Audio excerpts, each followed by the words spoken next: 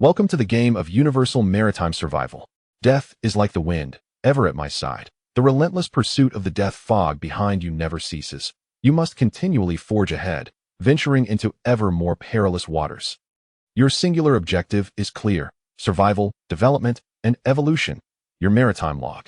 Explore uncharted waters, the dinosaur frenzy, abyssal corruption, mechanical wasteland, dragon's lair, and the war of all races. Each sea represents a new epic.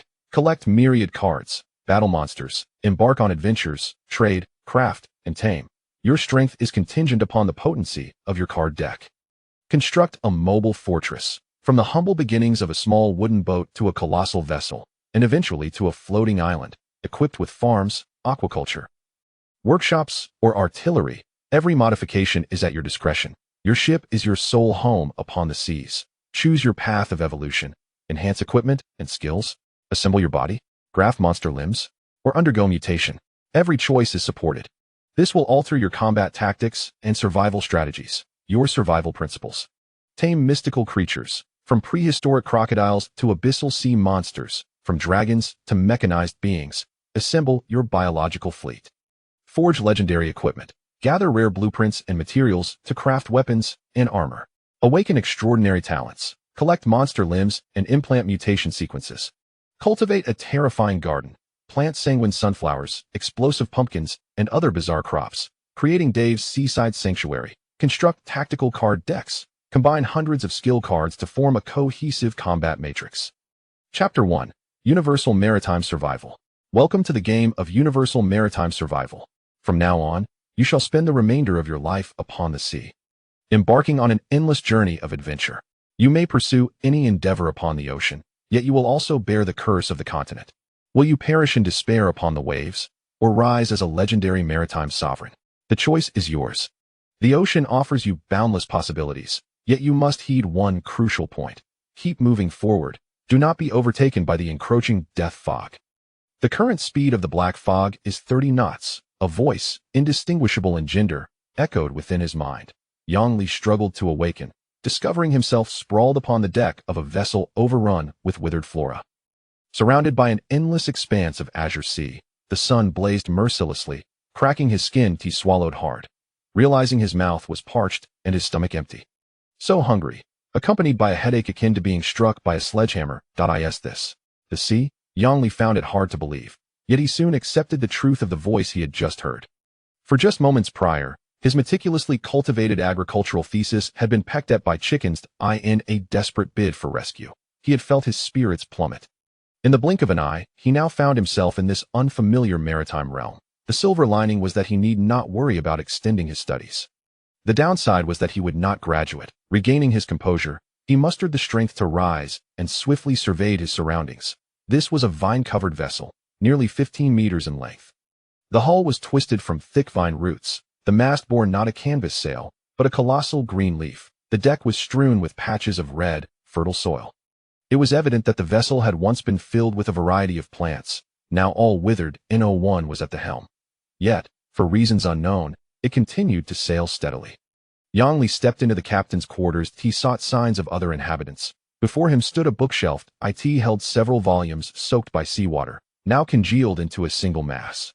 Only a small booklet on the desk radiated a faint glow, standing out remarkably. Its cover bore the words Maritime Log. With a pale cover, it was about the size of a mobile phone. Yongli opened the booklet. The first page contained the rules. 1. Players may plunder one another, and only through combat can one grow swiftly. 3. You must constantly gather resources, construct upgrades, to enhance your vessels and shelters. The 6 manuals are bound by a mystical connection, endowed with various functionalities, serving as a personal assistant. Each individual's initial opportunity is meticulously crafted based on personal experiences, rendering it immutable.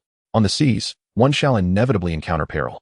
If you suffer from the land's curse, your condition will gradually deteriorate upon setting foot on land until death ensues. This booklet has a remarkably pleasing texture, akin to virgin skin, pleasantly smooth. Yongli turned to the second page. The entry reads, Dinosaur Mania Sea Area, Clear Weather, Wind Speed Level 1, resembling a regional anchor point. The third page reveals personal status information. Name, Yongli. Status, Hunger, Energy, 8100, below 60, one will feel drowsy and fatigued. Below 20, one may faint. Sanity, 80-100. Below 50, one will succumb to madness. Below 30, one will lose the ability to distinguish friend from foe. Below 10, unknown mutations may occur. Health, 90-100. Constitution, 5. You seem a bit frail. Agility, 7. Quick on your feet. Strength, 4. You possess the strength to bind a chicken. Perception, 6. Aids in detecting crises. Spirit, 8. Possibly related to certain magical talents. Note, the average initial stat points for all beings, including humans, is 5. Talent, Fortune's favor. Unique, you are a non-believer in fate.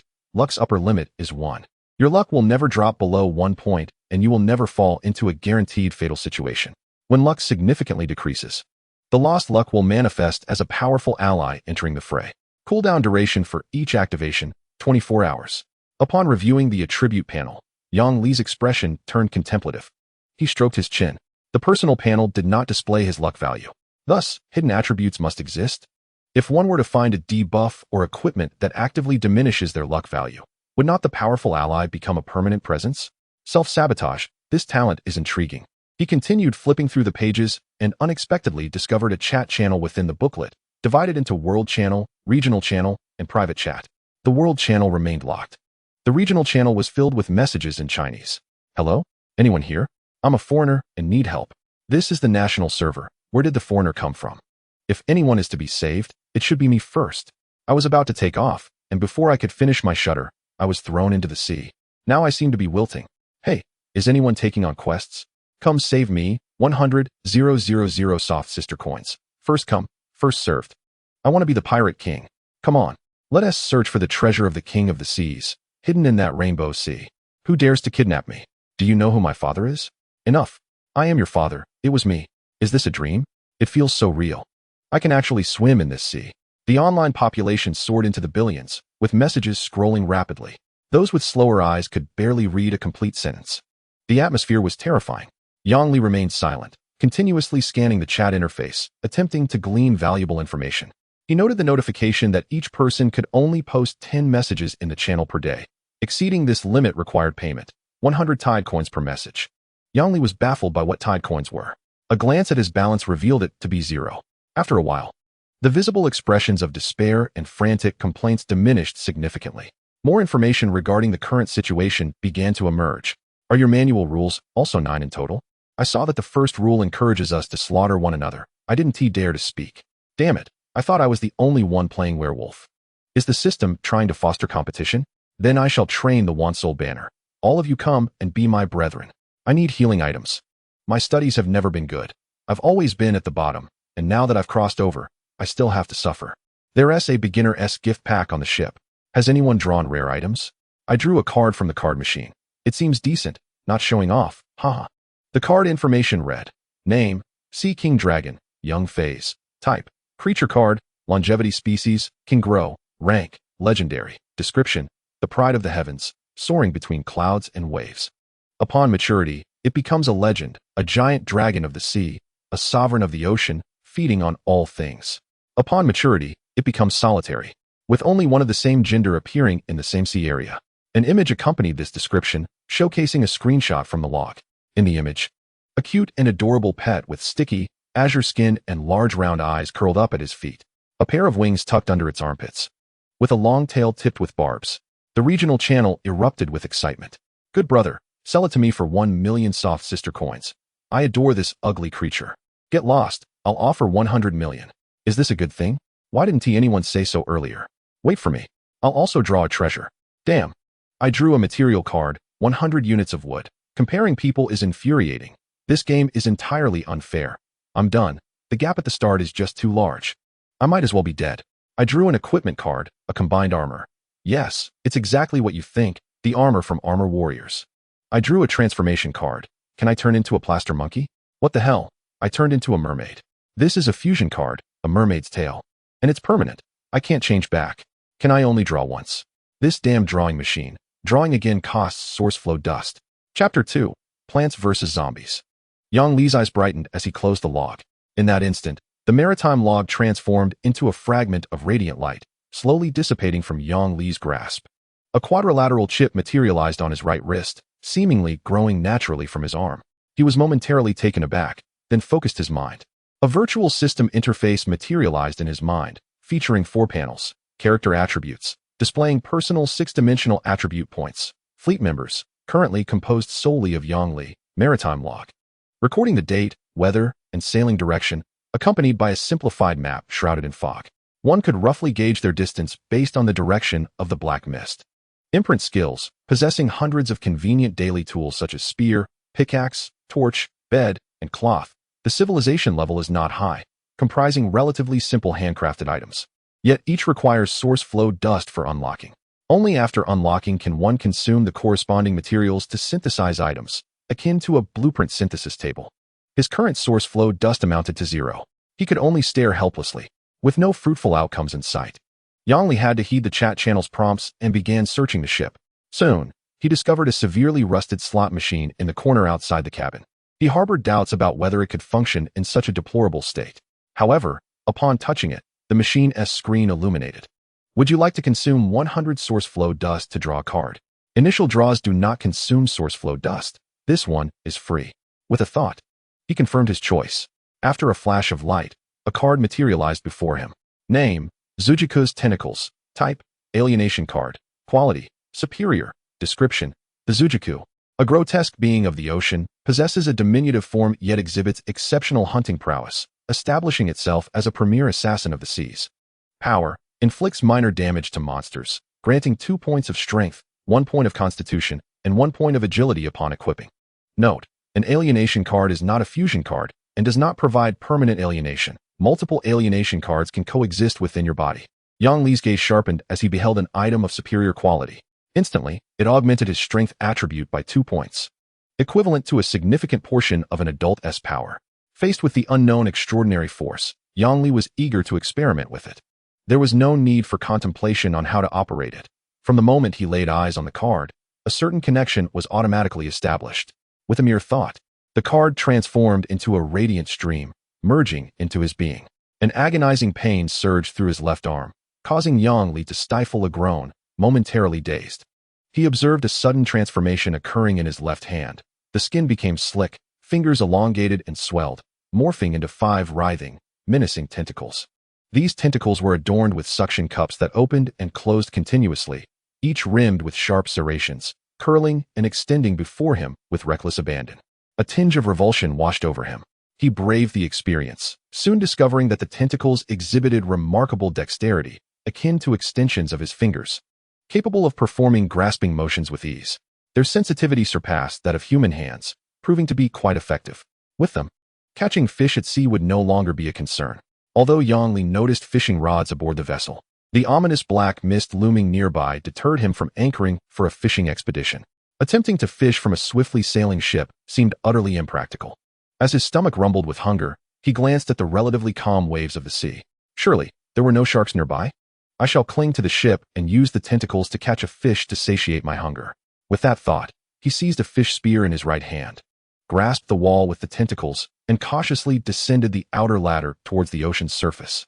The waves churned, revealing only a shallow layer beneath the water's surface. Deeper down lay an abyss of profound darkness, a thrill for those with a fear of the deep sea. Yang Li maneuvered the tentacles towards the seabed. Upon contact with the water, they rapidly expanded, enveloping the area in a vast net. As the ship continued its forward voyage, the tentacles transformed into a fishing net, soon fortuitously ensnared a fish. Without hesitation, Yang Li pierced the fish's belly with the spear, bringing it to the surface. Multi-eyed sardine, an unremarkable fish with numerous eyes, rich in nutrients and quite filling. This notification startled him. He peered closely at the fish, noticing its body adorned with several lifeless, milky eyes, seemingly filled with resentment as they gazed back at him. You have encountered an unidentified creature. Your sanity decreases by 5. Goodness. Even the common fish in this world possesses an extraordinary appearance. It is indeed a realm of the bizarre. Yet, hunger compelled him to endure its ugliness. Just as Yang Li was about to find a suitable spot on the ship to start a fire and cook the fish, he suddenly found himself at a loss. He looked around, realizing there were no sources of fire, no fresh water, and not even fuel. Surely, he could not dismantle the ship for kindling? He skeptically re-examined the cabin, scouring every nook and cranny. After thoroughly searching, he found no sign of flint, pots, stoves, or grilling racks, nothing to facilitate cooking. Was this vessel truly never inhabited before? Were they the first visitors? Yet, the various marks aboard suggested otherwise, emanating an eerie dissonance with the lives of ordinary people. Yang Li temporarily set aside these speculations. Survival was paramount. When in doubt, seek assistance from fellow players. I need help urgently. He decisively opened the chat channel. Is the brother who just drew 100 units of wood still around? I can trade fish for some wood. However, his message vanished into the digital ether, swiftly eclipsed by the chatter of other players. Brothers, guess what I just drew? A blueprint card for a refrigerator. With the right raw materials, I can mass-produce refrigerators using this blueprint card. What a treasure. But the question remains, where will we get power for the refrigerator? The imprint skills bar lacks a generator. Oh my, I was fishing and caught a bucket of wild instant noodles. What the heck? Don't remind me. I just reeled in a life-size doll. Who on earth threw their wife overboard? Such a lack of decorum. I caught a sexy pair of sea silk shorts. The exact style I adore. What luck? Yang Li furrowed his brows. It appeared that fishing in this realm bore no need for conventional techniques. It was akin to extracting items from the pocket of a fantastical being. You simply cast the line, leaving the rest to the hook. Supplies seemed abundant. Was it possible to reel in a lighter? Or perhaps some fuel? Or even a pot? Anything useful would suffice. His gaze fell upon the fishing rod propped in the corner, igniting a sense of eagerness within him. Without further ado, he decided to give fishing a try. Seated at the stern of the ship, he cast the hook, which plummeted into the sea as if entering another realm. 2 hours later, Yang Li's fishing haul was as follows. Wood X1, stone X1, wood X1, beast skin X1, reed X1, waha X1. Note, items caught can be scanned using the maritime log chip, converting them into resource data stored in the personal storage backpack, accessible at will. The capacity of this storage backpack is bound to 1's soul and cannot be taken away. Having procured some basic supplies, he now possessed materials to start a fire. Though he still lacked a means to ignite it, he continued fishing, accumulating resources while also stealing glances at the bustling chat channel, seeking useful information. The attention of a single individual is inevitably limited, making it easy to miss vital intel. He could always explore later. It was wiser to observe the innovative ideas emerging from the broader player community. The methods to obtain resources on the ship are quite limited. It seems fishing is the only option, but what about US Air Force players? Air Force is normal. I'm an Air Force player too. I suggest that if anyone catches an unidentified item, it's best to cut the line quickly. The fishing line is infinite, and there are no penalties for cutting it. What qualifies as an unidentified item? I don't know. I caught something that looked like a human figure. Struggling fiercely, I barely glanced at it before cutting the line. I wouldn't dare to fish it ashore. Who knows who would end up dealing with whom? Take a risk. A bicycle may turn into a motorcycle, or it could lead to disaster. I think it's wiser to play it safe. The server just opened. Let us develop peacefully for now. No need to rush. Yang Li was engrossed in the conversation when suddenly, the fishing rod plunged. His heart raced as the tentacles firmly grasped the line, and he slowly reeled it in. Squinting, he beheld a bronze-colored chest rising from the depths. A treasure chest? Yang Li, the beautiful butterfly, stood frozen, truly embodying the essence of the game's unique features. Indeed, all the necessary elements were present. Without hesitation, he extended his hand, retrieving the object. With his right hand firmly grasping the harpoon, he cautiously pried open the gap of the treasure chest. He was prepared to strike with the harpoon at the slightest sign of danger. As he contemplated this, it was as if their thoughts were synchronized. Suddenly, a mass of gelatinous flesh sprang forth from within the chest, hurtling towards his face. Quick as lightning, Yang Li thrust the harpoon forward without a moment's thought. The harpoon pierced the creature's body, splattering a stream of pale blue bodily fluid. The treasure chest monster emitted a piercing wail, meeting its demise beneath Yang Li's harpoon. The bestiary entry was unlocked. The bronze treasure chest monster was originally a burial offering from a sunken ship, until it was parasitized by an unwelcome guest, transforming into a treasure chest adrift on the sea. Opening it may yield surprises or shocks. There was indeed danger. Yang Li breathed a sigh of relief, grateful that this creature was not particularly strong. Otherwise, a sudden assault to the face could have been quite perilous. With this thought lingering, he cautiously prodded the creature a few more times to confirm its demise before he safely opened the chest to inspect his spoils. Inside, he found 10 perfectly round shell coins, each adorned with the depiction of 3 flowing streams, glistening with seawater. Upon defeating the bronze treasure chest monster, you have obtained 20 source dust and 1,000 tidal coins. The log store has been unlocked after your first kill of an aberration. A store? The prospect of purchasing items was exhilarating. Yang Li's prior imagination of a castaway on a deserted island was instantly overturned. A store symbolized the presence of advanced civilization. This meant they would no longer have to struggle over a mere tool to start a fire or fight for a morsel of food. Survival difficulties had been significantly reduced. Yang Li did not hasten to explore the store, but first cleaned up the remnants left by the treasure chest monster. He then set aside the bronze treasure chest for future use. As a fervent collector, he understood that in the struggle for survival at sea, even the most seemingly worthless items could prove invaluable. After storing the chest in his log chip, he opened the system interface with anticipation. This time, a new store interface appeared. Upon entering the store, it was divided into two sections, the system store and the player exchange. At this initial stage, the player base was devoid of resources. The exchange contained only a few varieties of peculiar sea fish and some food items for sale. But the prices in tidal coins were exorbitantly high. The system store offered little better. Yang Li skimmed through it and found no ready-to-eat food. Instead, it was filled with basic materials such as wood, stone, iron, and crystal, along with survival tools like pickaxes, axes, spears, bows, crossbows, sickles, fishing nets, and rods. These were likely items already recorded in the imprint skill bar for the convenience of early player development, hence produced and sold in limited quantities. Items like pickaxes and axes, designated for the use of slaves, were the most abundant, numbering in the hundreds of millions. There were also various other miscellaneous items and materials, all marked as primitive quality. With similarly exorbitant prices, the stock was extremely limited, a mere drop in the ocean compared to the billions of players. Filtering for items within his budget of 1,000 coins, he could only afford a handful of minor items. He carefully considered his most urgent needs, which were food or a source of heat for cooking. You have purchased a flint, deducting 50 tidal coins. This was far cheaper than Yang Li had anticipated. However, considering the system's mass production, it was quite reasonable. The next tier up comprised various daily necessities, such as furniture, sofas, sandbags, beds, counters, and chimneys, generally priced in the hundreds to thousands of tidal coins. Suddenly, his gaze fixated on another item.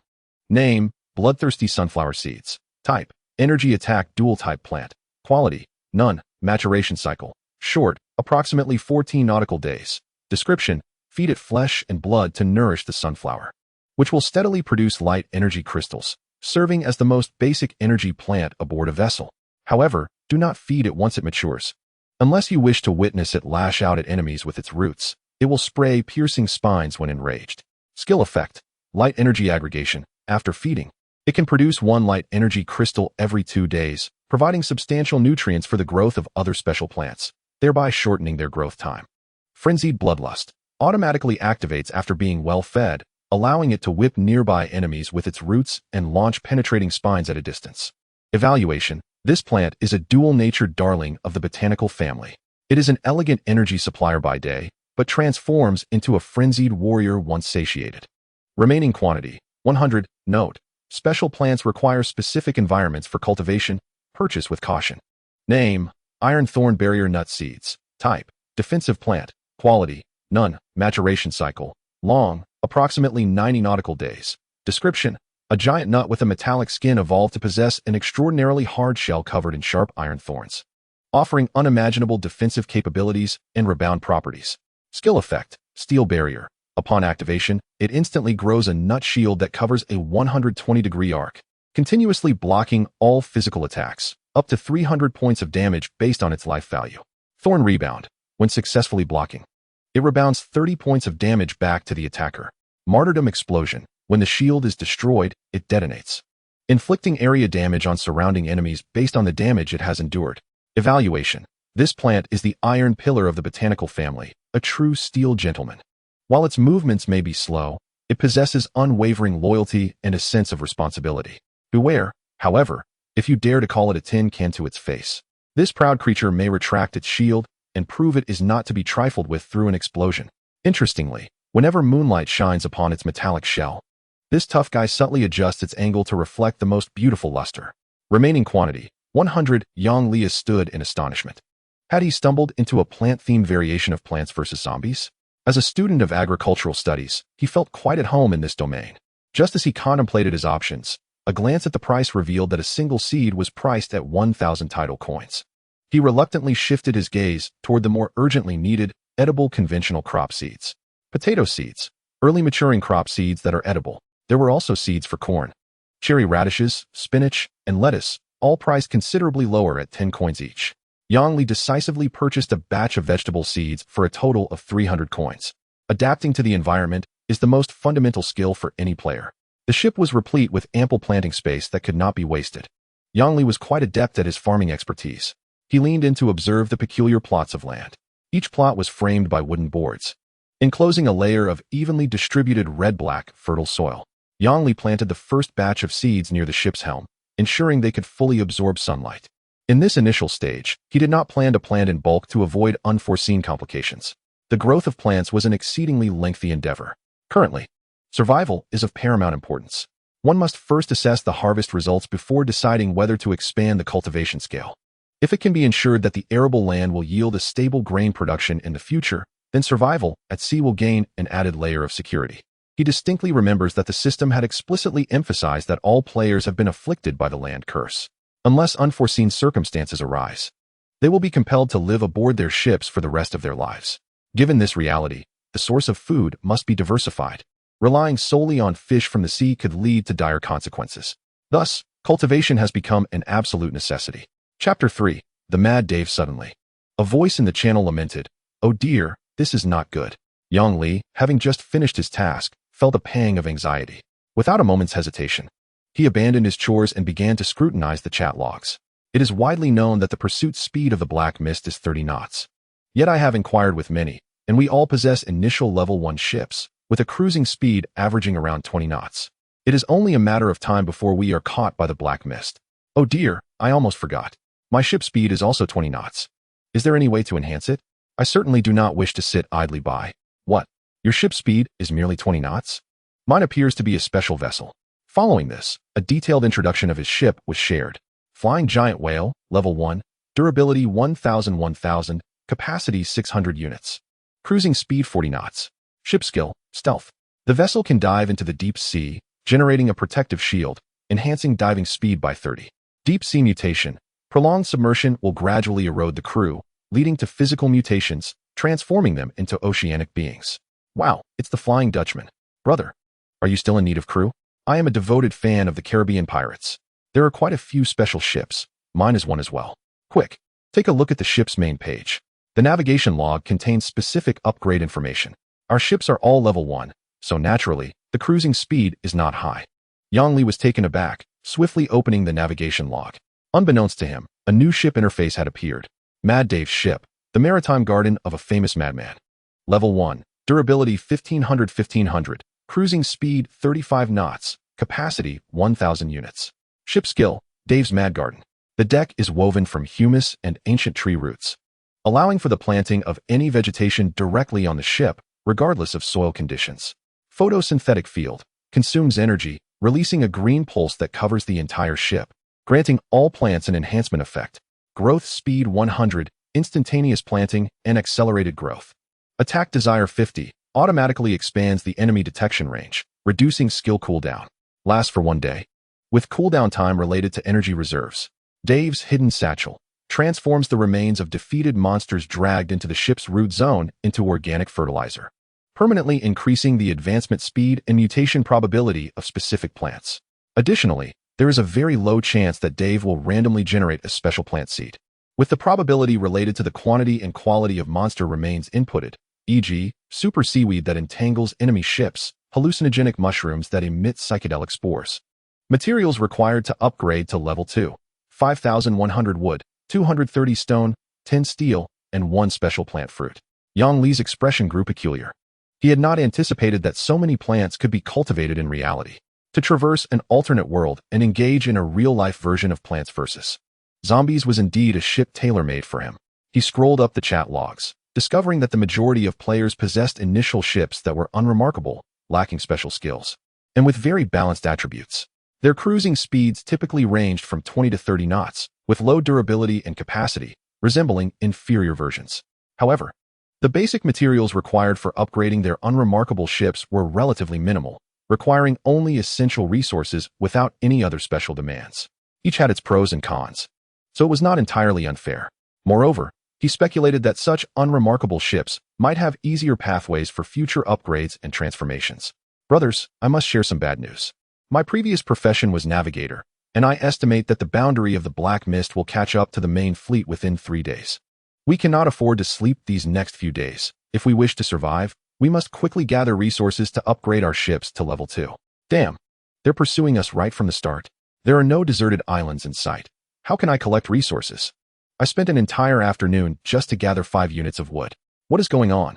My ship only has a cruising speed of 20 knots, and the Black Mist is right on my tail. Is there anyone who can lend me some resources to upgrade? I will surely repay you handsomely later. I too seek assistance. A small favor can yield great rewards. We should not deceive our fellow countrymen. At this point, an individual with the ID Maritime General Store suggested, if you had good luck with your first card draw and obtained quality equipment, you could sell it to the system for basic materials to upgrade your ship to level 2. However, the system will only buy at a low price, which is not very advantageous. You can sell it to me. I will offer more than the system. Really? General Store, what is your buyback price? I drew an excellent quality harpoon, and the system only offered me 1,500 coins. Brother, I will offer 2,500 coins, definitely higher than the system. You list it for trade, and I will buy it instantly. Wow, you are kind. I will list it right away. Wait, I recognize this guy. He promised to sell me a piece of quality equipment. I transferred him the money, yet he has not delivered, saying he was preparing. It turns out he is using my money to buy others' equipment at a low price and then reselling it to me at a higher price. Seriously? Is this true? My goodness, how could someone be so cunning? Even in a new world, there are those who aspire to be Wall Street tycoons. This is intolerable. What do you understand? This is called helping you with cash flow, assisting those in need of materials while also aiding you in purchasing equipment. Isn't this a win-win situation? Cash flow. Win-win. You are profiting off the difference. This is not cash flow. You are robbing others of their only starting benefits. How can they survive later? This is sheer opportunism, worse than the Black Mist. You've gone to your grandmother's house. Humph. Unappreciative. Without me, how would you poor souls obtain resources to upgrade your ships? Once you are dead, the cards you drop will still belong to me. Yongli furrowed his brow. Such intrigue and scheming arose so swiftly. Human nature is inscrutable, especially at sea, where everyone is a stranger. There are certainly many with malicious intent. Players are not inherently friendly beings banding together for warmth. The system has blatantly encouraged players to plunder one another. Given the current distance between players, the chat channel already reflects this discord. What will happen when large-scale encounters occur among the player base? Will the chat channel devolve into a battlefield of insults? Yongli had ample experience in open-world survival games. In the PvE channels, players generously shared various speedrunning techniques and freely offered resources. However, in the PvP channels, even with throngs of players, few would speak up. This is because, in the dark forest, everyone is a hunter. The more one exposes themselves, the greater the danger. With these thoughts in mind, Yongli chose to disengage from the conversation. Though his vessel was not a blank slate ship, its speed of 35 knots barely kept it a hair's breadth ahead of the encroaching Black Mist. The margin for error was perilously thin. Excluding the time lost to unforeseen circumstances, docking, and exploring islands or taking detours, it was highly likely that the Black Mist would catch up with him. Therefore, thorough preparations were imperative. It was essential to elevate the ship to level 2 within the next couple of days. As night fell, the azure sky faded into oblivion, overshadowed by a terrifying darkness enveloping the world. Yet, Yongli chose to remain at the bow of the ship, engaging in nighttime fishing. He kindled a campfire on the sturdy vine-woven deck, the flames roasting sardines while inflicting no harm upon the ship's surface. He gnawed on the grilled fish, using the flickering firelight to barely discern his surroundings. Throughout the night, he cast his line into the depths. After 2 hours, Yongli felt a significant weight tugging at his rod. Peering into the tumultuous sea, he could not discern what lay beneath the surface. However, he could not let the potential prize slip away. An octopus's tentacle entwined tightly around the mast, leveraging its strength. With one foot on the raised edge of the ship, he gritted his teeth and pulled up the line. With a sudden force, a figure leapt from the water, drenched and standing on the deck. Yongli's heart raced as he squinted into the darkness, gasping in horror. Before him stood a grotesque humanoid, its body swollen and decayed, encrusted with seaweed. Its eyes, a gruesome mass of putrefaction, were almost too ghastly to behold. As he witnessed this non-human entity, his sanity waned. It trembled and charged at Yongli, launching an assault. Uncertain of its strength, he opted not to engage in a solo confrontation. Grasping a harpoon tightly, he thrust it into its chest, maintaining a safe distance to counter its advance. The creature's strength was astonishing, and it grasped the harpoon, attempting to break through. With no choice left, Yang Li commanded the octopus's tentacles to bind it tightly. Fortunately, its strength was limited, unable to escape the grasp. With precision, he targeted its vulnerable point, withdrawing the harpoon to deliver a decisive thrust into its temple, piercing its brain. The foul stench of decaying matter erupted forth. Yet, astonishingly, the creature did not succumb immediately. It continued to writhe with its severed head. Yang Li felt a wave of nausea wash over him, forcing himself to repeatedly stab at what he perceived to be its vital areas: chest, heart, joints, groin, and throat, until it was reduced to a quivering mass. Finally, it ceased its struggles. In the meantime, his logbook illuminated a new entry. The drowned were souls lost to the sea, harboring resentment, unwilling to embrace reincarnation, rising again with the intent to pursue the living. The requirements for upgrading the ship became clearer: 100 units of wood, 250 units of stone, 210 units of iron, and 1 special fruit from a unique plant. Progress towards the ship's elevation was becoming tangible. Yang Li felt a surge of excitement, yet an overwhelming dizziness suddenly engulfed him. He quickly assessed his mental state, energy at 40 out of 100. This was precarious. A drop to 20 could lead to unconsciousness. He was exhausted. The ancients proclaimed that sharpening a knife does not hinder a woodcutter's work. Persisting in nighttime fishing while straining himself could lead to his demise before the black mist ever reached him. Acknowledging his fatigue, he understood the need for rest. With a final, lingering gaze at the vast sea, he watered his seeds, dragged the remains of the drowned to the lower deck as fertilizer, and completed other necessary tasks before stepping into the dilapidated captain's quarters. The tentacles of the serrated squid remained untouched. He needed that sense of security. The damp tentacles lay beside his bed. He reclined on the wooden cot, first examining the system's fundamental functions to ensure he did not overlook any crucial survival aids. Lastly, he closed his eyes to rejuvenate. He initially intended to doze lightly, wary of any potential threats surfacing from the depths. Yet, the moment he lay down, fatigue washed over him like a tide, and he succumbed into a deep slumber. Time slipped away unnoticed. The long night wore on, the sea breeze rattling the cabin door with a creaking sound. Yang Li's sleep deepened, his breathing steady, accompanied by soft snores. However, his brow furrowed in distress. Soon, he was tossing and turning, drenched in cold sweat, having succumbed to a nightmare. In his dream, he sailed through an eerily calm sea, the moonlight spilling across the waters. Suddenly, an ethereal, haunting melody floated from afar, growing ever closer. The song was penetrating, clear despite the distance. But what beauty could arise from the ocean? Though his dream consciousness screamed warnings, his body moved against his will, like a puppet drawn to the ship's edge, yearning to plunge into the depths. He wished to scream, but his voice faltered, silenced. He leapt into the sea, where a half-human, half-fish creature, gliding atop the waves, bestowed upon him a mesmerizing smile. In an instant, his neck was severed, and he was dead. Fortuitously, a talent activated, ensuring he would never find himself in a fatal predicament. True warriors do not engage in battles unprepared. If death must come, it should be embraced with readiness. A shiver coursed through his spine, jolting him awake. Yang Li sprang upright, drenched in cold sweat, his heart racing within his chest. The deadly melody from his dream echoed in his ears. Was it a remnant? No, it was real. He held his breath, straining to listen. The haunting song from his nightmare pierced through the night's fog, weaving its way into reality, more potent, alluring, and lethal than before. His body trembled. An overwhelming urge to approach it surged within him. Fortunately, his fortunate talent provided a warning, granting him precious moments to prepare. It was the siren, a seafarer's nightmare chronicled in ancient lore. His throat parched. Though the system had not illuminated the entry, the age-old tales spoke volumes of her peril. He must not listen. It was imperative to resist. He bit his tongue, the metallic taste flooding his senses. Recalling the sailor's methods of counteracting the siren's deadly song, he frantically scanned the cabin for a solution. Eureka!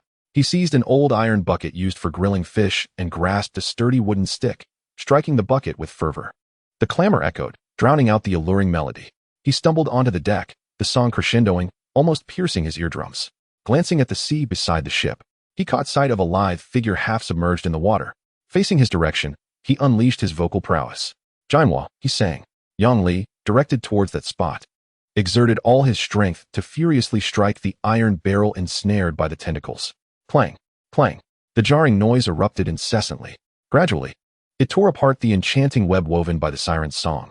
The melodious tune abruptly faltered, turning sharp, infused with a hint of anger and anguish. Clearly, this horrid clamor severely disrupted its hunt. Effective.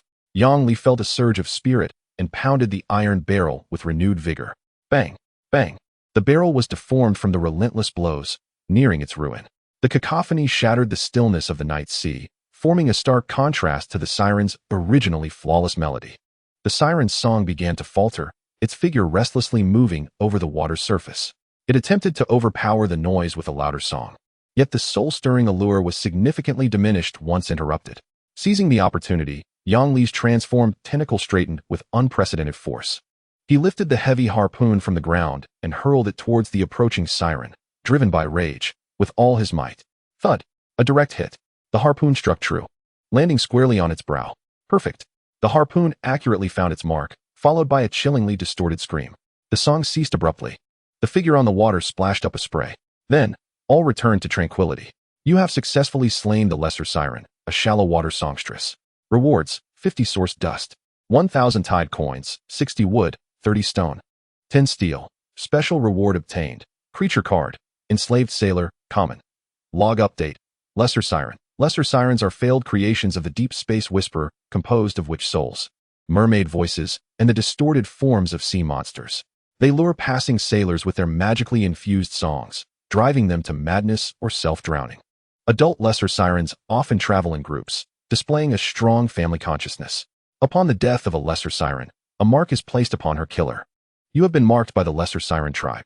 Goodness, even the lesser sirens have such a lack of martial ethics.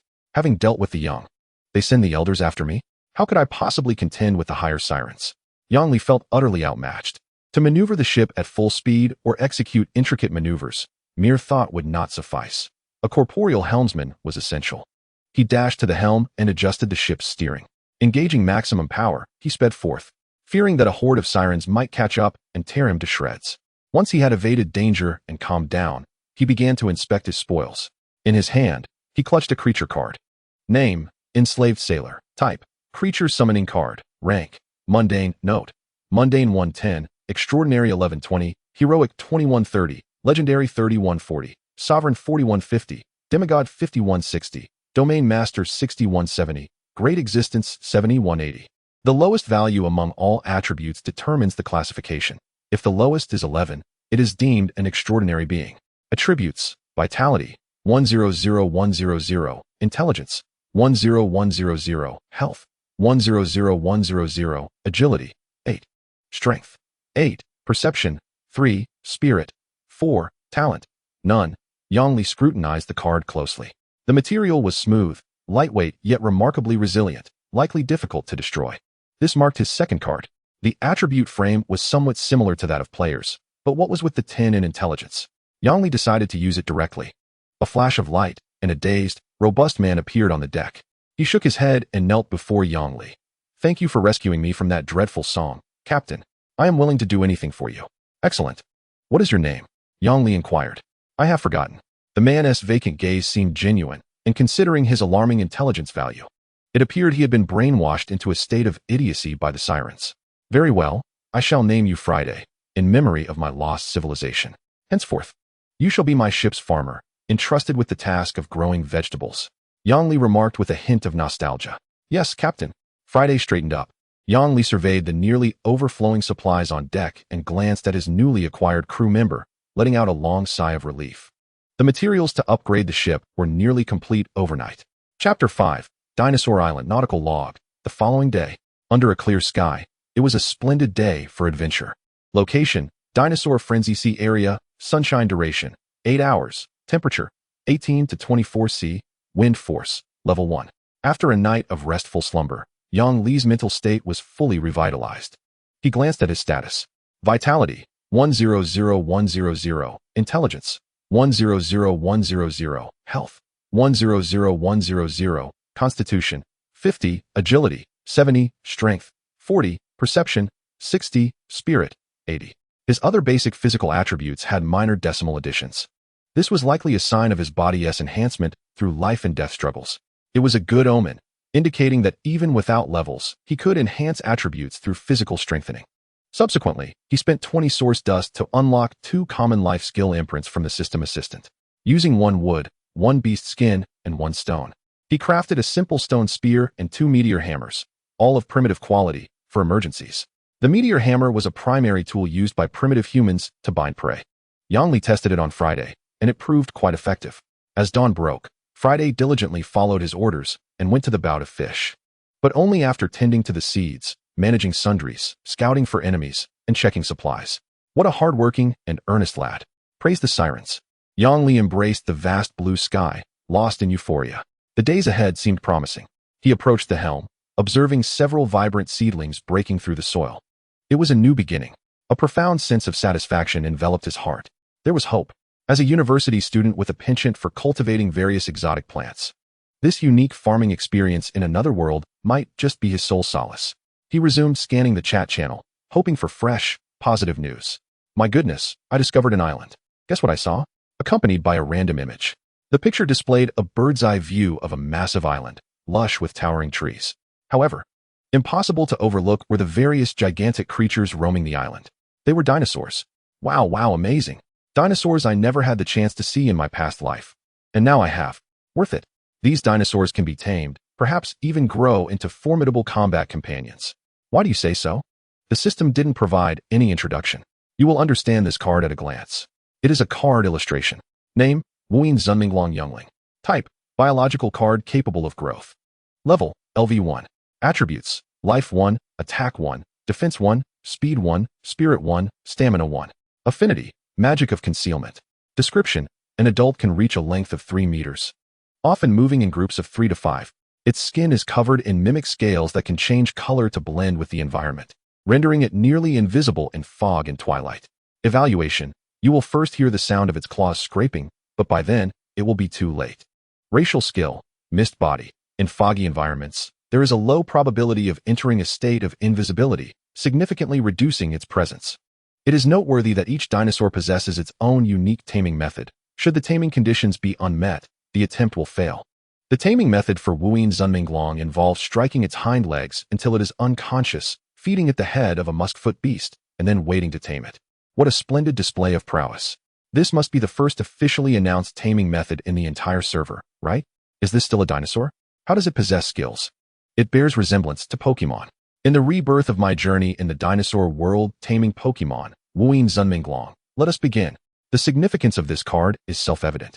It fundamentally reveals the underlying logic of the dinosaur craze. Exclusive taming methods, skills, and affinities. Dinosaurs signify danger, yet they also represent opportunity. Each dinosaur has its own unique taming method, requiring players to explore independently, thereby enhancing the challenge of taming. However, why do dinosaurs possess only 6 attributes while humans have 8 or 9, without any level classification? Having already defeated 3 minor creatures, there has been no increase in experience, indicating that players do not have levels. This suggests that the growth mechanism of player attributes differs entirely from that of monsters, not determined by levels. Yang Li pondered. Could it be that one must rely on equipment, magic, or mutations to transcend the limitations of the mortal body? Yet, that would be a matter for the future. Yang Li reflected. Currently, the ship was devoid of resources. With his limited supplies, he synthesized a fishing rod. Sitting down on the side of the ship, named Friday, he began sea fishing. Together, their efforts would yield double the progress. 3 hours passed as the sun ascended higher in the sky. The current inventory of resources was as follows: wood 95, stone 42, steel 12, beast skin 4. Tidal coin 1650, source dust 60. One of the truths of the game world is that effort yields rewards. He promptly opened the system shop to purchase the bloodthirsty sunflower. Glancing at the remaining quantity of iron thorn barrier nuts, which stood at 58, he realized he needed to hasten his pace. Just as Yang Li prepared to work overtime to gather resources, the system assistant delivered a message. A log update indicated that an island had been detected within 10 nautical miles, and the location had been marked. An island. Yang Li's eyes lit up. An ecological environment signifies boundless resources, fertile soil, edible ingredients, mysterious treasures, various basic materials, and exotic creatures. Without further ado, Yang Li set his sights on the target. Maneuvering the ship to change direction and speed ahead, players are one with their ships, possessing dynamic vision of the entire vessel. With a mere thought, although fine control was not possible, he could generally steer the ship's course, which was incredibly convenient.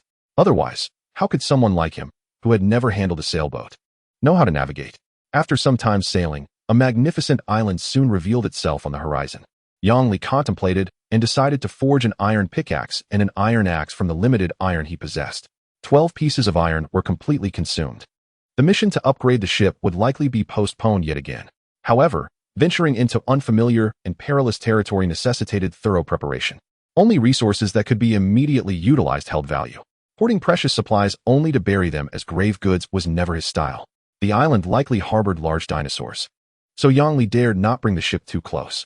After finding a suitable anchorage, he stabilized the ship at a reef confluence, leaving a stretch of water between the vessel and the shore as a buffer against carnivorous dinosaurs, ensuring the ship's protection. "Friday, can you swim?" Although Friday was a sailor, he felt it prudent to confirm. "Yes, Captain, of course I can," Friday replied, maintaining a loyal demeanor. "Excellent. Soldier, follow me ashore," Yang Li beckoned. The two leapt into the sea with a splash. Simple encyclopedia unlocked. Deep abyss megalodon description. The oceanic overlord of the dinosaur-crazed seas, often roaming the deep sea. Shipwreck zones, or near islands. Groups cooperate to drive large prey into a frenzy or surround isolated sea monsters and ships, showcasing advanced social behavior. An adult measures approximately 25 meters in length. Oh no, sharks. Yang Li realized he had been reckless. He had let his guard down and was ambushed by these unscrupulous sharks. From a distance, 3 massive sharks swam towards them, as if they had caught the scent of prey. Gazing at the encyclopedia information, returning to the ship now would likely result in disaster.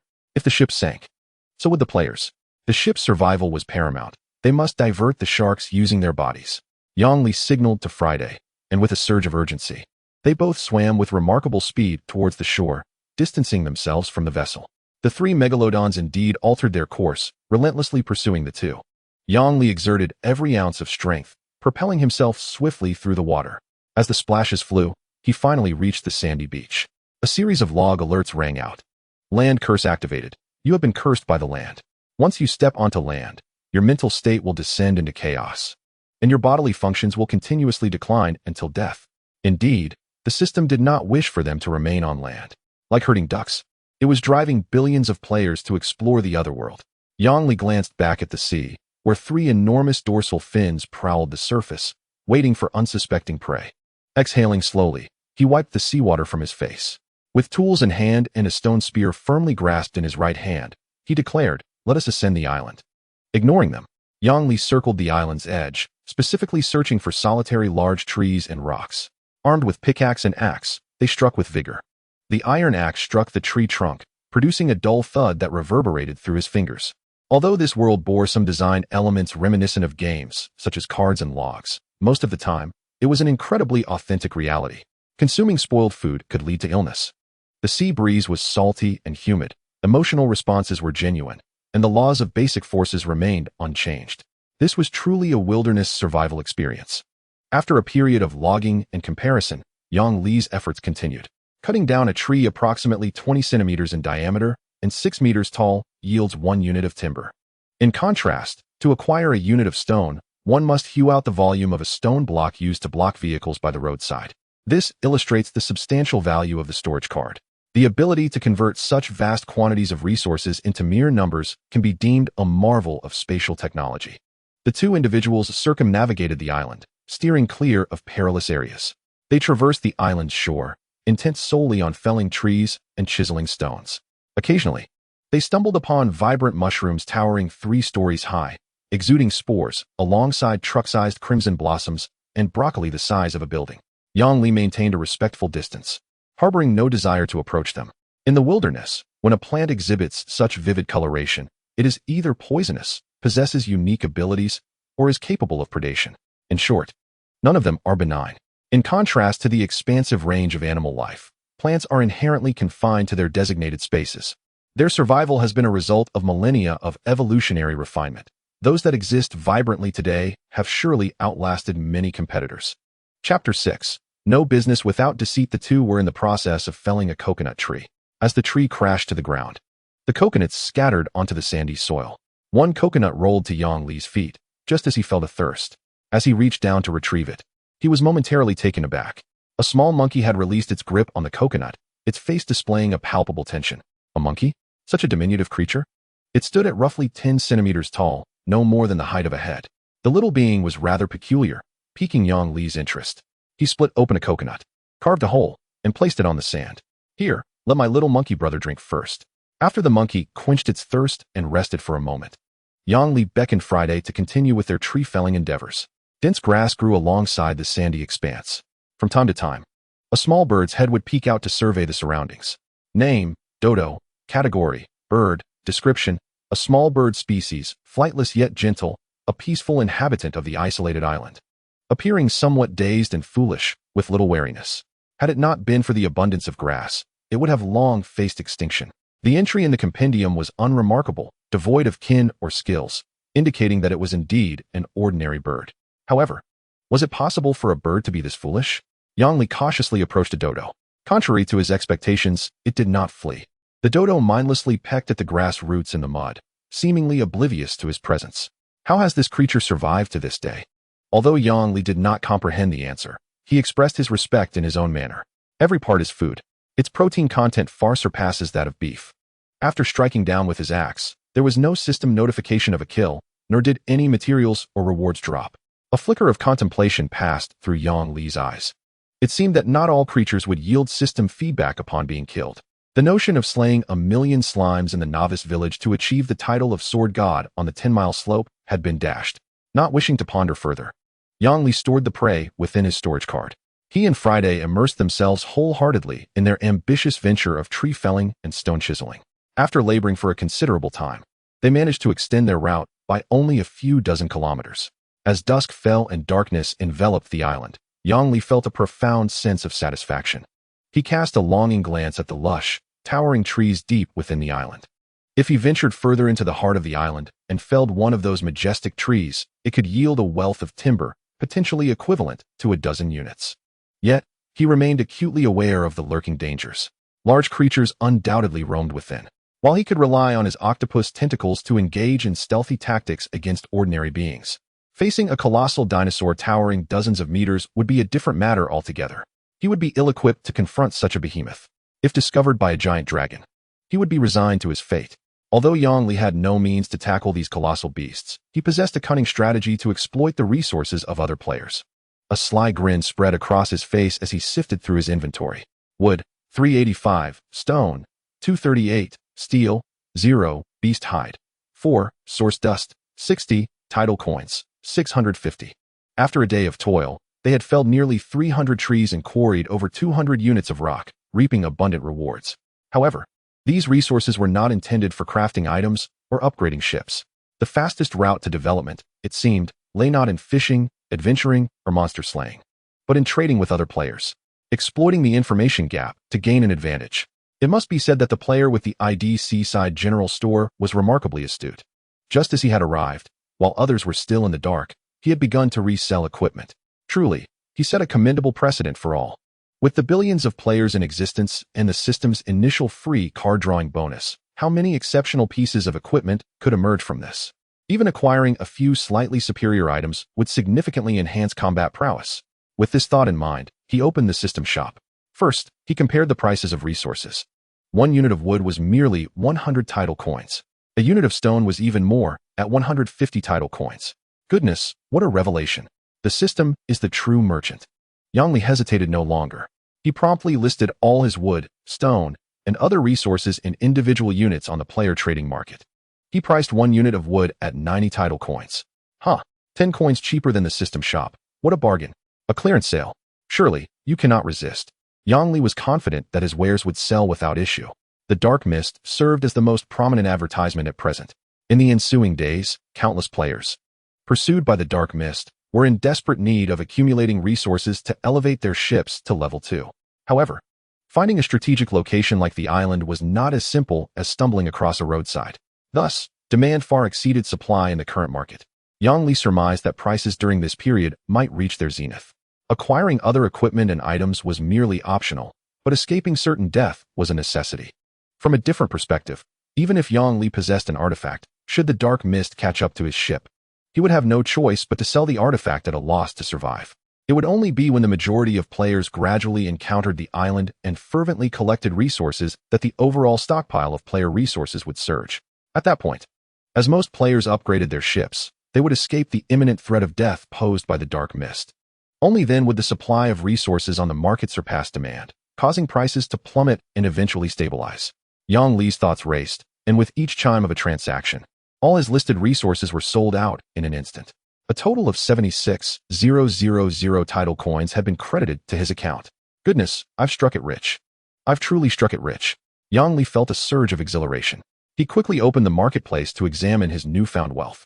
The remaining quantity of the iron thorn barrier nut was 1. His heart twitched as his thoughts raced like lightning, swiftly seizing the opportunity. What a close call. He almost missed out on it.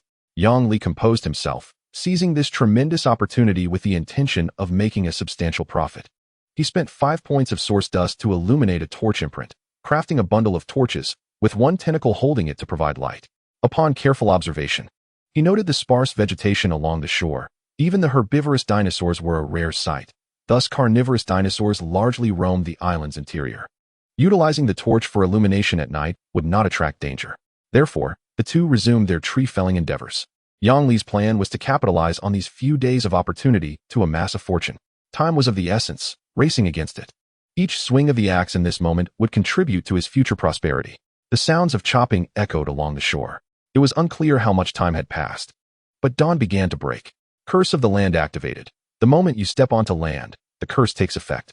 All attributes decrease by 1. Please attempt to return to the ocean. Yang Li's hands trembled, aching and numb, utterly exhausted. He collapsed onto the beach, gasping for breath, his eyes heavy with fatigue.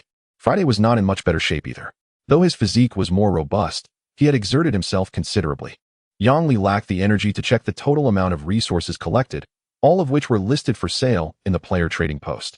He retrieved the smoked fish he had prepared on the ship the previous day, tearing off a portion to offer to Friday, before chewing on his own piece. A salty, fishy flavor spread across his palate while he monitored the chat channel, fearful of missing an opportunity. His greatest hope at that moment was that players would not encounter islands in droves, granting him more time to earn money. After all, when one worries about the low price of coal, one wishes for the cold weather. Yet, the more one fears something, the more it comes to pass. Brothers, I have encountered an island too. So many islands. This is my second encounter. Me too. It seems that after sailing a certain distance, one approaches areas dense with islands. Brothers, I advise you not to venture into the island's interior. It's far too dangerous. Even a flying ant there could reach 3 to 4 meters in size.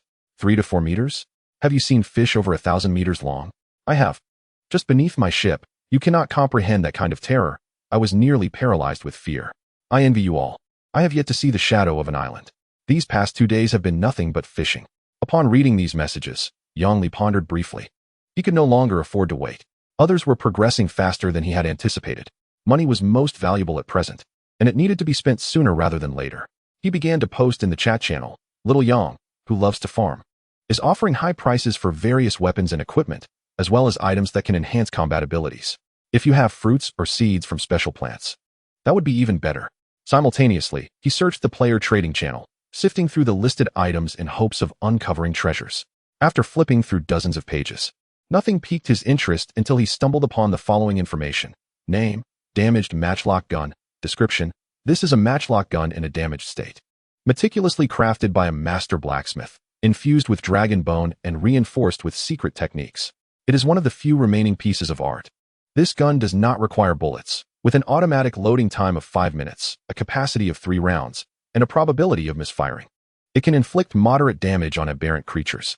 Quality, excellent. Price, 50,000 title coins. Just as he was intrigued, a private chat request popped up. Dragon Tamer, hey, buddy, I happen to have fruits and seeds from a special plant, 50,000 title coins. How about I sell you the seeds bundled together, accompanied by an illustration. Name, Firecracker Sunflower. Type, consumable output plant. Growth cycle, short, 712 sailing days. Description, a variant of sunflower with a sturdy stalk and large flower head. Its flower head does not contain ordinary seeds, but rather unstable chemical energy crystals, which can be used as natural explosives once fully matured. During normal times, it emits crackling sounds like firecrackers and gives off a faint sulfur smell, making it highly unstable. Caution is advised when planting. Skill effect, fruit storage. After maturation, it produces 39 firecracker fruits daily, which can be thrown like grenades, causing area fire damage and knockback effects. Unstable trait, may detonate prematurely upon severe impact. Must be stored separately. Evaluation, this plant is known for its short fuse in the plant family. It stores all its enthusiasm in those hefty flower heads, eagerly waiting for you to harvest. However, be wary of its typically cheerful demeanor. If you dare to engage in a fight nearby, this hot-headed plant may join the fray uninvited. Interestingly, during thunderstorms, it crackles excitedly, treating lightning as kin. Little Yong. This seed seems to carry a risk of self-detonation, and the price is too steep. Would you consider selling it for 20,000 coins? Dragon Tamer. Don't joke with me, buddy. Just looking at the description indicates it's a rare item. Fortunately, I cannot plant it on my ship. It would be useless to me otherwise. I can't possibly sell it for less than 40,000 coins. Let's consider it a friendly gesture. Little Yong. How about 30,000 coins? The system shop sells it for only 1,000 coins. Your price is absurdly high. Dragon Tamer. I also saw that item, brother. It's not that I'm trying to rip you off. There are only 100 seeds available, and they have already sold out. This item is currently in demand with no supply. Its value will only continue to rise. I even searched the trading post, and currently, I'm the only one selling this special plant. If you don't want it, I will find another seller. Little Yong. How about this? My special ship is the Crazy Dave, and I will definitely be selling vegetables and fruits in bulk later. So, when that time comes, I will prioritize supplying you with produce at the best discount rate. If you can offer me a friendly price, we can mutually benefit from this early partnership. What do you say? Dragon Tamer. Is that a genuine offer? How about we exchange ship illustrations to verify? Yongli considered this. Revealing ship information did carry some risk, but it was not a significant concern. Therefore, he agreed to exchange illustrations. Name: Nest of Beasts. Type: Biological mother ship. Description: constructed on the remains of an ancient giant beast, the mountain tortoise. This living battleship is built with a fusion of beast soul totems and symbiotic fungal blanket technology. It is not a cold creation, but rather a mobile nest. Floating on the sea, designed for nurturing and harnessing giant beasts.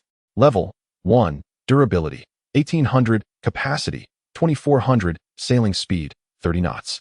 Ship skill: Beast Nest Acceleration Field. Passive: the ship emits a unique life energy wave, significantly accelerating the growth rate of all tamed aberrant creatures aboard. The effect: the growth cycle is shortened to a mere 70 of the normal duration. Beastmaster's Command. Through the central control beast soul totem on the bridge, the captain can amplify his will and issue precise collective combat orders, such as focus fire, defense, encirclement, to allied beasts within a certain range, achieving a level of control akin to an extension of his own limbs. Biochemical Nest.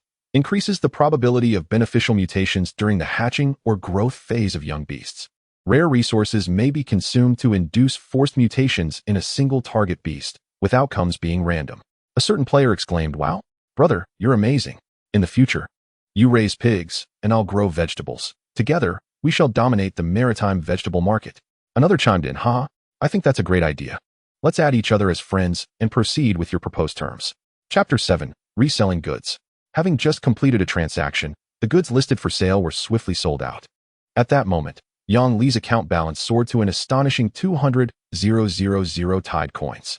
With such wealth in hand, he acted generously. He navigated back to the page featuring the flintlock pistol and promptly purchased this high-quality ranged weapon, thereby compensating for his lack of ranged attack capabilities. Armed with a firearm, he felt emboldened. While others stockpiled food, he stockpiled weapons. His weapons would serve as his granary. This was Yang Li's future development strategy. Indeed, he was a staunch fan of the Pirate King. After indulging in daydreams for a moment, he procured a fine-quality iron pickaxe head and a fine-quality iron axe head from another player, each costing 10,000 coins. Name: Iron Axe. Quality: Fine. Description: Durability 100. Damage 150. This is an axe specially designed for enslaved workers. Whether chopping trees or striking foes, it excels in both. It reduces recoil by 20 and enhances the wielder's stamina recovery speed by 15.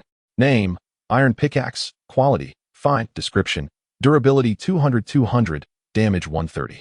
This is an iron pickaxe head specifically designed for hewing ore, but it can also be wielded against the enemy's skull. It increases the probability of stone breaking and raises the durability cap by 100. Thus, he had assembled a set of tools suited for laborers. While the system shop offered a reasonably comprehensive selection, all items were of primitive quality. To acquire powerful equipment with attributes, one must contend with other players. Presently, he had an excess of 130,000 Tide coins. However, Yang Li had no intention of saving them. This sum was most valuable at this stage. In a couple of days, its actual worth might plummet to a mere few thousand coins. Therefore, he needed to spend it swiftly. He glanced at Friday, who was still clad in tattered sailor garb. Yang Li couldn't help but touch his nose, feeling a pang of sympathy. Since Friday had chosen to follow him, he couldn't allow his subordinate to appear too shabby. If word got out, people might think he mistreated his crew. How could he maintain his status as captain? It would be better to buy a set of protective armor, allowing Friday to serve as a frontline shield. As Yang Li stroked his chin, the idea seemed increasingly feasible. In crucial moments, if faced with insurmountable monsters, he could have Friday hold the rear to buy himself a moment to escape. Quite advantageous, indeed. With these thoughts in mind, he reopened the shop. After searching for some time, he found nothing of interest. Just as he was about to log off, a new item refreshed on the screen. Name: Insect Symbiotic Exoskeleton. Type: Biological Armor. Quality: Fine. Description: This is a lightweight, full-body symbiotic armor designed with biotechnological and fantastical materials. Its structure mimics that of an insect exoskeleton, with high-strength biological fibers connecting the joints to ensure flexibility and comprehensive defense. Equipment effect: Equipping it increases vitality by 2 points and strength by 1 point, providing moderate defense to the wearer. Skill feature: Overall defense. Upon impact, the symbiotic gel instantly hardens, transmitting the force throughout the armor to dissipate and absorb the impact, effectively resisting blunt and piercing damage. Adaptive repair: The symbiotic armor slowly absorbs the wearer's stamina to repair cracks and damage on its surface. Price: 100,000 Tide coins, a full-body armor of fine quality. And it comes with a repair skill. Yang Li was overjoyed and made the purchase without hesitation.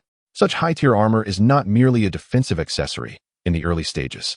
Acquiring even a single high-quality wrist guard or boots, helmet or chest plate would yield significantly diminished defensive effects due to their low initial attributes. Was there truly a difference? Therefore, this full-body armor could be considered a form of set effect, allowing it to be utilized well into the mid to late stages of the game. It could later be sold for at least a starting price of 1 million coins. This was an opportunity not to be missed. Having only reached the 3rd day of the game, finding such a gem in the trading house was truly exhilarating for Yang Li. After the transaction was completed, an equipment card materialized in his hand. Yang Li retrieved another card from his log chip, which transformed into an old-fashioned flintlock pistol, now held in his right hand and hanging at his waist. The other card he tossed to Friday, and it morphed into a streak of light, integrating with Friday's body. Instantly, a gray-brown exoskeletal armor enveloped him, fitting seamlessly. Even the area around his eyes was covered, leaving only 2 lens-like membranes visible. The most remarkable aspect was that as Yang Li, bound to the card's spirit, he could clearly sense the connection between the card and himself. If he wished, with merely a thought, the card named Enslaved Sailor and the Insect Symbiotic Exoskeleton equipment card would return to his hand in an instant. Strictly speaking, Friday was not an independent entity. For reasons unknown, the system categorized him as Yang Li's card possession, which was rather peculiar. In Yang Li's understanding, both armor and individuals represented a form of power, with cards serving as the medium to contain and bind them. After equipping the new gear and testing it out, both their strengths significantly improved. Now, possessing the means of self-defense, it was time to embark on some adventurous endeavors. Yang Li discovered that in the marketplace, the unit price of wood had soared to 30 coins. The price of stone had swiftly dropped to 50. Meanwhile, the price of steel remained relatively stable, likely due to the difficulty of acquisition, priced at 200 coins per unit. At this point, continuing to chop wood and mine stone, competing with others for lower prices, was no longer a worthwhile endeavor. It was evident that he was not the only one to discern this profitable path. Anyone capable of chopping trees was doing so with fervor, rapidly accumulating their first pot of gold. This surge in activity led to a significant increase in the overall supply of materials among players, causing prices to drop drastically. Those equipped with exceptional gear now hesitated to trade, knowing that exchanging premium equipment for basic materials would be a substantial loss. Yet, as a result, everyone found themselves lacking in lucrative opportunities. Yang Li calculated the time. Today marks the final day before a multitude of players are inevitably pursued by the ominous black mist. Those unable to gather resources face the grim fate of either waiting for death or selling every valuable possession to elevate their vessel to level 2. With a balance of 30,000 title coins, Yang Li found no transactions regarding the elusive Yuanliu Jichen, leading him to deduce that such items were likely non-tradable. Consequently, he expended 10,000 coins to acquire 50 units of steel and 20,000 coins for stone and wood. By reselling at a premium with one hand while purchasing at a discount with the other, his stockpile flourished once more. The inventory now stood at 330 wood, 200 stone, 50 steel, and 10 beast hides. Together with a unique fruit, this was sufficient to upgrade the ship to level 2. However, it was evident that the present moment was not opportune. Their objective was to explore uncharted islands rather than regress to upgrading a vessel that would remain temporarily redundant. Before embarking, Yang Li invested 15 yuan liujichin to learn the imprint of a ghillie suit, synthesizing 2 sets of primitive quality camouflage attire, resembling cloaks woven from leaves. These garments rendered both individuals nearly indistinguishable from the verdant surroundings when they crouched, significantly enhancing their concealment. Friday, follow my lead, he instructed, stepping forth. Avoiding the dense underbrush, he sought a clear-streamed path and ventured into it. The stream was thick with lush vegetation, with roots so robust and intertwined that they resembled a form of thorny shrubbery. Such shrubs typically thrive alongside marshy rivers, which are often teeming with leeches, mosquitoes, pythons, poisonous frogs, and colossal crocodiles, characteristic of Earth's Amazonian jungle. Yet, it remained uncertain what form the marshlands would take in this bizarre, dinosaur-infested realm. They bent low, treading carefully along the muddy banks of the stream, gradually delving deeper into the interior. Chapter 8. Slaying the giant python and crocodile on a steep hillside. 2 emerald shadows lay motionless beneath the blazing sun, Yang Li and his companion. His eyes fixated on the scene below, where a massive python, nearly 2 meters in diameter, coiled around a formidable crocodile, exerting tremendous force in an attempt to suffocate its prey. Yet the crocodile was no pushover. Its tough hide and powerful jaws inflicted severe damage upon the serpent. The 2 prehistoric titans were locked in a stalemate, having been at it for quite some time. 2 hours prior, Yang Li had cautiously navigated the marshlands with Friday, collecting an array of unidentified edible fruits. Most surprisingly, he discovered a plant that elicited a response from the system's compendium. Name: mutated carnivorous flower. Type: automated turret plant. Maturity cycle: medium, 12-15 nautical days. Description: a special variant of carnivorous flower that underwent unique mutations through the crucible of life and death, evolving its floral crown into an operable cannon structure capable of synthesizing special anesthetic toxins, condensing them into tracking projectiles. Skill effects: automatic targeting. Upon maturity, it will autonomously detect hostile targets within an 80-meter radius, prioritizing the most threatening units. Acidic adhesive sphere. It can continuously launch corrosive anesthetic spheres that inflict corrosion damage and apply a paralysis effect, reducing movement speed by 50 for 5 seconds. Fertility loading. Each launch requires nutrients from the soil. Insufficient fertility will diminish range and power. Evaluation. Welcome this new addition to the plant family. Oh my, it is quite the diligent sentry. Yet it is also rather picky. It demands high quality for its 34 ammunition, and should you dare to deceive it with inferior fertilizer, it would rather sulk with its munitions than fire. Intriguingly, despite its automatic targeting capabilities, it takes pleasure in elegantly swaying its floral crown before firing. Treating combat as a stage performance, it appeared as though this plant functioned as a sort of automated turret, equipped with a self-targeting feature, yet exhibiting a certain fastidiousness. Yang Li's expression grew peculiar. It possessed quite the character. To cater to this idiosyncrasy, he even synthesized a shovel to gather high-quality soil, which sparkled with superior hues and would serve as a natural fertilizer for cultivation. Just as he lamented the scarcity of fertilizer aboard the ship, he felt akin to a native who had stumbled into paradise, eyes gleaming with the desire to excavate everything in sight. Thus, he continued collecting while advancing forward, encountering numerous colossal dinosaurs along the way, such as triceratops, stegosaurus, gigantic poisonous frogs, and the like. Although the log indicated that dinosaurs could be tamed for personal combat, Yang Li, exercising caution, refrained from approaching them recklessly. After witnessing the depiction of the misty raptor, he had developed a sense of wariness. Among these ancient creatures, in addition to those merely possessing imposing size, there were also variations capable of utilizing skills, akin to a peculiar amalgamation of dinosaurs and fantastical Pokemon. No one could predict whether an ostensibly harmless creature, such as a stegosaurus, would unleash a devastating attack should he draw near.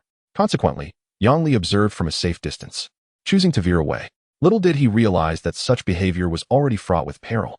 Should a mutated dinosaur fixate on him, even with his equipment enhancements, he would appear no larger than an ant before the colossal beast that could span 10 meters and unleash skills. While humanity found itself in a position of absolute disadvantage in the realm of dinosaurs, they did possess an innate advantage: their diminutive size. hidden beneath the towering, sun-blocking foliage of plants that reached staggering heights. Ordinary dinosaurs would struggle to perceive their presence. The duo intended to delve deeper until the rumbling akin to a dragon's roar echoed nearby. The fierce growls of the colossal beings echoed in the distance, prompting them to swiftly adjust their course, cautiously inching toward the source of the sound. Upon reaching a sloped high ground, they crouched down and witnessed the unfolding spectacle below. Merely observing sparked an immature idea within Yang Li's mind, to lie in wait for an opportunity. As the serpent and crocodile battled, he could seize the moment to benefit from their conflict. Once they were sufficiently weakened, he would approach with his flintlock to deliver a decisive blow. However, as time passed, 2 hours ticked away with Yang Li watching in frustration as the Titans remained locked in combat with no sign of resolution. Damn it, I cannot afford to wait any longer. Should he linger, not only was there a possibility of the black mist closing in, but their land curse would also intensify. Should their physical condition deteriorate, the probability of death would rise exponentially. With this thought, Yang Li drew his flintlock and aimed at the heads of the colossal beasts. In his line of sight, the midsection of the python was being torn apart by the crocodile's jaws, leaving behind a horrific injury. The gigantic crocodile was not faring any better. The python, renowned for its suffocating grip, possessed a constricting force that few creatures could withstand. The crocodile was oozing blood, visibly struggling to inhale as it exhaled. Adhering to the principle of aiding the weak rather than the strong, Yang Li contemplated equalizing the power between both beasts. With that thought, he aimed for the crocodile's eye and fired a bullet. The flintlock erupted with a thunderous roar, and from over 100 meters away, the bullet struck the crocodile's eye with pinpoint accuracy. With a furious roar, the two titanic creatures, previously locked in a stalemate, erupted into a fierce display of primal strength. The crocodile, incited by instinctual survival, launched into a death roll, while the python tightened its grip around the crocodile's body, its jaws clamped down firmly. The colossal bodies of these beasts rolled across the earth, shaking the very ground beneath them, creating a spectacle akin to a grand cinematic clash of titans. Yang Li, undeterred by the chaos, disregarded the potential danger to himself. After all, bullets were of no cost to him. He positioned himself on the ground, tirelessly reloading and firing, oblivious to whether he was drawing their attention. A barrage of bullets rained down upon the crocodile, and upon noticing its faltering resolve, he swiftly redirected his aim towards the python's head. He was fearful that one side might succumb, prematurely concluding the battle. Yang Li was deeply troubled by the need to maintain equilibrium in this fierce confrontation. His benevolence was indeed commendable. After an hour of relentless struggle, despite their grievous injuries, neither creature had met its demise. Yang Li could not help but marvel at the resilience of these behemoths. Their vitality was astonishing. During a brief 5-minute interval to reload, he discharged 3 bullets, totaling 36 shots, 6 of which jammed. Yet, even when aimed at the vital points of these colossal beasts, the inflicted damage remained minimal. This served to reinforce Yang Li's prior cautious strategy. If they had been ordinary dinosaurs, even the largest of them would have succumbed to such concentrated fire. His finely crafted flintlock, an enhancement of quality, was significantly more lethal than standard firearms, yet the damage it dealt to these two aberrant creatures was still limited. Yang Li felt a sense of numbness wash over him. He was out of options. Besides waiting, he could only hope for a swift resolution. He continued to shoot steadily, praying for a quick end to the ordeal, while remaining vigilant of any other dinosaurs that might be drawn by the tumultuous conflict. Perhaps the crocodile and python were already the apex predators of the island's ecological chain, as no foolhardy dinosaur dared approach. Yet, should the confrontation linger, it was likely to attract other threats, rendering their efforts futile and placing them in grave danger. His mind was a whirlwind of thoughts when suddenly an alert chimed. You have slain the aberrant prehistoric giant crocodile, earning 500 source dust and 50,000 title coins. You have slain the aberrant titan python, earning 500 source dust and 50,000 title coins. As one of the first players to achieve a level-up kill against aberrant beasts, you have been awarded the special title of Beast Slayer. Beast Slayer. When you bear this title, your damage to beast-type creatures increases by 10.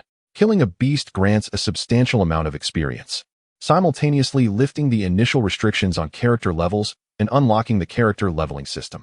Yang Li was momentarily taken aback, then elated. The long-awaited reward had finally arrived. He sprang to his feet, without a second thought, and slid down the slope.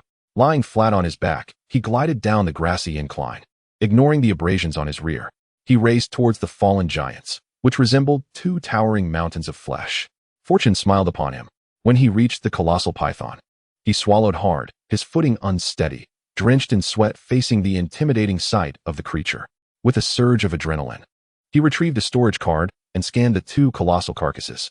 Instantly, the bodies transformed into a stream of light and entered the card. Just as he prepared to retreat, he froze in astonishment. After the python's body was absorbed, a 1-meter-high, white python egg dropped in its place.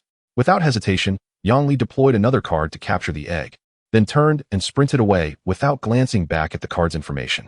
"Let us go, quickly," he called to Friday, as mysterious sounds echoed from afar, indicating that other creatures were interested in the battle between the two giants. They ran frantically, retracing their steps along the path they had come. Yang Li's heart racing as if he had stumbled upon a fortune of 5 million cash and was desperate to escape undetected. They dashed forward, the towering trees and foliage blurring past them. Yang Li felt a primal thrill akin to that of a wild man sprinting through the ancient jungle, invigorating yet terrifying, as if a tiger were hot on his heels. Eventually, they returned to the coast just before dusk. The 3 colossal sharks that had lingered by the shore had vanished. Yang Li breathed a sigh of relief, gazing towards the horizon where a faint black line appeared, ominously suggesting the encroaching death mist. He opened the chat channel and confirmed his suspicions. "Damn it, the black mist has spread to the island. I was busy chopping trees, now I have to run again. I didn't have time to explore the island. I just caught some crabs and coconuts, shot a few dodo birds, and was roasting them when I spotted the black mist. What bad luck. Brothers, don't lose heart. There are plenty of dinosaur islands left, and many more opportunities for development await us. Friday, we must return," Yang Li urged, just as he prepared to leap into the sea. Suddenly, a chirping noise interrupted him. What was that sound?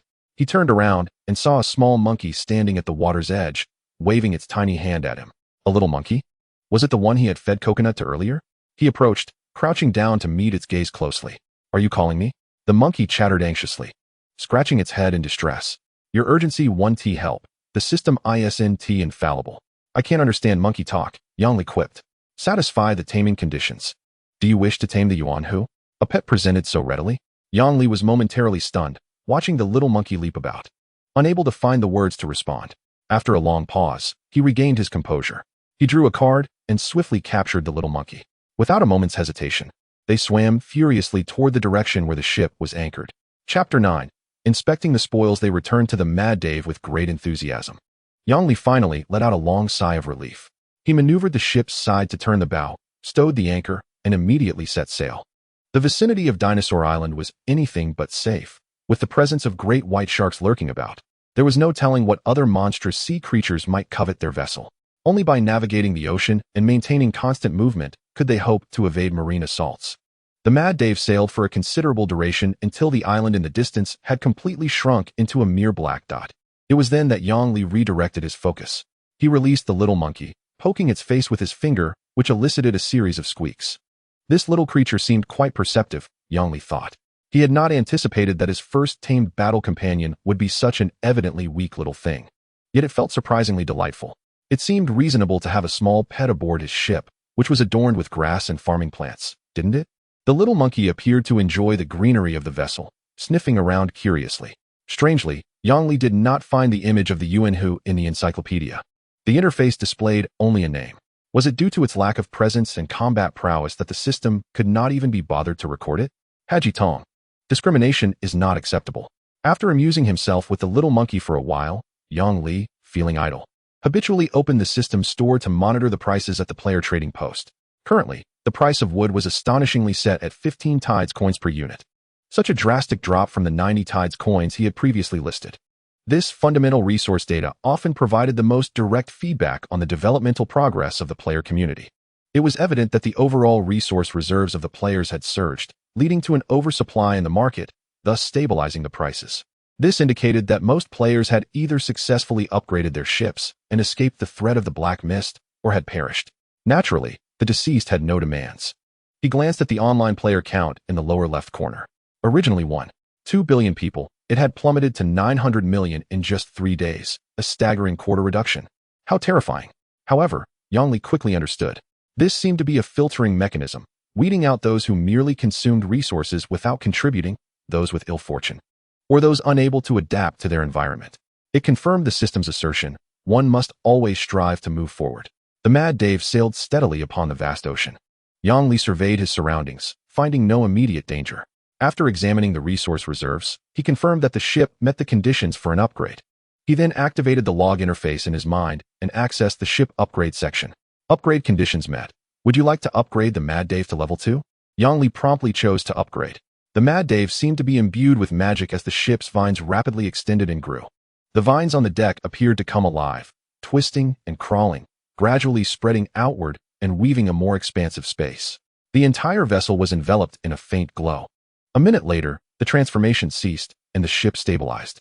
The ship's information was updated. Mad Dave, a renowned madman's maritime garden, level 2, approximately 25 meters in length. Durability 3000, speed 45 knots, capacity 2,500 units. Ship skill, Dave's Mad Garden. The deck is woven from humus and ancient tree roots, allowing for the planting of any plants at any location on the ship, disregarding soil conditions. Photosynthesis field consumes sunlight energy, releasing a green pulse that covers the entire ship, granting all plants on board a beneficial effect. Growth speed 120, instant planting with accelerated growth. Attack desire 80, automatic enemy detection range expanded, reduces skill cooldown. Lasts for 1 day. Cooldown time and energy reserve depend on the amount of energy stored. Dave's secret bag allows the remains of defeated monsters to be dragged into the root zone beneath the ship, transforming them into organic fertilizer that permanently enhances the advancement speed and mutation probability of specific plants. Additionally, there is a very low chance that a special plant seed will be randomly generated, with the probability of seed generation correlating to the quantity and quality of the monster remains. New expansion building, Central Greenhouse, a dedicated greenhouse for cultivating special plant seeds. Through this control console, you can monitor and adjust the state of all plants aboard the ship, increasing the mutation probability of seedlings and accelerating their growth rate. Materials required for level 3 upgrade: 230 to 500 units of wood, 170 to 300 units of stone, 40 to 100 units of steel, 10 to 100 units of beast hide, and 13 fruits from any 3 categories of special plants. Yang Li carefully examined the dramatically transformed ship. The leaf that served as the sail had divided into 2 sections, forming a 45-degree cross structure facing the bow. The ship's length had expanded from 12 meters to 25 meters, with a width of 6 meters. The captain's cabin remained centrally located, now accompanied by a small storage room, perfectly suited for Friday to use as a bedroom, sparing him from having to sleep in the ship's hold. The stern now featured a greenhouse-like structure. The previously scattered farming plots on the deck were now neatly arranged within the greenhouse. Yang Li counted them: 1, 2, 3, a total of 36 square plots, each approximately 60 centimeters on each side. The vegetable seeds planted a few days prior had thrived, flourishing with lush foliage and even bearing small fruits. Yang Li retrieved a storage card and emptied the fertile soil he had collected from Dinosaur Island onto the deck, forming a massive mound. He then handed a shovel to Friday. Spread this soil evenly across those plots. Do not compact it too tightly, and water it a bit. I intend to plant seeds soon. Do you understand? Yang Li commanded. Yes, Captain, I will see to it, Friday replied with unwavering loyalty before setting to work. Yang Li nodded in satisfaction. What magical equipment could possibly surpass the utility of a loyal companion? Friday was indeed his most formidable artifact. Another day to praise the sirens. As he watched Friday labor diligently, Yang Li shifted his thoughts to the spoils from this venture. He first opened the resource reserve section: 230 units of wood, 170 units of stone, 40 units of steel, 10 units of beast hide, 40 units of source dust, and 100,000 tides coins. This influx of source dust was astonishingly abundant. Yang Li noted that this source dust could only be obtained by defeating monsters and was directly linked to the log chip, making it non-tradable. It could be utilized to learn common life skills from the system interface, draw cards from the card machine, or purchase common crafting items in the system store. Clearly, in the early stages, it represented a highly valuable currency. He then produced another card. Name: Titan Python Egg. Type: Battle Pet, Extraordinary Beast, Dinosaur. Rank: Transcendent. Affiliation: Ancient Titan. Elemental Poison. Remarks: Ancient Titan, colossal in size. Elemental Poison, enhances toxins. Description: a top predator in the marshlands, capable of remaining motionless for extended periods. It locates its prey by sensing vibrations and heat in the water. Solitary.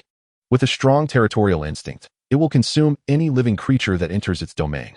A massive dinosaur egg, the fertilized egg of the prehistoric Titan python. Capable of hatching Titan python offspring, which can reach their juvenile stage after 1 month of nurturing and attain lengths of nearly 20 meters in adulthood. Attack modes. 1. Death coil launches a rapid assault, constricting the prey with immense force capable of crushing steel bones while simultaneously drowning it. 2. Corrosive breath. When angered, it emits a highly corrosive toxic mist from its fangs, covering a conical area ahead, capable of damaging ships and weapons. 3. Stealthy ambush. In deep waters, it can approach vessels silently, striking the hull with its tail in an attempt to capsize the target. This is an extraordinary beast's egg, which might serve as a battle pet, aiding in future raids on passing ships. However, Yang Li's focus is evidently not on nurturing battle pets. His current strength and resources are insufficient to sustain such a glutton. Forcing its care would only exacerbate the already struggling tribe's plight. Instead of nurturing an unpredictable beast, Yang Li prefers to leverage the natural advantages of his special ship to cultivate unique plants, enhancing the vessel's combat capabilities.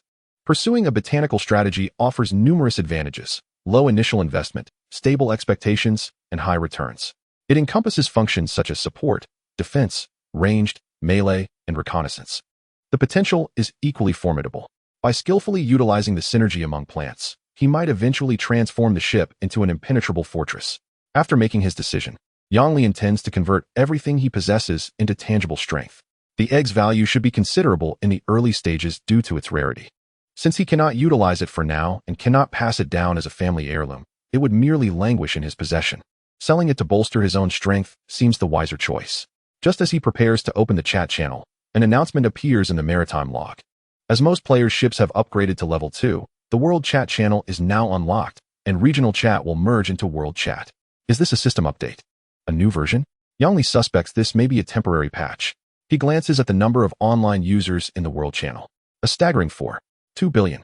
However, this is fortuitous. Players in the world channel likely possess greater financial resources. To maximize the advertising effect and fetch a good price for the Titan Python egg, he equips his special title and posts a message.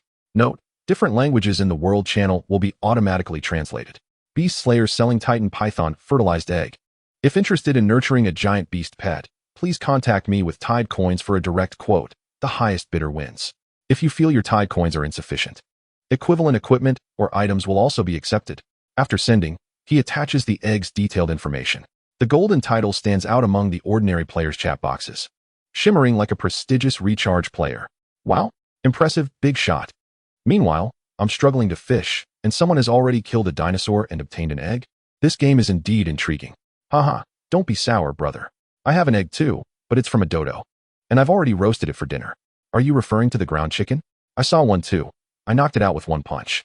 Fed it some fruit, and the system showed it was tamed. Now it's just following me around. Soon after, notifications dinged in the background. Dragon Tamer, brother, you're amazing. You're on the verge of soaring. How much do you want for that egg? To his surprise, it was someone he knew. Yang Li pondered for a moment. The Dragon Tamer would likely find this useful, as the ship Beast Nest was designed for raising battle beasts. Thus, he responded directly. Beast Slayer, you're aware of the market. This egg is worth at least 300,000 coins, but as a friendly offer, I can let it go for 250,000. What do you say? Dragon Tamer, never mind, forget I asked. Beast Slayer, you little rascal, are you just here to tease me? Dragon Tamer, honestly, I was out of options when I saw your message. Otherwise, I would have saved to buy your egg. I've spent all my savings on other beasts and raw meat, and I'm now broke. How about you lend me the egg for now, and I'll pay you back when I have money later? Chapter 10. Farming. Yang Li ultimately declined the Dragon Tamer's proposal. If their cooperation deepened and their relationship was solid, he might have considered extending credit. However, this was a critical moment where any added strength could alter life and death situations. He was not generous enough to part with the spoils of his life-risking endeavors for a favor. Just thinking about it felt absurd. He redirected his thoughts back to the chat channel, observing his purchase request quickly drown in the chat stream. Meanwhile, notifications continued to ring in the background. He clicked through the private chat channels one by one, receiving messages from dozens of individuals, both locals and foreigners, all drawn to the Titan Python egg.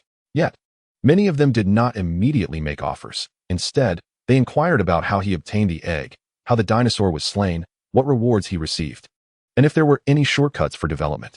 It felt like an invasion of privacy. Yang Li felt a strong sense of offense. Were they not being polite? He had no interest in responding to those looking to take advantage without investment. He merely perused the offers, but most players were bidding only a few thousand Tide coins, with the highest offer reaching merely 150,000 coins. None of these bids stirred his interest. There were no grand offers from affluent players ready to splurge hundreds of thousands of coins. Although 150,000 coins was a considerable sum, it was evidently insufficient to match the egg's true value. While Yang Li could not make use of the Titan Python egg for the time being, he would not sell it at a loss. Thus, he pondered for a moment before opening the trading post and listing the Titan Python egg for sale. As for the price, he had researched other beast eggs and noted various ones such as the Vice Crest Dragon, Musk Deer, Giant Elk, Dire Wolf, Saber-toothed Tiger, Cave Lion, Giant Spider, Giant Dragonfly, and Giant Ant eggs. However, all were of smaller stature. To date, he had not encountered another giant creature's egg, making his current possession a rare commodity. A rare commodity signifies a premium. Yet, the exact value of this egg in coins was uncertain. Therefore, Yang Li cautiously set the price at 300,000 Tide coins. If someone purchased it, that would be splendid. If not, he could continuously lower the price. By trying various price points, he would eventually discover its actual market value. After all, this item was akin to a chicken rib, tasteless to consume, yet a pity to discard. The players with innovative ideas often find themselves unable to offer items of equivalent value for exchange. Those who possess items of corresponding worth typically lack the desire for such exchanges. Spending 300,000 coins on a burdensome item requiring substantial resources in its early stages seems less prudent than investing in reliable equipment for survival. Nevertheless, Yang Li is unconcerned about the lack of demand. He firmly believes that among the vast player community, there are undoubtedly some exceptionally gifted individuals with a talent for taming beasts who would have such needs, just as he has a penchant for unique plants. He no longer peruses the chat channel, but instead heads to the marketplace, perhaps due to the system merging players from different regions. The variety of items in the player marketplace has significantly expanded, resembling a union of trading posts from around the world. Yang Li has played numerous survival games, and in each one, certain workbenches and machines that facilitate tool crafting and material processing are invariably indispensable. These tools significantly reduce the time players expend on trivial matters, allowing them to focus on the main narrative of their adventures. As anticipated, he discovers several seemingly essential machine blueprints within the marketplace, yet their prices are exorbitantly high. A blueprint for a refrigerator is astonishingly priced at 100,000 coins, which is quite outrageous. He selects several practical appliances, such as the industrial oven capable of baking various foods, removing excess, and rendering them edible, with protein content surpassing that of beef by several magnitudes. Requiring a generator for operation, priced at 4,000 Tide coins. The industrial pot, essential for steaming food, purifying water, or concocting special liquid materials, also necessitates a generator, priced at 500 Tide coins. The automatic slaughter machine, which efficiently processes prey into valuable resources such as fur, horns, hides, polymers, and raw meat, also requires a generator, priced at 10,000 Tide coins. The equipment repair station allows for the restoration of tools or weapons with reduced durability, demanding more materials for items with lower durability, also requiring a generator, priced at 20,000 Tide coins. The small wind turbine generates power from wind without needing additional resources, although it should not be exposed to water to avoid damage, priced at 500 Tide coins. Lastly, the enchanting station, forged from ancient runes, contains a micromagic array that channels energy from rare materials into equipment, bestowing extraordinary traits or reshaping their essence. Its functions include enchanting by consuming rare materials to add new attributes to quality equipment, upgrading by infusing essence to enhance base attributes or quality levels, and refining to reset existing attributes with a chance for stronger combinations, priced at 25,000 Tide coins. The marketplace holds an array of peculiar functional machines, likely discarded items from players who drew them from gacha machines and no longer require. Items such as soda machines, hamburger machines, ice cream machines, and barbecues abound, along with various gaming consoles. However, Yang Li considers the limited activity space aboard the ship and recognizes the impracticality of accommodating numerous inconsequential machines. Thus, he wisely spends 70,000 Tide coins to procure the aforementioned 6 practical workstations, machines he deems highly likely to be utilized in the near term. He contemplates that the availability of premium items within the player community may soon dwindle, deeming it unnecessary to scrimp on this expenditure that enhances his quality of life. Upon acquiring the goods, Yang Li begins inspecting the available space on the ship to create an appropriate arrangement for the workstations. The deck, being the primary area for crew activities, is unsuitable for placing delicate machinery due to its exposure to storms or potential attacks. Consequently, he situates all 5 machines in the ship's lower cargo hold, filling both sides and leaving only a central pathway for passage. Fortunately, the lower cargo hold has no goods requiring storage, as the log chip's storage function compensates for this need. Only the wind turbine requires ocean winds for operation. Thus, it must be stationed at the stern of the vessel. "Captain, I have prepared the soil. Would you like to inspect it?" At that moment, Friday, having completed his tasks, placed his shovel down and approached Yang Li. "Yes, that sounds good. You may go fishing now," replied Yang Li, who, being kind-hearted, feared that Friday might feel bored at sea without work. He promptly assigned him the fishing task. "Understood, Captain." Yang Li then retrieved several seeds from the log, specifically the bomb sunflower, bloodthirsty sunflower, iron spike walnut, and the mutated carnivorous plant seeds. Indeed, he had purchased the only 2 special plant seeds available in the system store. After scouring the marketplace, he found no additional special plant seeds, indicating that these unique seeds are rare and must be collected by players. It is evident that they are not universal items. Without a special ship to maintain the specific environment, these plants cannot thrive. Most players, even if they encounter them, can only look on helplessly. Yet, the Crazy Dave ship is precisely designed for such endeavors. Those familiar with Plants vs. Zombies know that each plant has its unique abilities, excelling at combating zombies. However, on this vast ocean, they must contend with more than just zombies. The bomb sunflower can provide explosive grenades, while the bloodthirsty sunflower generates solar energy crystals to power the ship and accelerate plant growth. The iron spike walnut can create a protective wall, shielding the player's vessel from cannon fire or certain ranged attacks. The mutated carnivorous plant serves as an automated turret and lookout, actively attacking any intruders aboard the ship. With these plants, Yang Li no longer worries about falling into a deep sleep only to be overwhelmed by water demons in his dreams. He carefully buries the seeds in the greenhouse, with each special plant occupying 1 plot of cultivated land.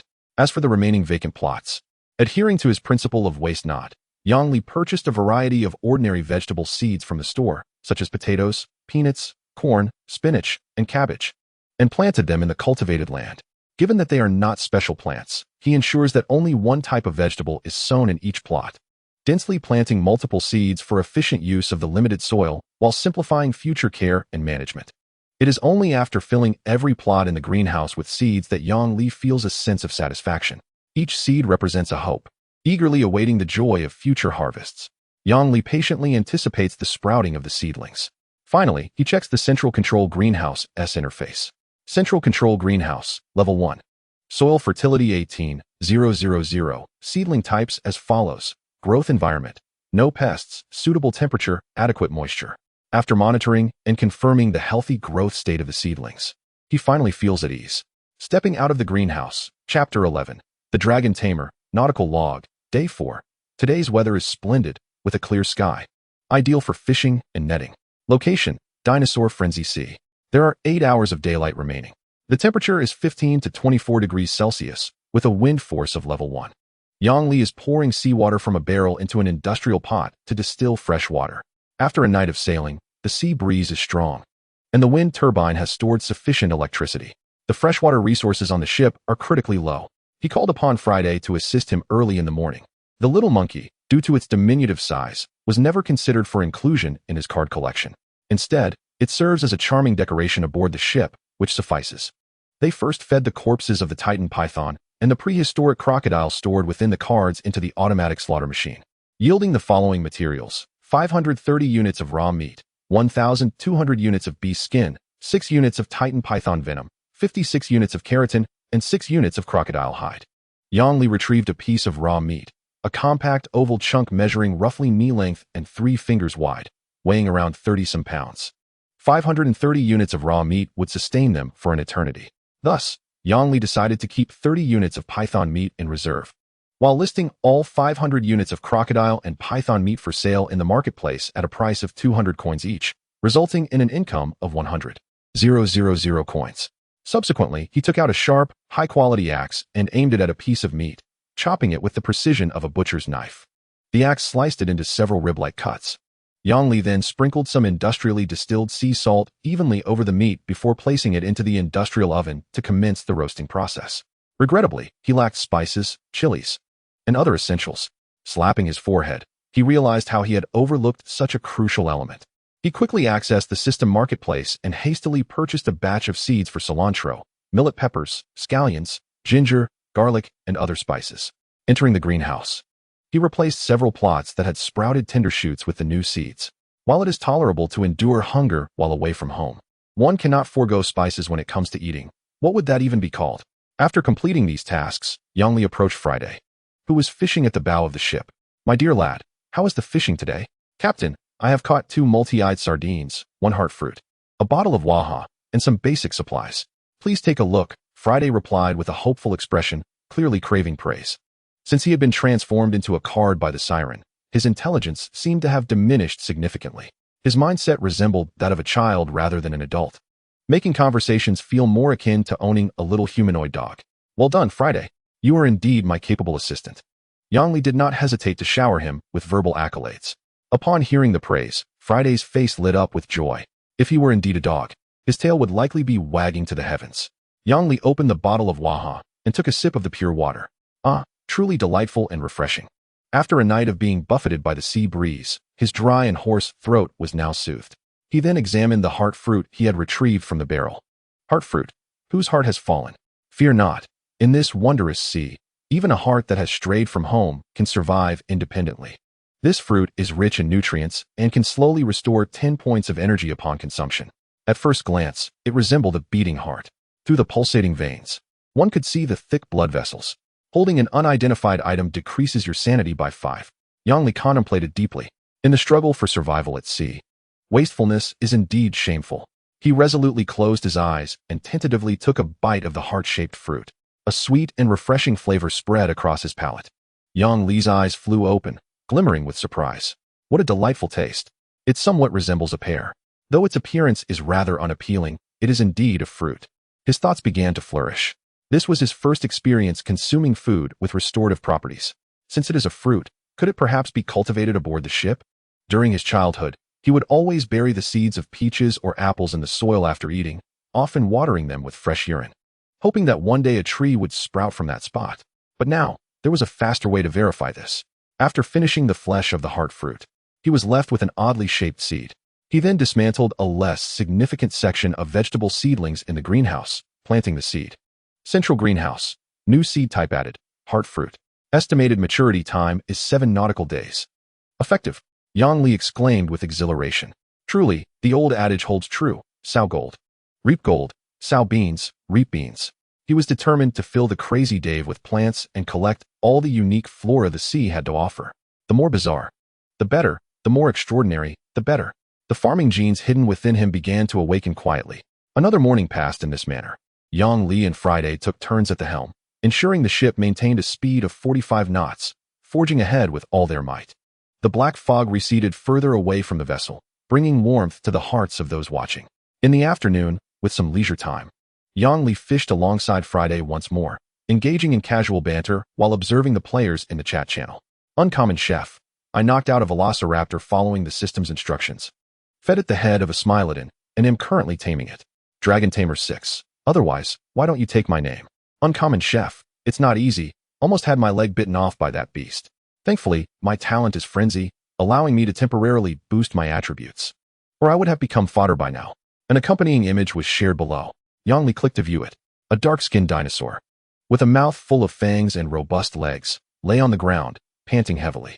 Name, ordinary velociraptor. Category, dinosaur. Rank, common. Biological level, LV10. Affiliation, none. Growth stage, adult. Attributes, health 7, attack 6, defense 8, speed 8, spirit 4, endurance 7. Description, a small, common dinosaur akin to a hyena in the dinosaur world, often hunting in packs. An adult measures approximately 3 meters in length and 1.5 meters in height, making it a capable assistant.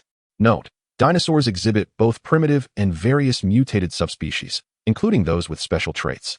But their taming methods are consistent across the same category. Your strength has arrived, ordinary dinosaur? At level 10, how can its attributes still be so lacking? And why does it possess nothing? What about skills? Uncommon chef. Those with skills are unbeatable. One icy breath from it would leave me standing there helpless. I am the planner. Why do the attributes of this level 10 dinosaur resemble those of humans? These attributes must refer to added points, right? If the average value is 5, then the addition of 10 points at the 10th level is accurate. Based on my prior gaming experience, this world undoubtedly harbors hidden racial values, even if humans and dinosaurs possess the same average attack power of 5 points. How can your slender limbs possibly compare to another's tree trunk-like legs? The story of how to train your dragon is intriguing. However, why not take a look at mine? Name: Haiwang Long. Category: Elemental Dragon. Biological level: LV1. Affiliation: Nature Water. Ancient Dragon. Growth stage: Juvenile. Attributes: Life 7, Attack 6, Defense 6, Speed 7, Spirit 6. Endurance 7. Description: A paragon soaring amidst clouds and waves. Its scales shimmer with the deep blue luster of the ocean and sky. Despite being in its juvenile stage, its pure bloodline of the ancient dragon reveals a power that stirs all living things, embodying the perfect fusion of nature and dragonkind. Skill traits: Dragon's bloodline. Its blood is highly aggressive, serving as one of the premier mediums for bloodline mutations, with a considerable chance of inducing beneficial or detrimental mutations in other creatures. Wings of the Wind. By flapping its wings, it summons a large tornado, dealing moderate area damage to enemies in a straight line and possessing a high probability of repelling them. Tidal Breath. Exhaling a high-pressure jet of water. It inflicts significant water-type damage on a single target, with a moderate chance of inflicting a wet status, greatly enhancing subsequent electric and ice-type damage taken. Cloud Sea Sanctuary. When surrounded by fog, rain, or similar weather, it gains a high-intensity water element shield and slightly increases its speed. Growth Aspiration. Consuming materials infused with water elements or dragon essence significantly enhances growth experience. Oh, the absurdity of it all. I cannot help but feel a twinge of jealousy. With attributes far surpassing the average of 5 at level 1, this dragon is undoubtedly a prodigy, even among the Haiwang Long clan. At level 1, one assesses talent. At high levels, one considers the race. Such is the nature of fortuitous destiny. An extraordinary chef indeed. Is this a display of extravagance? I have trained this dragon through my own efforts. This is merely my first recruit, and I intend to tame sea monsters, ride griffins, and pilot mechs in the future. What name should I give? I have seen a Tyrannosaurus Rex near the shore, measuring an estimated 15 meters in length, equivalent to a 5-story building. Can one train such a beast without it uttering a sound? Is the drowned sailor merely a Tyrannosaurus Rex? Why did I see a dragon soaring above? Yes, a dragon with a pair of fleshy wings, flying erratically like a western lizard dragon. What brings it to my ship? ISNT. How to Train Your Dragon meant for comrades? What is happening? Chapter 12. Prelude to card drawing. In accordance with his usual practice, Yang Li sent out a request for supplies and special plants, then quietly exited the chat interface. He gazed into the distance at the azure sky, feeling the salty sea breeze upon his skin. The waves of the ocean are ever tumultuous, and the fate of sailors is often to be claimed by the sea. Yet Yang Li is unafraid, for this is a passionate adventure. Those who cannot ignite their spirit have long perished in the first wave of black mist. He climbed the mast, leaning over the railing to gaze out. The vessel resembles a solitary leaf, navigating the boundless ocean. No one knows the destination ahead, nor does he care. A notification chimes, indicating the presence of islands within 50 nautical miles, coordinates duly marked. Yang Li's eyes sparkled as he descended the mast. The navigation range of his level 2 ship had expanded. Previously, the Daifei could only detect islands within 10 nautical miles, but now it extends to 50 nautical miles. To encounter a second island in quick succession is indeed fortuitous. Yang Li adjusted the helm and sailed at full speed toward the marked island. However, before reaching his destination, he needed to make further preparations. As per tradition, he would convert his amassed resources into tangible strength, with 1040 source dust and 130,000 tidal coins. This is Yang Li's current fortune. He retained 40 dust for temporarily acquiring urgently needed skills. The remaining 1,000 dust would be used for card drawing, which he deemed the fastest path to enhance his strength. With trepidation, he approached the card drawing machine, silently praying for a golden legend. His life depends on it. Do you wish to consume 100 source dust for card drawing? Yes, Yang Li affirmed, his gaze resolute. He steadied his breath and activated the card draw. A brilliant light shone, and a card emerged. Name: Ice Cold Cola Machine. Quality: Primitive. Description: A retro beverage machine in red and white, operational upon plugging in. Capable of connecting to the ship's energy source. By inserting sugar, cocoa leaves, coffee beans, and water, It can supply an endless stream of ice-cold cola, which slightly restores stamina and boosts morale. While it is undeniably cool to have cola at sea, Yang Li sighed, feeling as if his tongue and brain had come to blows, yet he triumphed in the end. There remains another chance to draw. Light flashed, and another card appeared. Name, multifunctional engineer shovel quality. Excellent description. This is a shovel with a sharp blade. One side can be used for chopping, while the other features serration. The wooden handle is hollow, concealing survival tools such as flint, fishing line, and hooks. It can be used for digging, sawing wood, chopping, fishing, and starting fires. Its skills slightly reduce stamina consumption and accelerate digging speed. This seems quite favorable. It saves Yang Li from lugging around a heavy load of supplies on every adventure. Name, a dozen thick cotton socks. Description, clean and dry, an invaluable treasure in frigid seas. Name, large compressed biscuits. Description, satisfying, though the taste leaves much to be desired. Name, gliding wing type. Equipment quality, primitive. Description, mounted on the chest armor, it can unfurl a wing from the back, supporting gliding from high to low altitudes, necessitating practice to master the gliding technique. No defensive qualities are provided. This seems quite beneficial. It will undoubtedly aid in traveling or escaping perilous situations. Alas, it does not permit true flight and requires high terrain to be effective. Name, field first aid kit quality. Excellent description, a tightly sealed military green metal box, with cleverly divided internal compartments containing effective hemostatic powder for rapid wound clotting, antibiotic injections for combating infections and toxins, painkillers to alleviate the immobility caused by severe injuries, and a suturing toolkit including needles, thread, and tweezers. Skill effect, offers a one-time capability for severe injury treatment, significantly surpassing the efficacy of ordinary bandages. Capable of restoring you from a critical state back to health. This skill becomes ineffective after a single use. It is an invaluable asset, whether for plundering or surviving in the wilderness. 200 units of wood, 100 units of steel, are rare resources, seemingly quite promising. Name, Yuqian Pifu. Type, equipment armor. Quality, exquisite. Description, the main body is intricately woven from the organic materials of the illusory jellyfish and shadow squid, featuring a hood and a half mask. Wearing it grants one agility and provides minimal defense. Skill effect, Yuingbu enhances your stealth slightly during daylight and significantly during nighttime, reducing the likelihood of being detected by creatures. If discovered, the concealment effect immediately ceases and cannot be reactivated under observation. Commonly referred to as the Old Six Set. Yang Li was ecstatic. He finally obtained a piece of equipment he was satisfied with. Although it has significant drawbacks, being exposed immediately renders it as ordinary gear. It remains quite effective for initiating combat and stealth. It may prove useful in critical moments. And there's one last chance. Let's go all in. Name, ecological egg incubator. Type, technological product.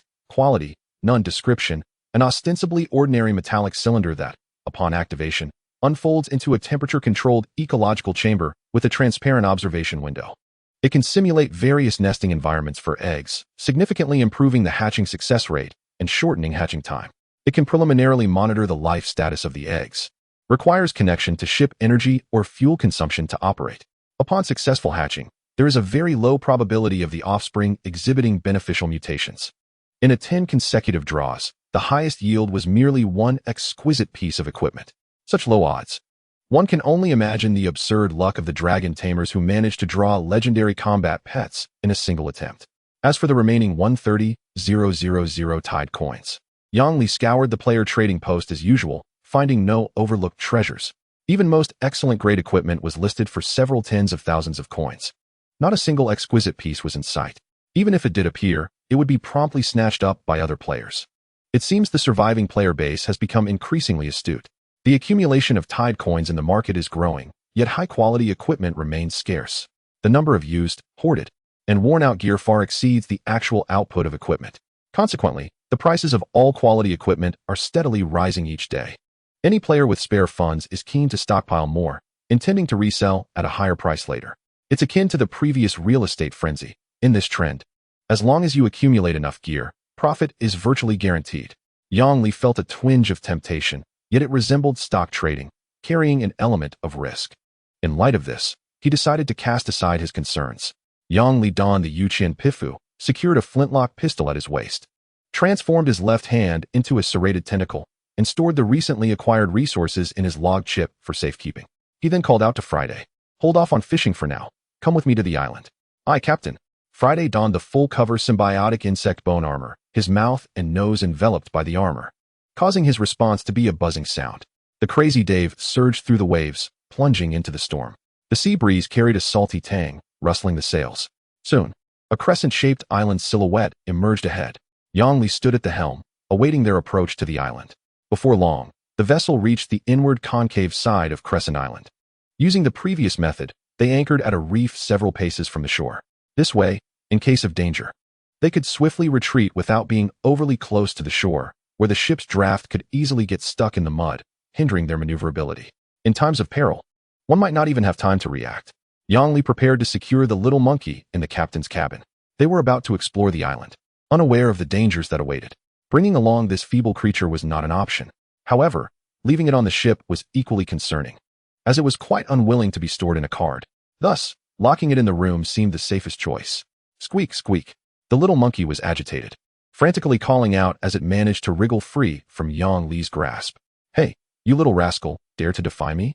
Yang Li, undeterred, extended his tentacle to grab the monkey's leg. But the little monkey climbed swiftly up the mast, pointing its tiny hand toward the ocean, chattering urgently. Its cries were notably more frantic and piercing than usual. Observing this unusual behavior, the ever-cautious Yang Li felt a chill run down his spine. He narrowed his eyes, scanning the boundless sea, which remained tumultuous and unchanged. Yang Li maintained his vigilance, choosing to trust the little monkey's instincts. Many smaller creatures in the animal kingdom possess a far keener sense of danger than humans. If they were not sufficiently alert, their frail existence would be swiftly consumed by the natural world. Yang Li directed his gaze toward the monkey's pointed finger, focusing intently. Under the blazing sun, a peculiar reflection of sunlight appeared on the side of the ship. The sea's surface, however, was rough, exhibiting diffuse reflection. Where could such a reflection arise? Yang Li's pupils constricted suddenly as realization dawned upon him. It was an enemy attack. There was an invisible ship. He bellowed, swiftly turning the helm, channeling his willpower to maneuver the vessel rapidly. The Dave veered sharply, the bow tracing an arc as it surged forward briefly. In that instant, a tremendous, dull thud reverberated from the right side of the ship. The Dave tilted violently to the left, the ship's structure emitting a disconcerting creak. Yang Li stumbled from the inertia, gripping the helm tightly to steady himself. It was an attack. A transparent crystal ship burst forth like a specter from the shadows of the coral reef. Colliding with the Dave, it had ingeniously utilized the refraction properties of the rocks and its own crystalline hull to achieve perfect optical camouflage. A menacing drill horn on the crystal ship slowly retracted, having just delivered a heavy blow to the Dave. Durability of the Dave, 2200, 3000. A mocking voice echoed through the rough iron speaker. Ha ha ha, another foolish fish has taken the bait. You dimwits. Seeing an island and rushing in without even observing your surroundings first? Yang Li instantly understood his intentions. This rogue was using resource islands as bait. He produced nothing himself, only seeking to plunder the assets of other players, was he? However, being outmaneuvered and ambushed, there was little to complain about. At this moment, the instinct for survival dominated his thoughts. Yang Li was unaware of how many players he had already robbed. Yet, the pace of his plundering had always surpassed his own slow development. If they encounter a wealthy household that has amassed fortune through several waves of robbery, their chances of escaping this calamity are exceedingly slim. Friday, sever the sidelines and turn the ship sideways. Full right rudder. Yang Li bellowed, straining to maneuver the heavy helm, desperately attempting to extricate the Dai Fu from its precarious position of being rammed. Throw everything movable on board at them. The battle instantly escalated into a fierce confrontation. The crystal ship, leveraging its initial advantage, attempted once more to strike Dai Fu's vulnerable starboard side with its ram. However, under Yang Li's intense control, Dai Fu executed a clumsy yet pivotal maneuver, narrowly avoiding the collision as the ship's stern grazed the crystal ship's ram, producing a dull grinding sound. Bang! Bang! Friday half-knelt on the lurching deck to stabilize himself. The deck of the crystal ship was notably higher than that of Dai Fu, leaving them at a disadvantage. Their line of sight was obstructed, making it impossible to discern the precise situation on the opposing deck. If the enemy possessed firearms, they would become easy targets. Friday swung a metal barrel intended for fresh water, hurling it towards the crystal ship in an attempt to create chaos. A man's figure emerged from the opposite deck, revealing half of his head. Yang Li seized the opportunity, released the helm, aimed with determination, and fired a shot. The flintlock pistol erupted with flames and thick smoke. Oh dear, they have guns. Just what I needed, a ranged weapon. The lead ball struck the hull of the crystal ship, scattering fragments of light. Although the man managed to evade just in time, the shot effectively suppressed the enemy's grappling attempts. Stop struggling. I've trained in martial arts and knife techniques for 7 or 8 years. Dealing with you little rascals is child's play. Hand over your ship and supplies, and I might consider sparing you as slaves. A man's threatening voice echoed from the crystal ship. Yang Li spotted an opening, a glint of ruthlessness flashing in his eyes. Damn it, I'm going all in. Ram them back. Aim for their ship. Crash. Boom. This collision was far more violent than the first. The vine-entwined Dai Fu, propelled by its full weight and speed, drove forcefully into the junction of the crystal ship's hull and its ram. The tremendous inertia caused the two vessels to lock tightly together. The sounds of splintering wood, shattering crystal, and surging seawater mingled in a cacophony. We can't stay here any longer. Friday, with the climbing ropes, let's ascend. Let's take them down. Despite possessing an advantage in ranged firepower, the low terrain eliminated that benefit entirely. Knowing the enemy's combat experience was likely extensive, engaging in close-quarters combat would be akin to striking short against long. Staying aboard Dai Fu would only subject them to passive assaults. They had no choice. Whether they could prevail or not, a brutal boarding clash was inevitable. Yang Li, wielding the flintlock pistol, reached for the axe and spade at his waist. Leaping onto the creaking bow of the ship, he was the first to scale the ship's side and charge onto the swaying deck of the enemy vessel. A middle-aged man clad in gleaming silver armor, his gaze fierce, confronted him. A jagged scar ran from his brow to his chin, and his bronze skin was marred by a tapestry of old scars visible through the gaps in his chest plate. Dare to approach. Do you even know how to write death? With that, a resounding rip echoed as his muscles swelled, straining the silver armor to its limits. Veins bulged like serpents across his neck, and his pupils narrowed into beast-like slits, exhaling a breath laced with the scent of blood. Die! His roar reverberated, causing the sails to flutter violently. He surged forward, the embroidered spring knife transforming into a silver whirlwind as it struck. Friday raised his spear to block, yet was sent flying along with his armor. Yang Li swiftly coiled around the mast to evade, the blade narrowly grazing his nose, leaving a deep 3-inch gash on the ironwood mast. The scarred man pressed on, adjusting his stance. The embroidered spring knife descended like silver lightning. Yang Li's left arm instinctively lifted the axe to parry. Clang! The axe and knife clashed violently, sparks flying. The explosive sound reverberated painfully in their ears. An unimaginable force surged through Yang Li's arm, causing him to stumble back 3 steps before regaining his balance, a tearing pain coursing through his limbs. This was merely a single exchange. Yang Li's charge abruptly halted, a mouthful of blood threatening to spill from his lips. This was under the enhancement of his arm's strength. This man's power undoubtedly surpassed that of an ordinary human. Cold sweat broke out on Yang Li's brow. He was aware of the disparity, but the extent was beyond his expectations. Despite his initial resource acquisition and development, there was no way the gap could be this vast. This individual had evidently undergone physical enhancement, whether through innate combat talent or the effects of superior equipment. Unfortunately, Yang Li's luck-based talent could only be triggered by death, a far cry from the proactive, frenzied combat talent possessed by his opponent. He focused intently on the knife, its blade shimmering with a chilling light, the surface hinting at an extraordinary quality. The situation was poised to erupt. If he delayed even a moment, this adversary's enhancement would surely be time-limited. He refused to believe that the frenzy could last indefinitely. Yang Li grunted as he rolled to the right. His arm lashed out like a whip from an unexpected angle towards the opponent's knee, using the momentum to hide behind a mooring post. The scarred man sneered and spun, the embroidered spring knife tracing a half-circle of silver arc. The cold light flashed, severing the tip of Yang Li's arm, dark, viscous blood splattering across the deck. Yang Li let out a muffled groan, the severed limb igniting a searing pain. The agony made him gasp in shock.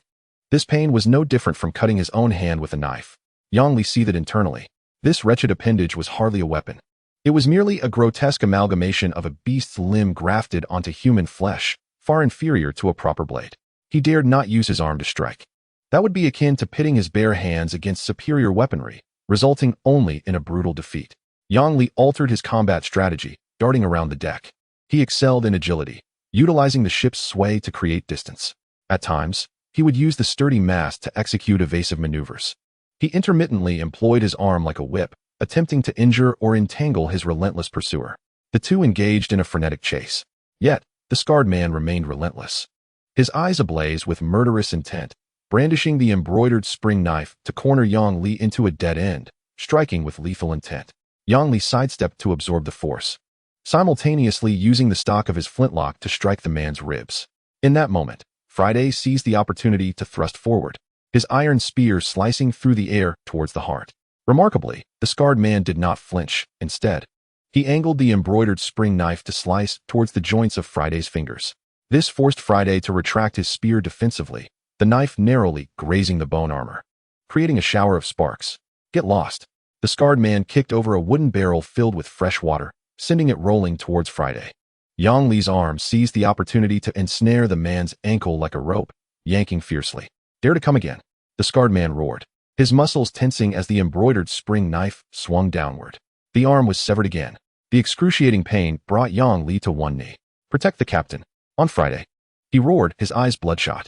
He charged forward, using his full weight to force the scarred man against the ship's railing.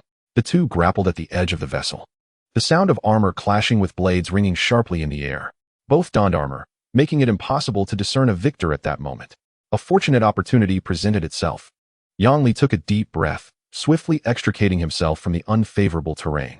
He coiled the remaining tentacle around the flintlock pistol, but as he aimed, he suddenly froze. They were too close, and their positions shifted rapidly. Yang Li dared not fire. Seizing the moment, the tentacle swung forward with the axe, preparing for close combat.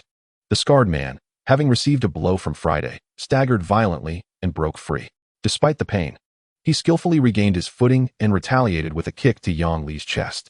The embroidered spring knife gleamed coldly as it sliced towards Yang Li's neck, swift and vicious, accompanied by the shrill whistle of the blade slicing through the air. Yang Li's body was propelled into the air, his pupils constricting. He had not anticipated that the man's blade could be so fast that he couldn't react. In a critical instant, Friday's robust figure lunged forward once more. Like a tank, he crashed into the scarred man, forcing him to stumble backward, nearly toppling into the sea. You brought a helper? The scarred man fumed, taken aback by the swiftness with which Yang Li had summoned an ally. How could you kill me without assistance? Yang Li spat blood defiantly. Is your bravado all you have? The deck descended into chaos. Utilizing the opportunity created by Friday, Yang Li reloaded the flintlock pistol once again. In the midst of the turmoil, the scarred man noticed his actions and desperately sought refuge behind Friday, attempting to play the game of eagle catching chicks. Friday, duck? Yang Li shouted, lifting his pistol to fire. Bang! The lead bullet narrowly missed Friday's scalp, striking the scarred man's shoulder with precision. A scream of agony echoed in response. The armor offered some defense, but it was still inferior to the flintlock pistol. Yang Li's shot struck true, causing the iron armor to dent and rupture, blood gushing from the fissures. Truly, it was a fine weapon capable of inflicting moderate damage. Where did you acquire such equipment? The scarred man's expression darkened, his murderous intent unwavering. Yang Li merely smirked silently. He raised his gun again to aim. This was the last bullet. Yang Li had no confidence that this shot would definitively end the fight. Thus, he held on to this round, reluctant to waste it. If the scarred man discovered the limitations of his firearm, they would instantly shift from being the aggressors to the prey. Restraining himself and pushing the scarred man's talent enhancement time to its limits was the most effective means of suppression and intimidation. The scarred man, wounded and bleeding, faced Friday's relentless assault.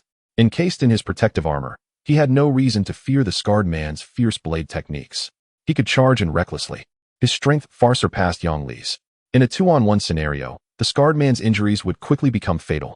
Yang Li merely needed to delay, to outlast the scarred man's talent enhancement time to secure victory. The scarred man, seasoned in battle, understood this as well. As he saw Yang Li preparing to shoot again, fear crept onto his face.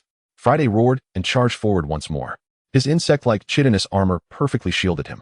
Even after sustaining several blows from the scarred man's blade, only shallow scratches marred the armor.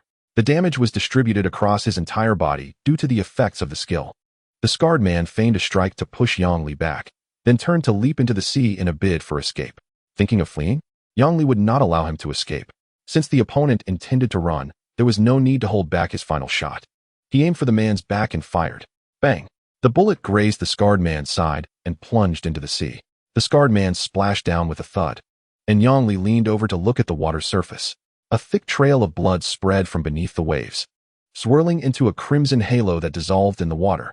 Chapter 13. Shipborne equipment. Watching the scarred man stagger onto the island, Yang Li finally withdrew his gaze. It was unwise to pursue a retreating foe, one could easily fall into a trap. Moreover, they were not his match. Achieving this much was commendable. His immediate priority was to destroy the crystal ship, severing the scarred man's means of escape, leaving him to await his fate on the deserted island. Friday. Search for supplies on the ship. We must scavenge quickly, Yang Li urged, his tone urgent. The vessel, taking on water, had begun to tilt slightly. This ship, adorned with crystals, measured approximately 18 meters in length and had an unusual texture. The deck was covered with numerous white natural crystal formations, and the ship's surface was remarkably hard, akin to traversing rough glass. Yang Li silently expressed gratitude. Had the Daifeng not recently upgraded to level 2, they might have perished after the initial collision. Captain, do we need these? Friday pointed to scattered items in the corner of the deck, an extinguished fire pit, several crude fishing rods, a rusty metal barrel, and a few damaged spears. Yes, take everything. Not a single item should be left for that scoundrel.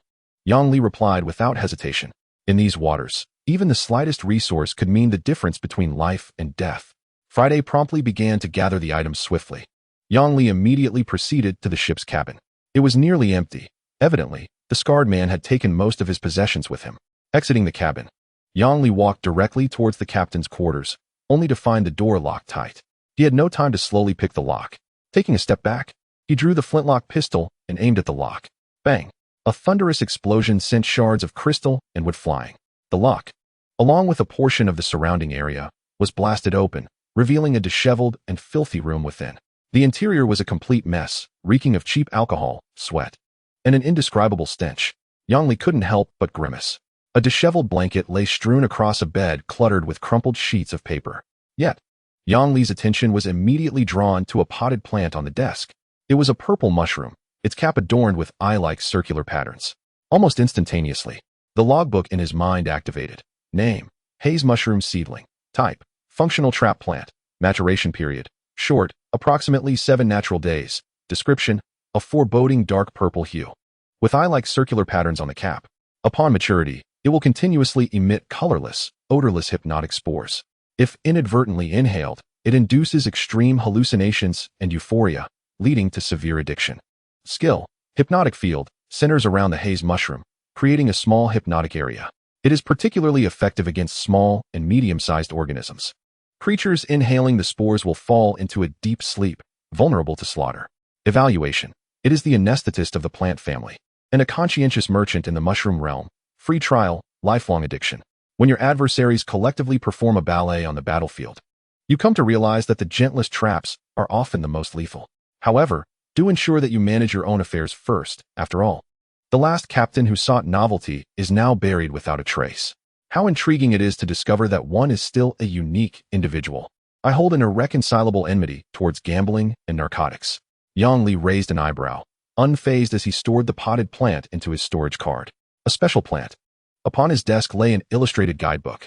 Yang Li picked it up and glanced at it. Title: The Guide to Taming Dinosaurs, Censored Edition. The method of taming Triceratops proves your strength and courage, earning respect. Steps: 1. Face the challenge. You must confront it head-on when it charges, blocking and dissipating its impact. Evasion or a sneak attack from behind is not permitted. 2. Showcase power. Present a tooth from its most despised predator as proof of your might. 3. Await acknowledgement. If satisfied, it will touch you with its horn, completing the taming process. If you resort to cunning tactics during this process, it will prefer death over submission. The taming method for mammoths provides irreplaceable assistance in survival challenges, establishing trust. Steps: 1.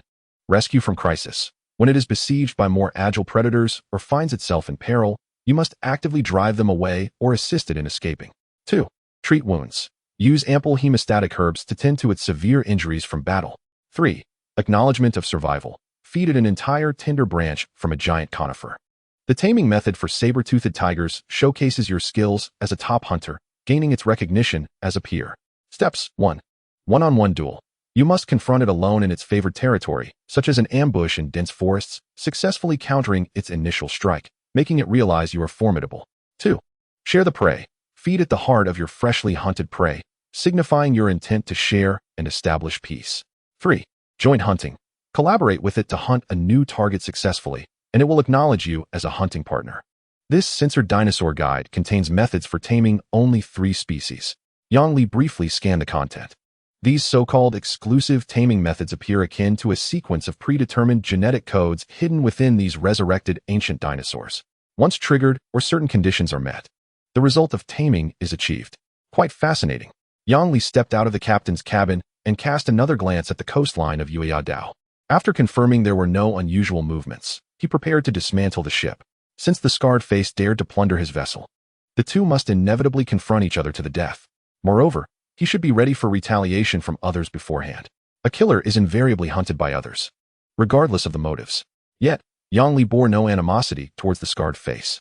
Such scenes of plunder are an inevitability one can foresee. Even if one day Yang Li were to be killed, he would only blame himself for his lack of caution and inferior skills. There is nothing more to be said. What surprised Yang Li was how swiftly this group adapted.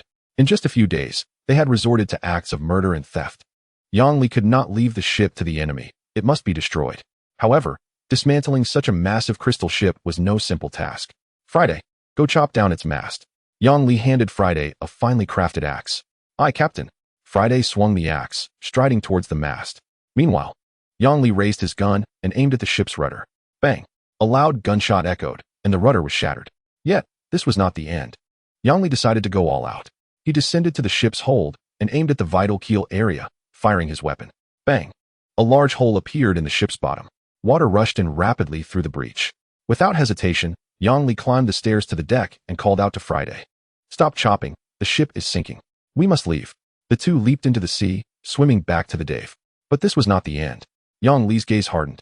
He took control of the ship and rammed the most robust part of the bow directly into the crystal vessel. Crash! A deafening sound of grinding and breaking filled the air as the two unique ships collided. The second-rate Dave clearly held superior strength. The prow directly split the hull of the crystal ship. Goodbye, little brother. Soon, the severely damaged crystal ship capsized, sinking to the ocean floor in the blink of an eye. Bubbles rose to the surface, continuing to churn violently. You have destroyed a player's ship, unlocking the pirate faction system. From now on, you may establish a fleet alliance, limited to 3 members. As ships level up, an additional member may be added for each level. You have obtained a trophy, Crystal Ship Blueprint. Title, Crystal Ship Blueprint. Type, Blueprint Model. Description, you can construct a new crystal ship under your control based on this special ship's blueprint by spending 100 units of crystal, 250 units of wood, 30 units of steel, and 160 units of stone. Alternatively, you may integrate the crystal ship blueprint into your own vessel, spending 20 crystal, 80 wood, 10 steel, and 50 stone to create an expansion building. Expansion building. Choose one. Title, Focus Crystal Cannon. Type, Individual Shipborne Weapon. Description, this weapon can concentrate solar energy into high-temperature rays, boasting considerable power with a range of 5 nautical miles. After each launch, it enters a 24-hour cooldown. Title, Refraction Shield Generator. Type, Individual Shipborne Weapon. Description, this cutting-edge device, crafted using precision crystal lens arrays and the principle of environmental light refraction, can create a barrier of distorted light around the ship, achieving temporary optical invisibility. Once activated, the ship visually blends into its surroundings, making it difficult to observe directly. During the invisibility period, it also slightly reduces the effectiveness of energy detection locks. Chapter 14, Crystal Ship Blueprint. Upon seeing this blueprint, Yang Li felt a complexity of emotions. The relationships among players on this sea are exceedingly intricate. Alliances can form, yet betrayals are equally possible. However, the system undoubtedly encourages competition. After all, victors may even claim trophies. This implies that if one does not wish to become mere material for another ship upgrades, one must continuously strengthen oneself. As for methods of becoming stronger, numerous paths exist. One may nurture beasts, battle monsters for experience, embark on treasure hunts, cultivate, trade, upgrade ships, learn magical skills, or even enhance one's own body. Furthermore, advanced gameplay includes acts of robbery and pillaging, much like the Scarred Face.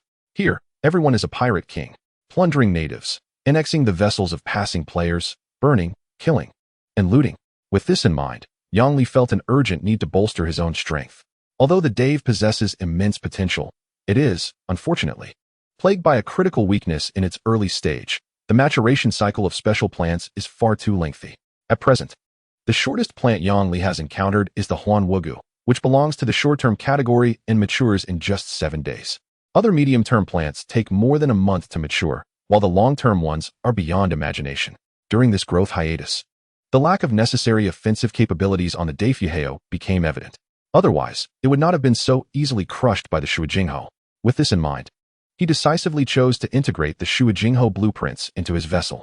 As for the expansion structures, the Daifyuheo was evidently weak in the early stages, but would gain strength later on.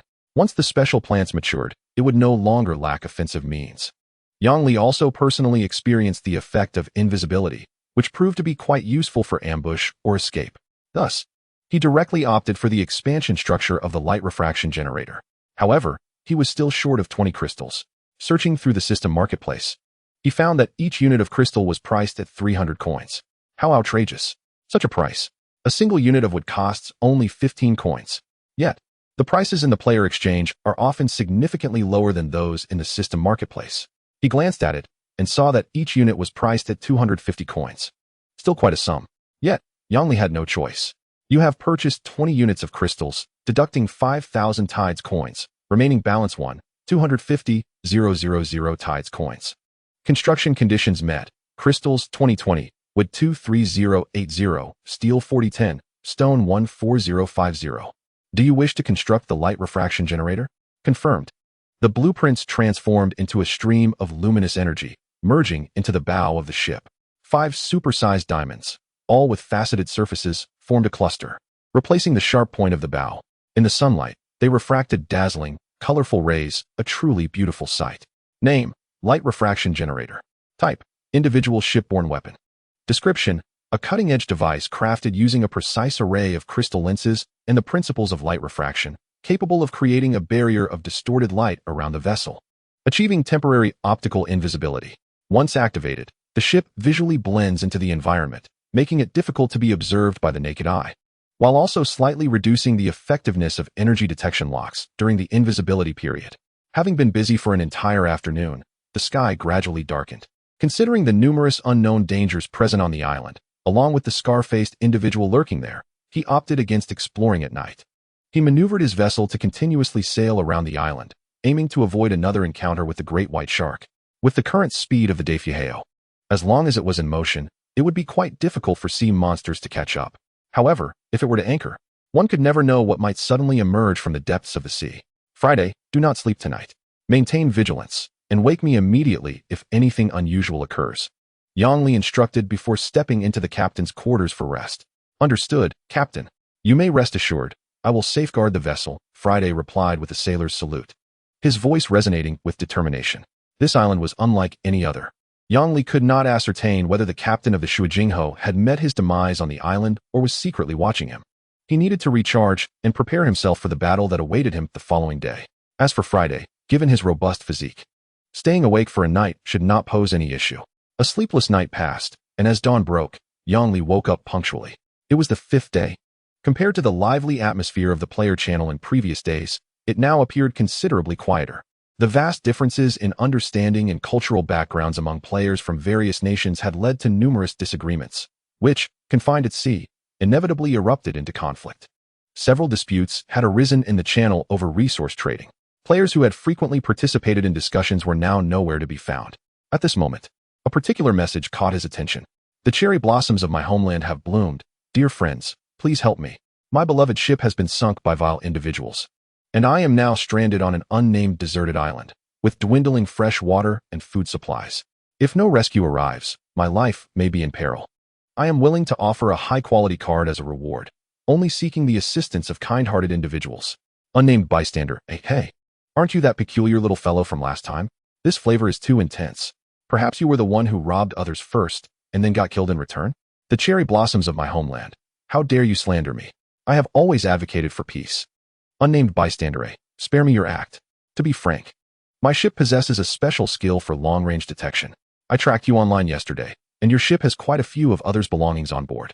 I can provide screenshots of the coordinates showing at least 3 shipwrecks near yours, if you wish. The cherry blossoms of my homeland. You have been blocked. Dragon Master, well done.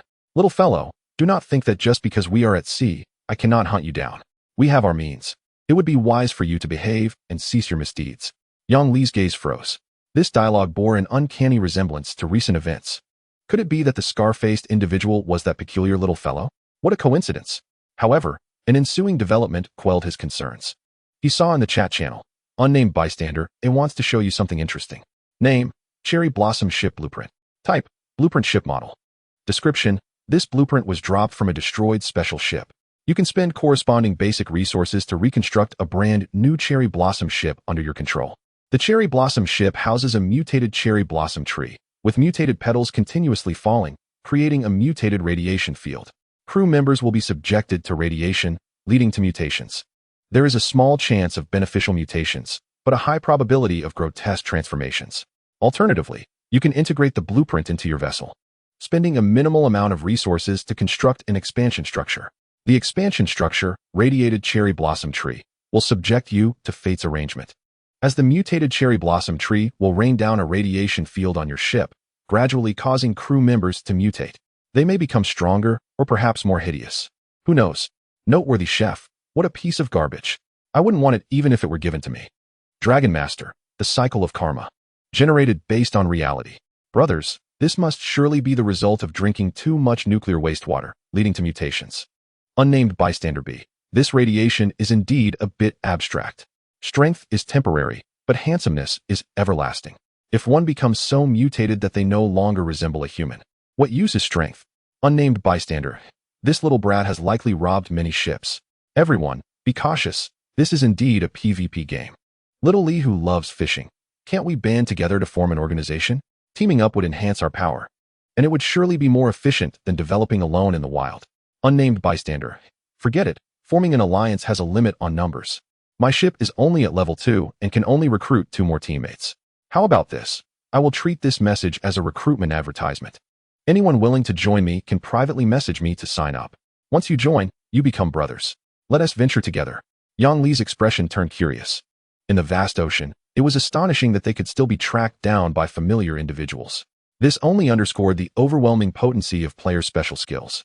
Chapter 15, Island Exploration, Nautical Log, Day 5. Today's weather. The skies are clear, presenting an excellent opportunity for diving into the bay. Marine location, Dinosaur Frenzy remaining sunlight. 8 hours temperature, 20 sea wind force. Level 2, it was Friday, and this time you shall remain aboard to guard the vessel. Yang Li tightened the equipment belt around his waist, his tone grave. According to the sailing speed, the ship would circle the island approximately every 3 hours. Should I require assistance, I will signal with a flare, and you shall come to my aid. He gazed at the faint outline of the island in the distance. Continuing his instructions, should you encounter other players' vessels along the way, maintain a safe distance and avoid confrontation until my return. Additionally, the seedlings aboard have just sprouted, so remember to water them regularly. After the recent ambush, he was determined not to repeat past mistakes. Those elusive special ships, stealthy, shallow-drafted, and even airborne, rendered these waters perilous. The current defenses of the Dai Fu were weak, thus, someone must remain vigilant. He temporarily transferred the ship's controls to Friday. Understood, Captain, Friday replied steadily, his rough fingers gliding gently over the helm.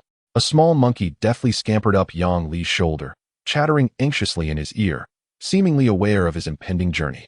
Yang Li affectionately ruffled its furry little head, instructing, stay aboard with Friday to tend to the seedlings and catch any pests, understood? The monkey nodded. Though its comprehension was unclear, Yang Li had grown accustomed to this peculiar creature. It seemed remarkably intelligent, as if it understood his words, regardless of the underlying principle. It was certainly not a disadvantage to have its assistance. With the logistics arranged, Yang Li felt a sense of relief. Before departing, he cast a glance at Friday, removing the insect exoskeleton he wore for himself as a backup. The unknown dangers on the island were vast, and he needed to utilize every available resource. Expect good news. He waved to the crew and turned, leaping into the shallows.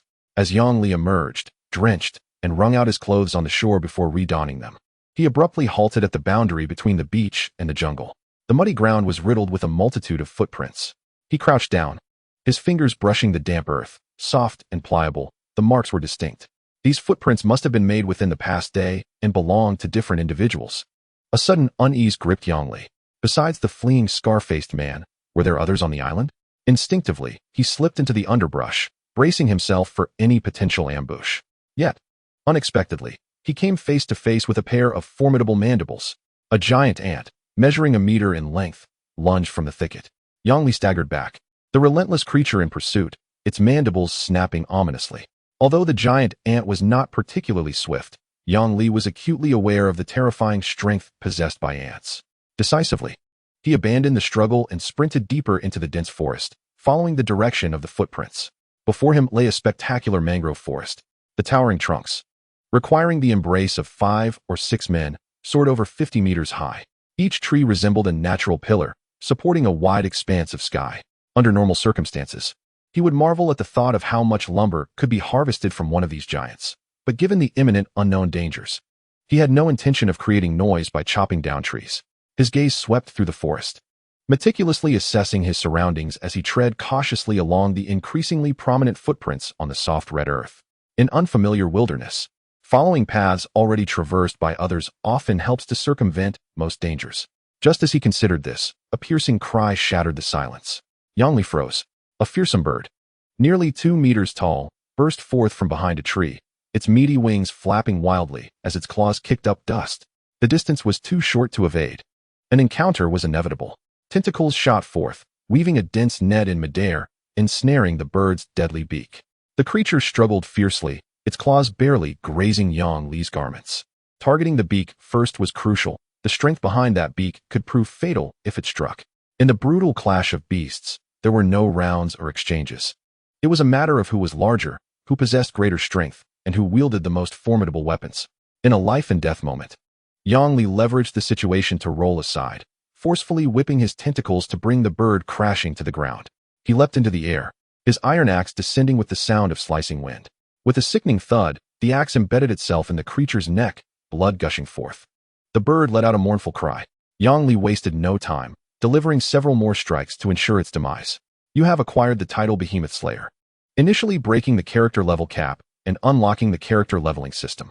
You have slain a Haiji bird LV5, gaining 300 experience. Name: Yang Li. Level: LV1. Experience needed for level 2, 300-500. Constitution: 50. Agility: 70. Strength: 41. Perception: 60. Mentality: 80. The joy on Yang Li's face was fleeting. Before the notification sound had faded, a cacophony of roars echoed from afar. A chill ran down his spine as he scrambled up a steep slope, seeking refuge atop a fallen redwood. The higher vantage point provided a clearer view. Wandering blindly through unfamiliar terrain would only invite attacks from wild dinosaurs, as he had just experienced. Once his perspective broadened, he gasped in astonishment. To his left, a long-necked Lilong, measuring approximately 20 meters, was nibbling on the leaves of a redwood. To his right, a Dajao lion lay motionless atop a tree trunk, seemingly poised for a hunt. Behind him, 3 8-meter-tall Yidalong were clustered together, chasing a large gorilla, while further back, a 3-meter-long Qiansuzhong emerged from a burrow. These were ancient millipedes, the ancestors of centipedes. Thanks to his foresight, Yang Li had avoided a potentially fatal encounter. Had he come face to face with medium or large dinosaurs in the wild, it would have been akin to facing certain doom. Holding his breath, he realized that on this island, humans were at the very bottom of the food chain. He relied solely on his equipment to reach this point. If he were to confront these prehistoric behemoths directly, escaping would likely become an insurmountable challenge. Yang Li remained still, waiting until the Yidalong had moved on before descending from the tree trunk and continuing along the footprints. Why was he so determined to find others on this dinosaur island? The presence of human activity indicated that there were valuable resources worth exploring. Where there are people, there are treasures. Therefore, people equate to treasures. Yang Li could not afford to make the journey in vain. Having arrived, he must witness the state of humanity on the island with his own eyes to feel reassured. Otherwise, the missing owner of the crystal would serve as a cautionary tale. Occasionally, pterosaurs would swoop through the sky, and each time, he would deftly conceal himself using the cloak of shadows. He was acutely aware that pterosaurs were carnivorous dinosaurs capable of flight, making them formidable adversaries in the realm of dinosaurs. Had it not been for the concealment ability of the cloak of shadows, which significantly diminished his presence, he would have been utterly vulnerable. Given the dynamic hunting vision of the dinosaurs and their hunting range far exceeding that of Earth's creatures, a fragile modern man like him would stand no chance against the primal instincts of beasts in the ancient forest. He would surely be mercilessly ravaged by the native dinosaurs, the true rulers of the wilderness. The only reason Yang Li could stride forth with such audacity was due to the effectiveness of his equipment and skills. If utilized properly in specific situations, each of them could be deemed a miraculous ability, potentially saving his life. Chapter 16. The Indigenous Tribe Following the Footprints. Yang Li advanced steadily until he successfully emerged from the mangrove forest. At this moment, he was crouched at the edge of a cliff, gazing down at the vibrant tribal structures below. The terrain before him resembled a colossal sinkhole. On this island ravaged by dinosaurs, it fortuitously formed a natural and excellent sanctuary, capable of withstanding dinosaur incursions. Within the sinkhole, a vast expanse had been excavated, upon which numerous wooden houses were erected. Surrounding the area, a formidable wooden palisade had been constructed to ward off dinosaur attacks. Indigenous people of another world. A thought surged into Yang Li's mind. He had presumed that no humans could survive on this island plagued by dinosaurs. Yet, reality shattered this assumption. Yang Li refrained from making any rash movements. He remained still, observing the indigenous people from his elevated vantage point. His keen eyesight allowed him to discern, even from hundreds of meters away, numerous small figures clad in animal skins bustling about the structures. Some were patrolling on swift raptors, while others rode towering mammoths, transporting hefty logs. Additionally, some were tilling the fields on feathered dinosaurs, cultivating crops. It appeared to be a thriving primitive dinosaur tribe. However, if one overlooked the altar in the center of their territory, adorned with totemic pillars, everything would seem far more idyllic. A bloodied human was bound upon the altar, staining the ground crimson. The style of his attire suggested he was likely the scar-faced player from the crystal. However, judging by the commotion, this unfortunate soul had likely been dead for some time. According to the direction of the footprints, it was highly probable that he had just landed on the shore and had not succumbed to a dinosaur attack, but had instead been captured by these indigenous people. Yet, if he had been captured, why was there no distress signal in the chat channel? To investigate, Yang Li specifically opened the chat channel, searching for keywords such as help, indigenous, and captured, attempting to uncover any relevant past communications. However, there were none. Not a single plea for help could be found. His expression darkened as he hurriedly revisited the distress messages from that fateful day. He had witnessed one with his own eyes. Surely, it couldn't he have vanished as well? To his dismay, that message was also gone. The avatar had turned black. Had the plea for help been devoured? Yang Li felt a wave of frustration wash over him. It was no wonder he had sensed a vibrant atmosphere in the chat channel previously. It seemed that upon entering this world, everyone appeared to be thriving, even engaging in banter. Even with billions perishing in mere days, the chat channel had not echoed with despair or sorrow. During that time, Yang Li had not seen a single plea for help. Now it became evident that a multitude of unfortunate souls had been oblivious to the fact that their cries for assistance had vanished into silence. Their distress signals had gone unnoticed. All signs pointed to the possibility that the system did not wish for players to unite and assist one another. Those incapable of surviving on their own were left to await their demise. Yang Li sighed softly. Yet, as he gazed once more at the indigenous people below, his eyes sharpened with resolve. At that moment, he firmly decided to pursue a singular path. Prior to this, Yang Li had contemplated the possibility of a peaceful engagement with this world, whether with players or the indigenous people. The ideal scenario would be for all to thrive together, supporting one another in times of need, embarking on adventures in this world, and surviving until the end. However, that avenue was now irrevocably severed. Their identities had been solidified from the moment this maritime game commenced. They might not be the romanticized survivors, intrepid explorers, or valiant players envisioned, but rather akin to bandits, pirates, or invading antagonists, wreaking havoc upon the local ecosystem like a swarm of locusts, consuming all in their path. In an instant, Yang Li recalibrated his self-perception, reconstructing his understanding of the world. So be it. This was merely a waypoint for a group of NPCs. If resources are left untaken, when will players ever rise to power? He critically analyzed the formation of the indigenous tribe below. These natives had tamed dinosaurs, and should they discover his presence, his solitary escape would be impossible, given their intimate knowledge of the surrounding environment. However, the greater the tumult, the more valuable the catch. The opportunity had arisen. To not take a chance would mean remaining forever beneath the tide. Thus, Yang Li resolved to wait until nightfall, when the abilities of the Cloak of Shadows would be significantly enhanced, before infiltrating the tribe. He had not forgotten his purpose. He was not here on a holiday. Resources were essential for augmenting his strength. If he could not contend with the ferocious beasts, could he not manipulate these human natives? In comparison to the savage creatures, the weaknesses of humanity were countless. With this determination, Yang Li awaited the setting sun. Soon, darkness enveloped the land. The tribe ignited bonfires, and the watchtower was illuminated by blazing torches. The indigenous people sat in a circle around the central bonfire, engaging in a rhythmic hunting dance. The others roasted meat and exchanged words, numbering around 40 to 50 individuals. Yang Li spent 15 fragments of source flow to activate a mark, using the system assistant to craft a lasso, which he secured to the cliffside. He then descended rapidly like a special forces operative, landing soundlessly. The entire process did not disturb the watchful sentinels of the indigenous tribe. Perhaps they had only ever faced dinosaurs and had never encountered a thief, thus lowering their vigilance considerably. However, it mattered not. They would soon learn. Yang Li evaded the firelight, seeking paths shrouded in darkness. Utilizing the cloak of shadows, which greatly diminished his presence at night, he moved as if in an uninhabited realm. He first stealthily slipped into a wooden hut, quickly scanning the dim environment. Within the dwelling lay a bed draped in animal hides, while the walls were adorned with the skulls of unknown beasts. Several strands of dried, roasted meat emitted a savory aroma. After confirming no one was present, he began to explore the surroundings. The room offered little in terms of storage, but a wooden chest nestled in the corner stood out prominently. He quietly opened it, and the system interface illuminated immediately. You have opened the treasure chest and received the following spoils: 15,000 tide coins, 1 ivory bracelet, 1 flying dragon crystal, a gas mask, a damaged diving suit, a broken stone pickaxe, a damaged stone axe, a tattered animal hide garment. Time was of the essence. Any delay could bring peril. Yang Li did not linger over the contents, swiftly scanning all items into his storage card. He then slipped into another stone structure. This stone house was the tallest in the entire tribe, likely the residence of the tribal leader or chief. The first sight to greet him was a long knife glimmering with a peculiar sheen on the wall of the master bedroom. Name: Throat Slasher.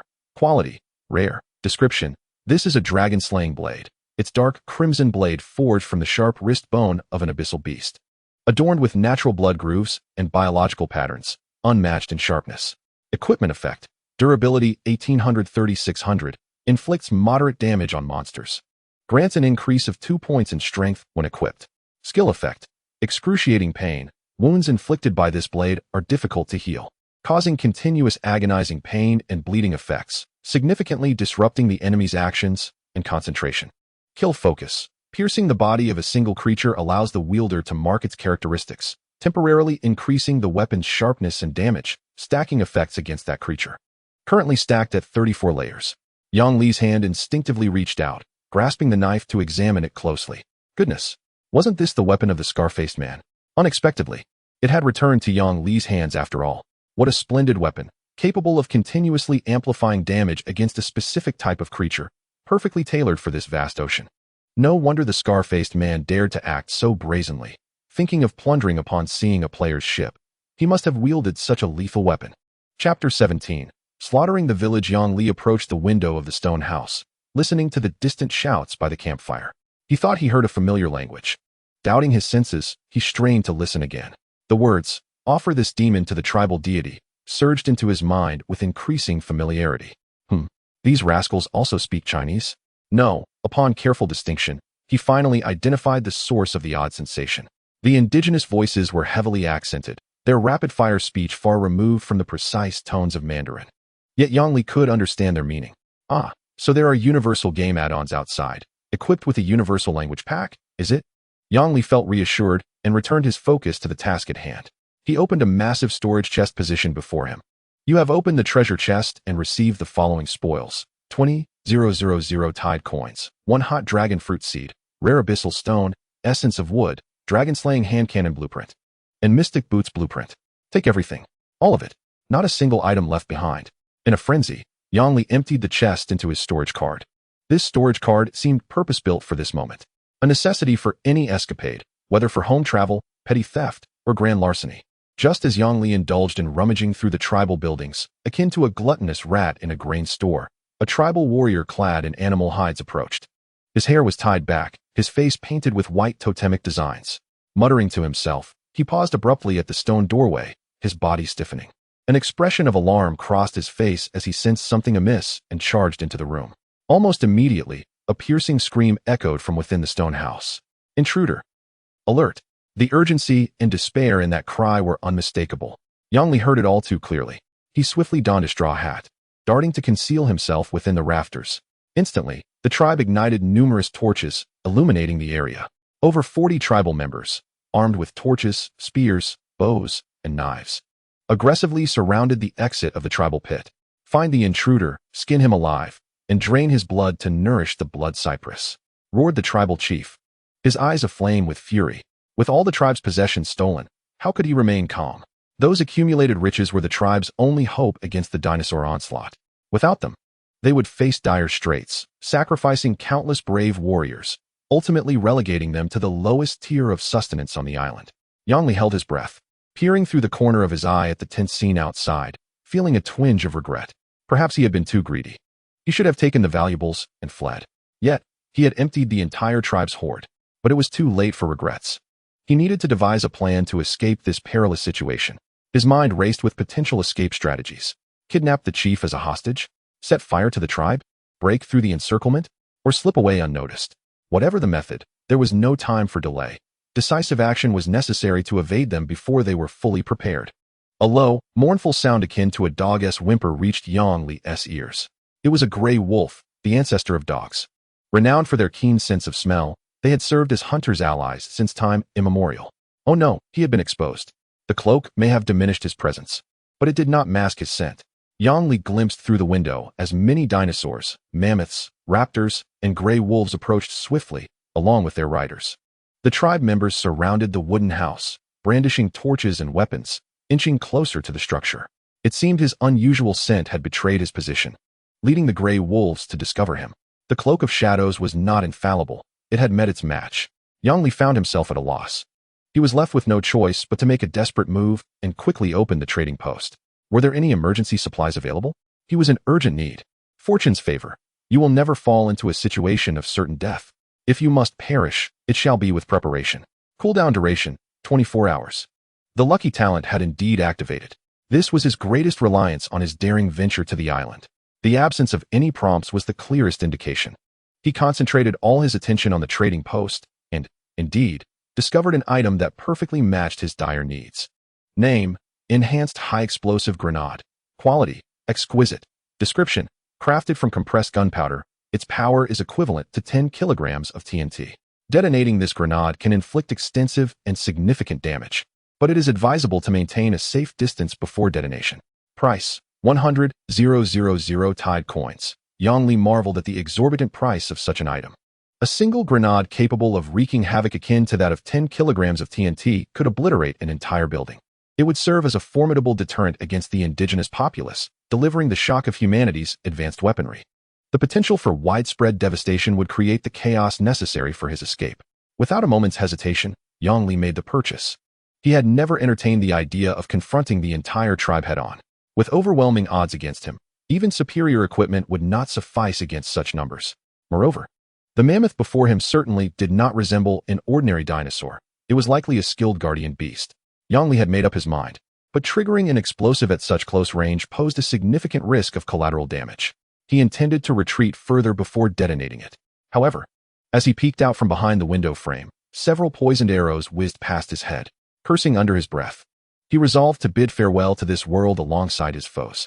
Gritting his teeth, he grasped the cylindrical metal grenade tightly. Donning his insectoid bone armor, he summoned all his strength to ignite the high-explosive grenade and hurled it as far as possible, hoping to mitigate its blast impact on himself. 3, 2, 1, boom. Yang Li dove to the ground, burying his head beneath the bed, his rear in the only part exposed. A violent fireball erupted, sweeping across the entire pit. The wooden structures of the tribe collapsed like a line of dominoes. The force of the shockwave sent Yang Li flying into the debris, rendering his vision hazy. A deafening ringing filled his ears, and the system log echoed a series of kill notifications. Yet, in his dazed state, he could not comprehend the messages. His body ached as if he had been struck by a vehicle, and he lay on the ground, momentarily unable to rise. He had underestimated the grenade's power. After an indeterminate amount of time, he finally crawled out from the rubble. The insectoid bone armor had not entirely shielded him. A gaping wound marred his backside. The skin burned and raw. The pain was excruciating. As he cautiously circled the pit, the scene before him was enough to send a chill down his spine. Remnants of dismembered bodies littered the area, and he could not find a single intact corpse. Strikingly, the towering mammoth displayed remarkable vitality, having survived the terrifying explosion. Albeit gravely injured, it lay on the ground, blood oozing from its body, its chest heaving in distress, indicating it had sustained life-threatening wounds. Yang Li approached the fallen mammoth and raised his Xiao Chun Dao, aiming for its abdomen, mimicking a warrior's precise strike. However, hesitating out of caution, he first scanned it with his log chip. Detected unclaimed battle pet. Do you wish to capture the Sun Ji mammoth? Yang Li's eyes lit up. With a swift motion, the Sunji mammoth transformed into a streak of light, merging into the card. Name, Sunji mammoth. Type, battle pet dinosaur. Status, severely injured. Near death. Level, LV25. Affiliation, elemental wood. Attributes, health 16, attack 9, defense 12, speed 6, spirit 8. Endurance 7. Description, measuring 9 meters in length and standing 5 meters tall, it was once the guardian deity of a tribe, now gravely wounded. As a member of the Sunji mammoth lineage, it possesses the innate ability to efficiently gather plant resources and exhibits commendable combat prowess, making it an excellent ally for constructing shelters. Skill effects, inspiring roar. The Sunji mammoth emits a soul-shattering roar, dispelling fear effects from allied units and bestowing an inspiring effect on all allies who hear it, increasing overall resistance and damage output by 10 for 15 seconds. Thorny armor. The mammoth's body is perpetually covered by a layer of thorny armor. When subjected to melee attacks, it automatically rebounds a portion of the damage and has a 15 chance to inflict bleeding on the attacker. Earth-shattering stomp. The mammoth stomps the ground, harnessing the Earth's power to summon activated roots from the specified area, dealing moderate physical damage to all enemies within range and applying a binding effect for 3 seconds. Yang Li was astonished that his first battle pet was essentially obtained through a stroke of fortune. The little monkey did not count, as it was merely ornamental. The incomplete dinosaur taming guide had yet to be utilized, and he had seamlessly bypassed the usage tutorial to acquire a Sunji mammoth. Afterward, he surveyed the battlefield once more. The cultivated crops had been utterly annihilated, reduced to mere remnants. The sight of the clothing was too ghastly to bear. After thorough searching, he managed to unearth the charred remnants of the scarred face, now reduced to a single blackened wrist embedded with a log-shaped chip. No matter how Yang Li fiddled with it, it remained unresponsive. Resigned, he stored it within the log chip, although he could not access its storage space. It was not entirely in vain. The rare quality Shouchun Dao was likely something the owner had sacrificed much for, and now it belonged to Yang Li. Chapter 18. The Origin of the Pirate Crew, Nautical Log. Day 6. Today's weather, light rain. The stronger the winds and waves, the more valuable the fish. Ideal for fishing, but not for making fire. See location, Dinosaur Frenzy. Daylight duration, 7 hours. Temperature, 15 to 20 C. Wind force, level 3. Yang Li returned to the Daifu ship. He could not help but admire the versatility of the tentacles, which not only assisted in swimming, but also in climbing trees. He ascended the tallest tree on the island, reaching nearly 300 meters, and with the help of his glider, he leapt down, soaring across half of Dinosaur Island before landing on the shore. Upon returning to the Daifu ship, he found Friday watering the seedlings. Captain, these plants are in a critical growth phase and require a great deal of water. Initially, I watered them once a day, but now I must do so 3 times daily, Friday reported. He had gained some experience in cultivation and could now discern the seedlings' growth needs. Well done. You deserve a reward of 2 hours of fishing, Yang Li commended him. This was not merely exploitation. Yang Li had discovered that Friday was an avid fisherman. Once he started, he would either fish for an entire day or sit for days on end. Understood, Captain, Friday replied joyfully. Seizing the fishing rod and heading towards the side of the ship, Yang Li then pulled out his spoils, realizing he had gathered an overwhelming amount of miscellaneous items from the indigenous tribe. Some items possess value, while others may be of potential worth, but are currently of no use to him. In Yang Li's eyes, some are merely trash. A selection process is necessary. He retrieved the schematics for the Huolong Shou Pao and the Mi Fag Su, glancing at them briefly. The names were indeed impressive, leading him to believe he had stumbled upon treasures. However, upon closer inspection, he discovered both to be of excellent quality, yet their skill effects were disappointingly subpar. They required the collection of substantial materials to craft outstanding equipment, rendering the forging process inefficient. It would be far more advantageous to acquire ready-made gear from the marketplace. If they had been exceptional schematics, he might have considered keeping them. As it stands, he dismissed them. Yang Li understood that the price of schematics often exceeded that of finished products, particularly for high-quality designs. An exquisite piece of equipment could fetch up to 100,000 coins, while its exceptional schematic might command 5 to 10 times that amount. After all, the distinction between a finely crafted item and the concept of wholesale exquisite gear was clear to all. Thus, Yang Li categorized them among his reserves for short-term disuse and listed them for sale in the marketplace, aiming to convert them into readily usable title coins that could swiftly translate into combat power. Before long, the 2 schematics sold for an astounding total of 200,000 coins. Following this, he turned his attention to directly usable equipment. Name: abyssal gemstone. Type: equipment advancement stone. Quality: rare. Description: an extraordinary mineral sourced from the abyssal rift. It encapsulates chaotic yet pure energy, serving as a crucial catalyst for enhancing equipment quality. Usage effect: at the enchantment table, fuse the target equipment with this gemstone. The enhancement process is irreversible, capable of elevating a piece of excellent quality equipment to rare quality, significantly boosting its fundamental attributes.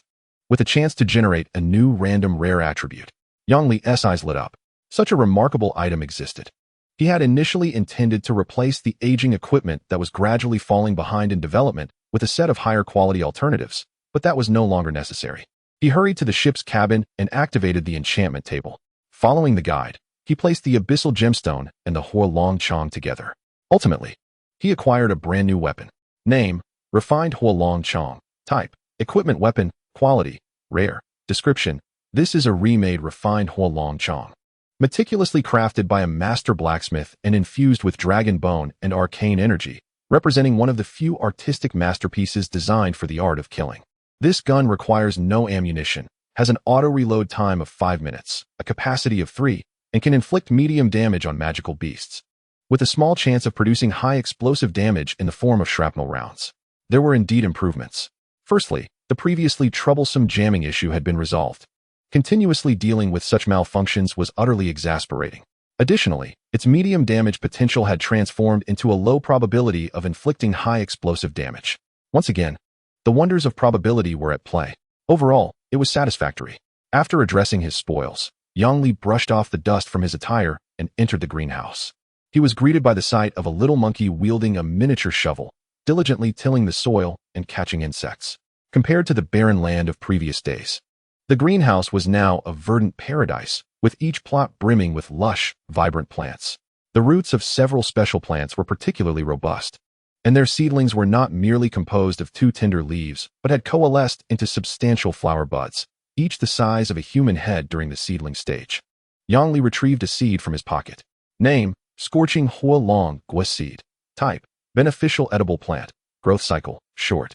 15 nautical days. Description: scorching Hua Long Gua despises moisture and cold, requiring cultivation in dry, hot environments. Its skin is a blazing red, adorned with scales reminiscent of cooling lava, and upon maturity, it emits a pleasantly warm glow. Skill effect: warmth dispersion. Releases a warm aura centered around its growth point, dispelling cold within the vicinity and accelerating the growth of surrounding plants. Delicious and useful, consuming its fruit grants a temporary boost of 1 point in strength. Evaluation: sailors affectionately refer to it as the little sun aboard the ship. During the long, chilly, and damp voyages, a deck illuminated by its presence is the epitome of luxury. However, one must remember that this warmth carries a hint of temper. Do not attempt to plant it alongside the Bingjing lawn, unless you wish to witness a botanical battle of ice and fire, with your cabin as the battleground. The positive reviews were commendable. These special plants even had nemesis. Yangli could not help but chuckle. The Hua Long Gua was indeed a practical plant. While it lacked any outstanding offensive capabilities, its advantage lay in its ability to continuously provide a beneficial warmth buff. Should he venture into frigid waters in the future, it would undoubtedly prove invaluable, akin to a natural furnace aboard the ship, alleviating the fear of freezing. After tending to the soil and inspecting the little monkey's diligent work, he was satisfied and exited the greenhouse. As for the source of the little insects, who knew? Those tiny eggs always seemed to cling to the most inconspicuous things. With some leisure time, Yangli opened the chat channel. To his surprise, the channel had regained its lively atmosphere, despite the numerous conflicts among players. The convenience of chatting evidently proved irresistible.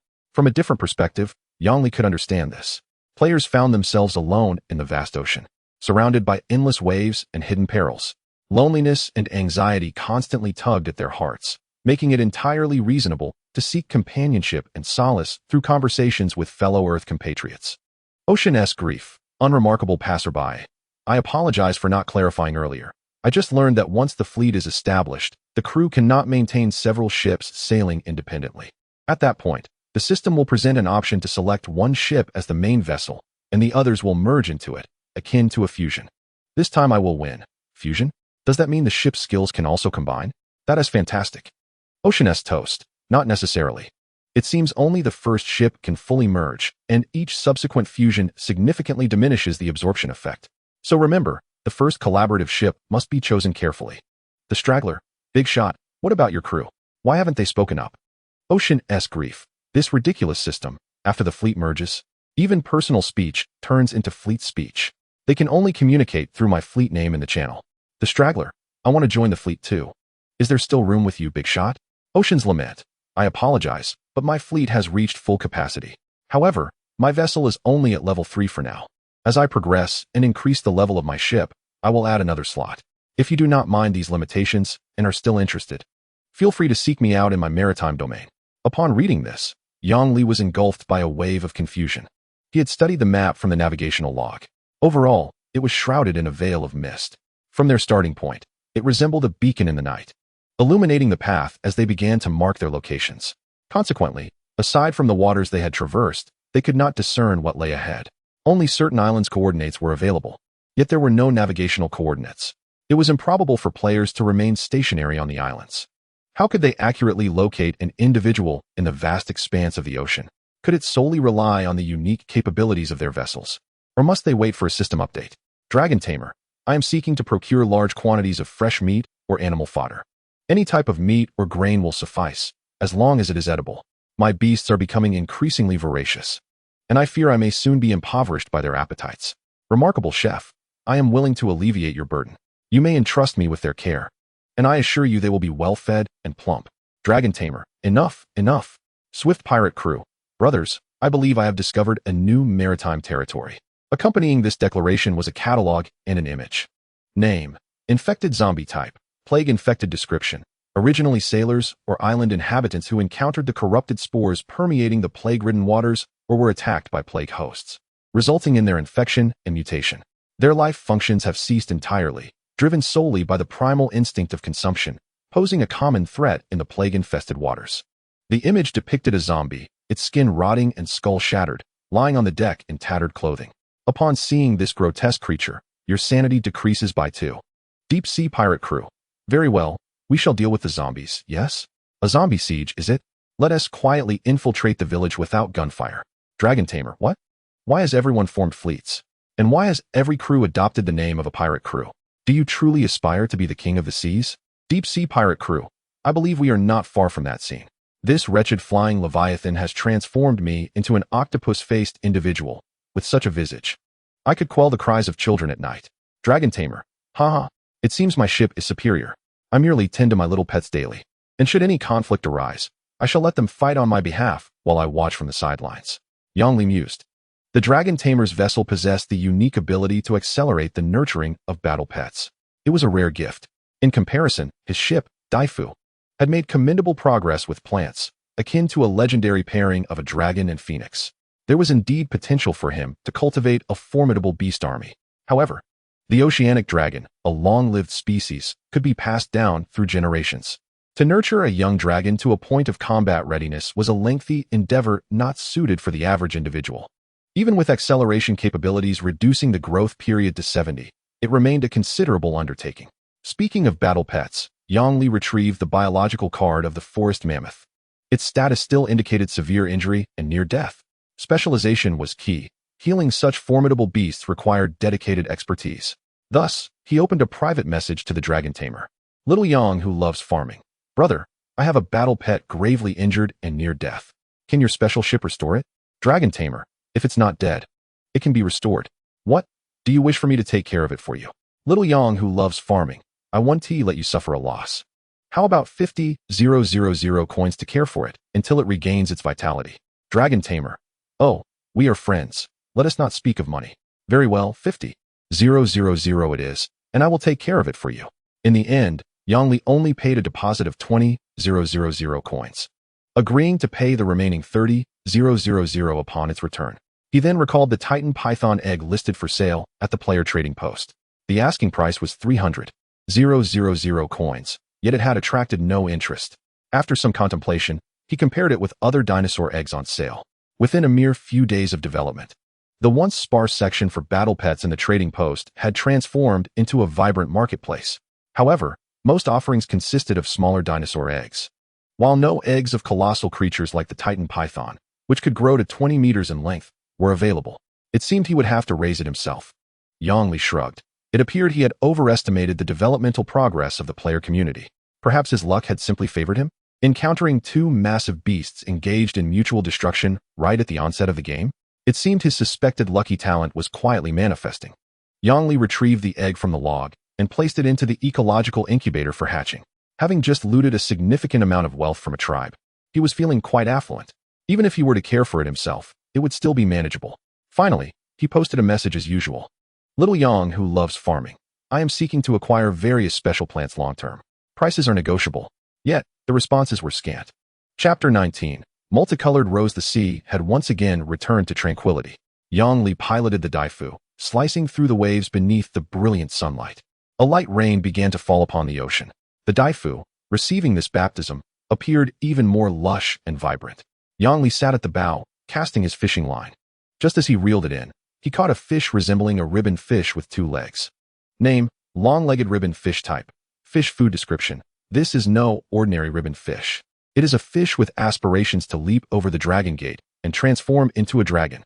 Thus, it has grown long legs, hoping to one day walk on land. Its flesh is tender and delectable. Yang Li placed the long-legged ribbon fish into his fishing bucket. However, he felt an itch on his arm, as if it had been pricked by some plant's leaves. Upon turning around, he was startled to see the deck of the Daifu overrun with wild grass. Nearly half his height, vines had even sprouted wild mushrooms along the ship's railing. How could it have grown so much in such a short time? Friday, he called out to his servant. Fetch a sickle and clear this wild grass. If it continues to grow, I shall soon resemble a wild captain. Understood, Captain, replied Friday.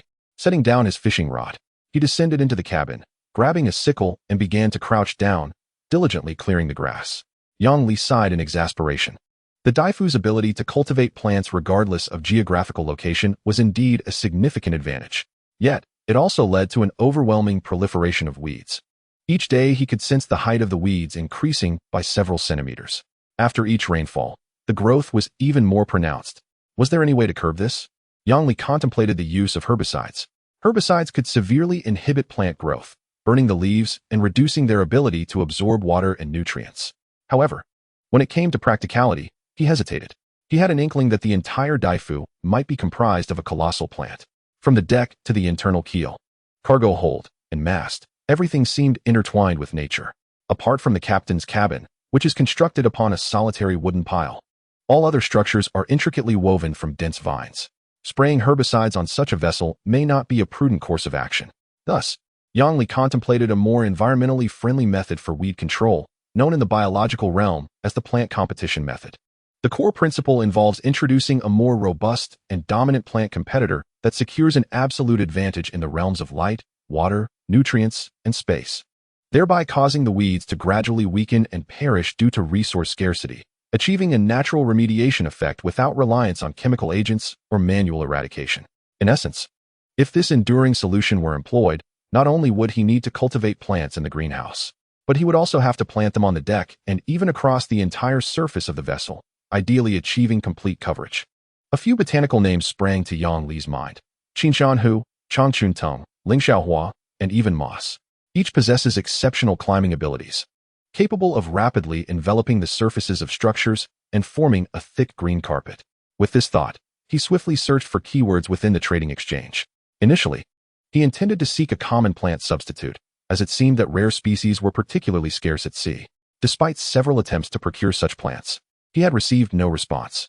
However, this time, when Yang Li habitually searched for special plant categories within the exchange, he indeed discovered a new and extraordinary plant. Name: colorful rose seeds. Type: magical guardian plant. Growth cycle: approximately 30 nautical days. Description: a variant of rose improved by ancient elven magic, featuring petals of 7 colors. Its root system secretes special substances to reinforce its attachment to the substrate. It was once the flower of protection for the Elven Kingdom, embodying not only exquisite beauty but also formidable protective powers. It thrives in sunlight, is drought-resistant, and possesses extraordinary vitality. Skill effects: rapid spread. The vines of the colorful rose grow at an astonishing rate, swiftly covering designated structures or vessel surfaces. Plant hardening. When subjected to physical impact, The surface of the structure covered by the colorful rose instantly activates a layer of hard plant coating, significantly enhancing the structure's defensive capabilities. Rose Guardian, one-time use when the colorful rose senses a fatal destructive force. All flowers bloom simultaneously, forming a radiant shield of colors that absorbs a single attack completely. After use, all flowers wither instantly and can only be utilized again once the petals have regrown. Evaluation. This plant is undoubtedly the queen of the botanical realm. When she unfurls her seven-colored skirt, even the most ferocious, bloodthirsty sunflower bows its head. However, be cautious should you attempt to hybridize her with ordinary roses. By the next day, you will find those ordinary roses relocated 100 meters away. The side of the ship's wall that receives the best moonlight must always be reserved for Her Highness, for elegance is eternally in vogue. Price: 999. 999 tidal coins. This plant is akin to armor in the botanical world, perfect for defending a vessel. Yang Li, initially brimming with excitement, suddenly encountered that exorbitant price, leaving him with a feeling of incredulity. Was this individual genuinely attempting to sell it? He could not help but wonder whether someone was merely showcasing their prized possession on the marketplace out of sheer boredom. Surely, that could not be the case. Players listing items in the exchange have the option to conceal their names prior to listing. Many, including Yang Li, typically default to anonymity. Yet, the seller of the colorful rose boldly revealed their name. AI Wayer. Yang Li grimaced and stomped his foot in frustration. Nevertheless, considering the plant's rarity, he could not resist clicking on AI Wayer's avatar to open a private chat window. The name suggested a foreigner, prompting him to carefully choose his words. After all, he was in need of assistance and wished to appear as amicable as possible. Love farming little Yang. Hello? May I inquire if you are willing to sell your colorful rose seeds? I sincerely require them, and I am open to negotiation on the price. To Yang Li's surprise, as soon as he sent the message, the other party responded immediately. AI Wayer, can you cultivate this plant? A rather peculiar question. If I couldn't grow it, what would be the purpose of purchasing it? Love farming little Yang. Yes, my vessel is quite unique and can cultivate these special plants. So, will you sell the seeds? AI Wayer. Certainly, but I need to verify the truth of your statement. Could you share your ship's information with me? Yang Li's expression darkened. Share my information? How presumptuous. Each player's unique ship possesses distinct skills, akin to their most significant trump card. We are strangers. Would you strip me of my secrets so readily? Love farming little Yang. I cannot disclose all the information, but I can withhold certain details and share just one skill with you. Would that suffice? AI Wayer, of course. I only need to confirm your ability to cultivate this plant. Thus, Yang Li sent the introduction and planting skill of his ship, Crazy Dave. On the other end, there was a long silence, with no immediate reply. Just as Yang Li began to grow impatient, the chat window flickered to life. AI Wayer, I can give you the seeds of this plant for free, but you must agree to one condition. Is that acceptable? Upon hearing this, Yang Li could not help but furrow his brow. He was not fond of such vague stipulations. A straightforward transaction with a clear price is far more convenient. After all, opportunities that seem too good to be true often come with hidden costs. Yet, he did not want to outright refuse. Love farming little Yang. Please tell me what the condition is. If it is too difficult, I will have to decline. AI Wayer. Although this may seem presumptuous, would you be willing to team up with me? I really need your abilities. Yang Li was taken aback. At that moment, numerous thoughts raced through his mind, speculating on the other party's intentions, which likely pertained to the colorful rose. Finally, he cautiously inquired, Love farming little Yang. You haven't perhaps received some sort of elven inheritance? Have you? AI Wayer. Yes, to demonstrate my sincerity, I can show you this. Name, Elven Crown. Type, Inherited Sacred Artifact. Bound. Quality, Heroic. Description, the supreme symbol of authority of the ancient Elven Kingdom's Emerald Court, woven from branches of the World Tree and Dew of Dawn. Containing the power of ancient botanical contracts. Skill effects, Bloodline Awakening. The bearer activates the latent elven bloodline within, gaining basic abilities to communicate with plants. Natural Domination significantly enhances affinity and control over plants, enabling the manipulation of ordinary plants to accelerate growth, entangle, or defend.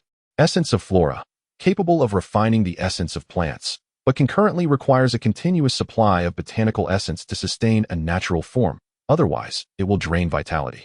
The purity of the essence and the strength, type, and quantity of the plants are interconnected. In the realm of all things that grow, you shall be crowned king. Wielding the power of Flora, By consuming a substantial amount of plant essence, you can instantaneously provoke the frenzied growth of vegetation within a designated area, creating a forest domain. Within this realm, you possess all attributes at level 5, a proficiency in magic at 100, magic damage at 100, and a mana recovery rate of 100. Such is the quality of a hero. Yang Li felt a profound imbalance in his heart upon witnessing this extraordinary item. Chapter 20, Collaboration. If it hasn't tea opened, then it simply hasn't tea, right? Yang Li was overwhelmed by the exceptional talents of these gifted beings. After taking a deep breath and contemplating for a long while, he concluded that this piece of hero-grade equipment was the highest he had ever encountered, without exception. Had he not overheard the words of Haiyang Zhishang, he would have readily accepted the proposal to team up with such a formidable ally. However, the term team up now seemed to warrant a question mark. A fleet could only host a single ship, and henceforth, it would bear a singular fleet title, forsaking personal names. Rather than a collaboration, it felt more akin to submission, annexation, or subjugation. The opposing party, wielding such an extraordinary piece of equipment, would undoubtedly achieve immeasurable success in the future. It was inconceivable that they would lower themselves to become his second-in-command. Yet, he found himself devoid of any desire to form a team, with no certainty that he would in the future. As a lone wolf player, his greatest fear was being held back by others. With these thoughts in mind, he resolved not to offend her, even if he could not acquiesce to her request. Thus, Yang Li carefully crafted his response. Aizhongshan de Xiaoyang, you seek a vast quantity of plant essence? However, I currently only possess tender seedlings. The implication was clear. His modest enterprise could hardly support such a substantial demand. I Wei Er, rest assured, I do not aim to seize everything for myself, but rather to complement the plants. I can expedite their absorption and growth, completely compensating for any essence lost. Aizhongshan de Xiaoyang, I am perplexed as to why you would choose me. Amongst so many players, there should be numerous ships with special skills capable of cultivating this plant. No? I Wei Er, to be candid, I have been searching for the past few days. As you can see, when I listed this colorful rose in the marketplace, many expressed interest, yet without exception, they were unable to cultivate it. To put it bluntly, you are my only option at this moment. Yang Li pondered. So, I am indispensable? He considered other excuses to decline. Aizhongshan de Xiaoyang, isn't the colorful rose also a type of special plant? I have previously collected its seeds elsewhere, indicating it can grow in the wild. You could easily seek it out yourself. I Wei Er, Mr. Yang, you may harbor some misconceptions about special plants. They are not inherently special. Rather, they are the concentrated essence of flora, the rare spirits of nature that have undergone evolutionary transformation among millions of plants. Their numbers in the natural world are exceedingly scarce, not due to weak reproductive capabilities. On the contrary, they possess seeds in many locations.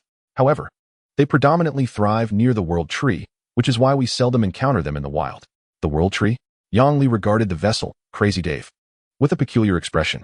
Could it truly be a world tree disguised as a ship, or merely a remnant of one? After all, he had obtained a pot of illusory mist mushrooms aboard the crystal vessel. Aizhongshan de Xiaoyang, but I have seen a pot of special mushrooms elsewhere. How do you explain that? I Wei Er, certain special plants can indeed be cultivated in the wild, but they often fail to thrive, wilting before maturity due to a lack of essential nutrients. If these conditions are not met, it is certain that a subsidiary branch of the world tree is nearby. You may inspect it. Moreover, in this world, there is not merely one world tree, but rather a concept encompassing a highly advanced category of flora. Oh, the pieces fell into place. The illusory mist mushrooms were indeed in their seedling stage, and Yang Li had never encountered a mature special plant in the wild. Aizhongshan de Xiaoyang, how do you possess such extensive knowledge? Is it related to the legacy of the elves? I Wei Er, indeed, I hope this information proves helpful. Aizhongshan de Xiaoyang, very well, I have no further questions. If you truly wish to team up, I am willing. But I have one condition. I must be the captain of this fleet. Can you accept this? This was Yang Li's bottom line. No matter how enticing the benefits laid before him, if she did not agree to his leadership, he would promptly take his leave. Once players formed a fleet, the crew became subordinate to the captain, compelled to act according to their whims. After having traversed such perilous realms, he had no desire to place another leader above himself. Furthermore, Yang Li had witnessed countless scams in his homeland, where deceivers lured victims with seemingly enticing offers.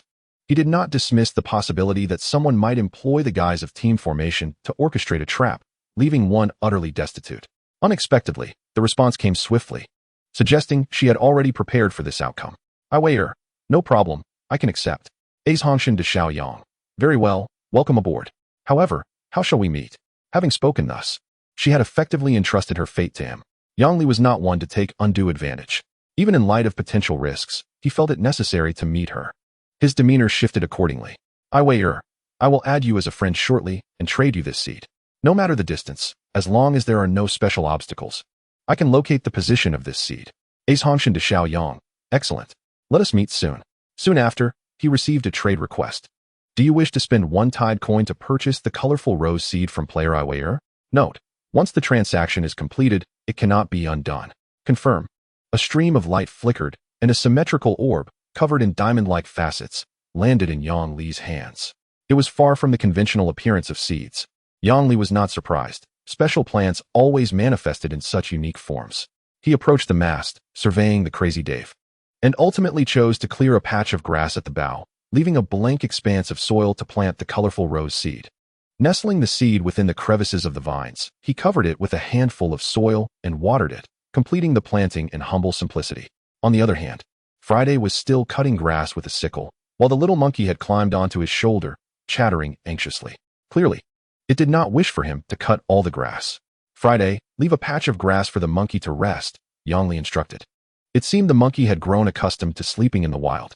Previously, he had constructed a doghouse for it using straw. The little monkey never once entered to sleep, spending its days either hanging from the mast, climbing, catching insects in the greenhouse garden, or trailing behind them, seemingly busy with unknown pursuits. Good captain, Friday promptly replied. Upon hearing this phrase again, Yang Li could not help but scrutinize both him and the monkey seriously, ultimately concluding that Friday was merely a dog clad in human skin, barking only good captain. Meanwhile, the monkey could only emit its chattering cries and would be better off renamed Mad Zoo. Pulling back his thoughts, Yang Li opened his personal attributes panel. Following yesterday's fierce battle, he had reaped significant rewards but had yet to examine his personal panel attributes. Name, Yang Li. Status, light injury. A body outline in a light green tone with a slightly reddened posterior energy, 95-100. Below 50 indicates drowsiness and fatigue. Below May 20th lead to fainting. Rationality, 100-100. Below 50 results in madness. Below 30 leads to inability to distinguish friend from foe. Below May 10th cause unknown mutations. Health, 90-100. Constitution, 50-91, related to recovery speed, growth absorption, resistance, etc. Agility, 70-62. Strength, 41-22. Perception, 60. Spirit, 88. Talent, fortuitous fate. Unique, you never believe in destiny. Your luck threshold is 1. And your luck will never drop below 1 point, nor will you ever fall into a certain death situation. When luck significantly decreases, the lost luck will manifest in the form of a powerful external aid. Level, LV1. Experience needed for upgrade, 652-5000. Yang Li clicked on the level interface and discovered an option to upgrade. It seemed that experience could be stored until the time of upgrade. Thus, he directly consumed experience and clicked to upgrade. Name, Yang Li. Level, LV2. Experience needed for upgrade, 612-5000. Constitution, 60-91. Agility, 80-62. Strength, 51-22. Perception, 75. Spirit, 98. Upgrading not only altered his attribute points, but also transformed Yang Li's perception of his own body. He could distinctly feel his physique becoming more robust, with heightened clarity in his surroundings. However, as the enhancement was not particularly significant, the external manifestation of his body remained modest. Yang Li counted. He had merely leveled up once, with all attributes increased by 1, totaling 5 points, far exceeding the limit of a monster's single attribute increase upon leveling up. How terrifying, he mused. Wouldn't T leveling up several times turn him into a superhuman? However, after reaching level 2, his smile faded. The upgrade bar, which originally required only 500 experience, had suddenly transformed to require 5,000. An ominous premonition washed over him as he clicked to upgrade again. Level, LV3. Experience needed for upgrade, 112-50,000. Constitution, 80-91. Agility, 162. Strength, 71-22. Perception, 95. Spirit, 110-8. Yang Li felt significant changes in his muscle definition and body outline. Previously, his physique was quite balanced, but now it had shifted towards a more solid build. He counted again. This time, all attributes increased by 2, totaling 10 points for this level, far beyond the typical random allocation of a monster's attributes upon leveling up. Yet, the subsequent experience requirement had multiplied tenfold, exploding exponentially. Yang Li was deeply astonished. He suspected a flaw in the system's calculations during parameter settings. If each level required 10 times the experience, then later levels would demand 50. 000, 500, 000, 5, 000, 000, and even 50, 000, 000, 500, 000, 000 experience for a single level up.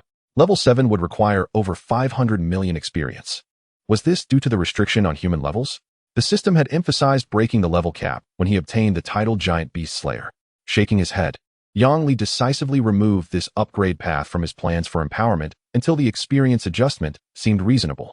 He would treat it as non-existent, out of sight, out of mind. It felt quite good. Chapter 21. Sea Monsters in the Storm, Nautical Log, Day 7. Today's weather, torrential rain.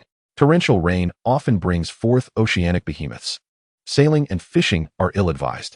Sea area, dinosaur frenzy remaining sunshine duration, 8 hours temperature, 51 sea wind force. Level 8 the Daifu had reduced its sailing speed. Beginning to navigate slowly across the surface of the sea, enveloped in a veil of misty rain. Since last night, rain had begun to patter down, and now it was pouring. The waves roared. The Daifu's speed was forced to its lowest, struggling to maintain its course amidst the howling sea. The sky and ocean merged into a leaden gray curtain of rain, blurring visibility. The tempestuous winds whipped up waves several meters high, crashing repeatedly against the deck. The entire ship creaked and groaned under the strain of the storm, rocking violently on the surface, as if it could be capsized by the waves at any moment. Heeding the warm reminder from the nautical log, they had refrained from attempting to fish all day. Previously, they might have thought it overly cautious. But only now did Yang Li truly grasp the reality of the situation. On this violently turbulent sea with such low visibility, no one knew what terrifying creature might be pulled from the abyss should a fishing line be cast. If an enormous monster were to bite, it could easily capsize the ship, and that would be the end. Friday, hurry and fetch the iron bucket to scoop the water out of the room. Yang Li pulled his damp shoes from the flooded captain's quarters, irked. Good captain. Friday moved with a sturdy gait, dragging an iron bucket to block the doorway. Splash. Buckets of water were poured onto the deck. Thankfully, the design of the ship adhered to sound architectural principles. The seawater on the deck quickly flowed back into the ocean. Otherwise, the Daifu would have been submerged. The little monkey, soaked to the skin, was sneezing, its small body curled up atop Yang Li's shoulder, desperately clutching his collar with one tiny hand. This little creature was now so overwhelmed that it could not even emit its usual chattering cries. In such an exaggerated downpour, Yang Li found himself unable to do anything. He thus opened the chat channel. Did not draw SSR again today. Today's weather forecast indicates a torrential downpour. Sailing is ill-advised. But what about someone like me who has never left the sea? Waiting online, quite urgent. Absolutely no air force. What is there to fear? Go fishing. There is plenty in the sea. Seafood price per pound. Who is this underling? Why so bold? Did you not see the system prompt? You dare to fish? Absolutely no air force. Look at my name. Even if I die at sea, I cannot be in air force. Today, this fish is mine to catch. Swift pirate crew. Brothers, I'm almost at the new sea area, and it seems to be a plague zone. Everywhere there are zombies. Dragon tamer. Wow, that was fast. Brother, are you not flying? Asked Xuanji Haijiaituan. How did you know I was sailing through the skies? Yang Li could no longer contain himself. Little Yang, do you really mean to say you can fly? Is there also one who can dive into the depths of the ocean? In this vast world, there is no end to marvels. I thought my ability to dive was remarkable, yet I have underestimated you, replied Feixiang de Jukingrenho. Haha. What I possess is nothing extraordinary. It is merely that you have seen too little. Throughout this journey, I have encountered numerous extraordinary vessels. Some transform their hulls into mechas to glide across the sea, while others tame gigantic sea monsters as mounts to pull their ships.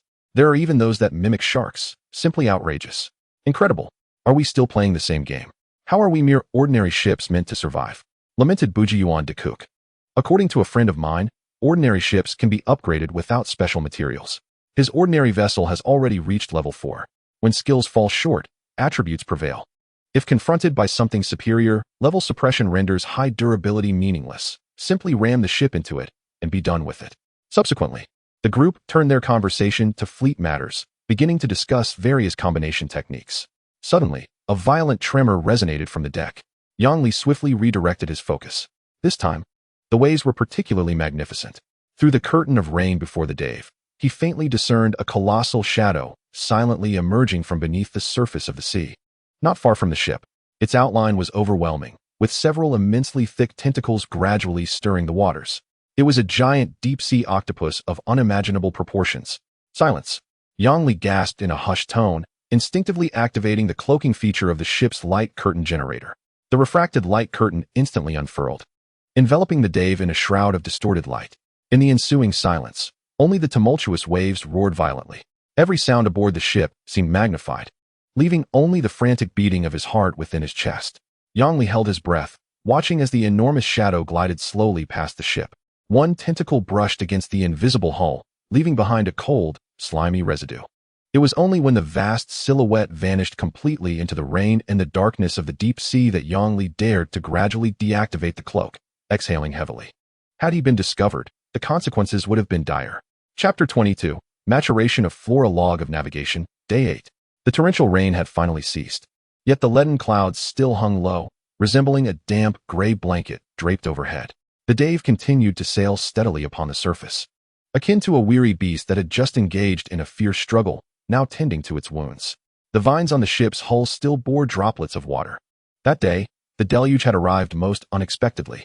After a day of relentless rain, the entire chat channel had inexplicably descended into a profound silence. The storm had claimed nearly 500 million players' lives. Yang Li had watched helplessly as the online numbers plummeted like an avalanche, rapidly diminishing. The chilling figures represented the extinguishment of countless lives. In this moment, he felt a profound sense of human insignificance. He could not fathom the vastness of this sea, capable of accommodating billions of players.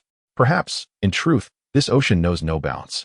He firmly closed his eyes and inhaled the moist, briny air deeply. Gathering his despondent and oppressive feelings, the weight of survival did not permit him to linger in sorrow. Yang Li trudged wearily into the increasingly verdant greenhouse. Upon opening the door, a warm wave of mixed aromas, earthy scents, and the vitality of plant life washed over him, starkly contrasting the cold, lifeless world outside. Inside the greenhouse, a vibrant scene unfolded. The previously planted ordinary crops had flourished, lush and green. In the neatly arranged plots, various crops thrived. Potatoes stretched their robust leaves.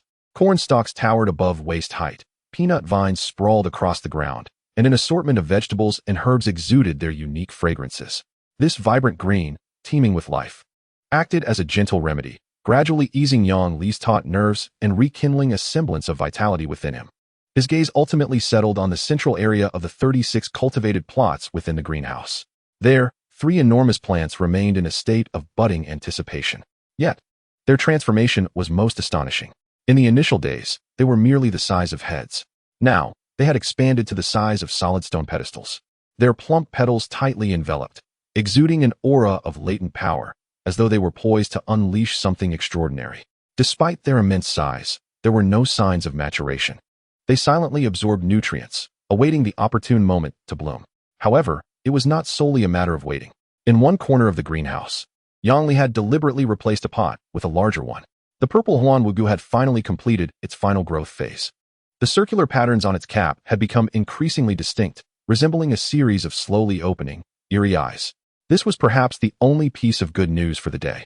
The Huanwugu had become Yang Li's first officially matured special plant. Name: Huanwugu.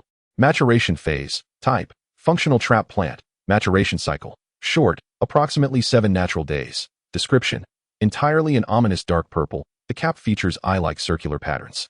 Upon maturation, it will continuously emit colorless, odorless hypnotic spores. Skill: hypnotic field. A small hypnotic area forms around the mushroom. It is particularly effective on small to medium creatures. Those inhaling the spores will fall into a deep slumber, ripe for the taking. Yang Li approached cautiously. Even from a distance, he could sense a slight dizziness. Good stuff, but what a troublesome creature, he muttered to himself. The spores of this foolish mushroom could affect both friend and foe indiscriminately, posing a risk to his allies. Clearly, it could not be planted beside the primary crops and would need to be kept in a separate pot for isolated nurturing, to be deployed as a trump card when necessary. At that moment, a notification sound chimed from his log, indicating a private message. He quickly opened it. AI Way Air, Mr. Yang, I have arrived in the waters nearby and will soon reach your side. After 2 days and nights of sailing, this yet-to-be-met ally had finally braved the storm to approach him. Yang Li felt an unexpected swell of emotion. Little Yang, all right. I will stop the ship and wait for you. He said this and began to pace in place, appearing somewhat hesitant. Surely this person wouldn't resort to murder and plunder, would they? Regardless, overthinking was futile. Having made this choice, there was no point in lingering in doubt. It was better to face it with composure. With this thought, he turned the helm, bringing the ship to a halt. Friday, accompanied by a clever little monkey, had already cast a fishing line from the stern.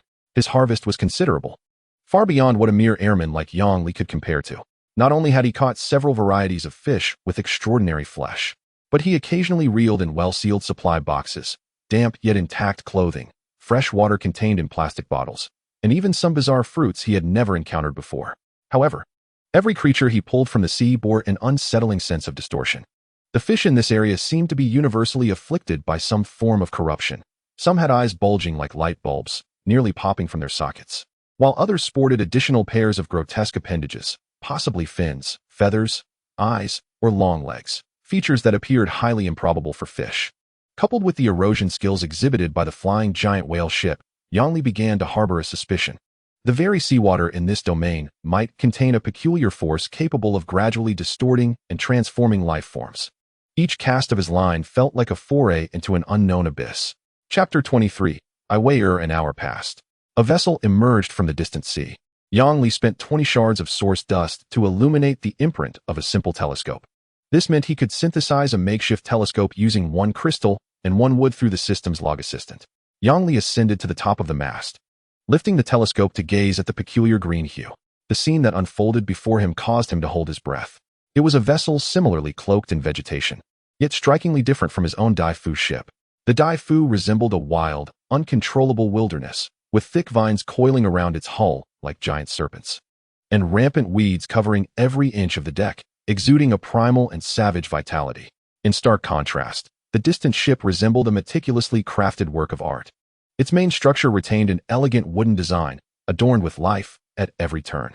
In the center of the deck stood a grand tree with a canopy like an umbrella, its branches lush yet orderly. Sunlight filtered through the leaves, casting dappled spots of light. Along the ship's railing and beneath the mast, clusters of vibrant flowers bloomed in competition. The colors harmonized, and the arrangement was exquisite, as if designed by the most skilled of gardeners. The petals swayed gently in the breeze, carpeting the deck with a delicate tapestry, rendering the entire vessel orderly and so refined that it seemed unfit for survival. Instead, it resembled a leisurely cruise. This extreme beauty formed a striking contrast to the chaotic struggle for survival aboard the Dai-Fu. Yang Li conceded that a sense of anticipation had indeed begun to swell within him. After a long wait, the two ships finally converged upon the sea. However, Yang Li had already instructed Friday to take the little monkey and hide below deck. Should any signs of combat arise, they would spring forth to assist. Once prepared, Yang Li stood at the bow, the sea breeze tousling his slightly disheveled black hair. As he contemplated, the opposing vessel gradually slowed and drew closer to the Dai-Fu, ultimately coming alongside. To Yang Li's surprise, a woman emerged from the ship, her demeanor entirely different from his own. The days spent at sea had etched thick marks upon Yang Li's visage. His once youthful face had been roughened by the sea wind and sunlight, with stubble sprouting from his jawline untrimmed. Though his gaze remained sharp, it could not conceal the weariness sculpted by the weight of survival. His physique, honed by constant steering, rendered him sturdy, akin to a blade weathered by the elements. In stark contrast, when the female figure appeared at the ship's railing, even the sea breeze seemed to soften. She was a woman whose presence felt utterly out of place in this harsh maritime realm. Her long, deep green hair cascaded like a reflection in a forest pool, flowing freely in the wind like a gentle waterfall. Adorning her head was a crown woven from a riot of vibrant flowers, colorful yet devoid of gaudiness. Her skin was pale and delicate, almost translucent, standing in stark contrast to Yang Li's sun-kissed roughness. Clad in a simple long dress of light green, she embodied a tall and graceful silhouette, with a slender waist and long legs that appeared strong yet not frail. Most striking of all were the intricate pale white totemic markings that adorned her exposed cheeks, forehead, arms, and calves, etched with a complexity that seemed to emerge naturally from her skin, bestowing upon her an ethereal, otherworldly charm. Her large, clear eyes, resembling the tender leaves of early spring, were filled with unabashed curiosity and a hint of gentle amusement as they scrutinized Yang Li. "Mr. Yang, I apologize for keeping you waiting," Iwayer spoke, her voice melodic. "Not at all. It's quite all right," Yang Li replied, seemingly recalling his lost gentlemanly demeanor. He hurried aboard, scanning the surroundings for any semblance of a more refined seat. Yet, The ship offered no such luxuries, only iron barrels and scattered tools among the wild grass. Iwayer stifled a light laugh, first glancing at the bow of the Dai Fu, where a colorful seedling had begun to sprout amongst the rainbow roses. Indeed, your vessel is quite special, brimming with vitality. I truly like it. Haha, I'm glad you do. Yangli blushed with a shy smile, adding silently in his heart. For it would be your ship to inhabit henceforth, and disliking it would lead to much hardship. But please, no need to call me Mr. Yang. My name is Yangli. You may simply address me as such. Very well, Mr. Yangli. Before we form a team, let us first exchange our ship information, she suggested, transmitting details of her vessel. Name: Qingmu. Type: biological vessel. Description: a sentient biological vessel crafted from the magic of ancient elves and lost technology. Level 2. Durability 3000. Capacity 3,500 units. Speed 50 knots. Vessel skills: essence extraction. Qingmu can absorb nutrients from the surrounding marine environment through its root network, steadily producing life energy and sharing it with all plant life aboard. Life barrier: the vessel can deploy a vegetative shield to withstand attacks, continuously reinforcing and repairing any damage within the growth range through the consumption of plant essence. Flora domination: within the vessel's range, crew members can merge their consciousness with any plant within 100 meters, allowing them to intricately control vegetative movements, significantly enhancing precision in plant manipulation. Yang Li was deeply astonished. The skills of the Qingmu seemed tailor-made for the Dai Fu, effectively compensating for its inability to control the infinite planting it could achieve, while also offering indispensable support for the growth and development of flora. Thus, Yang Li transmitted the complete skill information of the Dai Fu in return. Name: Crazy Dave. Type: magical biological vessel. Description: a renowned madman's maritime garden. Level 2. Approximately 25 meters in length. Durability 3000 to 3000. Cruising speed 45 knots. Capacity 2,500 units. Crazy Dave. A renowned madman's maritime garden. Level 2. Approximately 25 meters in length. Durability 3000 to 3000. Cruising speed 45 knots. Capacity 2,500 units. Ship skills: Dave's Crazy Garden. The deck is woven from humus and ancient tree roots, allowing for the planting of any vegetation at any location on the ship, regardless of soil conditions. Photosynthetic field: consumes sunlight energy, releasing a green pulse that envelopes the entire vessel, granting all plants on board a beneficial effect. Growth speed 120, instantly completes planting and accelerates growth rate. Attack desire 80, automatically expands enemy detection range, reduces skill cooldown. Lasts for 1 day, cooldown time is related to energy reserves. Dave's Secret Bag: transforms defeated monster remains dragged into the ship's root area into organic fertilizer, permanently enhancing the advancement speed and mutation probability of specific plants. Additionally, Dave has a very low chance of randomly generating a special plant seed, with the probability of seed generation dependent on the quantity and quality of monster remains provided. Chapter 24. Fusion Ship. Mr. Yangli, I have no further issues. Can we form a team now? Avril gazed with keen interest at the rampant vegetation aboard the ship. All right, no problem. Yangli took a deep breath. He summoned the log assistant with his mind. Then, he directed it towards Avril and issued a team invitation. Do you wish to invite player Avril to join your ship alliance? Note: when you actively invite a player to join your ship alliance, you automatically become the captain, gaining the highest authority. Without hesitation, Yang Li selected to confirm the invitation. Soon, a notification declared the successful formation of the team. You have become teammates with player Avril. Within the ship alliance, only one initial vessel can be selected as the main body. Other ships will be fused into the main vessel. Please make your selection. Yang Li gestured to Avril, receiving her affirmative nod. Thus, he chose Crazy Dave. Do you choose Crazy Dave as the main ship of the alliance, fusing with Qingmu? Warning: you have only one opportunity for a perfect fusion of the initial vessels. Once confirmed, it cannot be undone. Ignoring the system's warning, Yang Li still opted for fusion. Selection complete. Vessel locking in progress. In an instant, a brilliant light enveloped the exquisite Qingmu. It surged forth from the hull of the Qingyu, like a cascading waterfall, completely engulfing it. The flow of light did not dissipate, but rather surged like rivers converging into the sea, pouring into the nearby Dave. The massive hull of Dave trembled violently, emitting a deep hum, as if shuddering. Immediately, a visible and intense metamorphosis began. The surrounding seawater churned violently. The keel of Dave produced a tremendous cracking sound reminiscent of breaking branches, wildly extending sideways and downward. Enormous vines did not merely stretch, but grew rapidly, becoming more robust. The fine vines covering the deck's lower level began to weave and extend like a spider's web. The entire vessel came to life, expanding uncontrollably. The originally 20-meter-long hull grew like a living creature, swelling to an astonishing 50 meters in mere moments, majestically spanning the ocean's surface. At the center of the hull, the wooden fibers of the deck intertwined frantically, rising. A sapling burst forth from the ground, growing at an extraordinary pace, shooting upwards. Within just a few minutes, it transformed from a seedling into an extraordinary giant tree over 10 meters tall. The trunk displayed a strong silvery gray hue, adorned with softly glowing multicolored flowers, while its descending aerial roots resembled curtains, exuding a tranquil essence of life. This was the core of the former Qingmu, the ancient tree of life. Yet, it had been planted upon Crazy Dave by an unknown force. With this ancient tree as its support, the structure of Dave's deck underwent a revolutionary change. The formerly flat deck rose in layers, forming a distinct two-tier structure. The uppermost layer remained an expansive operational deck, but sturdy wooden railings and new gun positions appeared along the edges. The previous farming plots vanished, and the greenhouse was dismantled. The plants that once thrived there were now distributed around the exposed edges of the lower deck. To Yang Li's delight, between the lower and upper decks, supported by a much sturdier hull and new structures, a complete row of orderly cabins emerged, resembling pavilions built against the mountains, with neatly arranged windows and porches.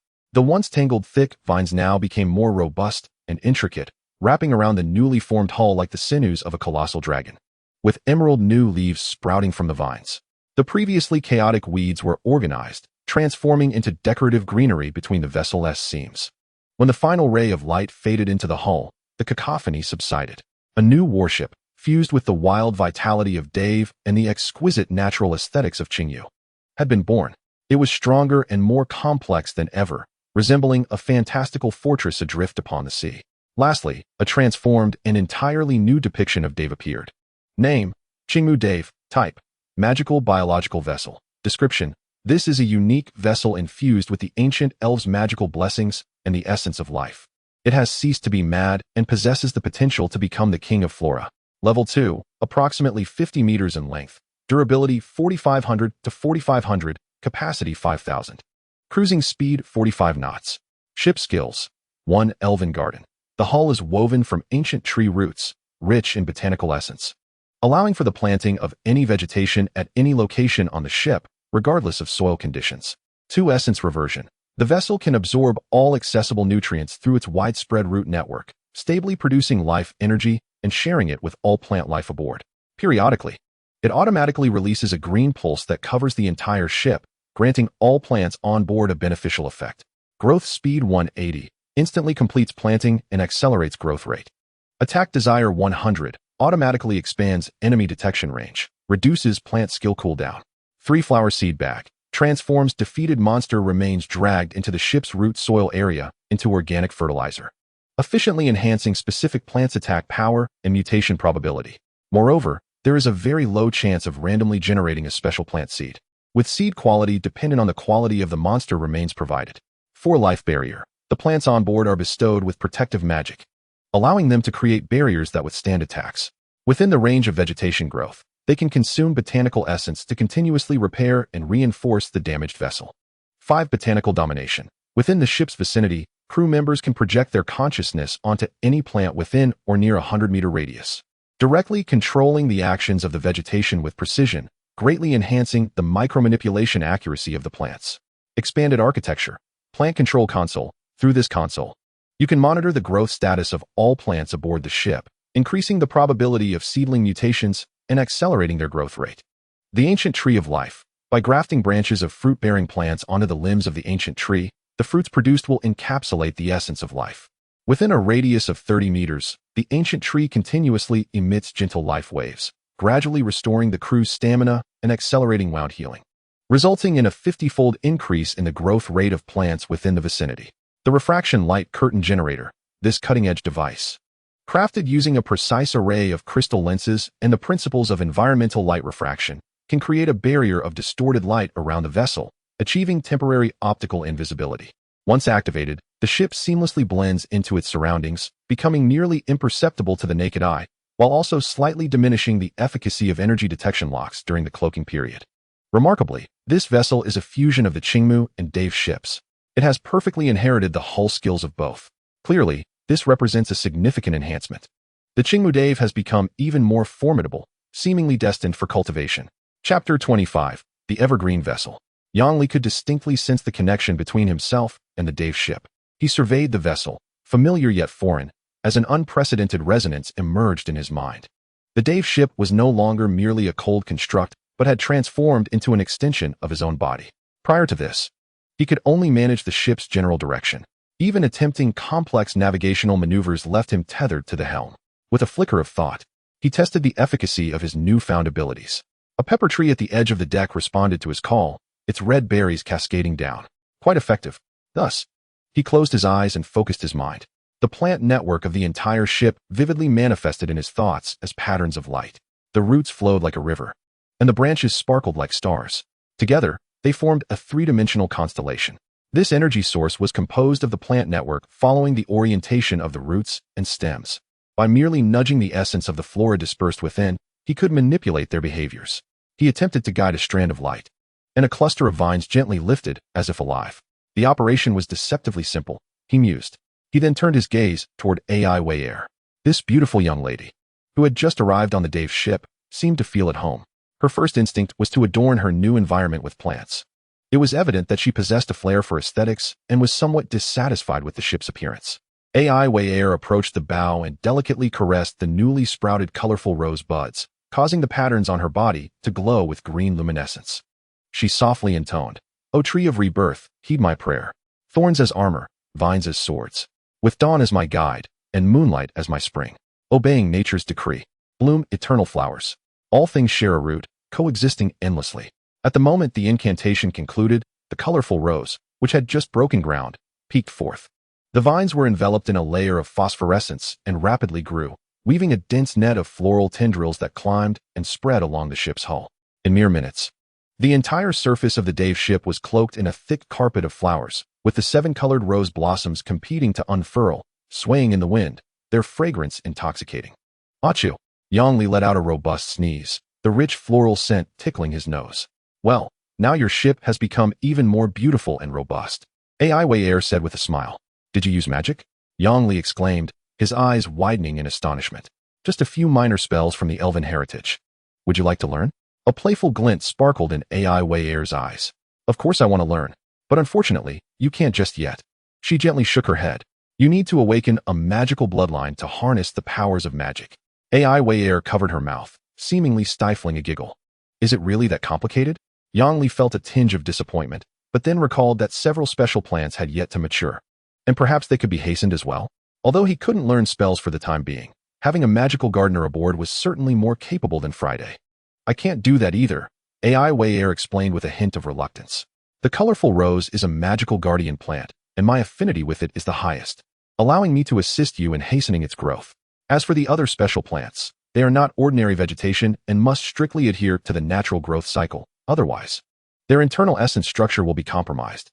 Thus, I cannot expedite their growth. We must wait for them to mature in due time." "No worries, we aren't lacking in time." Yang Li sighed. Although he could not hasten their growth immediately, with the ship's accelerated growth abilities, the plant's growth cycles would be significantly shortened. Waiting no longer felt arduous, and urgency was no longer a concern. Yang Li summoned Friday and introduced him to Ai Wei'er. However, he refrained from disclosing that Friday was essentially a summoned biological card. He merely explained that he had rescued him from drowning. Ai Wei'er praised him for his kindness, leaving him feeling somewhat bashful. Friday remained faithfully seated at the newly adorned bow, beginning his daily fishing routine. Yang Li then picked up his tools to harvest the mature crops that had already grown. Notably, he observed some peculiar items dangling from the ancient tree of life. They were the heart fruits, eyeball fruits, and other strange specimens that Friday had previously fished from the sea. They had initially been planted for their unique restorative effects, but now they had all returned to the tree. Particularly, the heart fruit hung from a branch, pulsating slightly, making it rather eerie. "Do you usually take care of these plants personally?" Ai Wei'er inquired with curiosity. "I suppose you could say it's my old profession. I used to do this," Yang Li replied while loosening the soil. Farming on land was never this easy. You had to manage water, fertilizer, and pests. If you weren't careful, the seedlings would perish. But aboard the Dave ship, once you sow the seeds, they thrive. It's truly a farmer's paradise. Yang Li lamented. "At least thus far. Every seed sown on the ship has sprouted without exception. What should we name our fleet?" AI Wei pondered thoughtfully, clearly aware that her ID would be included in the fleet's name. You decide. I'm not very good at naming, Yang replied without looking up, focused on tending to the crops with his shovel while manipulating them with his thoughts. Clearly, he was indifferent to the naming process. Then let us call it the Evergreen Vessel. AI Wei gazed at the vibrant deck, wishing for the life aboard to grow ceaselessly and never wither. Chapter 26. The Azure Abyss Dragon Python. Nautical Log. Day 10. Today's weather.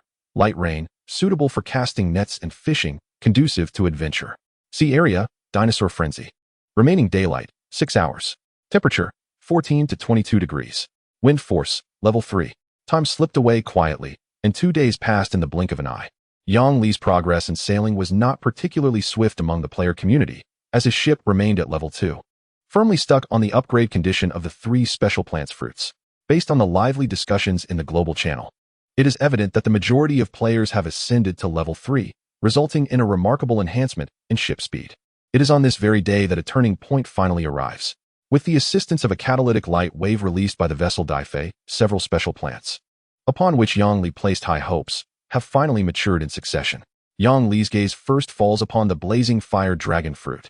It has grown into a robust, barrel-like figure, towering over a meter in height, its entire body of vibrant crimson, resembling a miniature furnace.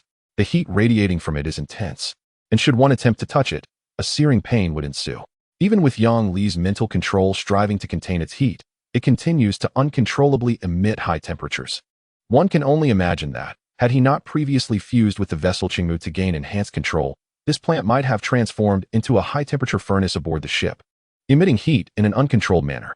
The Huanwu mushroom has formed a dense cluster of fungi, despite its diminutive size amidst the surrounding vegetation. Yang Li no longer fears that its hypnotic spores might inadvertently harm his allies. He can freely designate a list of friendly units, simply marking all his crew as exempt, ensuring no accidental harm from the plants. The bloodthirsty sunflower, radiant in fiery hues, boasts seeds within its flower disc that have crystallized into a dark green, diamond-shaped essence. Aiwei casually popped one into her mouth, claiming it had a spicy flavor, which left Yang Li astonished. However, recalling her elven lineage, he soon found himself at ease. Indeed, the essence crystals produced by the bloodthirsty sunflower can not only replenish Aiwei's energy, but also serve as an efficient fertilizer, significantly accelerating plant growth. With this, it signifies that henceforth, Yang Li will no longer need to endure lengthy waits for the cultivation of special plants. The firecracker sunflower is particularly impressive in size, with a pot measuring nearly 2 meters in diameter.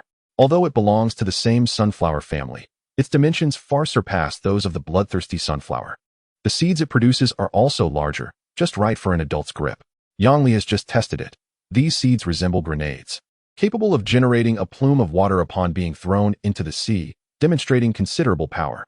Then there is the mutated man-eating flower, a plant Yang Li harvested himself on Dinosaur Island. It appears to have undergone an extraordinarily rare evolutionary phenomenon. This mutated plant, evolved from a prehistoric carnivorous flower, has an especially unique appearance.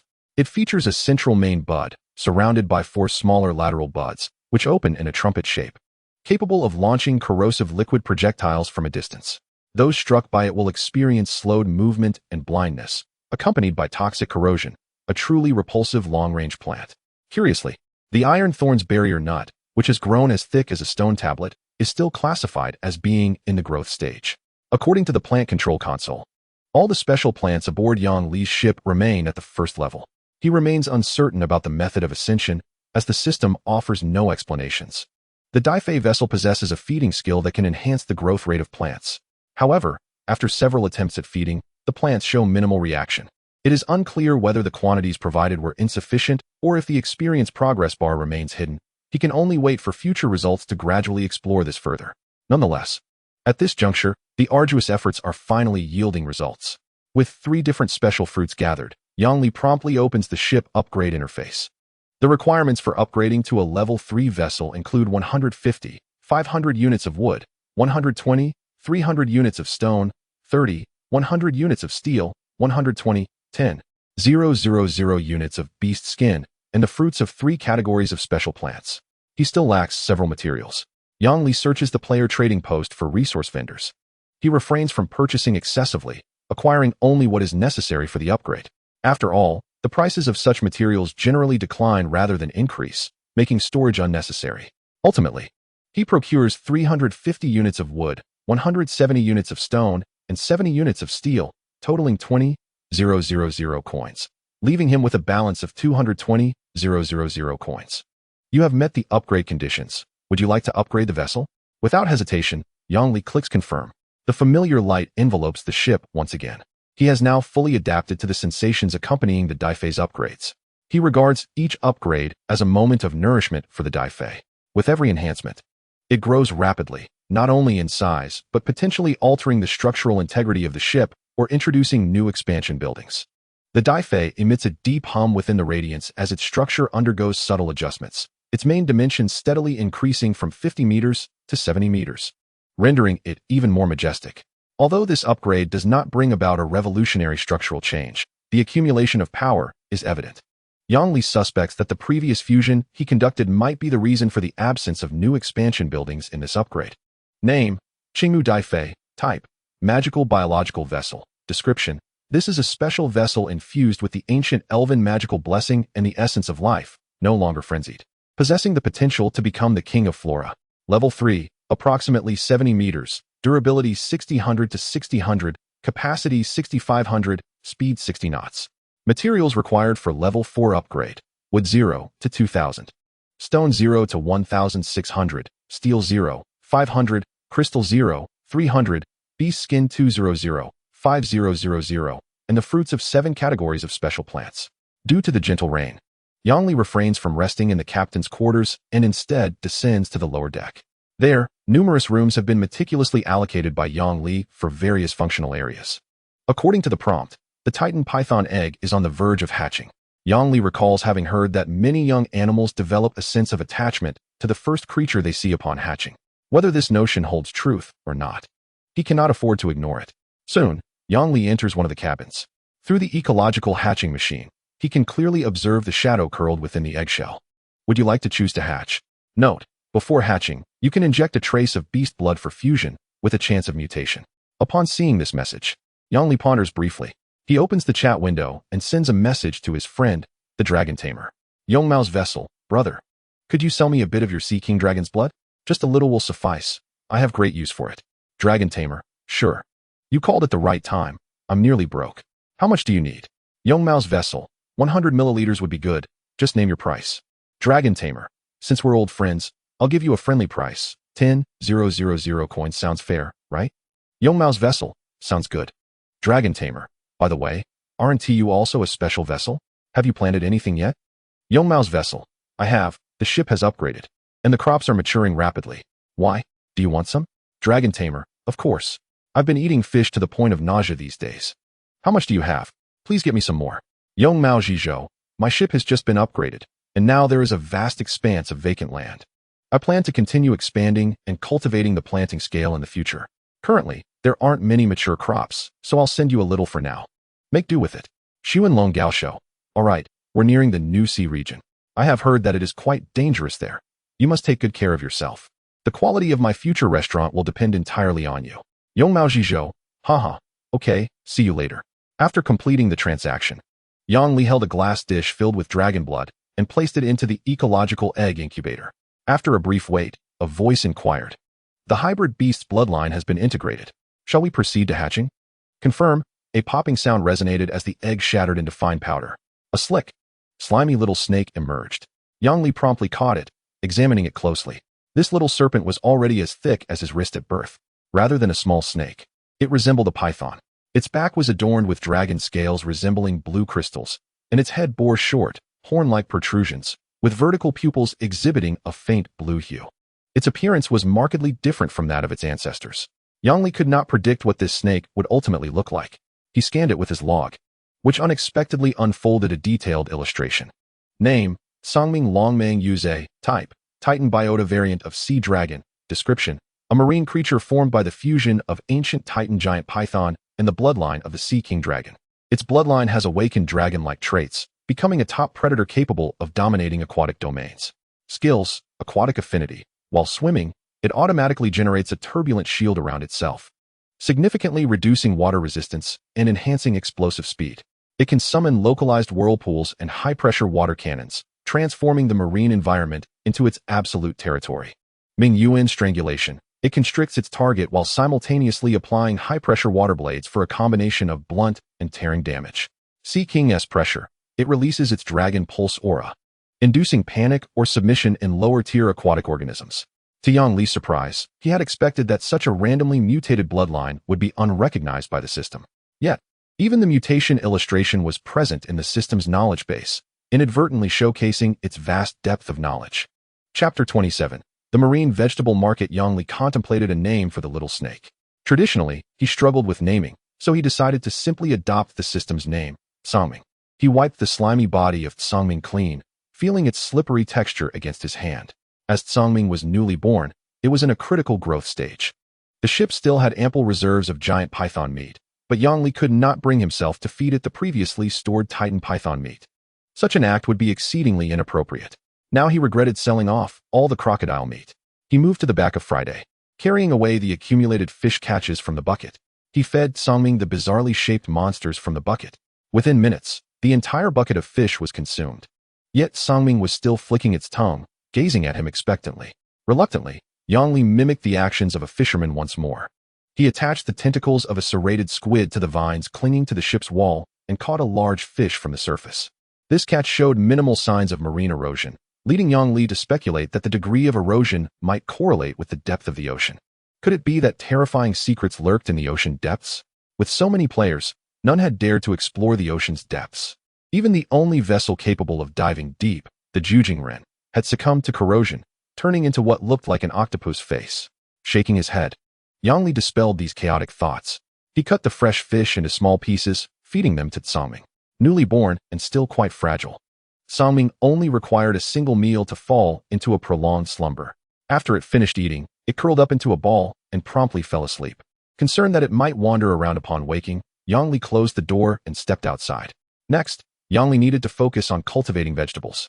Indeed, prior to planting, he conducted a simple market survey regarding the number of ships among players capable of cultivating crops on board, the market prices of vegetables, and the demand for vegetables among players, among other supply and demand-related inquiries. Ultimately, he concluded that establishing a vegetable market at sea could yield profits far exceeding those gained from slaying monsters on islands and collecting resources. The rarity of goods dictates their value, and currently, the sea was saturated with fish. Additionally, basic resources such as stone and wood were abundant, as any player with the means would eagerly collect them. Nearly a week had passed, and now the price for each unit of wood in the trading post had stabilized at 10 coins, while stone maintained a price of 15 coins. Having reached a point of no further decline, these figures represented a truly credible market rate. Next came beast meat and some relatively rare materials, such as steel, crystal, sulfur, and hides, which exhibited minimal price fluctuations yet remained viable. Ultimately, vegetables were the most expensive. Rich in various vitamins and nutrients, vegetables were indispensable staple foods for sailors. While there were players capable of consistently supplying large quantities of vegetables, they were exceedingly few. Yang Li happened to fit this criterion. Thus, after completing his chores, he embarked on cultivating land aboard the ship with Friday. Before commencing, he posted a message in the chat channel. Yong Mao Zhizhou, long-term purchase of large quantities of high-quality soil, fertilizer, and fresh meat. Ideally, I seek suppliers capable of consistent and stable delivery. Interested parties may contact me for long-term cooperation. Soil and fertilizer? OMG, it appears we have our noble farmer players here. Quick, grant them the finest seeds. Xuanlong Gaoshou fertilizer? I don't have advanced compound fertilizer, but I can provide plenty of beast dung. Interested? Yong Mao Zhizhou, that will do. Ultimately, Yang Li spent 3,000 coins to purchase a ton of premium soil. He also reached a verbal agreement with Xuanlong Gaoshou, wherein the latter would supply him with a continuous stream of beast dung, even that of dragon beasts, which was exceptionally nutritious. In return, Yang Li would exchange the cut grass and discarded plant materials from the ship for reuse. Additionally, he would provide Xuanlong Gaoshou with enough vegetables and fruits to feed 2 to 3 people on a long-term basis. The two established a strategic partnership, becoming the first allies in mutual support. Upon receiving the soil and dung, Yang Li commenced his soil preparation endeavors. He began by spreading the soil around the edges of the deck. While the Daifu ship allowed planting in any location, there was a prerequisite. The seeds must be planted in a manner that would enable them to survive. Soil provides the necessary nutrients and fertility, serving as the foundational requirement for ordinary crops to thrive. Relying solely on the energy absorbed by the Daifu ship to sustain an entire ship's worth of plants was unrealistic.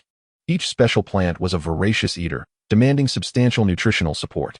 By the time Yang Li had spread the entire ton of soil across the deck, the sun was nearly setting on the horizon. He could not simply dump the beast dung directly onto the soil. After all, no one enjoys defecating at their doorstep. It is simply too distasteful. Thus, he poured it all into the root rhizomes at the bottom of the ship's cabin, transforming it into nourishment for the vessel's hull. He then proceeded with his routine monitoring. The current status of the plant control console displayed: soil nutrient level 1, 680,000, high level. Environmental humidity 42, slightly lacking in moisture. Light simulation, moderate intensity. Growth energy field activated. Current cultivated crops, slightly. Yang Li glanced at the plant's status bar and began to water extensively. He used fresh water. Had it been seawater, the plants would have perished instantly. This was the essence of Yang Li's busy day. As for his new team member, Ai Wei'er was seated beneath the ancient tree of life, meditating with her eyes closed. Occasionally, emerald ripples of light emanated from her, resembling a celestial being. The contrast to his demeanor was striking. According to her, she was studying the inherited knowledge and magic of the elven race, exchanging the essence of plants to aid their growth. Yang Li did not comprehend it fully, yet he was profoundly impressed. With some leisure time, Yang Li began to inventory the total reserves of the ship's supplies. Basic materials tend to stabilize in price when supported by a large trading community. They rarely experience sudden increases. Thus, Yang Li had only stockpiled a small portion for emergencies, planning to purchase more as needed. The rest of his assets, accumulated over time, included various unknown materials excavated from indigenous tribes, blueprints, and an assortment of miscellaneous items. Anything not immediately necessary had been listed on the exchange, converted into clear and tangible tide coins, yielding 130,000 coins. Moreover, when accounting for the accumulated wealth aboard the Qing Mu Hao, Yang Li was surprised to discover that it only amounted to 20,000 tide coins. Even after factoring in the pawned miscellaneous items from the ship, this left him with a total of 320,000 tide coins. Thus, prior to meeting Yang Li, Ai Wei'er was, in fact, quite impoverished. It was no wonder that she seemed entirely untroubled about integrating into Yang Li's team. She bore no psychological burden. Perhaps the most valuable item she possessed was the heroic-level elven crown that she wore atop her head like a garland. Chapter 29. The Plague Sea Nautical Log. Day 12. Today's weather: light rain. Suitable for fishing, a day for adventure. Location: Dinosaur Frenzy.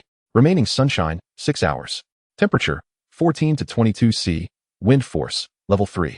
On the deck of the Daifu Hao, Friday skillfully cast the fishing hook into the sea. It wasn't long before a heavy tug signaled a catch. A rare smile broke across his typically expressionless face. It seemed he had hooked a big one. However, the next moment his smile froze.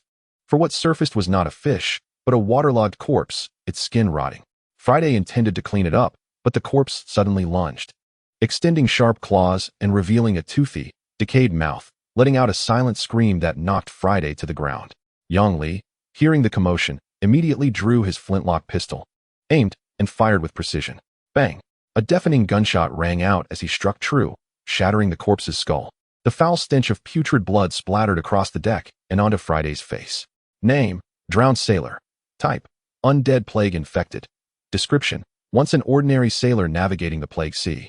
He fell into the deep ocean after his ship was destroyed by a storm. Yet, death was not the end. Their bodies, sinking into the dark depths, were eroded by the power of the plague god, becoming infected with the black pustule undead plague. This affliction distorts the boundaries between life and death, pulling these drowned souls back into the realm of the living. They abandon the peace of death, gaining a perpetually decayed existence, instinctively attacking all living beings and dragging the living into their eternal torment. Warning: its bites and pus carry a high concentration of the black pustule undead plague virus, one of the main vectors for the spread of the plague in the sea. Yang Li's expression darkened instantly. He hurried to Friday's side, observing his pale complexion. A status bar became visible. Name: enslaved sailor. Type: biological summoning card. Status: mildly poison infection. Yang Li swiftly retrieved the field first aid kit. He had always treated this life-saving equipment as a precious resource, even refraining from using it for himself despite injuries. However, with Friday at risk of infection, he had no choice but to employ it. He quickly cleaned the disgusting slime splattered on Friday's face and injected him with an antibiotic serum, hoping to effectively suppress the viral infection. Yet, the status bar did not improve. It remained a mild infection. Yang Li grew anxious. At that moment, AI Wei Air arrived. Having heard the commotion, upon witnessing the scene, she immediately grasped the gravity of the situation. She began to chant a gentle incantation. A wave of magical energy radiated from her, and the white patterns on her body glowed with a verdant light. The colorful roses that usually adorned the ship transformed into a serpentine mass of petals, flowing towards Friday on the deck, showering him with a clear, sweet dew. Miraculously, Friday's ashen complexion regained its rosy hue, and the abnormal status indicators vanished. Thank goodness, this is the purification magic I just learned. It came just in time. AI Wei Air sighed in relief. Yang Li felt an immense sense of gratitude. He was fortunate to have made the correct decision in teaming up with her. In this vast ocean, one could never predict what challenges lay ahead. A single individual's power was exceedingly limited. Only by uniting greater and stronger forces could one hope to avert such overwhelming incidents in the future. Thank you, Captain. Thank you, Captain's lady. Friday quickly scrambled to his feet, expressing his gratitude to both of them. What are you going on about, you rascal? Yang Li playfully ruffled his hair. AI Wei Air laughed heartily. After the dramatic episode, she manipulated the branches and leaves to clear the debris from the ship. Yang Li attempted to control the plants as well, but he could only manage simple movements from the colorful roses. He was unable to achieve the magical scene that AI Wei Air had just created. Her command over the flora was far superior to his, likely due to her elven lineage. This thought intensified Yang Li's yearning. Magic was incredibly useful, far surpassing any haphazard equipment. With magic, one could employ various fantastical means, rendering mundane gear unnecessary. Yet, no matter how eager he felt, Yang Li was aware that he had never heard of anyone acquiring a special bloodline inheritance. Among all the extraordinary paths, AI Wei Air might be the sole player to have attained such a gift. The recent outbreak of the epidemic has awakened a sense of crisis within Yang Li. He opened the chat channel, hoping to discover some countermeasures. Xuanji Haijaiwan, brothers. I have arrived in the epidemic sea region. Here, the ocean is drenched in a murky green acid rain with strong corrosive properties. Moreover, there are numerous monsters infected by various plagues everywhere. Be cautious of infection. It is advisable to prepare some antidotes or protective gear in advance. Gangtai Jujians, I have witnessed the same. My ship has formidable firepower, and I managed to annihilate a rather repulsive stitched monstrosity with a barrage of cannon fire. It conveniently dropped a blueprint for a purification potion. You might as well purchase my antidotes. They are genuine and of high quality. After stating this, he seemed concerned that others might not grasp the dangers of the epidemic sea, so he attached an illustrated guide.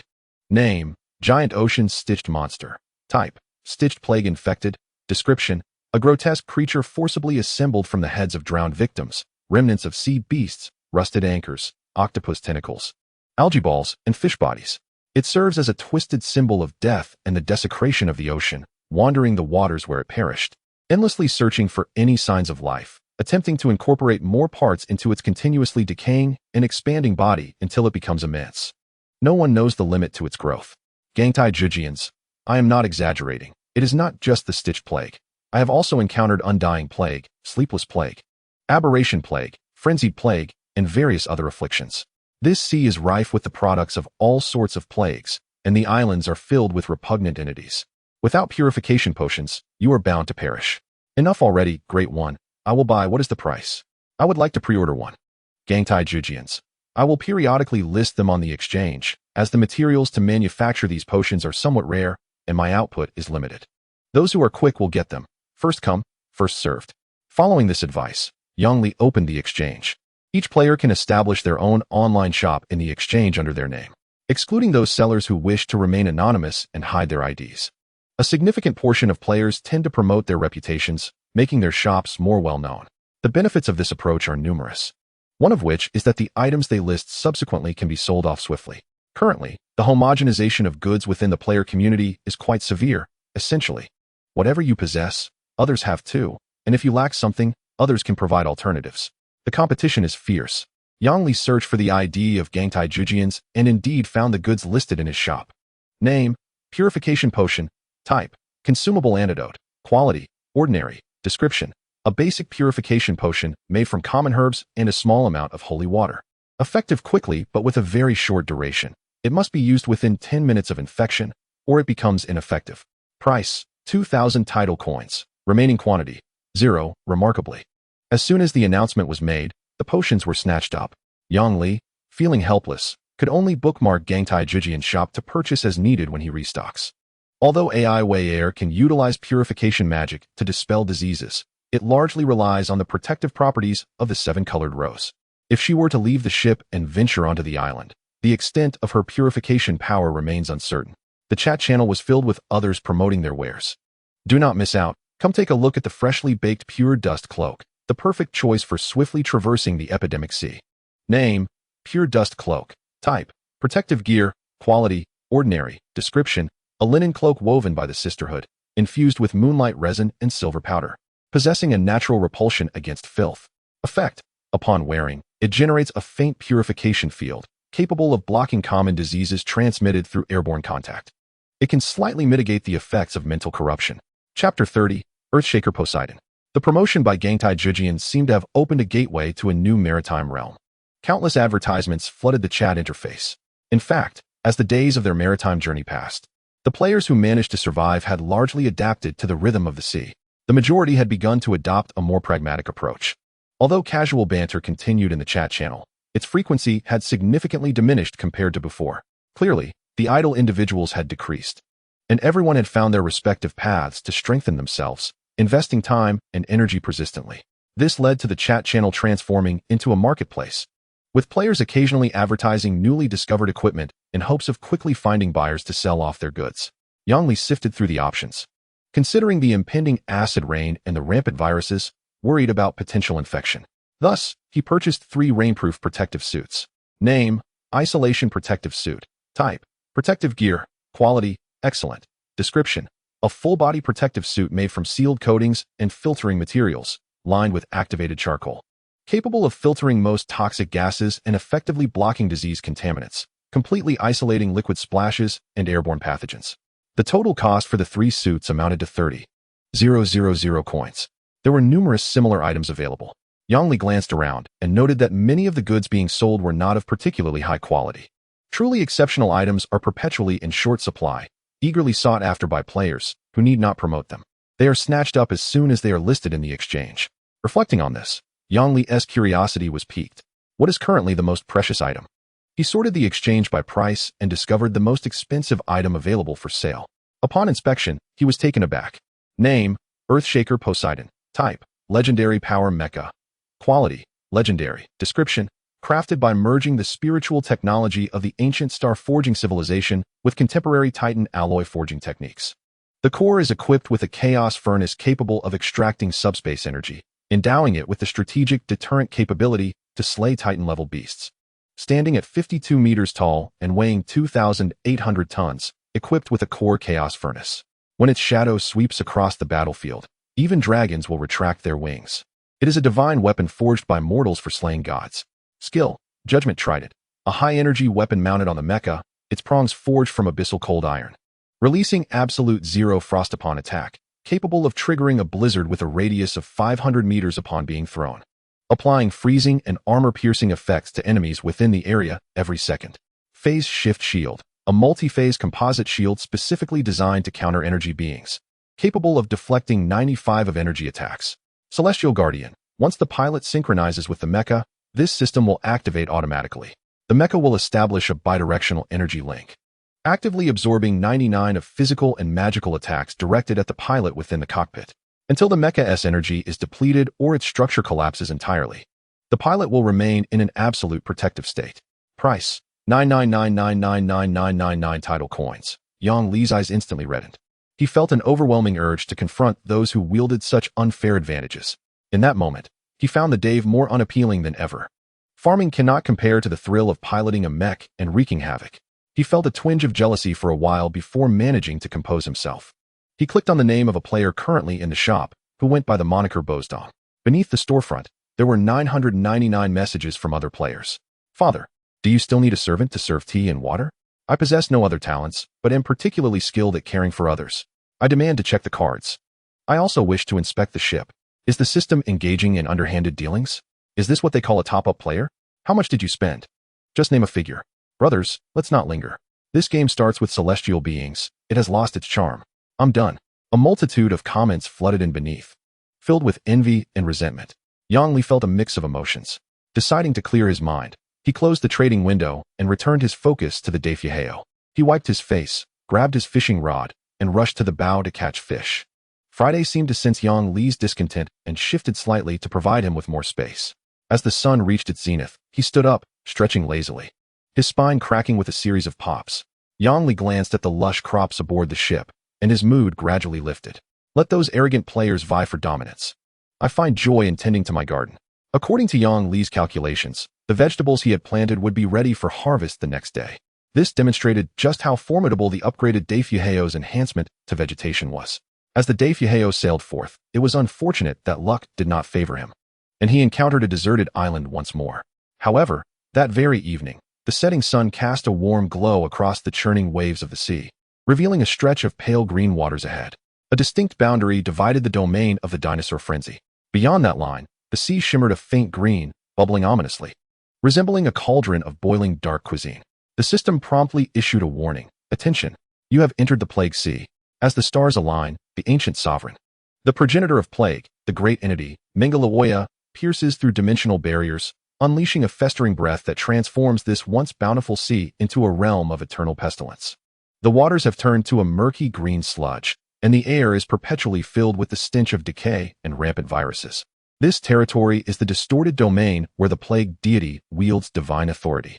You have attained the qualification to contend for the extraordinary sequence of the plague deity. By bearing the affliction, you shall spread the end. By contracting the plague, one may gain the extraordinary power of the plague sequence. In the Plague Sea, the more types of plague you contract simultaneously, the greater the likelihood of attracting Mengalaoya's gaze. If you can endure 6 or more plagues without succumbing to corruption, you may, as a mortal, behold the great entity and inherit this extraordinary sequence. Note, each organism may only choose to inherit one extraordinary sequence path. Once inherited, it cannot be relinquished. The Plague Sea, a brand new challenge. Yang Li had finally transcended the savage dinosaur beginner village and ventured into the more sinister and warped sea. However, he remained unfazed by the system's alerts. The plague deity, contending for an extraordinary sequence? He would be foolish to inherit such a grotesque power. He had already witnessed his fair share of decaying corpses in this sea, flesh rotting, bodies festering with pus. The grotesque sights were overwhelming. He had no intention of engaging with such horrors, let alone competing with others. Whoever desired the power of the plague could have it. He would rather leap into the sea than contract any affliction. Thus, it was imperative to prepare for potential dangers. Chapter 31. The real-life version of Plants vs. Zombies. Yang Li found himself deeply immersed in a real-life rendition of Plants vs. Zombies. As night fell, a blood-red moon hung high, casting an ominous crimson glow that painted the sea like a pool of blood. Yang Li sensed that something was amiss. Initially, there were unsettling scratching sounds emanating from beneath the ship's hull, as if something were clawing at the wood. Then, a decaying corpse, covered in seaweed, trembled its way onto the deck of the Dayfuheo. In an instant, Friday, who had been waiting, struck it squarely in the face with a shovel, sending it tumbling back into the sea. Yang Li observed the entire encounter, but paid it little mind. It was merely a small calami. As long as he donned protective gear and remained vigilant against infection, their combat capabilities were quite limited. He could easily handle 10 such creatures. However, when 3, 5, or even 10 undead began to crawl up the vines towards the deck, he finally sensed that matters were becoming dire. It resembled an actual Plants vs. Zombies scenario. Yang Li swiftly relocated 5 mutated man-eating flowers to the front, back, left, and right corners of the ship, leaving the largest bloom in the center as the main cannon, ensuring there were no defensive blind spots. Soon, the mutated man-eating flowers began to automatically target their foes. With a splatter, each light green acidic globule shot forth from the flowers, precisely striking the heads of the advancing undead. The sound of sizzling decay echoed as the already grotesque bodies became even more horrific. Friday, go feed the bloodthirsty sunflower some blood food. Get it moving. Yang Li urgently commanded. Aye, Captain. Friday never questioned why. He simply executed Yang Li's orders without hesitation. After consuming the blood food, the sunflower's bloom grew even more vibrant red. It then unleashed a barrage of spikes toward the newly arrived undead.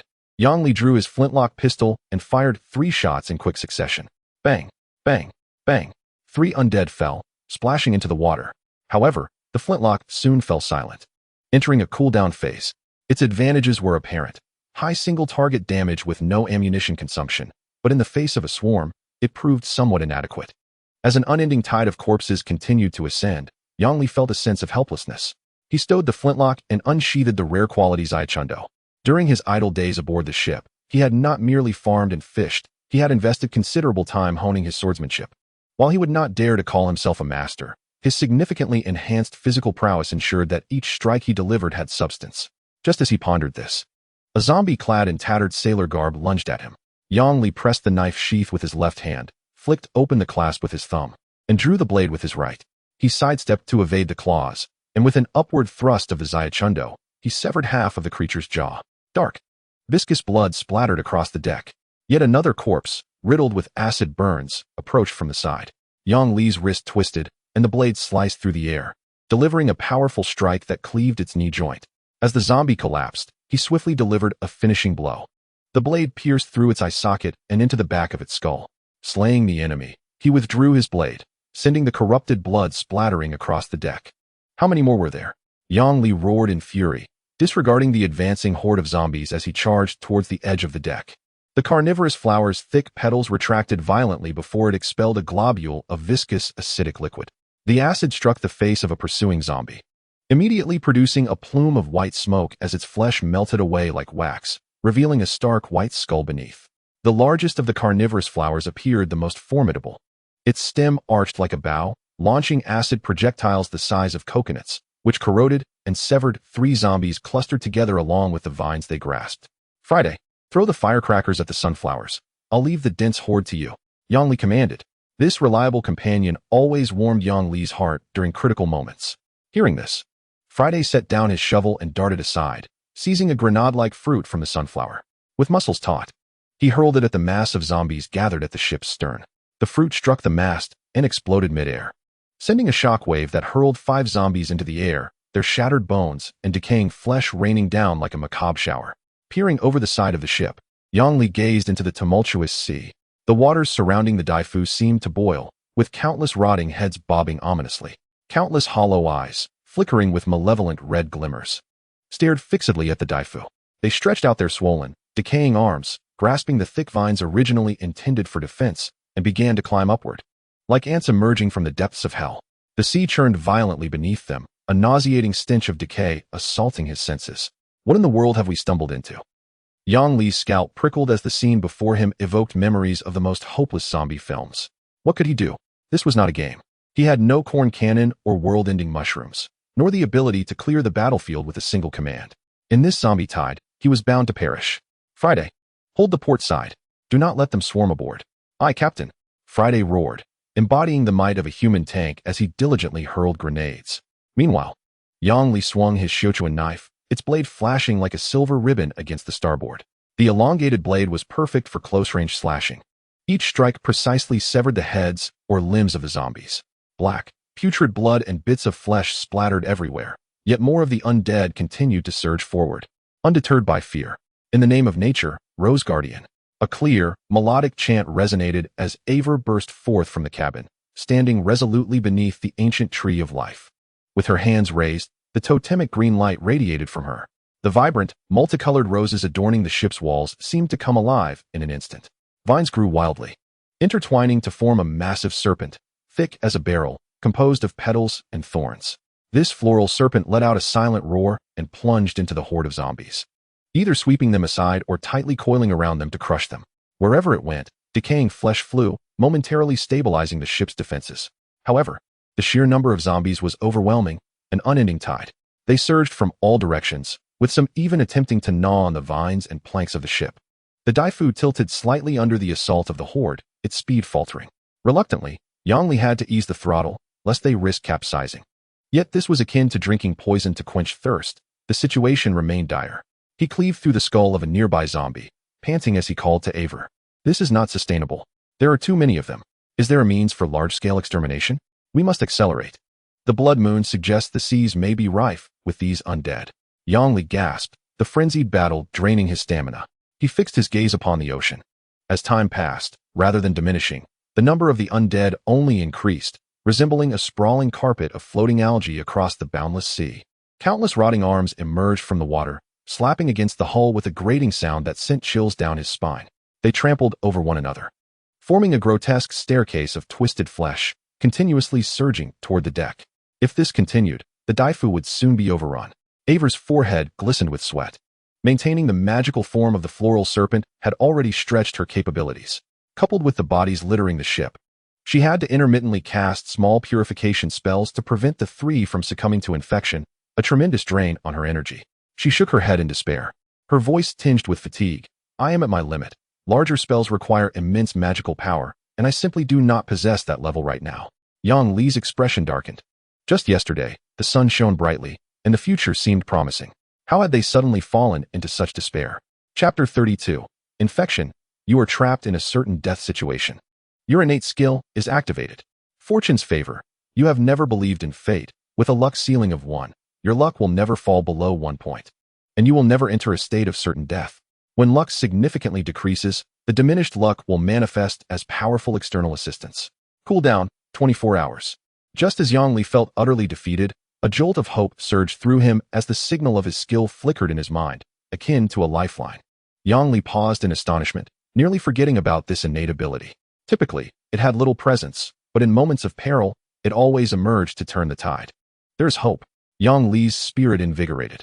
Though he was uncertain of the specific effects of his innate skill, he could not afford to wait idly for its activation. He bellowed, hold the line with all your strength. Our opportunity has arrived. With that, he raised his Shochuan knife above his head, unleashing a guttural roar as he charged into the horde. The blade embedded itself into a zombie's flesh, producing a jarring screech as it scraped against bone. He forcefully lifted his knee, pushing the corpse away, and with a swift motion, drew his knife, sending a spray of putrid flesh flying. Ava remained silent, solely focused on controlling the multicolored roses transformed into a spectral serpent, sweeping away the climbing zombies on the ship's walls. This battle was pivotal. The vibrant roses played a crucial role. Without their relentless sweeping of the undead into the depths below, Yang Li and Friday would have been unable to hold their ground. Even if their blades were worn to nubs, the few zombies that managed to breach the deck were mere stragglers. As Yang Li fought against the advancing horde, he cast hopeful glances toward the sea, contemplating the potential of his luck talent to summon powerful aid. Would a gallant warrior descend from the heavens? Or divine weapons appear to rescue them from this calamity? Perhaps a meteor shower would ignite the waters, propelling their ship through the chaos? Regardless, he anticipated unexpected yet reasonable assistance to resolve the crisis. However, instead of the promised aid, a chilling system notification greeted him. You have contracted frostbite plague. Infection effect. Typically transmitted through physical contact, those infected with frostbite plague will gradually develop frost from their fingertips, their body temperature declining steadily, leading to slowed movements. And in severe cases, limb stiffness. The infected exhibit an intense dependence and yearning for flames and high-temperature environments. By persistently consuming high-calorie food, they may delay their symptoms. Yet a cure remains elusive. Ultimately, all infected individuals will succumb to an eternal frozen state, transforming into living ice sculptures, with a conscious awareness trapped within an everlasting freeze. Gazing at the warning of this infectious plague, Yang Li's eyes widened in disbelief. Throughout the battle, AI Wei had intermittently cast purification magic upon them, a continuous safeguard. In such a tightly woven defense, contracting the plague seemed improbable. How could it possibly manifest at this moment? Yang Li pondered, his thoughts swirling. When suddenly an astonishing notion struck him. He recalled the divine selection of the plague upon entering the infected seas, a competitive notice from the extraordinary sequence. The system would never issue such a proclamation without reason. If those so-called great entities could truly wield influence over the entirety of this sea, then this realm belonged to the domain of the plague. In these waters rife with disease, they, being untainted, must appear as the greatest anomalies to other infected beings. What they now symbolized bore no distinction from a flickering bulb against the murky sea. With this revelation, everything fell into place. The living dead of these waters would naturally regard them as intruders and aberrations, subjecting them to merciless assaults. With this realization, Yang Li seemed to grasp the truth. Yet, to be prudent, he decided to conduct a small experiment. He approached a few of the living dead, maintaining a safe distance, his eyes fixed on their movements. To his astonishment, the previously ravenous undead, who would have devoured him whole, now entirely disregarded him, their stiff forms oriented toward AI Wei and the others. Moving mindlessly about, he called out urgently to AI Wei, stop your purification magic. Let us contract the plague. Only by succumbing to it can we survive. AI Wei looked back at him incredulously, biting her lip, her eyes filled with uncertainty. However, upon seeing the determination in Yang Li's gaze, she bit down harder, dispelling her intent to cast the purification spell. Fearing that they might contract a more terrifying plague before it was too late, Yang Li rushed towards voyage. He understood that the fortune bestowed upon him would not be in vain. Since it was the plague that had chosen him, it must be the one closest to vitality, far safer than the diseases afflicting these corpses. Therefore, it was better to take the initiative. He pressed forward, seizing voyage into his embrace as if she were a plush pillow. A complex expression surged across her face, and then she stiffened. Have you contracted the frost plague? Yang Li shook her shoulder, urgently inquiring. I have, she replied affirmatively. With this confirmation, Yang Li dashed towards the thunderous Friday, covering his mouth and nose, and after several wipes, he ceased his actions. From that moment on, the horde of living dead aboard the Dayfog seemed to be paused. The zombies clinging to the ship's walls plummeted into the sea with a cacophony of splashes. The densely packed throngs of undead vanished beneath the waves, and all fell silent as if the fierce struggle had never transpired. Yang Li, panting heavily, collapsed onto the deck. He immediately opened the world channel. As expected, it was filled with wails of despair. Countless individuals sent out cries for help. Without pausing to read, Yang Li hastily composed a message and sent it out. Yo Mao Zhizhou, the blood moon descends, and we begin to purge the anomalies of the plague-ridden seas. If you wish to survive, hurry and infect yourself with a plague. If possible, choose one with milder negative effects or one you can mitigate. Trust me. After sending this message, he disregarded the channel's responses, shutting it down and returning his consciousness to the Dayfog. Beholding the ship littered with corpses, Yang Li couldn't help but let out a bitter laugh. What a disheveled state. This was the most chaotic experience of his life. Even during previous adventures on the island, no matter how perilous, he was still in the wilderness. As long as the Dayfog remained intact, he had a home to return to, ready to set sail at any moment, leaving danger behind. Yet the scene before him was truly overwhelming. Observing the crops trampled by the corpses, he felt a profound sorrow. The ship was also smeared with blood, and the soil was undoubtedly rendered unusable. Such a pity. No amount of regret would change the situation. He called out to Friday, and together they began dragging the rotting corpses into the ship's digestive area. After depositing dozens of bodies, the Dayfog's special flower pouch finally activated a unique skill, yielding a brand new special plant seed.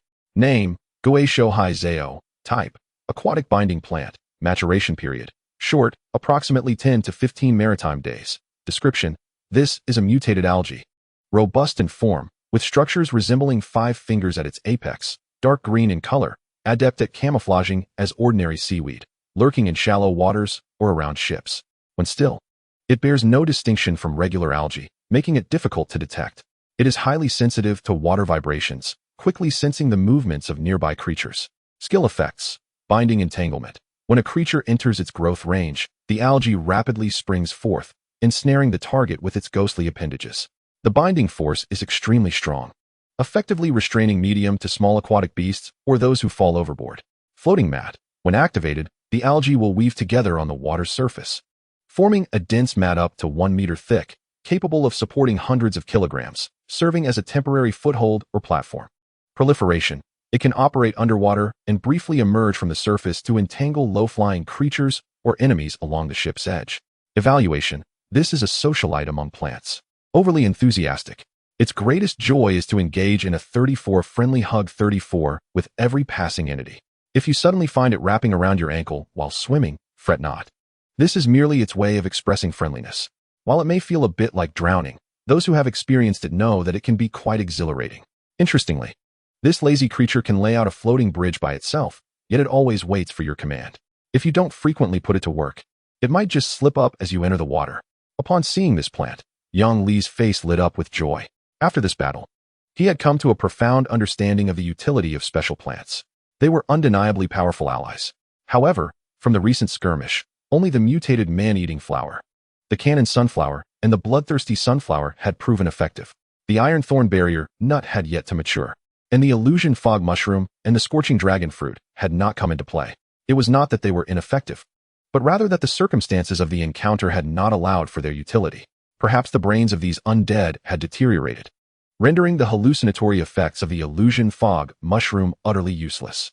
Every unique plant possesses its specific function, yet only a select few exhibit combat capabilities. The remainder signifies functional flora. The Goeisho obtained by Yang Li is precisely such a versatile plant, embodying both practical utility and combat prowess. He can vividly envision the scenarios of battle with Goeisho. In the event of a naval conflict, he could command the algae to ensnare enemy vessels, leaving them defenseless against his onslaught. This brings him a step closer to achieving his flawless tactical ensemble. Those familiar with Plants vs. Zombies understand that even the most formidable plant has its vulnerabilities and flaws. However, the organic combination of two or more plants can yield an effect far greater than the sum of its parts, emphasizing the importance of skill synergy. Chapter 33. A modest reputation. Avier observed the disarray aboard the ship with a wrinkled nose. Her mastery of spells had become increasingly proficient. Merely chanting for a few seconds caused a lush layer of grass to sprout from the ship's soil, absorbing all the residual blood and its accompanying foul odor, which dissipated into the sea breeze. This magic is indeed remarkably effective, Yang Li thought, his eyes gleaming with envy as he witnessed the entire process. Yet, envy proved futile. He did not possess the fortunate luck of inheriting a legacy from the outset. Avier turned to him, her light green pupils shimmering with the relief of survival. Each nature-based spell necessitates the consumption of plant essence for its casting. Should the spellcaster be unable to provide it, their own life essence serves as the cost. The ancient elven emerald court has long since faded into history, and the world tree has vanished alongside it. Therefore, I previously only learned a few minor spells for everyday convenience, such as cleaning, purifying, and controlling. However, now I need not worry about such constraints, with your assistance. As long as I remain aboard the ship, I shall have an inexhaustible supply of plant essence. Yang Li pondered this revelation, realizing why Avier had been so impoverished. It was a matter of survival at the cost of her own vitality. Naturally, encountering a lifeline like him would compel her to grasp it tightly. However, with this thought, he shifted to another topic. You mentioned earlier that special plants can only be cultivated near the world tree. Is it possible that the Daifu ship itself is a world tree? Yang Li inquired again, as Avier, possessing the legacy of the elves, should have a deeper understanding of this world than he. He exaggeratedly exclaimed, surely, it cannot be the kind that obscures the sun, planted within the elven court. Vast enough to cover the entire elven kingdom? Though somewhat divergent from the illustrations, it is essentially similar. The world tree is a collective term for advanced trees, with the one cultivated by the elves being particularly renowned in ancient times. Avier patiently elucidated. For instance, dragons exist in this world. Yet the original dragons were not dragons from the outset. They were developed from other sentient beings into a lineage of dragon-blooded berserkers, continually evolving until they transformed into extraordinary creatures, creating a race through an extraordinary lineage. Yang Li furrowed his brow, as this contradicted his established beliefs. On the ship at night, Yang Li merely lit a lamp atop the mast. Following the recent chaotic scene of the undead assaulting the ship, none of the crew had any inclination to sleep. Standing at the bow, Yang Li gazed quietly into the distance, where the distant sea shimmered with glimmers of light. Reflecting the journey ahead, suddenly recalling something, he turned and asked, with so many undead slain just now, have you gained enough experience to level up? Experience? Level up? Is there such a thing? Avier scratched her head, a charming dimple forming on her petite face. Do you not possess a title? A special title that unlocks the character leveling system? As he spoke, Yang Li presented her with the effects of his title, Giant Beast Slayer. Giant Beast Slayer. When you wear this title, all damage inflicted upon giant beast-type creatures is increased by 10. Slaying a giant beast grants substantial experience points and initially breaks the character level cap, unlocking the character leveling system. None. I suppose such things must be quite rare. Avier remarked, her interest piqued, especially upon learning that Yang Li had reached level 3, increasing all attributes by 3 points. A glimmer of desire sparkled in her eyes. If her attribute level increased, she would possess a greater magical capacity to unleash powerful spells. No worries. I will find an opportunity to help you acquire one in the future, Yang Li replied resignedly. He had just logged in to explore the title system and discovered that individuals possessing special titles among the player community were exceedingly rare, even scarcer than legendary items. Although these titles belonged to the equipment system, granting similar loading effects, they were also bound to the individual, rendering them non-transferable. In this recent battle, he had amassed nearly 2,000 experience points, yet it was but a drop in the bucket compared to the 50,000 experience points required to level up to 4. Upon hearing his reassurances, a smile graced Avier's face, her brows arching with delight. Subsequently, the trio collaborated to clean the ship of its disarray, relocating the fiery dragon fruit to the center of the deck. After the frost plague infection, a chilling sensation that emanated from within caused the three to shudder intermittently. It was an inexplicable chill, but it was undeniably cold, strangely cold. Without hesitation, Yang Li activated the warm domain of the fiery dragon fruit. This plump, Crimson fruit began to radiate warmth, and the trio felt the heat enveloping them, rendering their expressions considerably more comfortable. Following Yang Li's instructions, Friday retrieved a large wooden barrel with a diameter of approximately 15 meters from the hold, filled to the brim with water. Yang Li carefully placed the seeds of the Gui Shou Hai Zao within, fearful they might dissolve and vanish in the water. This aquatic plant was theoretically meant to thrive at sea. However, the Daifu ship remained in motion, lacking a stable anchorage for it to draw nourishment. Thus, a large wooden barrel would have to suffice for now, simulating an aquatic environment. Fortunately, with Avier, the master cultivator, aboard, even a somewhat challenging growth environment posed no issue for her. After a spell of environmental enhancement, some sediment began to form at the bottom of the barrel, providing the Gui Shou Hai Zao with the essence it required from the Daifu ship. After a considerable while of busyness, Yang Li finally found a moment to open the communication channel. The chat window was illuminated with numerous unfamiliar dialogue boxes, predominantly filled with expressions of gratitude towards him. Engaging in a few exchanges would facilitate familiarity for future interactions, ensuring they would not seem abrupt. Although many had entered the plague-infested sea area, the numbers were not overwhelming. Most had encountered tonight's blood moon event, and many had witnessed Yang Li's suggestion. Some, in their desperation, had followed his advice and indeed managed to evade the relentless pursuit of the undead. Upon their return to the chat channel, these individuals sought confirmation of the message's authenticity from others. Word spread rapidly, transforming the method into a widely recognized phenomenon. With this singular piece of advice, Yang Li achieved a fleeting moment of fame. Consequently, numerous individuals sent him friend requests. At that moment, a system notification chimed, indicating that his regional notoriety had risen to a moderate level, which would be denoted after his name. Following the prompt, he glanced at his ID. Behind Yong Mao Jizhou appeared a line of golden text, moderately famous. Curiosity piqued, he opened it to discover an introduction to the ranks of fame. The tiers of notoriety, ranked from lowest to highest, were as follows. 1. Unnoticed. You are newly arrived and obscure, of no significance. 2.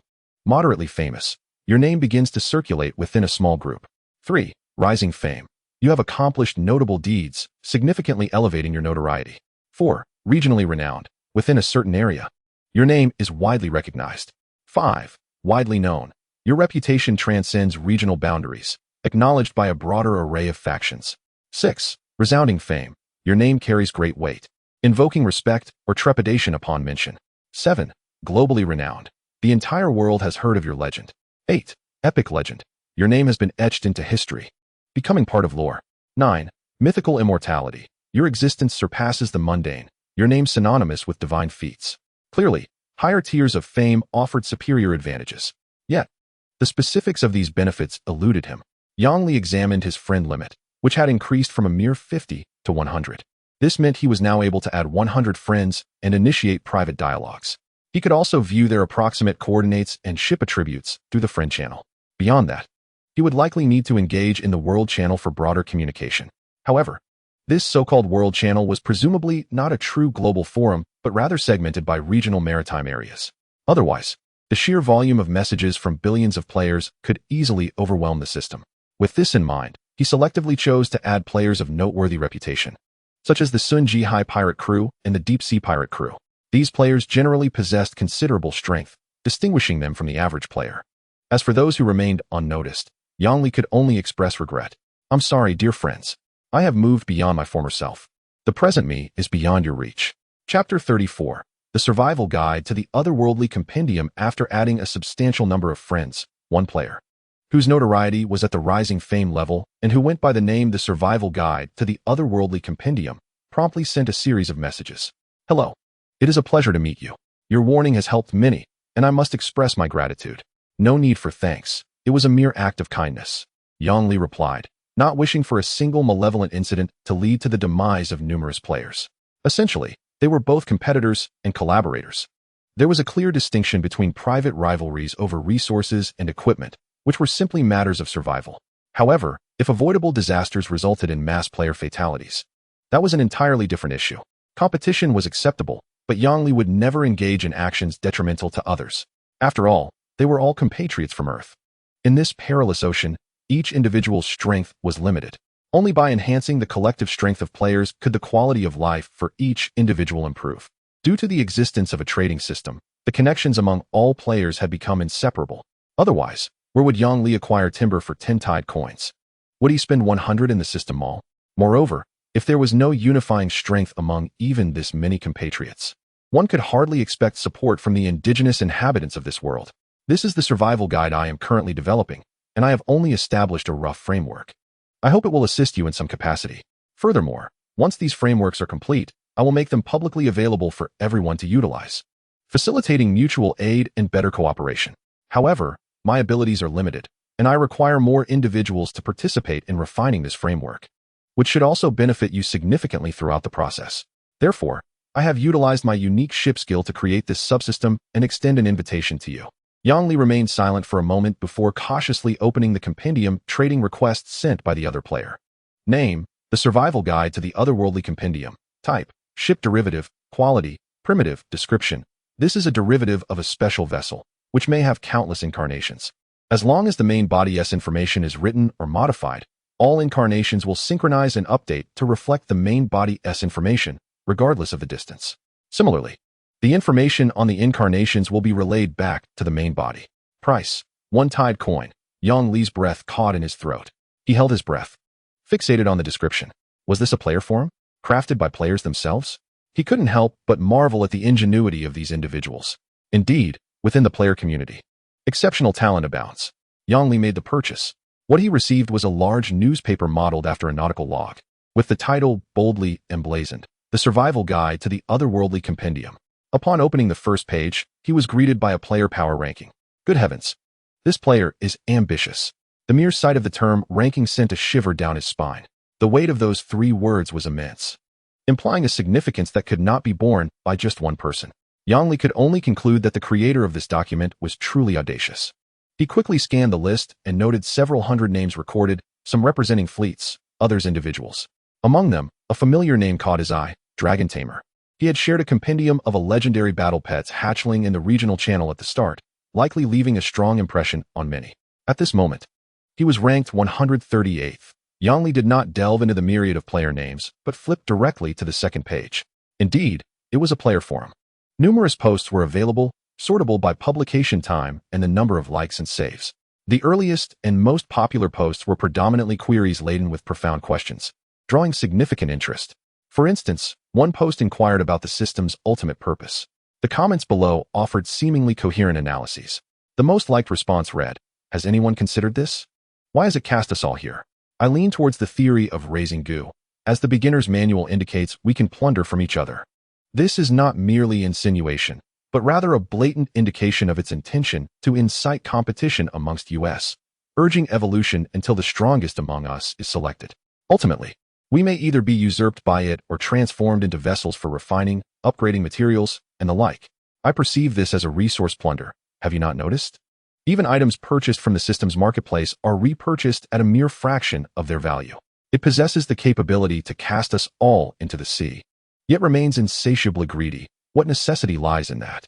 This signifies its own scarcity of resources. We may well be mere tools in its scheme to strip this world of its resources, leaving it the ultimate beneficiary. Are we not all the fourth calamity? Perhaps we are, but a virus it has unleashed upon this world, with the aim of annihilating or cleansing this marine realm. Why can't it simply be an avenue for entertainment? We could be a reality show for higher dimensional beings, akin to the Truman Show, perhaps even being observed in our struggles for amusement. I suspect it seeks to create deities. I have glimpsed ancient murals in the ruins on the island, and with the emergence of the plague-ridden seas and divine selection, I surmise that it desires for us to wrest divine qualifications from the indigenous inhabitants, ultimately evolving into the gods of this world. Given the endeavor of divinity, it is reasonable to expect a brutal process, as others would merely serve as backdrop. Furthermore, discussions surrounding the future developments in the marine domains abound. Let us gather our thoughts and engage in a realistic dialogue, analyzing the trajectory of future trends. Allow me to contribute. We have traversed 2 maritime regions, yet the illuminated area on our navigation log is but a minuscule dot amidst a vast expanse of unexplored fog. I feel this ocean is endless, which is rather absurd. I no longer subscribe to the notion of a spherical Earth. Flat Earth is the reality, is it not? Here, a complete circumnavigation would not return me to my starting point. Have you considered the compatibility of these 2 regions? The plague and dinosaurs. What deity would place zombies and dinosaurs as neighbors? There is no semblance of transition, It leaps directly from the prehistoric era into a zombie apocalypse. This world is evidently not a natural formation, but rather a human construct. We are akin to NPCs in a game, venturing into different seas as a form of version update, a system iteration. I shall refrain from indulging in nonsensical, overly anxious speculations. I shall speak with evidence. To be candid, my innate skill allows me to decode the diamond log chip embedded in our right arms, revealing that each player bears a unique sequence number. By analyzing the arrangement of these codes, I can deduce that we are certainly not the first batch of players transported to the sea. Based on your previous discussions, regardless of the speculation, we cannot escape the impending battles. However, we remain oblivious to how many veteran players have emerged before us and how long they have developed. What significant disparity in strength might exist between us? The thought is terrifying. We might progress through numerous challenges only to fall prey to seasoned players, becoming mere materials for their advancement. That would truly be the end of me. We ought to unite. Otherwise, we shall become easy targets for the old-timers. I advocate for solidarity, which is why I staunchly support the existence of this forum. We cannot merely follow the system's rhythm. Its intentions are clearly malevolent, and we must cultivate our own thoughts. Indeed, if it were not for the tangible threats and assistance, I would never utilize the player-manipulated panel system. To be honest, just a moment before arriving here, I was skeptical that the forum host aimed to exploit us like the previous maritime general store, treating us as mere livestock. Yet, I now realize that was a misunderstanding. Yang Li remained non-committal regarding the aforementioned statements as he turned to the next page. This section contained a practical guidebook. The first page pertained to the dinosaur frenzy sea, detailing hundreds of different dinosaur species, including their habits, skill effects, categories of kin, and methods of taming. The taming methods section was sparsely populated, with most entries left blank. Based on their attributes, the guide summarized a table of kin series categories.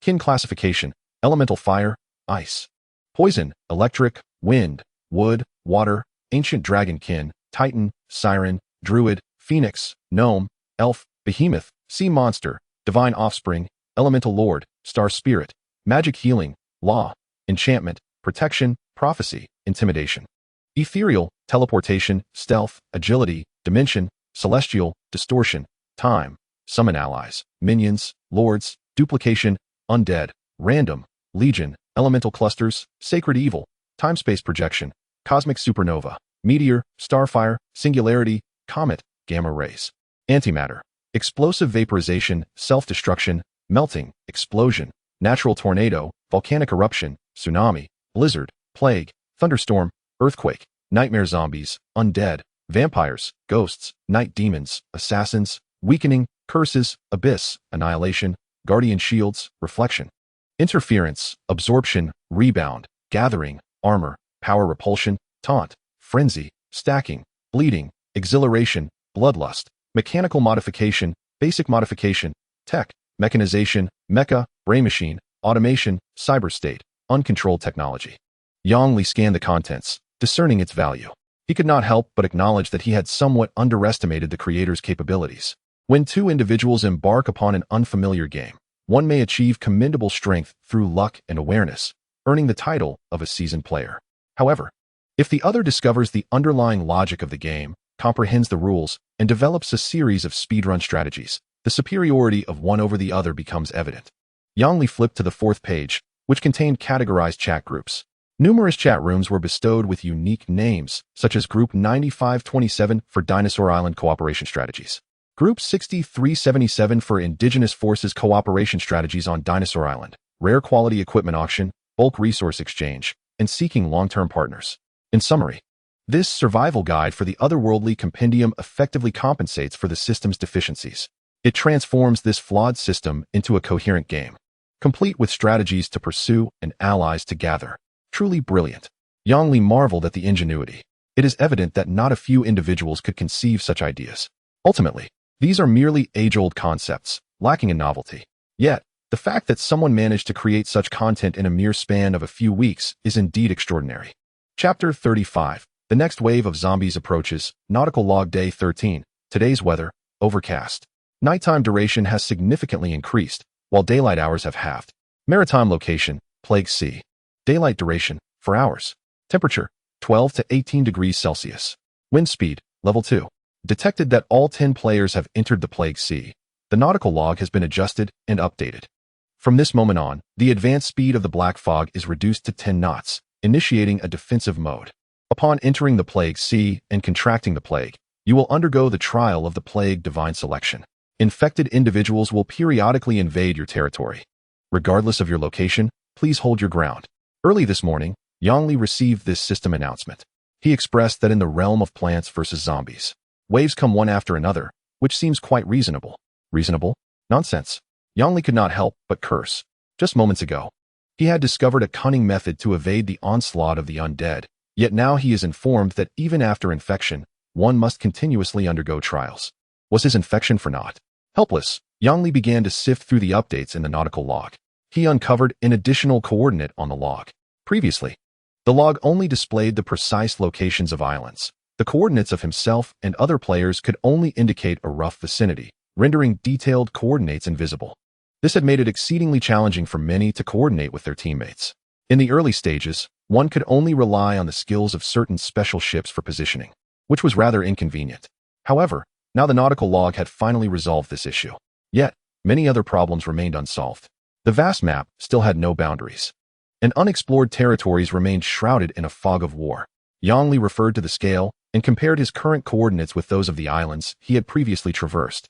He realized that the distance he had covered over 3 days was merely 1/10,000th of the expanse occupied by billions of scattered players. What did this imply? It indicated that if Yongli wished to travel from the player on the far left to the one on the far right, he would need to sail at full speed for a staggering 30,000 days. This was akin to an enormous marathon. However, players did not rush forward in a condensed line. This was terribly unfair to those lagging behind, close to the ominous mist. Thus, they actually moved forward in a horizontal line at a slow pace. The advantage of this was a significantly reduced likelihood of encounters. Even if one stood still, the horde of players from behind would not swarm like locusts, with each passing player delivering a blow that would leave one in shambles. The downside was that the nearest clusters of players constituted only a small fraction. Whether for defense or assistance, the limitations were greatly amplified. Contemplating this, he opened the chat channel, checking the coordinates of those who had added him as friends. As expected, it confirmed his suspicions. Those who could hear him were all relatively closer. As for those further away, not a single one was visible. This indicated that they had not received his messages in the world channel. Having grasped this, Yongli shifted his focus. He picked up a basin of cool water beside the blazing fire dragon fruit, dipped his hands in, and splashed his face with the warm water, washing away the fatigue accumulated over the night. The splash resonated as droplets fell onto the earthy deck, causing a sprout of weeds to emerge, which Yongli promptly crushed underfoot. Friday had gone to change the water in the large tank again. The ghostly hand algae had sprouted dense, elongated tendrils overnight, floating gracefully in the water. The little monkey climbed the mast, enjoying gazing into the distance. Song Ming was changing by the day, and Yongli assigned a new task to Friday, to constantly feed Song Ming meat. This little serpent was insatiable, requiring 7 to 8 meals a day. Yongli had purchased several tons of meat to store in the log, readily available for feeding. Along the way, he discovered that fresh food stored in the log also had a shelf life, albeit not deteriorating as rapidly as that left exposed. Consequently, he reduced his budget for meat storage, opting to buy only enough to last a few days. Even the few special plants that had swollen overnight, suitable for combat, gradually shrank in size, transforming from giant plants capable of leaping 4 to 5 meters during battle into diminutive specimens nearing 1 meter tall. These plants exhibited a peculiar form of existence, straddling the line between vegetation and animal life. They could move, even uprooting themselves from the soil for brief movements across the deck before finding a suitable spot to replant their roots. Yongli speculated that they must be sleeping when they did not sway their bodies. This sensation was utterly fascinating. He felt as though he had cultivated a multitude of pets, although they had indeed been grown from his own hands. No, they had been meticulously nurtured from seeds by him. After completing a series of chores, Yongli approached the card-drawing machine. He calculated the spoils from his recent hunt, having slain dozens of the living dead, with the colorful rows exhibiting the most formidable combat prowess. He surmised it had likely dispatched hundreds, if not thousands.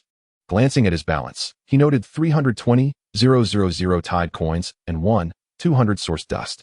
Indeed, the adage held true: the greater the storm, the pricier the fish. Single encounters could not compare to the intensity of grinding in a dungeon.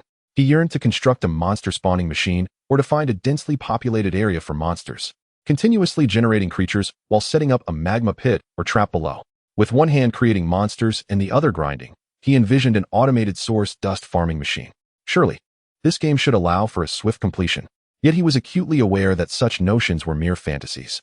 Upon careful observation, he noted that the initial kill of a living dead yielded 50 source dust and 500 tide coins. Subsequently, each kill of a repeated type diminished the spoils until ultimately, no rewards were given at all. It seemed that there was an anti-grinding mechanism in place. Attempting to gain immense power through cunning means was unrealistic. With this thought, Yang Li withdrew his focus and fixed his gaze intently upon the card-drawing machine. It was time to go all in. He must strike gold this time. As customary, he offered a prayer and made a pact with the machine that should he draw gold, he would bestow upon it a gilded form in the coming year. Do you wish to consume 100 source dust for a single card draw? Confirmed. A radiant light enveloped him, and a card materialized before his eyes. Chapter 36, Skill Card Bonanza. Name, Incarnation of the Swift Cat. Type, Magical Transformation Card. Quality, Fine. Description, this card encapsulates the power of the forest swift cat, allowing the user to assume the form and agility of a spirit cat upon use. Release conditions. Each use consumes 500 points of magical spirit, with a cooldown duration of 8 hours. Skill effects. Form transformation. Transforms into a swift cat for 30 minutes. Agility boost. Increases agility by 2. Enhances movement speed by 40. Cat's grace. Reduces fall damage by 70. Significantly improves climbing ability. Night vision. Grants clear vision in dark environments. This card is a master of stealth attacks, rendering one almost unrecognizable. The first draw yielded something extraordinary. Yang Li felt a surge of excitement. What a promising omen. He must seize the moment. A series of brilliant lights flashed continuously. 50 units of steel, 100 units of wood, 100 L of pure water. Name, dense fog technique. Type, skill card. Quality, excellent. Description, upon use, envelopes an area in dense fog, significantly reducing the accuracy of ranged attacks and enhancing stealth effects. Release conditions. Each use consumes 400 magical mental energy, with a cooldown duration of 6 hours. Name, Lucky Curse. Type, skill card. Quality, fine. Description, imposes a lucky curse on a single target, causing a slight decrease in luck for the next half hour, with a probability of various blunders, distractions, and disorientation. Tremble, mortals, for this is a power beyond your comprehension. Release conditions. Each use consumes 600 points of magical mental energy, with a cooldown duration of 15 hours. Yang Li's eyes brightened. After much anticipation, he had finally acquired a card that perfectly complemented his innate skills. His talent was such that the lower his luck, the stronger he became. This card that weakened luck might be a debuff for others, but for him, it was a unique enhancement card. If used wisely, it could indeed create miracles. Moreover, these skill cards, akin to character skill slots, were not one-time use. Each release merely required a consumption of mental energy. What exactly this magical energy was, and whether he possessed it, Yang Li did not know. He resolved to experiment first and aimed the dense fog technique towards the sea before him. A stream of light shot forth from the card, landing in the ocean ahead. At that moment, Yang Li felt as though his brain had been struck by a heavy hammer, and his body felt weak. Accompanied by dizziness, he nearly stumbled. He endeavored to regain his composure and quickly glanced at the sea surface. It appeared as if a smoke bomb had been deployed. A thick fog began to spread rapidly from the point of release, enveloping an area of nearly 1 kilometer in mere moments. He hastily checked his attribute status. Name, Yang Li. Level, LV3. Experience required for upgrade, 3120500000. Title, Beast Slayer. Vitality, 90100. Intellect, 100100. Health, 100100. Constitution, 8 Agility, 10 Strength, 7 Perception, 9 Mental, 115750. Only the mental attribute had decreased by 400. This indicated that 1 point of mental attribute could be converted into 100 points of magical mental energy. Thus, he could release skills twice at most before exhausting himself. This was acceptable, Yang Li reflected. After 12 draws, he had obtained 3 skill cards and some basic materials, which was a commendable harvest. With renewed enthusiasm, he immediately strode to the ancient tree of life and roused the meditating AI voyage. Stop your magical training and quickly see how much source dust you have acquired this time, Yang Li urged impatiently. The substantial loot from defeating the undead was primarily in AI voyage's possession. As for Friday, due to his non-human identity, he had received no loot whatsoever. This was exclusively the privilege of the players. 2,500 dust, Do you wish to use it for card draws? AI Wei Air inquired, her bright eyes sparkling with intrigue. 2,500 dust. How could there be so much? Yang Li was incredulous but quickly reassured himself. Having defeated numerous types of undead, AI Wei Air had entirely exhausted most of the potential loot from the undead category. In the future, she would likely not receive any source dust from defeating these types again. After pondering, Yang Li suggested, "You should go ahead and test your luck." "All right," AI Wei Air replied, visibly excited, as it was evidently her first time obtaining such a significant amount of source dust. No one could resist the anticipation of drawing cards. Yang Li eagerly led AI Wei Air to the card drawing machine. "Let us begin. It's your turn now." "Okay." AI Wei Air stepped forward, invigorating herself before operating the card drawing machine. A burst of light illuminated the area. Name: Mimic Card Technique. Type: Skill Card. Quality: Excellent. Description: Designate a creature possessing cards to randomly replicate one card from its deck, temporarily added to your hand. Note: if the copied card's quality exceeds that of this card, the copying fails. Release conditions: consumes 400 magical mental energy, cooldown duration of 24 hours. Yang Li's eyes sparkled with delight. This was a remarkable find. Was it not akin to the priest card in Hearthstone? Copying others' cards? What a treasure to behold. The only downside was that this card had a quality restriction.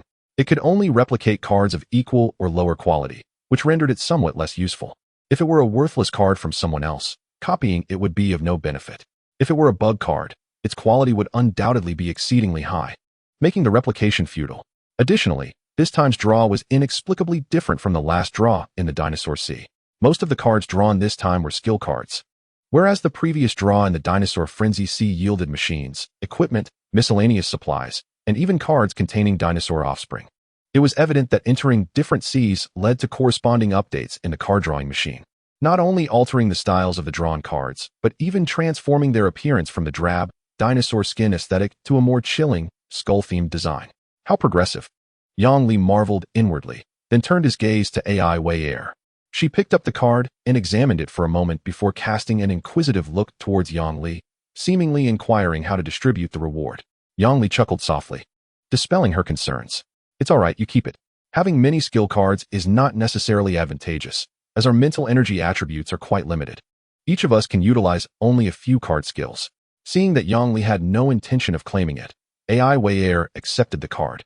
Subsequently, she eagerly expended all her source dust, drawing cards consecutively.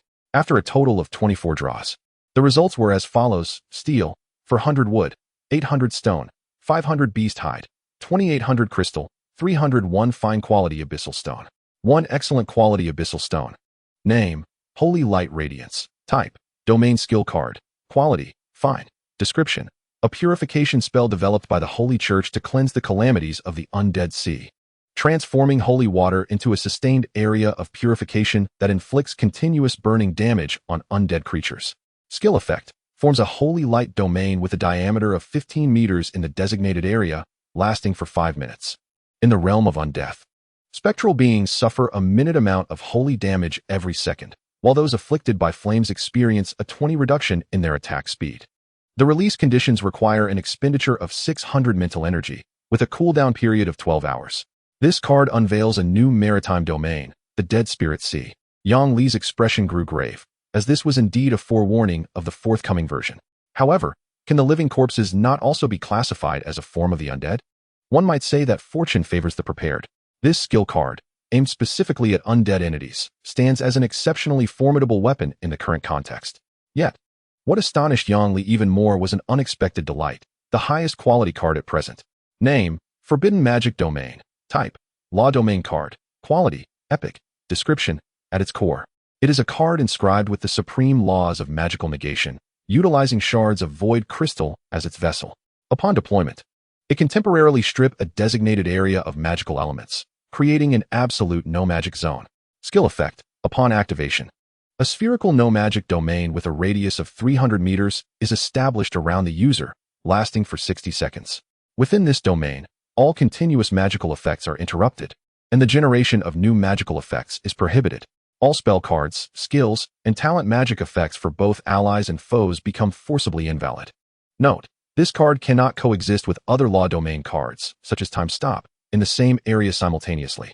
And only one domain card can take effect in a given area at any time. Release conditions: consumes 1,500 magical mental energy, cooldown duration of 72 hours. And upon use, the user enters a state of mental exhaustion, all attributes decrease by 50, lasting for 1 hour. Yang Li was utterly flabbergasted. An epic card. Nonetheless a domain skill card for controlling the battlefield. Although it required an extravagant 1,500 mental energy to deploy, Yang Li, currently at level 3, possessed merely 1150 mental energy, rendering him unqualified to utilize it. As for AI Wei Er, her mental attributes were even lower. Yet, the prospect invigorated him, for it was evidently a weapon capable of reversing the tide of battle.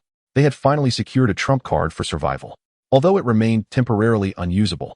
In Chapter 37, Player Forum, after drawing cards, AI Wei Er remained eager, seemingly intent on continuing her draws. Yang Li observed her fingers twitching for 2 consecutive 10 draws. His eyelids twitching uncontrollably. All right, there will be another opportunity next time. Let us not rush, he reassured her. Haha, my apologies. I seem to be a bit carried away, AI Wei Er said, tucking a strand of hair behind her ear, a faint blush adorning her oval face. Subsequently, Yang Li called upon Friday to assist with the chores. Although the soil aboard had been purified, the seedlings had all been trampled to death, necessitating the prompt replanting of new crops. He also considered the impending continuous invasion of infected individuals, fearing it might render his efforts futile. However, the system did not specify the exact timing of the invasions. Did they occur daily or at intervals? Ordinary crops could presumably mature within 2 days. So he resolved to take a gamble, praying that luck would not render the diligent farmer's toil in vain. Additionally, he listed the seeds dropped by the dragon fruit in his personal trading store, pricing each at 1,000 coins. He sold a total of 50 seeds, netting 50,000 coins. He had tested this item. Consuming one provided a 10-minute buff of 1 to strength attributes, and it was harmless. There were plenty of edibles at sea, but few could temporarily enhance attributes. Coupled with a strict implementation of scarcity marketing, it was bound to sell like hotcakes. Yang Li took a moment to glance at the chat channel. At this juncture, 90 of the player base was still engaged in the dinosaur frenzy sea, riding high on dragon taming exploits. Their discussions revolved around various dragon taming secrets, treasure caves, desert island adventures, indigenous tribes, and more. Some were actively gathering players on one of the larger islands, intending to stage a battle of wits and strength between players and the indigenous tribes. Having already departed from the dinosaur frenzy sea, Yang Li found himself unable to contribute to the conversation, feeling a peculiar sense of detachment from the vast player community, likely due to the differing progress. Thus, he reluctantly pulled out the guidebook and perused the player forum. The quality of discourse here was markedly higher, worthy of being termed a gathering of seasoned players. Within a chat group named the Forum Association Assistance Group, he noticed the following exchange. Dragon Tamer. Hi. As a newcomer, is there any expert willing to guide me? Yang Li remained silent for a moment before slowly typing a question mark. Eternal Vessel. Young man. I've had my eye on you for quite some time. You strike me as a rare comedic talent. Dragon Tamer. Hey, isn't this an old acquaintance? Why do we keep crossing paths? Is this world truly so small? Swift Pirate Crew. Haha, indeed. I was among the earliest to enter. Back then, I led the charge, gathering valuable intelligence, and Poseidon brought me into the group. Dragon Tamer, Poseidon? You can't be referring to that mech owner, humorously dubbed Dad Machine, can you? Swift Pirate Crew, that's him, don't you know? He is the creator of the Otherworldly Guide to Survival, a true powerhouse among the elite. Aligning with him is undoubtedly a wise choice. 2 names? Yang Li pondered. Typically, each player selects their name at the onset and cannot alter it. The only way to have a name that changes frequently is through special titles. For instance, he might be a beast slayer one moment and the eternal vessel the next. Thus, it could be inferred that Poseidon was indeed a title. Dragon Tamer, Poseidon, almighty Dad Machine, please grace us with your presence. Are you still recruiting followers? This sea is perilously dangerous. Could you perhaps lend me your protection? Yang Li also perked up. Poseidon appeared to be no ordinary individual. At this moment, Yang Li grasped the significance of his actions. He had cleverly circumvented the system's strict limitations on the number of players in a team by establishing a forum to forcibly create a semblance of an organization, linking a cadre of the most exceptional players together. Such foresight and strategic thinking indicated that his rise to prominence was not merely a matter of good fortune.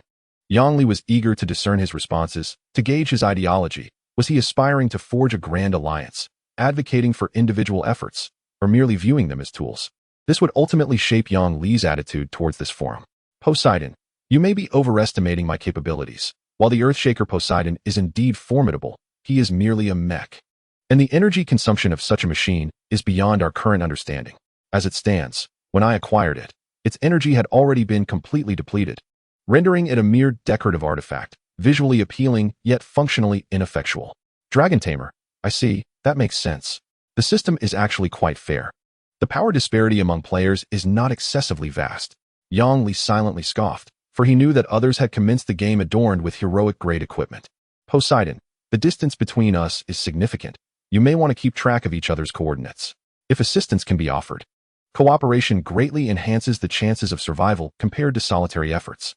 In addition, to expedite the exploration of knowledge in uncharted territories, the illustrated guide has introduced a knowledge intelligence system. From now on, everyone can sell any valuable intelligence, and I will reward you based on the value of the information. However, henceforth, some valuable intelligence may require a fee to access. But do not worry, you are exempt from this. You will always enjoy the privilege of accessing most knowledge for free. Once the framework of the illustrated guide is further refined, I will establish a set of rules and subsequently announce them to the public. Yang Li understood this. He intended to create a relatively loose organization, using certain benefits to attract them. This would serve as the foundation of his early endeavors. However, the underlying message was quite clear. To continue enjoying these benefits, one must adhere to the set of restrictive rules that he would later establish. Gains would come at a cost. Yet, the world thrives on mutual benefit. And Yang Li did not resent this approach. Humans have always been social creatures, with a profound sense of belonging to social structures. The vast majority cannot live in isolation, as it fails to satisfy the higher spiritual needs of humanity. Thus, forming alliances is something that requires a leader. If that leader is not Poseidon, then someone else surely will emerge. The only point of intrigue lies in the extent to which his subsequent rules would impose restrictions on them. Chapter 38. The Path to Strengthening the Whiteboard Ship. Yang Li opened Poseidon's private message. He provided the censored version of the Dinosaur Illustrated Taming Guide to the other party. This item was of no use to Yang Li, so he opted to sell it in hopes of exchanging it for some currency. Poseidon, these 3 types of taming guides have not yet been included and are quite valuable. How about I offer you 150,000 coins? Yong Mao Zhizhou deal. Yang Li saw no need to haggle. The value of intelligence is not easily defined. It entirely depends on how one utilizes it, with a lengthy conversion period involved. Accumulating a broad customer base, identifying target clients, and converting the value of intelligence require a substantial system to operate. Without establishing this system, the so-called intelligence may be worthless. However, if the system is sufficiently large and robust, a single piece of intelligence can be worth its weight in gold. Therefore, exchanging something unnecessary for tangible wealth brought Yang Li joy, and he had no inclination to dwell on gains or losses.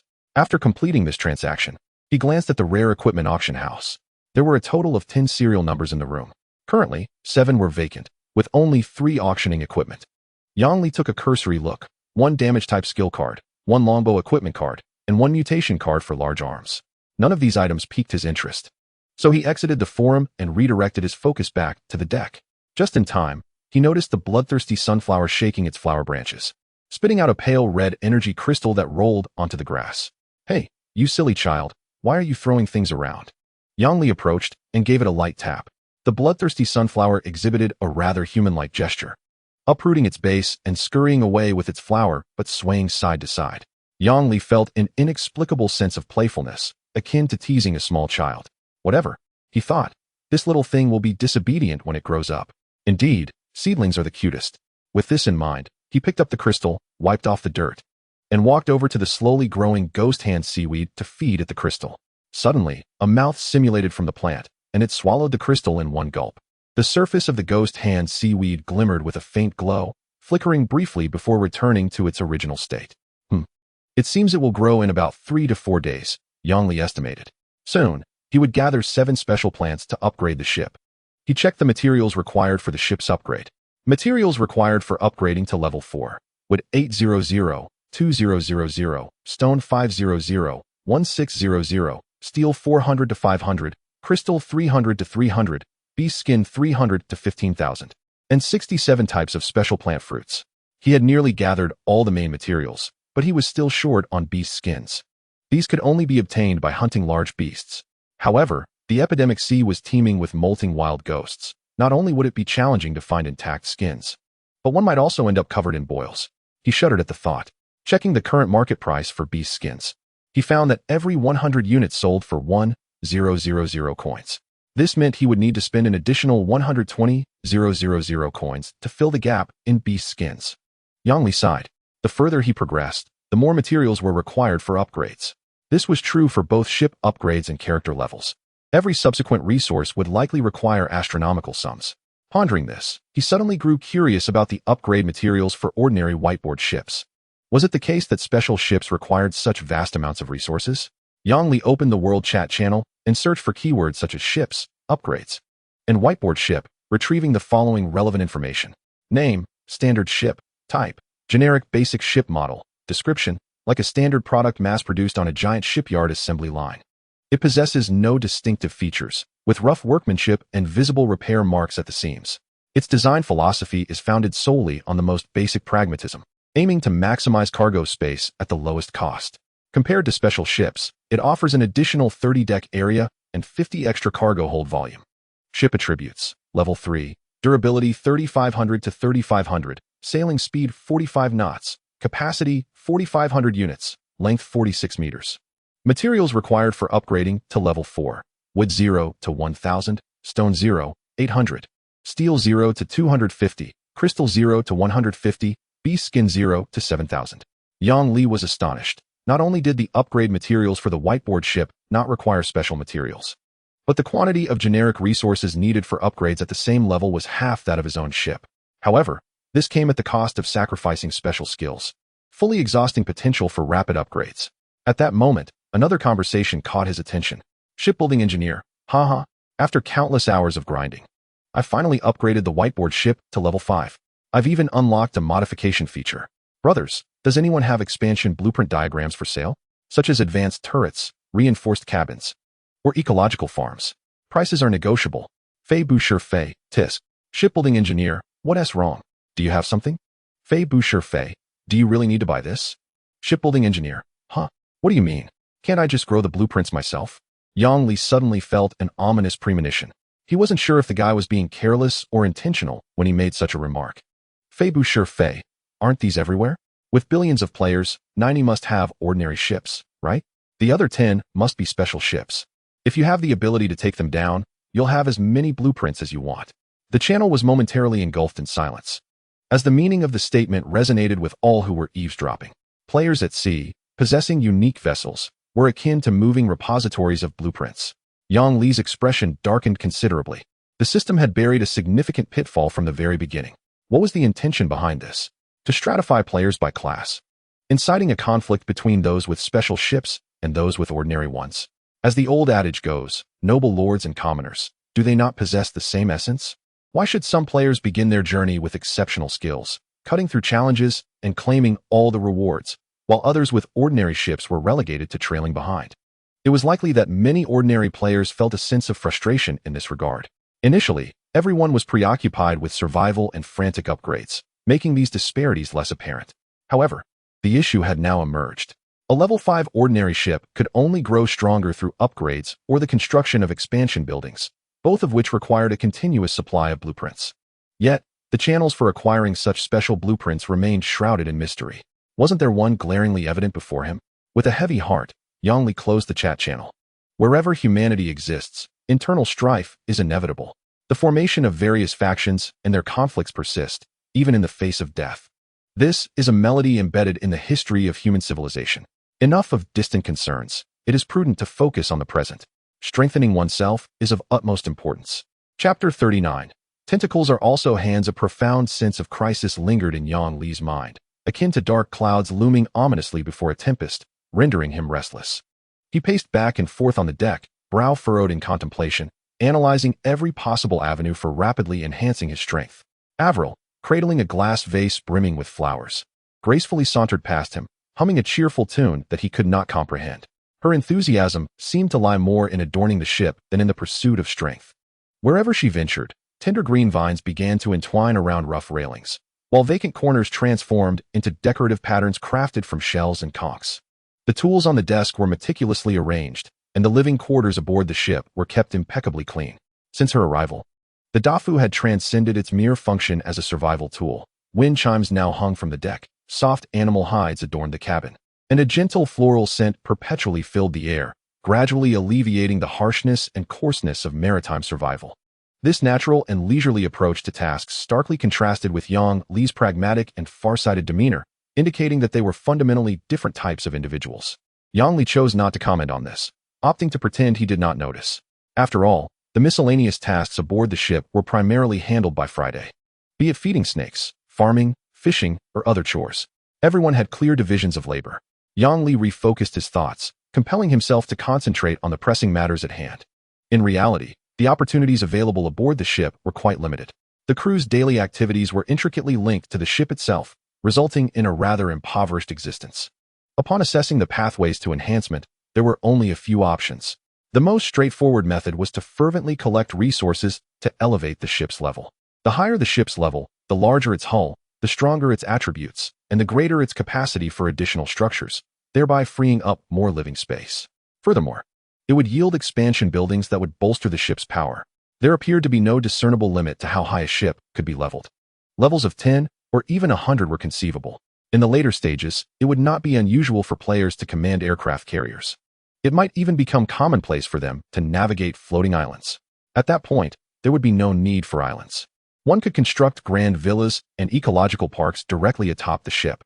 However, this avenue was currently obstructed, as the difficulty of upgrading special ships lay not in common resources, but in rare materials. Yang Li found himself perusing the player trading post every few days or posting inquiries in the World Channel, hoping to gather more seeds of special plants. Yet, responses were few and far between. Yang Li suspected he was not alone in his quest for seeds. Other ships were undoubtedly competing as well. With such a vast player base, it was implausible that only the Dafu could cultivate special plants. Any vessel constructed from the world tree could potentially grow them. However, special plants were elusive and exceedingly scarce, rendering ship upgrades currently stalled and reliant on chance. Secondly, the hidden systems. The system's power structure encompasses numerous concealed pathways. It does not provide direct hints, but only notifies you once they are unlocked. For instance, titles can unlock character levels, and players without titles are perpetually confined to level 1. Some attributes, such as luck, remain hidden even when unlocked. This serves as a prime example of hidden attributes, suggesting the existence of other concealed properties. Thus, what is presented on the system panel merely scratches the surface of this world. There are likely more hidden power structures awaiting discovery, akin to Avril's magical abilities inherited from ancient races or nations. Yang Li had often eavesdropped on discussions in forums where others had summarized insights. Fragmentary information gleaned from equipment descriptions provided by fellow players hinted at an abundance of occupational systems within this world. Common classes include druids, dragonblood warriors, vampires, ghouls, death knights, priests, paladins, demon warlocks, mages, and summoners, while less common ones encompass prosthetics experts, ghouls, memory eaters, gestational mothers, ice spirits, sand dwellers, dream weavers, card masters, and mechanics.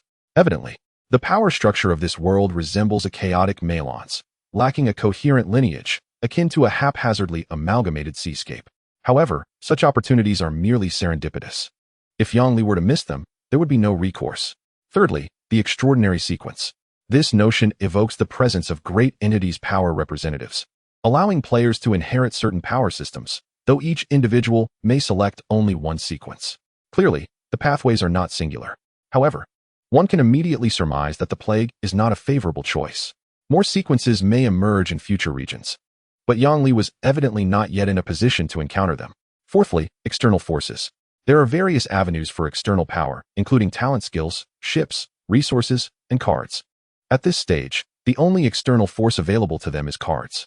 Equipment, skills, battle pets, plants, mechs, and teammates are among the options.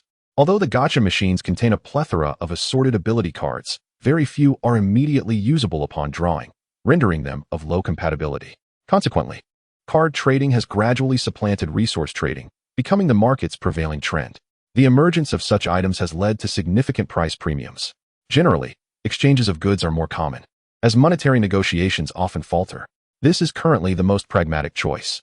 Among all external factors, equipment stands out as the most intuitive and rapidly effective means. The thought process has crystallized. Yang Li hesitates no longer. He retrieves the 2 precious abyss crystals. Just before upgrading his equipment, an idea strikes him. He decides to experiment with the high-quality abyss crystal, applying it to the card duplication technique. He wonders if skill cards can also be enhanced in quality. The results are clear. The card duplication technique has indeed ascended to a refined level.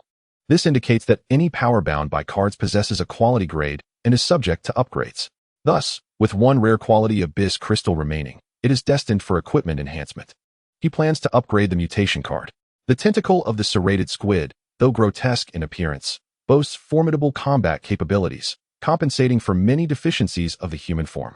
Moreover, unlike equipment, the mutation card integrates directly into the body, altering its structure. It provides a substantial boost to attributes, offering unparalleled advantages compared to other gear. At that moment, the Dayfog emits a surge of catalytic energy, radiating throughout the ship. He hastens to the enchantment platform, where he refines the serrated squid's tentacle, elevating it to rare quality. Name: Tentacle of the Serrated Squid. Type: Mutation card. Quality: Rare. Description: Through the refinement of the abyss crystal and life essence, this already lethal tentacle undergoes a qualitative leap. Its cells exhibit high mimicry activity, allowing it to interchange between biological weaponry and human limbs, becoming an integral part of the user. Post-mutation, it not only elongates and becomes more resilient, but its serrated suction cup structure also grows increasingly menacing, transforming into a steel whip lined with barbs. Once equipped, the user can deeply perceive and wield the power derived from the deep-sea predator. Equipment effect: Strength 2, Constitution 2, Agility 2, Additional ability, Entanglement Strangulation. The tentacle can actively extend, ensnaring a single target and inflicting continuous tearing damage. Mimicry: In a non-combat state, it can retract, mimicking a normal human arm while fully retaining tactile sensitivity, achieving remarkable concealment. Mimicry? Yongli paused for a moment. He reloaded it onto his hand. He observed as his left arm transformed into several dark brown, lifelike tentacles adorned with suckers, which began to undulate and retract as if alive. They intertwined and fused, undergoing a precise restructuring in an instant. Within mere seconds, a smoothly muscled, healthy human arm appeared before him. Yongli scrutinized it closely. The 5 fingers were distinct. The joints moved freely, and it was indistinguishable from his right hand. He clenched his fist tightly, clearly feeling the muscular strength and the solidity of his bones. He then gently caressed the nearby Miao Gong with his transformed left hand, the texture exquisite and genuine, akin to a real hand. A wave of ecstasy surged across Yang Li's face. His concerns had finally dissipated. In contrast to AI Wei Er's ethereal casting, his transformation was decidedly peculiar. It is a tormenting dilemma to choose between charm and strength. While the tentacle is undeniably effective, it is also quite unsettling. It may serve well in battle, yet he cannot wield it openly. That would be contrary to human instincts. Over time, he fears he might be subtly influenced to abandon his humanity. However, Yongli can now utilize this card as a permanent fixture. When not in use, it can revert to a normal human arm, seamlessly integrating into his daily life. Chapter 40. The skeleton pirate ship. The weather today is rather dismal. The sunlight is dim, and visibility is limited. The Dayfox slices through the pale green waters, navigating a relatively calm sea. The water resembles a stagnant pool, with no exaggerated waves. Yongli stands at the bow, holding a simple telescope, scanning the distant sea. His vision reveals numerous grotesque fish leaping from the water.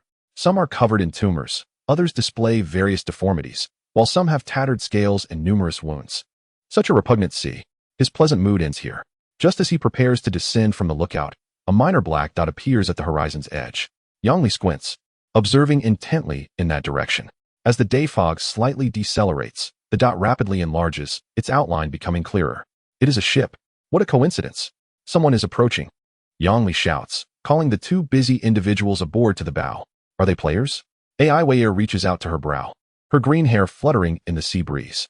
Uncertain, she replies, stay alert. Let's initiate the cloaking shield and approach cautiously. Yongli commands, and Friday promptly complies. A luminous shield unfurls from the crystal tip at the ship's bow, rapidly enveloping the entire vessel. Simultaneously, Friday adjusts the helm to synchronize the ship's speed. The Dayfok gradually matches its pace, maintaining a buffer distance for reaction time. As the distance closes, the ship's appearance becomes increasingly distinct. Yongli's heart sinks bit by bit. The vessel is not large, but possesses an extraordinarily bizarre design. Its hull is crudely assembled from various shipwreck remnants, decaying wood, and massive biological bones. The sails resemble bat wings, adorned with skeletal symbols. On the deck stand numerous disheveled figures. Most are ragged, their exposed skin riddled with festering sores. Some exhibit severe deformities. with 3 or 4 uneven arms protruding awkwardly from their shoulders, like haphazardly grafted branches. Others have twisted lower limbs, their legs entangled at fantastical angles, merging into a stout pillar of flesh. Some possess massive bulges on their backs, each adorned with lifeless eyes. Without exception, they all regard Yang Li and his companions with eerie expressions. Upon encountering an unknown entity, your sanity decreases by 10. Upon recognizing their forms, Yang Li inhales sharply. How grotesque. You have been targeted by a special skill. Cloaking skill has failed. The shield generator trembles, and the cloaking shield disintegrates instantaneously. Yang Li's scalp prickles with alarm. Veins throb on his forehead as he bellows. Friday, accelerate. Accelerate. We are under attack. Damn it. He should have anticipated this. What normal player would sail a ship that appears to have emerged from a graveyard? This is undoubtedly the domain of the indigenous people of the plague-infested waters. Yang Li is astounded. This is his first encounter with natives pursuing players by ship. They can even lock onto the vessel from a considerable distance with their skills. Their audacity suggests they possess formidable confidence. Yang Li, uncertain of their strength, dares not engage in combat. If they prove too powerful, he might lose his life here. It is always prudent to retreat in uncertainty.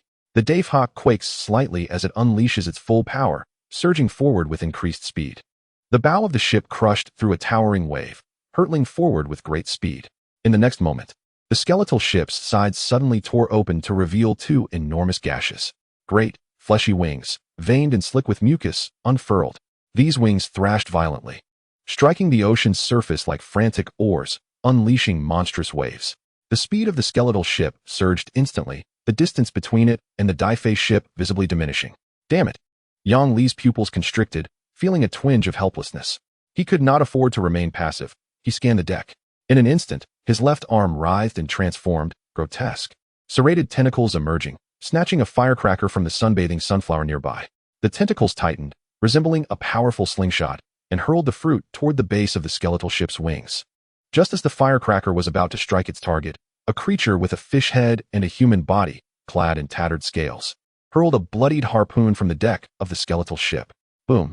The harpoon intercepted the airborne firecracker with precision, resulting in a violent explosion that lit the sky with flames and shockwaves, yet caused no harm to the skeletal ship whatsoever. As the fiery spectacle began to dissipate, a heavy mechanical sound echoed. A robust harpoon, tipped with a massive metal barb, shot forth from the bow's crossbow, slicing through the air and embedding itself deep into the stern of the Daifei ship. The barb lodged firmly, locking it in place. With the sudden inertia of both vessels, the oil-soaked cable, as thick as an adult's thigh, tightened with a nauseating creak. The 2 ships were bound together by this rope. All of this transpired in the blink of an eye, from the acceleration of the wings to the interception and counterattack, followed by the launch of the grappling hook. Their actions were executed seamlessly. It was evident they were a well-trained, battle-hardened crew, specifically forged for maritime slaughter. The Daifei ship's speed came to a halt, unable to escape. Prepare for battle. At this juncture, further discussion was futile. Yang Li's gaze sharpened as he drew his matchlock pistol, aiming at the most formidable aberration aboard the opposing vessel. Boom! The explosive effect triggered. The tail flame, shrouded in a cloud of black smoke, erupted forth with tremendous velocity. Amidst the explosion, it struck the creature squarely in the chest. In the ensuing chaos, the massive body stumbled back, its chest charred black. The enormous form plowed a shallow furrow across the deck, inciting a flurry of agitation among the other pirates. Yang Li lowered his weapon, eyes narrowing slightly. Was that all it took? Just one shot? In the next moment, the figure that had collapsed stood up as if nothing had happened. It casually brushed off the mangled flesh of its chest, with bits of meat and pus oozing forth, revealing writhing flesh beneath. The misshapen head bore a massive maw filled with sharp teeth that split open, dominating 2/3 of its face, emitting a piercing roar. Sea rats, lay down your weapons and be torn apart by me. Almost simultaneously with its roar, a dozen grotesque figures aboard the skeletal ship, exuding a stench of madness and bloodlust, unleashed a blood-curdling howl, brandishing rusted blades and crude bone weapons, charging along the thick cable connecting the 2 ships like hyenas scenting blood. Even as Yang Li fired his weapon, the opposing leader rose again during that brief interval, and Avril began her chant with practiced ease. Her hands danced, enveloped in a soft green glow of nature. Spirit of the Rose, heed my call, strangle the foes. Chapter 41. A mere fatal wound. The vibrant, multicolored roses on the ship's wall seemed to come alive, infusing clusters of tender plants with spirit. Vines converged at an unprecedented speed, intertwining and expanding. In an instant, they transformed into a colossal flower serpent, thicker than a barrel, composed of petals, green leaves, and thorns. The flower serpent opened its calyx, emitting a silent mental roar. Its body arched, infused with a bloodthirsty frenzy, charging fiercely at the pirates on the cable. Splash! Several pirates, caught off guard, were struck by the serpent's massive form, sent flying with cries of despair into the sea, creating splashes of water. The remaining pirates, agile in their movements, either ducked low or used their comrades as shields, narrowly evading the serpent's frontal assault, seizing the moment to climb the cable like monkeys and rapidly advance. Upon nearing the die-faced ship, they leaped, successfully landing on its deck. With a splat, as their feet touched the deck, still unsteady, they were met by the already poised mutated carnivorous flowers. The flowers expanded, revealing the menacing core of a war machine. A series of viscous acid balls erupted forth. The corrosive liquid splashed onto one pirate, resulting in a sizzling sound as it began to burn through his flesh. A cloud of corrosive white smoke billowed up as he let out a harrowing scream.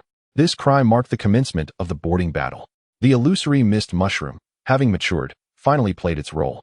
These initially inconspicuous mushrooms on the ship began to sprout caps densely. Opening and closing like breathing, they continuously expelled spores. If one were to observe closely, their presence could be seen everywhere. Clusters of colorless, odorless spores were released, forming an invisible net that enveloped the pirates. Even with their quick reflexes, they were ensnared in this spore-laden trap in an instant. In their perception, the once clear surroundings morphed into a bizarre spectacle. The solid deck beneath their feet fractured into an endless abyss. They stumbled, hesitant to place their feet anywhere. Yang Li and his companions appeared to them as distorted figures, elongating and twisting. Three-dimensional beings became elongated two-dimensional shapes. They could not discern where to strike. Their entire sense of space and distance was utterly thrown into disarray, with countless warped shadows swirling in their minds. A wave of dizziness surged. Yang Li frowned as he observed. These wretched beings had lost their bearings since stepping onto the deck, having been sprayed with acid a few times. Their movements were slow and stiff, as if intoxicated, swaying unsteadily. Many were even wildly slashing at empty air. Though unsure of the specifics, Yang Li would not let this opportunity slip by. This strong control, while effective, generally did not last long. He needed to act swiftly. He unleashed a series of movements, raising his gun, aiming, shooting, all in one fluid motion. The matchlock pistol belched smoke, striking two of the entranced pirates in the chest, causing their bodies to rupture. Immediately, he reholstered his gun and drew his blade. The Shochuan knife was unsheathed once more, now even sharper. Its damage-stacking characteristic indicates that the more of the same type of creatures it slays, the higher the layers of armor-piercing stacking become, thus increasing its lethality against such beings.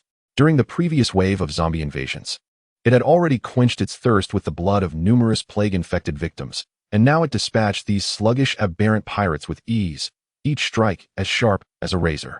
The left arm did not remain idle either, instantaneously morphing into a steel whip bristling with barbs, unleashing a violent lash that sliced through the air. With a sickening sound, the whip licked the shoulder of one pirate, instantly tearing away flesh and skin to reveal the ghastly white bone beneath. For an ordinary creature, such grievous wounds would lead directly to demise. However, these pirates remained unfazed, defiantly standing on the deck despite their horrific injuries. To them, mere mortal wounds were insignificant. In comparison to the plague, this was trivial. Witnessing this scene, Yang Li had an epiphany. "Friday, quickly, let us behead these creatures," he bellowed, wielding the embroidered spring blade and severing a pirate's head in one swift motion. He did not concern himself with seeking out supposed vital organs such as hearts, brains, or joints. He suspected these monstrosities were all immortal, lacking any conventional fatal weaknesses. Striking them seemed futile. His strategy was simple and brutal, relentless sword swings aimed at decapitation. He then kicked the glaring, still twitching heads into the sea. His judgment proved accurate. These accursed monsters, even when decapitated, did not immediately succumb to death. Their dismembered arms continued to flail erratically, their headless necks twisted in chaotic motion. Some even staggered forward, tightly gripping their weapons and continuing to attack with reckless abandon, displaying a chilling vitality. Yet, bereft of their heads, they ultimately became like headless flies, unable to escape this vibrant world. In a frenzy, Yang Li, alongside Friday, plunged into the slaughterhouse, reducing the wretched bodies to a pulpy mass, which was then transported to the ship's lower deck to be digested as fertilizer. You can't die, can you? Just mere fatal wounds, right? Yang Li scoffed. Let the Daifei digest you all. Surely that will spell your end. If you still survive this, I shall eat my words. Avril commanded the flower serpent to stir the seawater, retrieving the pirates that floated upon the surface and tossing them back onto the deck. Friday seized a spear and charged forward, stabbing one pirate in the chest, the spearhead lodging firmly between the bones. The terrified pirate kicked him away. Yang Li shook his head in resignation. Not long ago, he and Friday were evenly matched. Initially, he was merely a fragile university student with a physique of 4, below even the average of 5. However, after more than 10 days of adventure, he had undergone several enhancements. His attributes had significantly risen, creating a noticeable disparity between him and Friday. With Yang Li's involvement, the remaining pirates could not escape the fate of decapitation, all being cast into the ship's digestive pool. Bubbling as they were consumed by the Daifei, transformed into pure energy. You have slain a second-tier infected. Aberrant proliferation plague, black pustule undead plague entered the compendium. You have defeated a second-tier infected while only at the level of a first-tier infected. Your plague sequence has deepened, making it easier to gain the favor of the plague. Infection probability increased by 100, negative effects of the plague enhanced by 30, and the strengthening effects of the plague on you increased by 15. Do you wish to inherit the extraordinary sequence path of Plague Spreader? If chosen, you shall become a Sequence 9 bearer of the plague. Sequence 9 bearer. You will be immune to common diseases and can actively infect any form of advanced plague, gaining corresponding resistances and the ability to transmit it to others. The more plagues you infect, the higher your sequence rank will rise. Yang Li stared at the system prompt in disbelief. It seemed to be playing a game with abstract concepts. Moreover, this plague chosen one was no jest. First, one needed to slay equals to even qualify for inheriting the Plague Spreader extraordinary sequence. After inheriting the sequence, it appeared one would begin from the lowest rank, the 9th tier bearer, and ascend, accelerating one's integration with the plague, spreading it, and obtaining the qualifications for rank advancement, a layered progression until reaching the highest sequence. Although the plague sequence was indeed an extraordinary sequence, it was also the first to emerge. Its potential for further evolution remained uncertain. Would other extraordinary sequences emerge in the subsequent waters? If so, how would they compare in strength and potential to the plague sequence? All of this remained unjudged due to a lack of reference. Yet, akin to the first person to eat crab, one might either revel in delight or suffer dire consequences. If it weren't for the system's clear stipulation that each individual could only choose one sequence path to inherit, a multitude of players would undoubtedly be unable to resist the urge to test their luck. Yet, Yang Li declined the inheritance. He refused to endure such a fate. Every creature in this sea made him feel nauseous. The mere thought of inheriting this extraordinary sequence, aligning himself with the plague, and potentially transforming both himself and those around him into such grotesque forms was more agonizing than death itself. He maneuvered the Daifei closer to the now defenseless skeletal ship's side. Friday, let's go loot it. Yang Li drew his flintlock pistol, remaining vigilant. It was prudent to assume this sinister ship might have hidden tricks. It would be unfortunate to fall prey to carelessness. Such an outcome was not what Yang Li wished to witness. "Aye, Captain," Friday replied, his insect symbiotic armor stained yet his strides still steady. Though he had been kicked hard and tumbled on the deck, he suffered no severe injuries, as the armor absorbed the impact across his body. Before stepping onto the skeletal ship, Avril contemplated and then commanded the flower serpent to perform a purification spell for them. "Be careful, I'll provide support from here." As a fairy mage, her physique was relatively frail, making it unwise to take risks. "Understood," Yang Li replied. Tentacles extended, forming a climbing rope that ensnared the ship's mast, allowing him and Friday to gracefully land on the skeletal ship's deck. This vessel, approximately 48 meters long, was slightly smaller than the Daifei. What greeted their eyes was an array of ominous white bones, remnants of fish, and indiscernible biological remains scattered throughout. These were not mere refuse carelessly discarded, but rather were gradually merging with the ship's structure, becoming part of this eerie craft. Yang Li could clearly see many skulls only half merged with the wooden surface, while the deck was sticky, as if coated with a viscous, digestive fluid, causing him to feel queasy. After a thorough search, the results were surprising. This ship was astonishingly devoid of treasures. In short, it was quite peculiar. How could a ship of pirates be so impoverished? How could they have become pirates in such poverty? A band of incompetent fools. Yang Li expressed his disdain. His gaze finally settled upon the crossbow that had once fired the spiked anchor, firmly gripping the Davy Jones. As was customary, he conducted a scan with the logbook. Name, Deep sea hunting anchor. Type, shipborne equipment, exclusively for shipload. Quality, excellent. Description, a special rope woven from the main tendons of a deep-sea giant squid, combined with extraordinary materials, designed for launching from a specially crafted heavy crossbow, an instrumental tool for boarding battles or controlling specific targets. Skill effect, long-range projection. The anchor head can be launched up to a kilometer away, accurately hooking onto the hull of a target vessel or a large sea monster. Absolute resilience. The rope possesses exceptional tensile strength and cutting resistance, making it difficult to destroy by conventional means. This was indeed the spiked anchor that had clung tenaciously to the Davy Jones. Yang Li was quite impressed by it, as it had startled him significantly at the time. Without hesitation, he disassembled the shipborne equipment and stored it in his card collection. Having concluded this task, Yang Li waved to Avril, who was observing from a height, signaling that he was finished. After a series of collisions, the skeletal ship was sunk by the Davy Jones, capsizing into the abyss. You have destroyed a ship. Would you like to disassemble it into basic materials? Oh, an unexpected delight? Yang Li turned back, gazing at the wreckage gradually sinking beneath the sea, lost in contemplation. You have disassembled a ship, gaining 600 wood, 500 stone, 150 steel, 80 crystal, and 3,600 beast pelts, now stored in the logbook. After this endeavor, Yang Li had acquired some basic materials and a piece of ship equipment. Well, what a false alarm it had been. In comparison to the numerous undead roaming the seas, the strength of this band of pirates was indeed limited. Of course, it could also be attributed to his good fortune, encountering merely low-tier pirates. Who knows what monstrous forms higher-tier natives infected by greater plagues might take? This incident served as a wake-up call for Yang Li. Sailing upon the ocean, danger could lurk at any moment.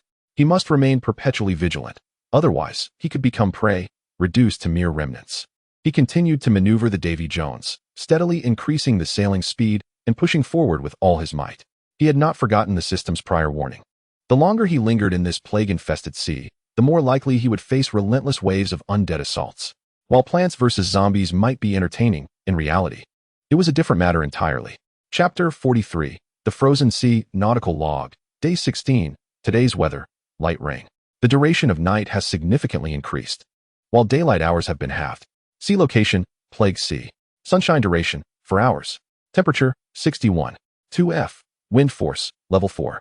3 more days have passed. The rain on the ocean falls incessantly, but it is no longer the clear rainwater. It is now acidic rain mixed with pathogens, possessing slight corrosive properties and severe infectious characteristics. This cursed sea does not grant comfort even in its rainfall. Within the cabin of the Davy Jones, a barbecue rack fashioned from iron frames crackles as it burns charcoal. Yang Li turned the skewers of fish and beast meat threaded onto wooden sticks. As the dripping fat ignited the coals, releasing wisps of blue smoke, he cautiously sprinkled a handful of his roasted and crushed chili powder, combined with several gathered spices. The pungent aroma immediately pervaded the air. Avril sat nearby, her hands drawn close to the coals for warmth. Her breath formed white mist in the air, and the frost patterns faintly visible on her arms glimmered in the firelight. Friday was quietly tending to another batch of fish and meat, his movements slightly more sluggish than usual. The chilling plague had rendered everyone's joints as if rusted, and on rainy days, it felt as though they were afflicted by arthritis. The fiery dragon fruit in the corner emitted a steady warmth, barely countering the cold seeping through the cabin's crevices. Were it not for the persistent heat provided by the fiery dragon fruit, Yang Li would have doubted their ability to survive this sea. He flipped the meat, handing the first few cooked skewers to Avril while he took out a cucumber to dip in salt water, chewing on it.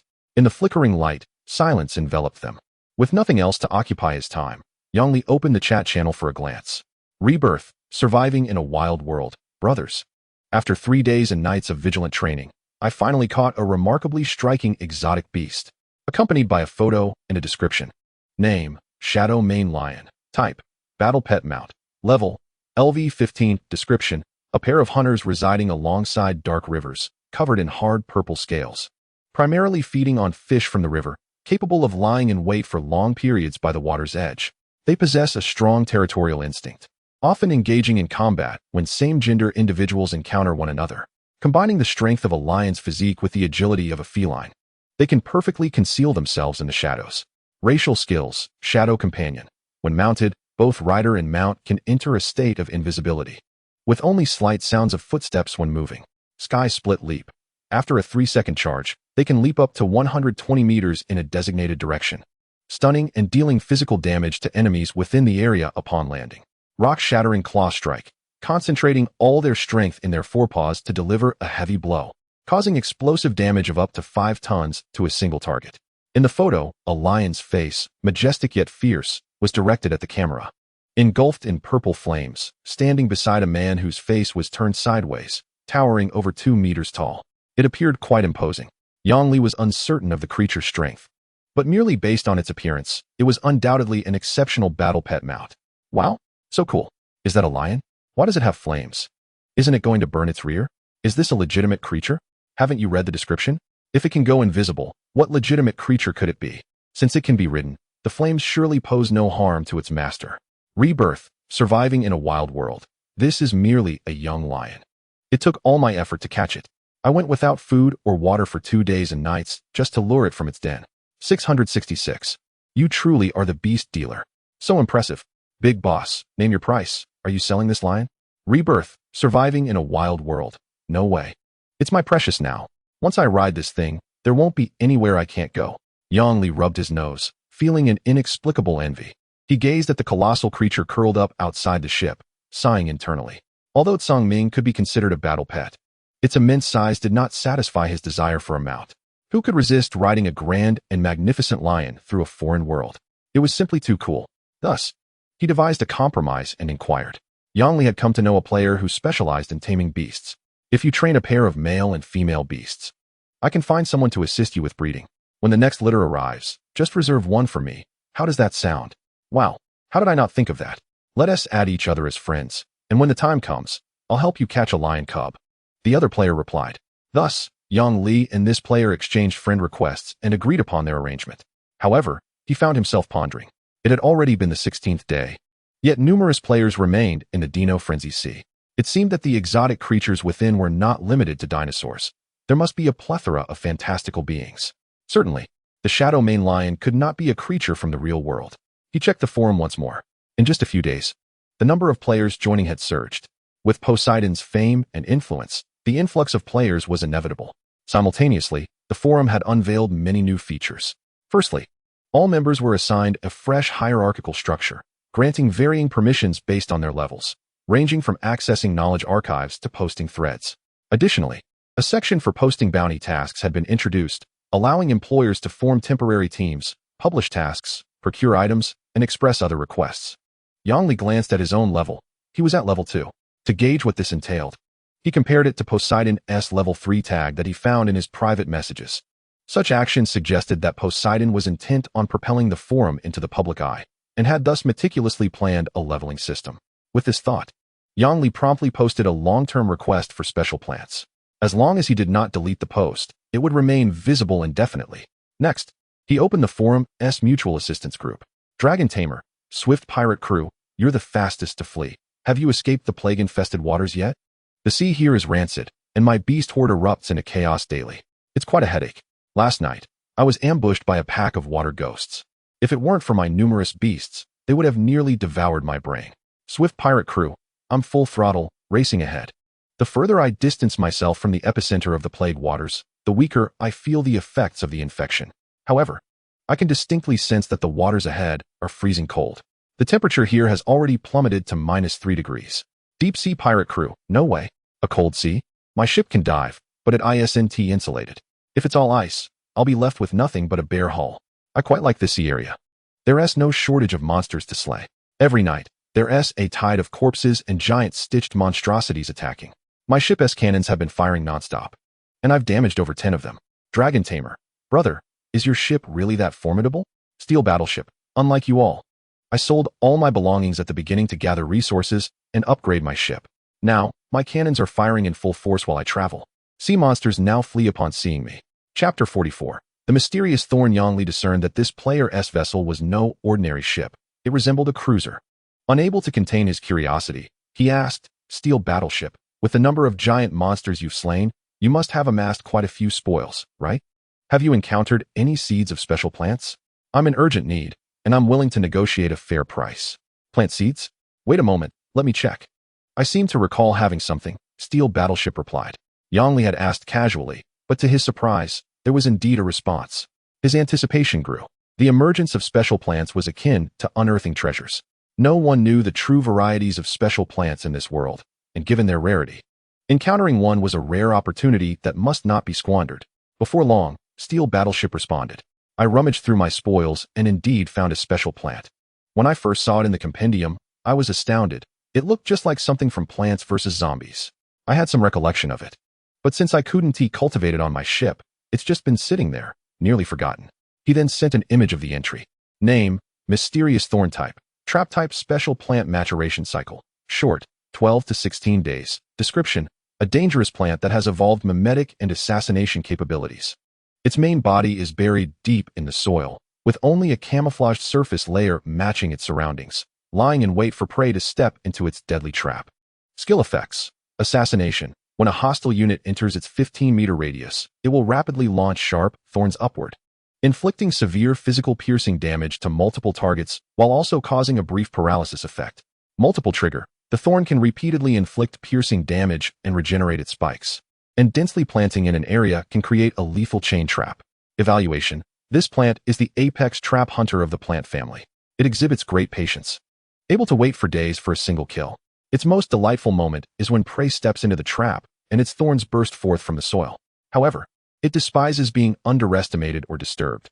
If you and your companions frequently jump around on top of it, treating it as a harmless floor decoration, it will hold a grudge. It may even retreat underground and cease operations for a time. Furthermore, never let curiosity compel you to touch it. Even if it recognizes you, its instinctual urge to kill, ingrained in its DNA, could spell disaster for your fingers. This was a new species. Yang Li's eyes sparkled with excitement. He suppressed his eagerness and cautiously inquired, "Could you sell it to me? I'm open to reasonable offers." Steel Battleship. Others have inquired about it in the World Channel before, but I hesitated to sell it, as it's undoubtedly a rare item. However, since we're in the same group, it's of no use to me sitting here. So I'd rather give it to you. Yang Li didn't take the bait and expressed his gratitude first. Then, he opened the private chat window to discuss the price. Steel Battleship. Brother, name your price. I wouldn't want to take advantage of you. Otherwise, who would sell me anything in the future? Steel Battleship. I won't scam you. Previously, someone offered me a price of 100,000 coins. No more, no less. How does that sound? Yang Li felt a pang of regret. 100,000 coins could buy a decent quality piece of equipment. Yet this plant was a once-in-a-lifetime opportunity. And even with money, he might not find another. Hence, he resolved to make the purchase without hesitation.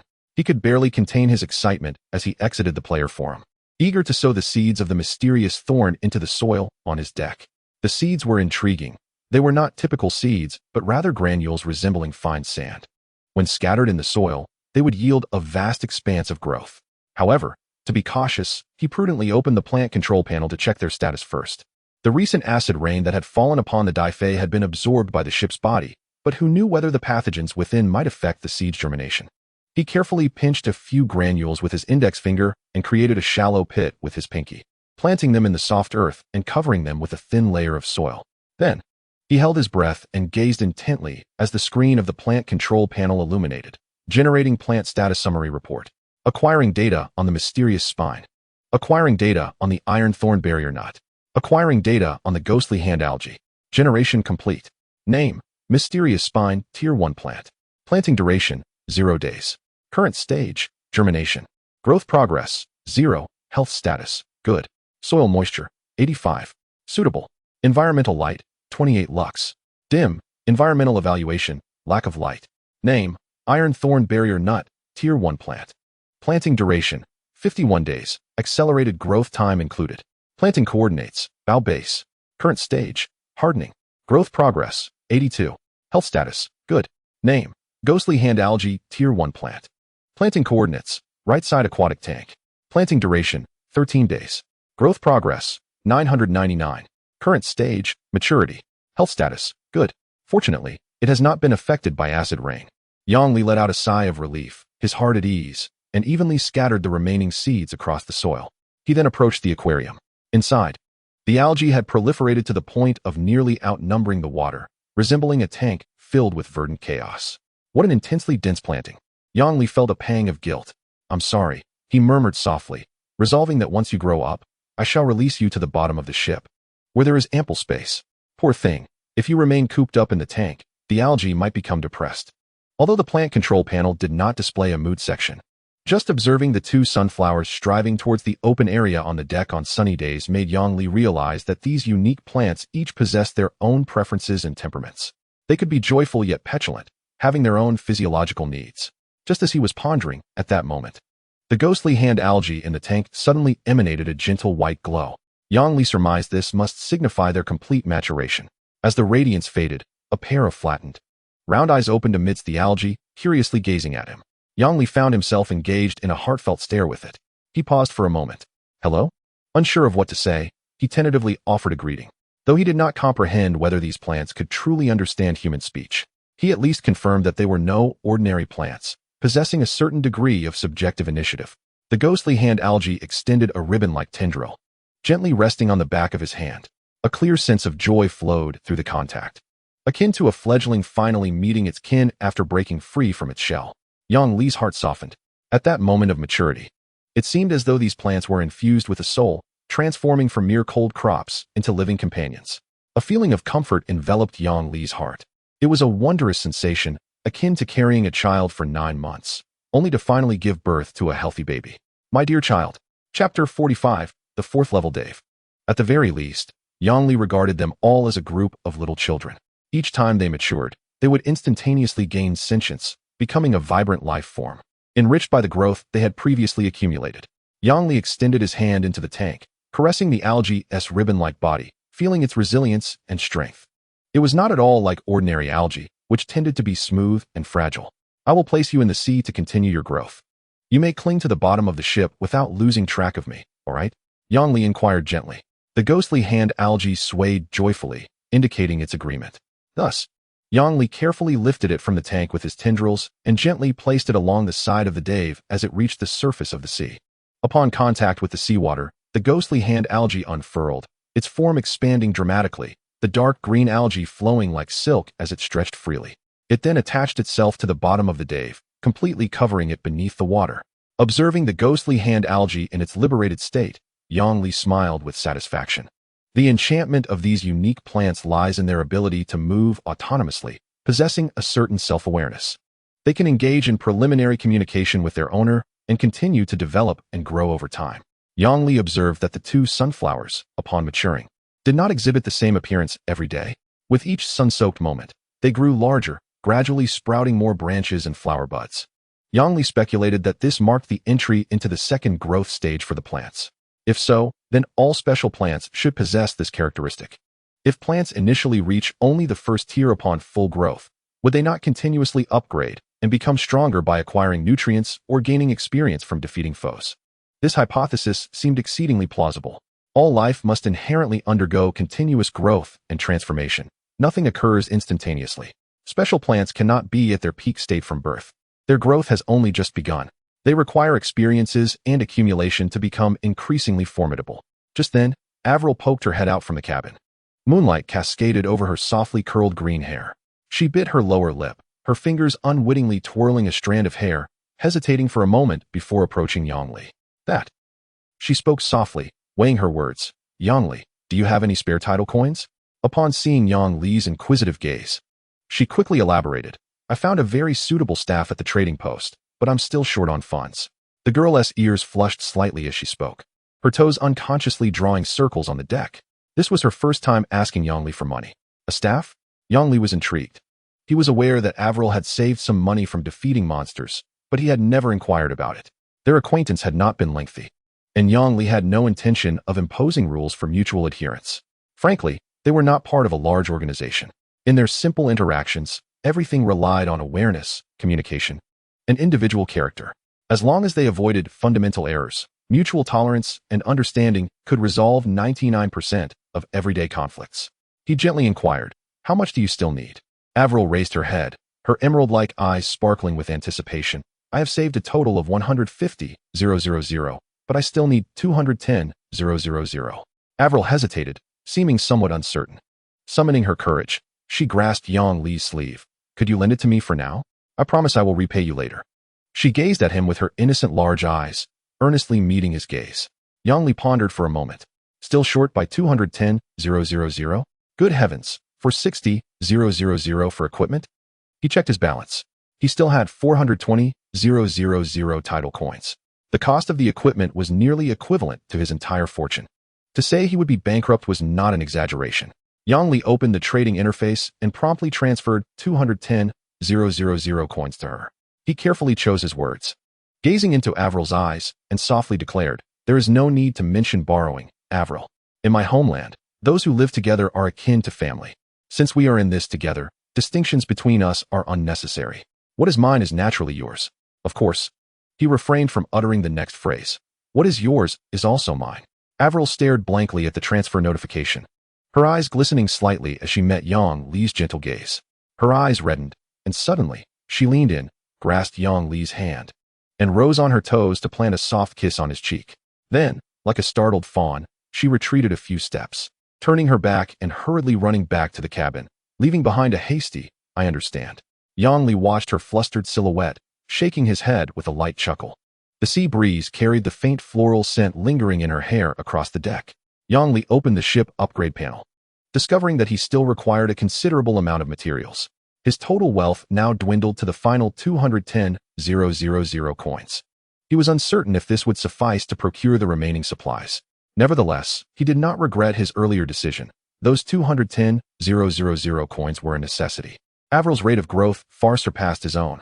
With her possession of the legendary elven crown and an ample supply of herbal essences, her potential was immeasurable. Equipping her with a staff would likely yield a significant enhancement to the team's strength, comparable to the ship's upgrade.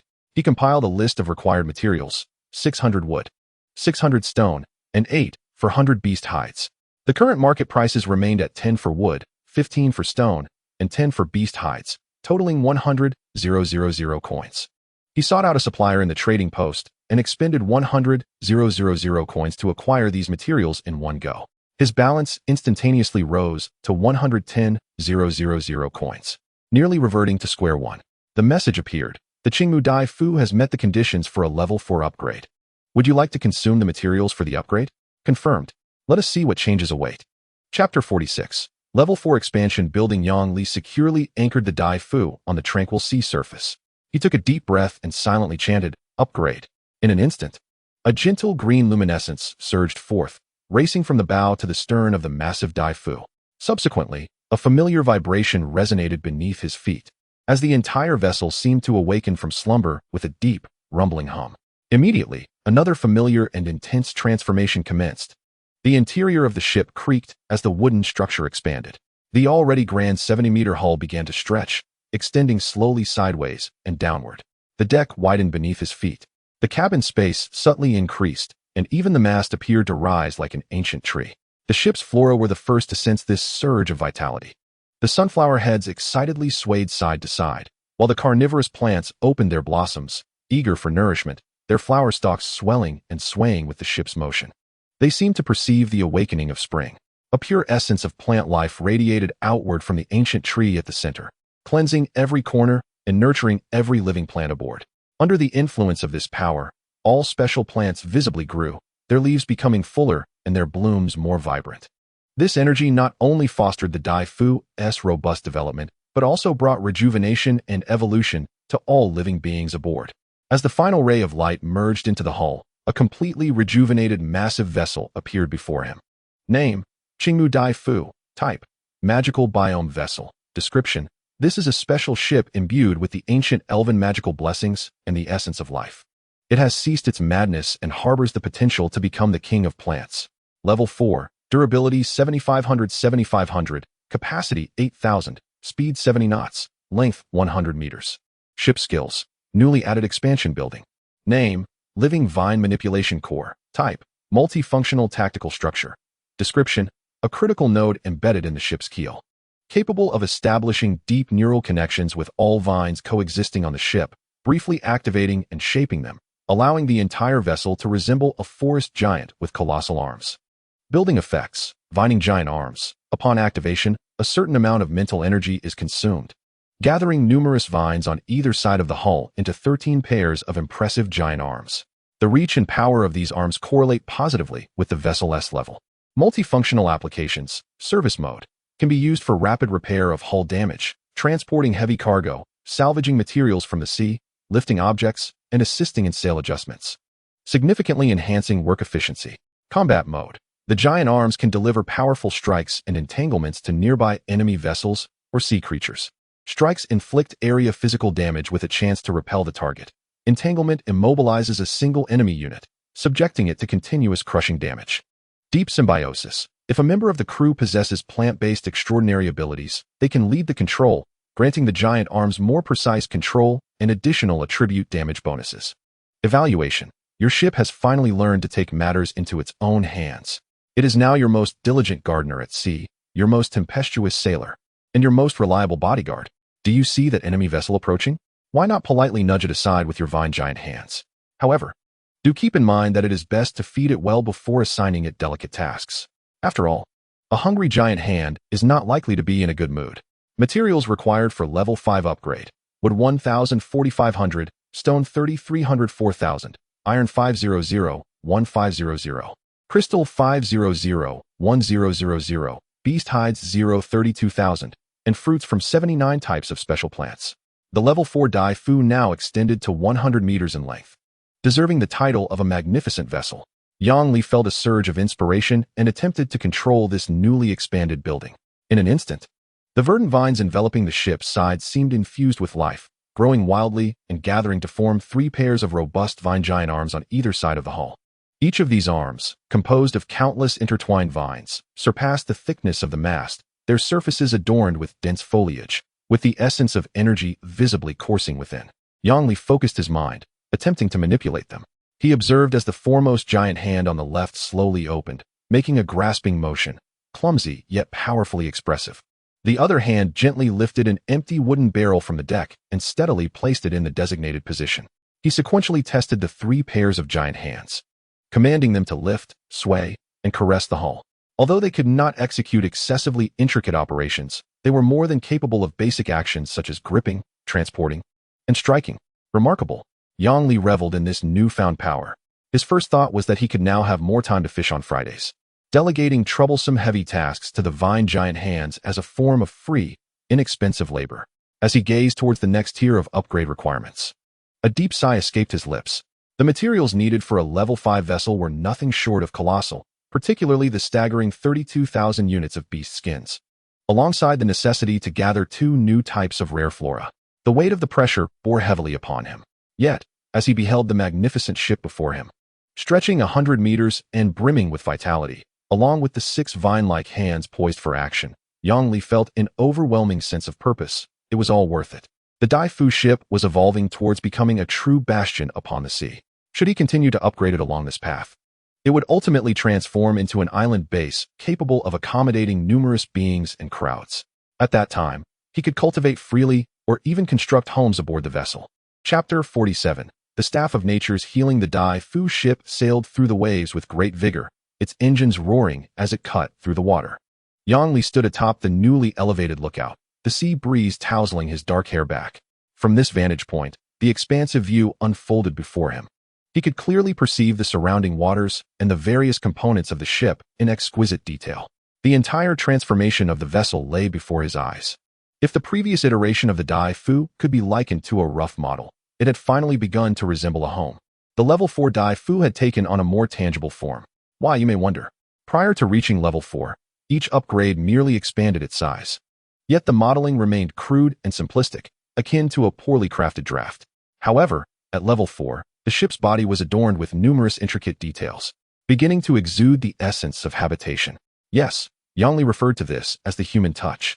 The hull was no longer merely a tangle of vines. Rather, the varying shades of green entwined to weave wave-like patterns, interspersed with delicate bioluminescent moss that emitted a soft glow in the shadows. The once exposed wooden structures now showcased exquisite natural totems.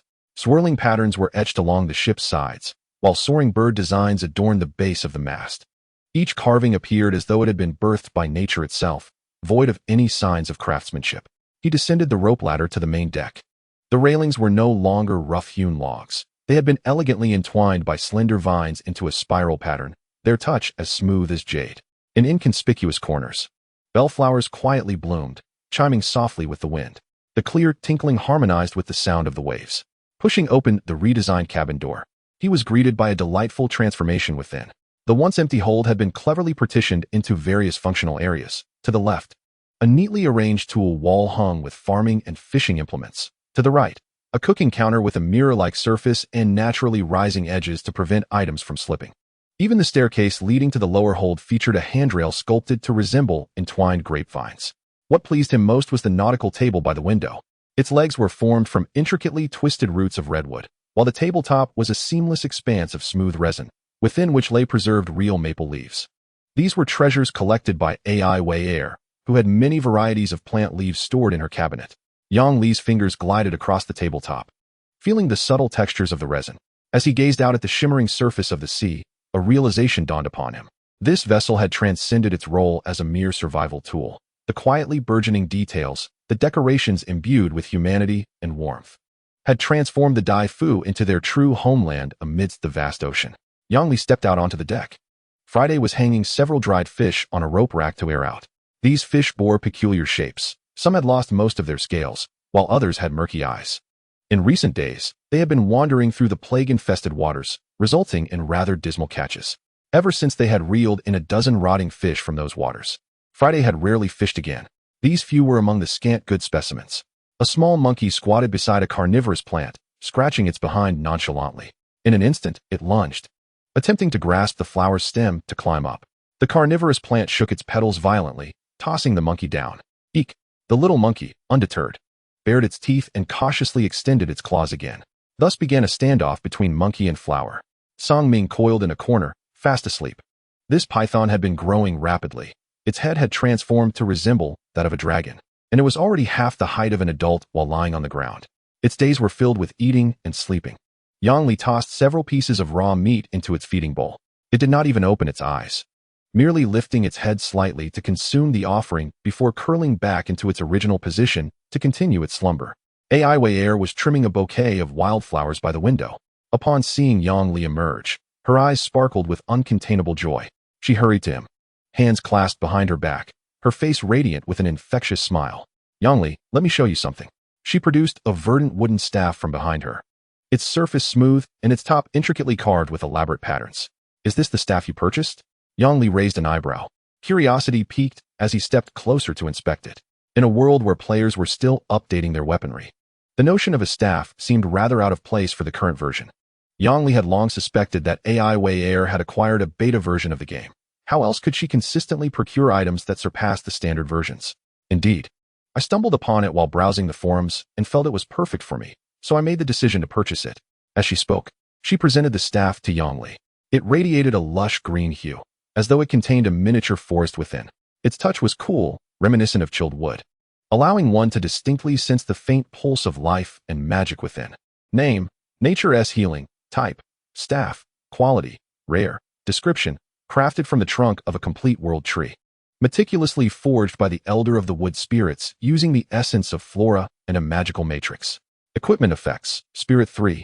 Agility 1, skill effects, nature casting. Slightly enhances the casting strength of nature-based spells and reduces their casting time by 15. Tidal Echo. After casting a nature spell, there is a 20 chance to trigger a magical echo, dealing additional nature damage or healing equal to 30 of the original spell's effect to the primary target or target area. Rooted Magic Reserve. The staff contains a core that can serve as an additional reservoir of magical power, which, when activated, instantly restores 15 of the user's maximum spirit, with a cooldown of 12 hours. Evaluation. The wood spirits refer to it as the echo of the everlasting forest. It is a patient companion, always listening attentively as you cast spells, occasionally offering a gentle echo of encouragement. A specialized weapon for nature. Yang Li finally understood why Ai Wei yearned for this equipment so fervently. It was tailor-made for her at this stage. Enhanced damage, magical reserve, cooldown reduction. Each aspect was a critical boon. With its rare quality, these skills would undoubtedly accompany her well into the later stages of the game. That is splendid. Does this not imply that you can wield even more potent magic?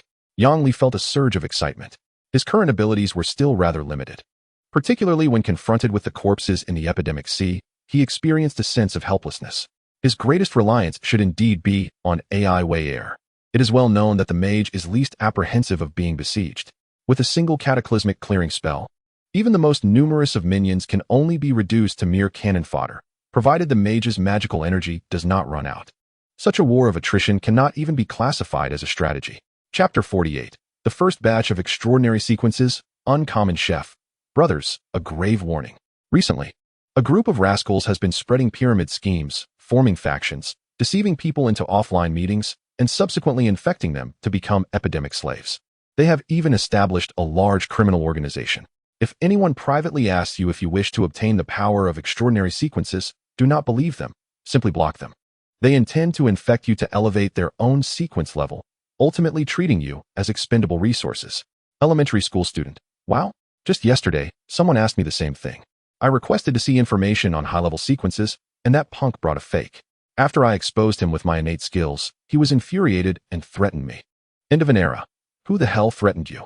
We all volunteered to join. We aren't forcing you to participate, are we? Elementary school student. All right. So you're confessing, are you? That sounds nice. But I know of someone who met with you and has since vanished without a trace. Bring Jiang Lin out to speak. End of an era. Who knows who that person is? I don't know him. Don't slander us without evidence. Yang Li perused the ever-refreshing messages in the World Channel, his brow furrowing tighter. The situation was escalating, with both sides stubbornly clinging to their positions, embroiled in ceaseless disputes. He recalled the epidemic Sequence 9 carrier he had previously rejected. Just to reach Sequence 9 required a continuous spread of the epidemic. What could the capabilities of higher sequences possibly entail? This is incredibly difficult to ascertain. Thus, after a moment of contemplation, he silently posted the information regarding Sequence 9 in the public channel. Eternal prosperity. Coincidentally, I encountered this a few days ago. Let me share an illustration. Sequence 9 carrier. You will be immune to ordinary diseases and can actively infect any form of advanced epidemic, gaining corresponding resistance and the ability to transmit it to others. The more epidemics you infect, the higher your sequence level will ascend. Elementary school student. Did everyone see that? Even the most basic sequence requires infecting people to advance. Each of these sequences is inherited by nefarious individuals. Do you still dare to claim you are not a fraud organization? End of an era. What does that prove? If we call it infection, it is essentially everyone undergoing the baptism of the epidemic together, right? Besides, did you not read the introduction? The more infections you have, the greater the power you gain. This is an extraordinary sequence, a direct path to exceptional prowess. With a small price to pay, one can obtain extraordinary strength. What could be wrong with that? Isn't it more comfortable than waiting to die at sea? At that moment, another significant announcement made its appearance. Poseidon, hold on, read this before you speak. Name, Sequence 7, Lord of Epidemics. Type, Extraordinary Sequence. Description, as the Lord of Epidemics, you will possess the ability to develop followers. The epidemics you spread will no longer be mere tools of destruction.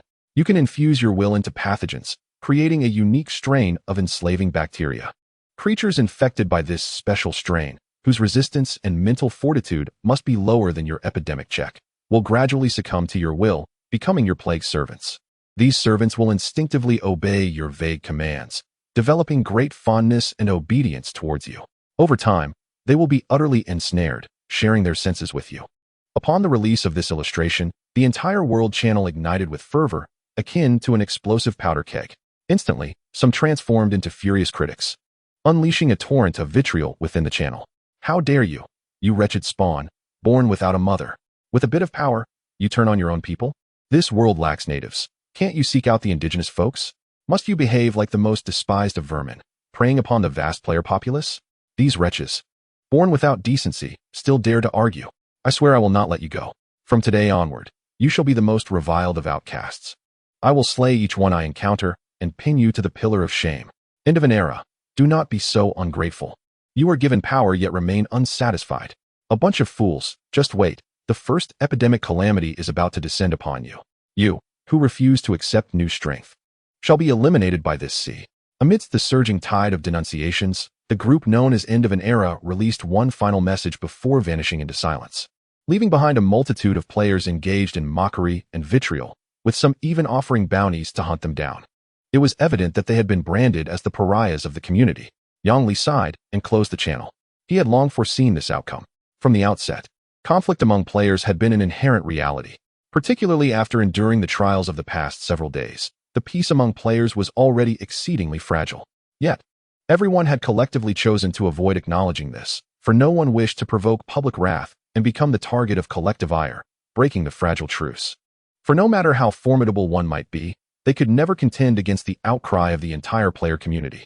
Thus, as long as the original world's order had not completely collapsed, the entire player ecology remained centered on mutual assistance and collaborative efforts to conquer the other world, while secretly harboring individual agendas. But at least on the surface, the inclination was towards advocating peace. However, the emergence of the epidemic sequences tore apart this facade. This power structure, achieved at the cost of enslaving one's peers, resembled the most insidious and vile poison. Every high-level sequence holder became a source of contagion. The epidemic would spread among players like wildfire. Just with Sequence 7, no one could fathom the horrors hidden within the so-called Sequence 0. The most troubling aspect was that this was merely the first extraordinary sequence, laying a perilous trap for the majority of players. If subsequent extraordinary sequences were equally repugnant, then there would be no game left to play. It would devolve into a contest of survival, where only those more fortunate could endure. For only the most fortunate would survive. He remained oblivious to the fact that, as a result of this incident, Poseidon gained immense notoriety, for he had unveiled the conspiracy of the epidemic sequences, preventing further deception of the populace. Seizing the momentum, he launched a player forum entitled Otherworld Illustrated Survival Guide, which compiled various convenient features. Most importantly, the vast majority of its functionalities were entirely free. Players flocked to it in droves, causing the forum to overflow. Chapter 49. Unexpected Intrusion into the World of Pokemon. Nautical Log. Day 18. Today's weather, overcast. The duration of nighttime has significantly increased. While the sunlight during the day has been halved, the sea area is afflicted with a plague. Sunlight duration, 4 hours. Temperature, 21°C. Wind force, level 2. Yongli glanced at the temperature. It is undeniably growing colder. Does this imply that they are drawing nearer to a new sea area? If all goes as expected, the next region should indeed be the frozen sea. Having already contracted the frost plague, the symptoms have become increasingly pronounced in recent days. Their hands and feet are often sluggish. Even with the continuous warmth provided by the scorching fire dragon fruit, remaining stationary only invites a relentless chill to emanate from within, as if it seeks to gradually freeze them. Thus, Yongli endeavored to keep himself in motion. At dawn, the sky resembled the depths of night. The lanterns on the mast still glowed. Without them, visibility would have been impossible. Today, on this unusual Friday, the fisherman had once again taken to the bow of the ship, evidently succumbing to his fishing obsession. Yongli chose to disregard him, and instead turned to retrieve a sickle to harvest the crops. The hastily sown crops aboard the vessel had now reached maturity, including cucumbers, potatoes, lettuce, corn, radishes, spinach, and peppers, along with some unfamiliar exotic plants. These seeds were procured by Yang Li and Ai Wei'er from the wilderness of Dinosaur Island. They possessed a fundamental ability to discern which plants were edible and which were not. While they could not guarantee absolute accuracy, they could often make educated guesses.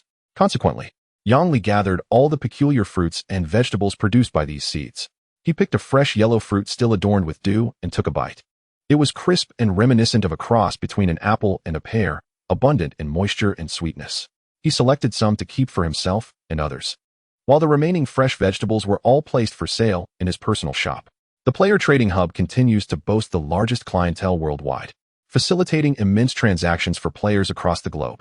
Naturally, it was beyond the reach of privately established player organizations. However, there was one downside.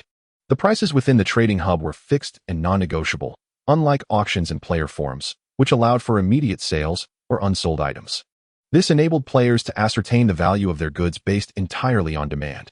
In contrast, the trading hub operated solely on seller-set prices, some excessively high and others excessively low, resulting in a one-time transaction. One party inevitably felt regret, either believing they had received exceptional value or lamenting a poor purchase. The only question remained: who was the fortunate one? Yet, often, both parties felt the other had gained an advantage. After conducting thorough research, Yongli set the price for a potato at 100 tide coins, a level deemed neither too high nor too low. It was not so inexpensive that it would be snatched up completely, nor so exorbitant that it would fail to sell. Typically, within a day or two, all items would sell out. He then selected a fresh batch of vegetables and fruits to send to the dragon tamer. Yong Mao Ji Zhou, fresh vegetables and fruits grown by hand. Come and taste. Dragon tamer. Ha! This is fantastic, my friend. You truly are a treasure. I have purchased fruits and vegetables from other vendors in the market, but none compare to what you cultivate. I can confidently say that the quality of your produce is currently the highest available. You could certainly increase your prices. Yong Mao Ji Zhou, haha. This is a small business, and integrity in operation is paramount. Reputation is built gradually, and with consistently high quality and reasonable prices, loyal customers will naturally increase. Moreover, for those making a living at sea, while these vegetables are indeed precious, they are not without alternatives. Consider it a means to forge friendships. Dragon tamer.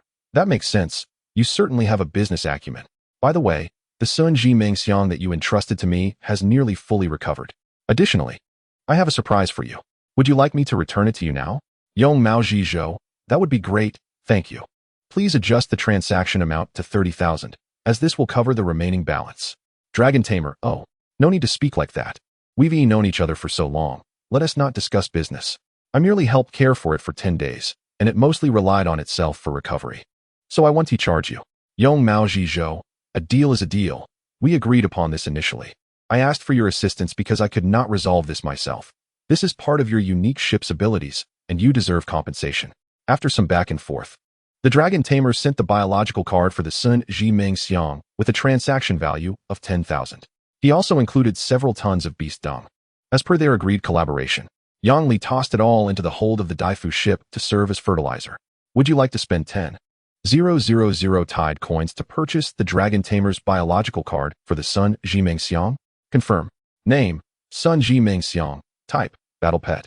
Ancient species. Status: Healthy. Level: LV26. Rank: Common. Affiliations: Elemental Wood. Transmuted Dragon. Attributes: Life 17, Attack 9, Defense 12, Speed 6, Spirit 8.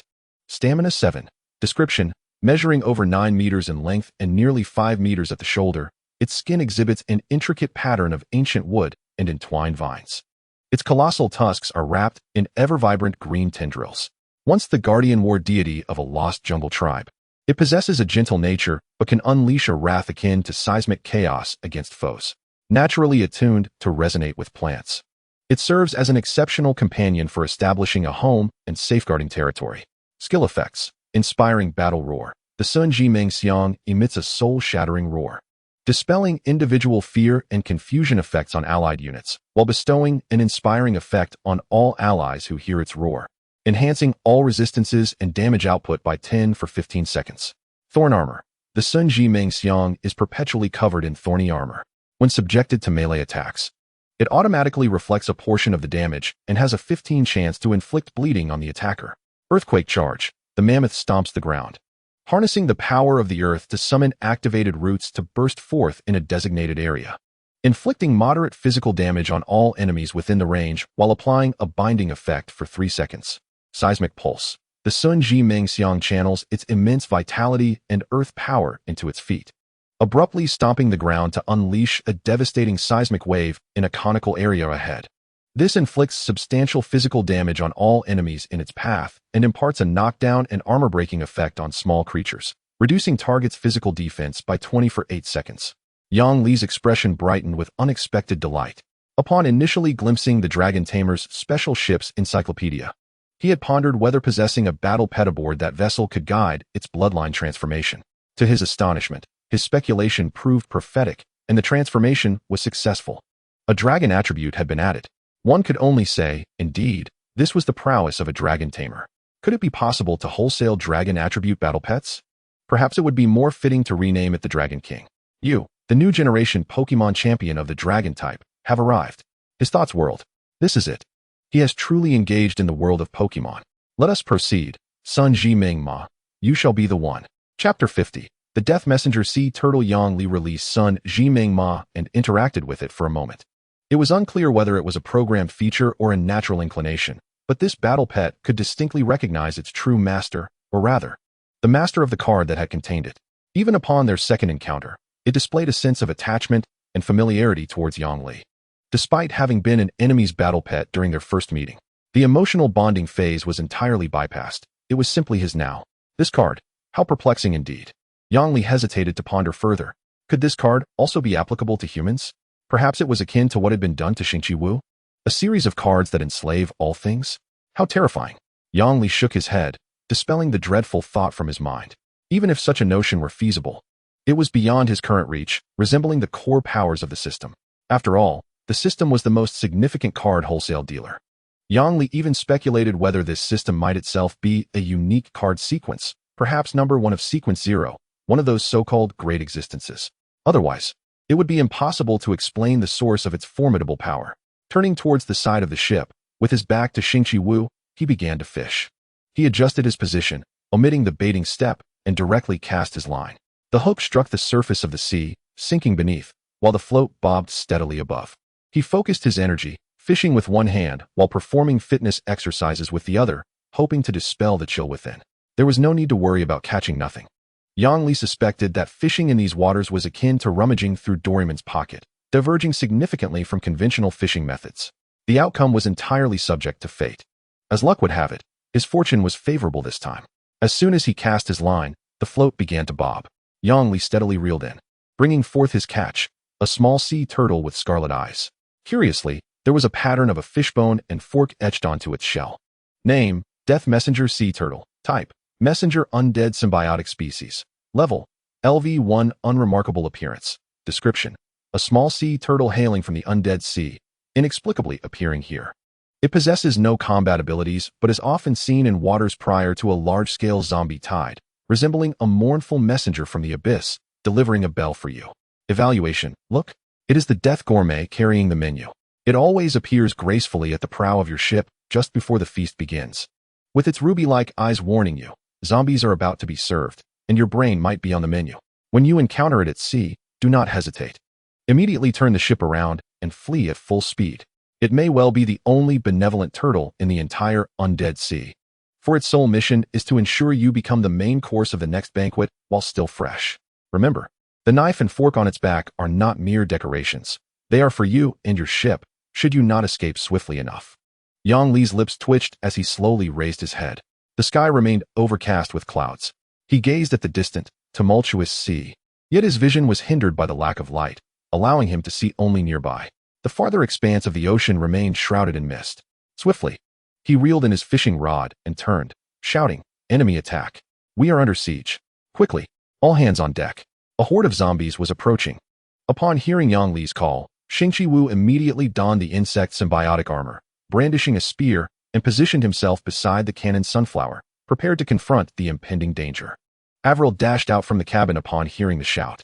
She quickly surveyed the surroundings, but saw no enemy units. However, she did not inquire further. Producing the Staff of Natural Healing, she began to chant a spell. The ancient Tree of Life seemed to transform into her exclusive casting platform, resonating with a mystical energy. The sound of a formation's pulse echoed in response. The colorful roses quickly reacted, but this time, they did not morph into serpentine forms. Instead, part of the colorful roses transformed into a barrier adorned with spikes, evenly growing along the sides of the ship to prevent zombies from climbing aboard the Daifei. Another portion of the colorful roses grew and entwined, converging from all directions towards Avril. Countless vines and blossoms spiraled and ascended beneath her feet. As she stood on deck, the assembled base continually elevated her. More plants surged from various parts of the ship, intertwining, combining, and shaping themselves around her form, as if custom-made. A colossal floral giant, nearly 10 meters high and composed of vibrant flowers and green vines, stood majestically on the deck. Avril's figure was securely seated at the core of the giant's chest, surrounded by a gentle green magical radiance. Simultaneously, a new entry in the encyclopedia illuminated. Name: Grip of Nature Giant. Type: Transformation Fusion Spell. Quality: Epic. Description: a lost prayer of the forest god that can awaken the ancient memories of plants, temporarily reverting them to their primal giant form. The caster serves as the core, guiding all surrounding plants to grow wildly, entwine, and arm themselves, ultimately constructing a fleeting botanical giant. Spell effect: Giant construction. The caster must be in a densely vegetated environment. The spell requires 60 seconds of guidance, consuming vast mental energy, merging the caster with all plants within a 50-meter radius to create a forest giant. Environmental assimilation. During the spell's duration, the giant can gradually absorb nutrients from the surrounding soil, continuously restoring health and prolonging its existence. The giant's attributes will proportionally correspond to the caster's attributes. In astonishment, Yang Li gazed upward at the towering plant giant, unable to suppress his awe. Is this a botanical version of a Gundam? This is a new spell I have learned. What do you think? Avril's voice floated down from above, tinged with uncontainable pride. Impressive. Yang Li exclaimed enthusiastically. We'll be relying on you shortly. He unabashedly lavished her with praise. As he spoke, he continued to move, glancing at the encroaching shadows in the distance. Without hesitation, he hurried to the corner of the deck to retrieve the slumbering Tsang Ming and the nervously chattering little monkey. In the next moment, he summoned Sun Ji Ming Ma, swiftly mounting it. As he perched atop the nearly 5-meter-high mammoth, his vision expanded greatly. At this moment, he finally discerned what the approaching shadows in the distance truly were. They were thousands upon thousands of decaying corpses. They rode upon the decayed forms of dolphins, ichthyosaurs, sharks, and even smaller whales, resembling a battalion of death galloping fiercely through the waves. Their speed was markedly greater than that of the Davy, and at this pace, they would catch up within a mere 10 minutes. Full speed ahead, Yang Li commanded, wishing he could personally propel the Davy to greater velocity. Yet, the vessel had already reached its limit of 70 knots. The tide of corpses continued to approach visibly. 300 meters, 250 meters, 200 meters. Chapter 51. The surge of corpses. The tide surged like a black tsunami, bringing with it the stench of decay carried by the wind. Yang Li sat astride the mammoth, the glint of the embroidered spring blade in his hand. The advancing tide drew ever closer, and Yang Li's expression hardened, his black pupils reflecting the terrifying visage of the approaching horde. He did not succumb to panic, instead waiting patiently for the tide to initiate its assault. The Davy was no longer the small vessel of a mere dozen meters.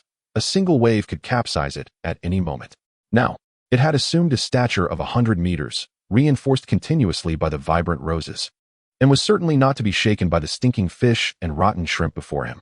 The Davy remained steadfast, showing no intention of halting its advance. Soon, the first wave of the tide caught up with the tail of the wave. An unrecognizable, shed-skinned zombie clung to a dolphin's back. With a hoarse shriek, it collided violently with the rear cabin of the Davy, splattering blood across the transom as the rider's body slid down into the algae, vanishing without a trace, leaving no ripple behind. Yang Li quickly glanced at the durability of the Davy. Durability 7460, 7500. A single collision had cost 40 durability points. The vessel was more resilient than he had anticipated. This minor impact had merely triggered a mechanism, igniting the first signal. The subsequent horde of zombies relentlessly battered the Davy, producing a series of thunderous impacts. The durability of the ship continued to dwindle.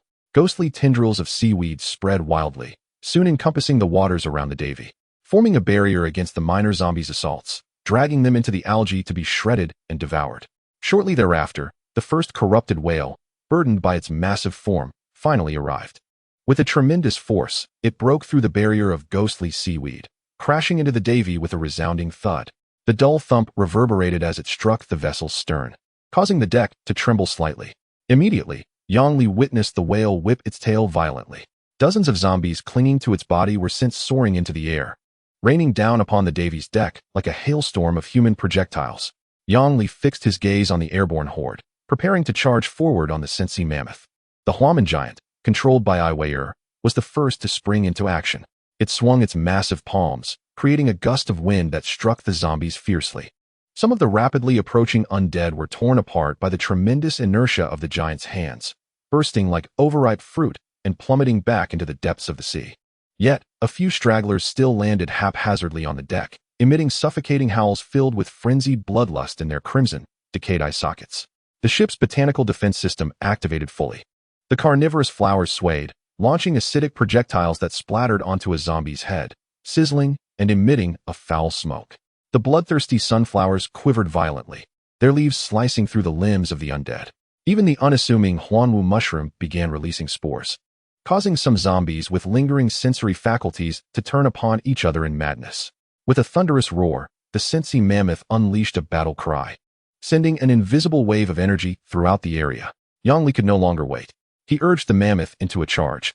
Each of the 5-ton beast's steps caused the deck to quiver. Its trunk swung like a war hammer, battering 3 zombies overboard. Its left arm transformed into a tentacle, ensnaring a nimble zombie attempting to pounce on Friday, violently flinging it into the sea. His gaze remained fixed on Friday's safety, determined not to let harm befall him. With a powerful flick of its trunk, the mammoth's tusks quivered as it stomped through the horde of zombies. Though its speed was not rapid, the overwhelming mass of undead felt as if they were being scattered like ants, bones cracking and sinews snapping underfoot.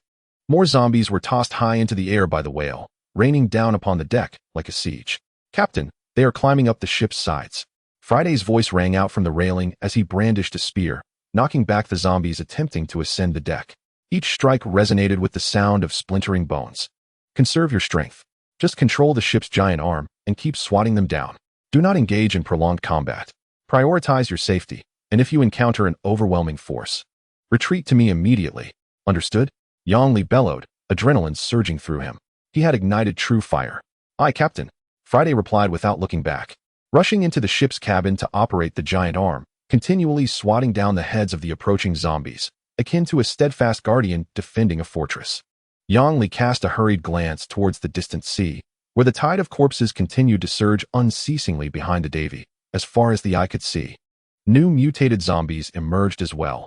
A group of undead wielding pitchforks, soaked and riding corrupted sharks leapt high from the side of the ship, breaching the thorny barrier formed by the vibrant roses. Their claws dug deep into the wooden hull, beginning their ascent. Not on my watch, Iwayer shouted defiantly. The Huaman giant pressed its palms together, activating the vibrant roses on the ship's walls. Countless thorny whips sprang forth from the blossoms, striking down the climbing pitchfork-wielding zombies. Yang Li directed the mammoth to change direction, its tusks deftly lifting two zombies and hurling them towards the horde that had just emerged on the starboard side. They fell like bowling balls, crashing into a multitude of enemies. The embroidered spring blade followed suit, cleaving through the first zombie that had leapt towards Yang Li, splattering dark green pus and an unbearable stench upon the back of the mammoth. The firecracker-like sunflower, having lost its pitcher, transformed into its own launcher. It swayed its floral branches, casting firecrackers into the dense mass of corpses. A series of explosions erupted, scattering blood and dismembered remains across the ground. Even the surface of the Dayfuheo was left pockmarked from the blasts. The battle, reminiscent of a meat grinder, escalated to a fever pitch. The tide of corpses surged forth. Ceaseless and undeterred by death, dozens of zombies mounted on swordfish moved at an astonishing speed on the ocean's surface, propelling themselves skyward with the curvature of a whale's back, launching a deadly assault toward the Dayfuheo. Swordfish, among the fastest creatures in the ocean, wield their sharp snouts like natural spears, capable of piercing any marine life in their path at such velocity. Avery, Yang Li shouted, stop them. The giant Huaman immediately responded, transforming its left arm into a massive thorny whip that swept through the air, severing over 10 swordfish along with their riders in one fell swoop. Yet, several that breached the defensive line charged directly at Yang Li with lethal intent. Should they strike him head-on, he would suffer a grievous wound. In a critical moment, the mammoth reared its front half and brought its foreleg crashing down onto the deck. A resonant boom shook the ground. Instantly, a wall of thick thorns erupted from the deck, transforming into a spiked barrier aimed at the formation of swordfish. With a sickening sound, the swordfish and their riders were impaled on the hardened thorn wall, their forms torn asunder. Dark green blood splattered against the thorns, dripping down the vines. Yang Li wiped the sweat from his forehead in frustration. Damn it, how are these zombies coordinating like a military formation? If there were no commander behind them, I would slice their heads off. He scanned the sea of corpses, yet discerned nothing particularly distinctive among them. After all, in a throng of thousands, if the enemy wished to conceal their presence, it would be nearly impossible to identify a cunning commander among them. Thus, this brutal maritime chase continued unabated. The Dayfuheo fought while fleeing, struggling to navigate through the encirclement of the undead. Whenever a zombie broke through their firepower, attempting to board, it was invariably intercepted by the Huaman or swatted away by the colossal vines under Friday's control. Chapter 52. The deep-sea behemoth. After 2 hours of bloody combat, the once fertile deck of the Dayfuheo had transformed into a viscous black mass, indistinguishable as either blood or viscera. Yang Li's complexion had turned ghastly pale. The thorn armor of the Sunlin mammoth had been rent in several places, and its 4 sturdy legs were bloodied and mangled. Its strength was severely waning. In a bid for endurance, Yang Li had ceased to guide the mammoth, refraining from making it sprint across the deck incessantly. He positioned himself and the mammoth against the mast, shielding their backs behind the massive column while exposing the open view ahead. He waited for the corpses to flood onto the deck, ready to strike back as they charged forward, using the trunk or legs of the mammoth in retaliation. Yang Li, my Huaman's energy is nearly depleted. What should we do? Avery's voice broke through the chaos, carrying a tone of trepidation. Yang Li swallowed hard, his throat tightening. Her voice trembled slightly, a reminder that she was still but an 18-year-old girl. The harsh realities of battle had taught him resilience over the course of their harrowing days at sea, gradually stripping him of youthful innocence. However, for Avery, Each passing moment of combat posed an increasingly daunting psychological challenge. Furthermore, the prolonged war of attrition was insufficient to sustain the Huaman's form. The Dafyuheo remained marooned at sea, surrounded by an unending tide of corpses. If this dragged on, only destruction awaited them. Yang Li had been waiting for his innate skill to manifest once more, yearning for even the slightest hint. Yet, there was no sign of his ability. A foreboding sensation washed over him. His innate talent was supposed to prevent him from falling into a fatal predicament, but the interpretation of that statement was multifaceted. It could mean he would never encounter a life-threatening danger, which could be dismissed outright. Alternatively, it might suggest he would evade lethal damage or ambushes that would leave him defenseless. Past experiences indicated that warnings were given before death, such as the siren's allure or when surrounded by the undead in the pestilent waters. Yet this time, they fought with all their might, and he received no warning. The current situation, although seemingly a standoff with the horde, was akin to boiling frogs in warm water. Their vitality diminished gradually. Faced with such adversity, the effectiveness of his talent was not triggered. Though the numbers were vast, they were not yet sufficient to bring about their immediate demise. Did this imply a time constraint on the talent's efficacy?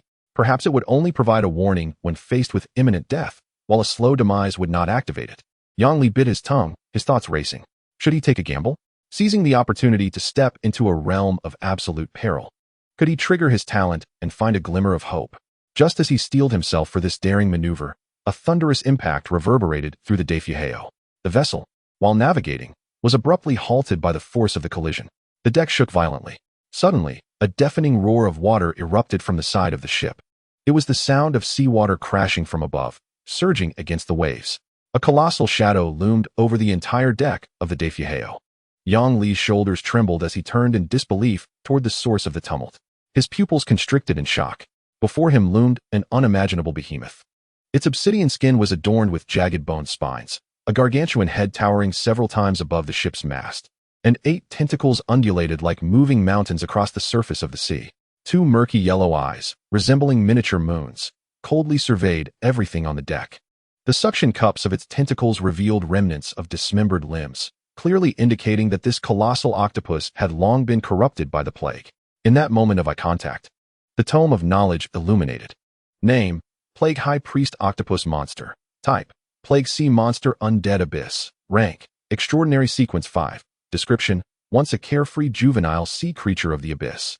Its fate was irrevocably altered after contracting 6 different plagues. The plague of proliferation has caused its flesh and blood to spiral out of control. The plague of insomnia has stripped it of its last vestige of peace, while the plague of voracity has ignited an insatiable hunger within its very soul. In a mere instant, its size expanded rapidly, transcending the lengthy evolution of time, transforming into a formidable behemoth. The cost of this transformation is that it has become a living mountain of flesh, roaring in agony. Its sanity has been utterly obliterated by the relentless insomnia, leaving behind only a primal instinct to consume all in a fleeting attempt to alleviate its torment. Behold, this is a moving calamity. Do not ponder how to save it. Your sole duty is to pray that you are not devoured as a mere morsel in its next meal, serving as an insignificant painkiller. As he gazed upon this grotesque illustration, Yang Li's heart nearly leapt from his chest. He fixated on the monstrous creature, his mind racing. This beast's size has surpassed their capacity to contend with it. The only silver lining is that this sea monster, born from the plague of proliferation, has rapidly burgeoned, exhausting its life potential and lacking the foundational accumulation that typically defines oceanic leviathans. The true extent of its power remains to be tested in battle. The once frenzied tide of corpses has seemingly received a command, temporarily ceasing their assault. They now encircle the ship, the Daifu, emitting low, reverent growls akin to a worshipful chant. One of the octopus's massive tentacles casually draped over the ship's rail. This tentacle, thicker than the waist of a Sun Jimeng La, was covered in a viscous, dark green slime. This seemingly innocuous action caused the entire 100-meter-long Daifu to emit a strained groan, tilting nearly 10 degrees under the burden. It's over. Avril's voice, tinged with despair, noted the giant's form beginning to falter. Do not give up. Avril, fight alongside me to carve out a path to survival. Yang Li roared in fury. At that moment, the massive tentacle resting on the ship's rail suddenly constricted. Crack! The sturdy wooden structure of the rail splintered like a biscuit. The vessel tilted violently once more, and debris on the deck tumbled into the sea. The situation had become dire. Chapter 53, The Gift of Desperation. Let us test its mettle before we proceed. Yang Li's furious shout erupted in the sea breeze. No matter how powerful this creature might be, it must have its limits. He refused to believe that it could obliterate them instantly. Without hesitation, he drew the Lucky Curse skill card, expending 600 mental energy to impose a debuff upon himself. In an instant, nearly half of his mental reserves evaporated. A wave of weakness washed over him, yet simultaneously, he felt a subtle sensation as if the strings of fate had been plucked. Roar! The Sun Ji Ming La bellowed in fury, rising to its full height. Its thorny armored feet crashed heavily onto the deck. The earth-shattering impact sent shockwaves radiating from the mammoth, rapidly spreading in a conical shape along the surface of the ship, creating visible fissures across the deck. The ferocious attack collided with the tentacle that ensnared the ship's rail. The resilient tentacle surface was rent apart, as if struck by an invisible hammer, convulsing in spasms, drenched in blood and flesh. I am here. Simultaneously, Avril, fighting against the dizziness from expending her magical energy, commanded the Huaman giant, her arms crossed. Countless petals of vibrant roses coalesced into two colossal leaf blade storms, swirling with a piercing whistle as they slashed towards the giant octopus. Slicing through the tough exterior, the sharp blades embedded deep, leaving a crisscross of wounds on the creature's surface. Dark green blood mixed with chunks of flesh splattered forth.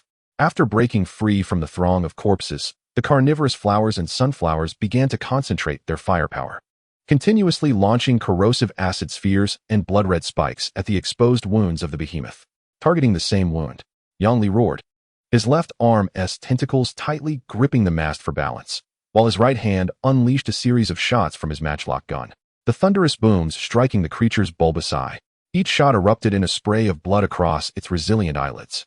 The group coordinated their efforts, lead pellets mingling with the cutting power of the leaves, relentlessly bombarding the same wound, striving to exacerbate its injuries. The larger the creature, the more vulnerabilities it possesses. Every living being has weaknesses. Striking at its vital points does not negate the possibility of victory. Coupled with Yang Li's lucky curse and the effects of his innate talent, he might yet have a chance to overturn their fortunes. However, the creature's vitality exceeded Yang Li's expectations. Those deep gashes inflicted by the leaf blades, the horrific wounds splattered with blood and flesh, were rapidly healing before their eyes. The chaotic flesh within writhing at a visible pace. Within mere breaths, the wounds had closed completely, leaving only faint white scars on its skin. Their relentless assault yielded minimal results against this giant octopus. How could this be? Avril's voice trembled in despair as she beheld the scene before her. The terrifying regenerative capacity bestowed by the plague rendered their efforts futile. Boom.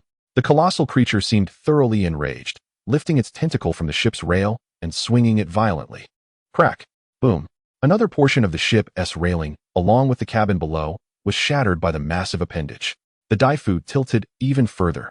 Simultaneously, an even thicker tentacle broke through the waves, like a colossal whip tearing through the sky, descending upon Yang Li and the mammoth with the force to crush everything in its path. Darkness enveloped everything. The stench of death tightened around Yang Li's throat. He glared furiously, every muscle in his body tensing as he gritted his teeth against the oncoming pressure of the wind. In the fleeting moment before the destructive tentacle struck, he felt a barrier within him shatter. You are about to suffer a fatal blow. The talent of fortuitous survival activates. You defy fate. Your luck threshold is 1. Ensuring your luck value never falls below 1 point, and you shall never fall into a state of certain death. When luck significantly diminishes, the lost luck will manifest as powerful external aid. Remaining cooldown duration, 24 hours. Your luck value has significantly decreased, converting all temporary reductions into mental energy, exponentially enhancing your mental capacity for a duration of 10 minutes. A surge of immense mental power erupted within him like a volcanic explosion. Yang Li was momentarily taken aback. What use is enhanced mental power against such a monstrous being, reliant on sheer physical might? Mental energy is primarily employed to cast skills or spells. Reviewing the skill cards available, only 1 or 2 retain significant strength. Employing holy light against this boss would be akin to pricking a giant with a needle, utterly ineffective. Could it be that the glimmer of hope indicated by the talent effect pertains to utilizing the anti-magic domain card?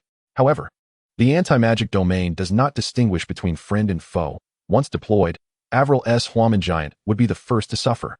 This behemoth does not rely on magic, but rather on its overwhelming physical form. What, then, could possibly be the turning point? The colossal creature would not afford Yang Li the luxury of contemplation. Its massive tentacles descended with haste, striking down. Friday, block it. Yang Li's eyes widened in desperation.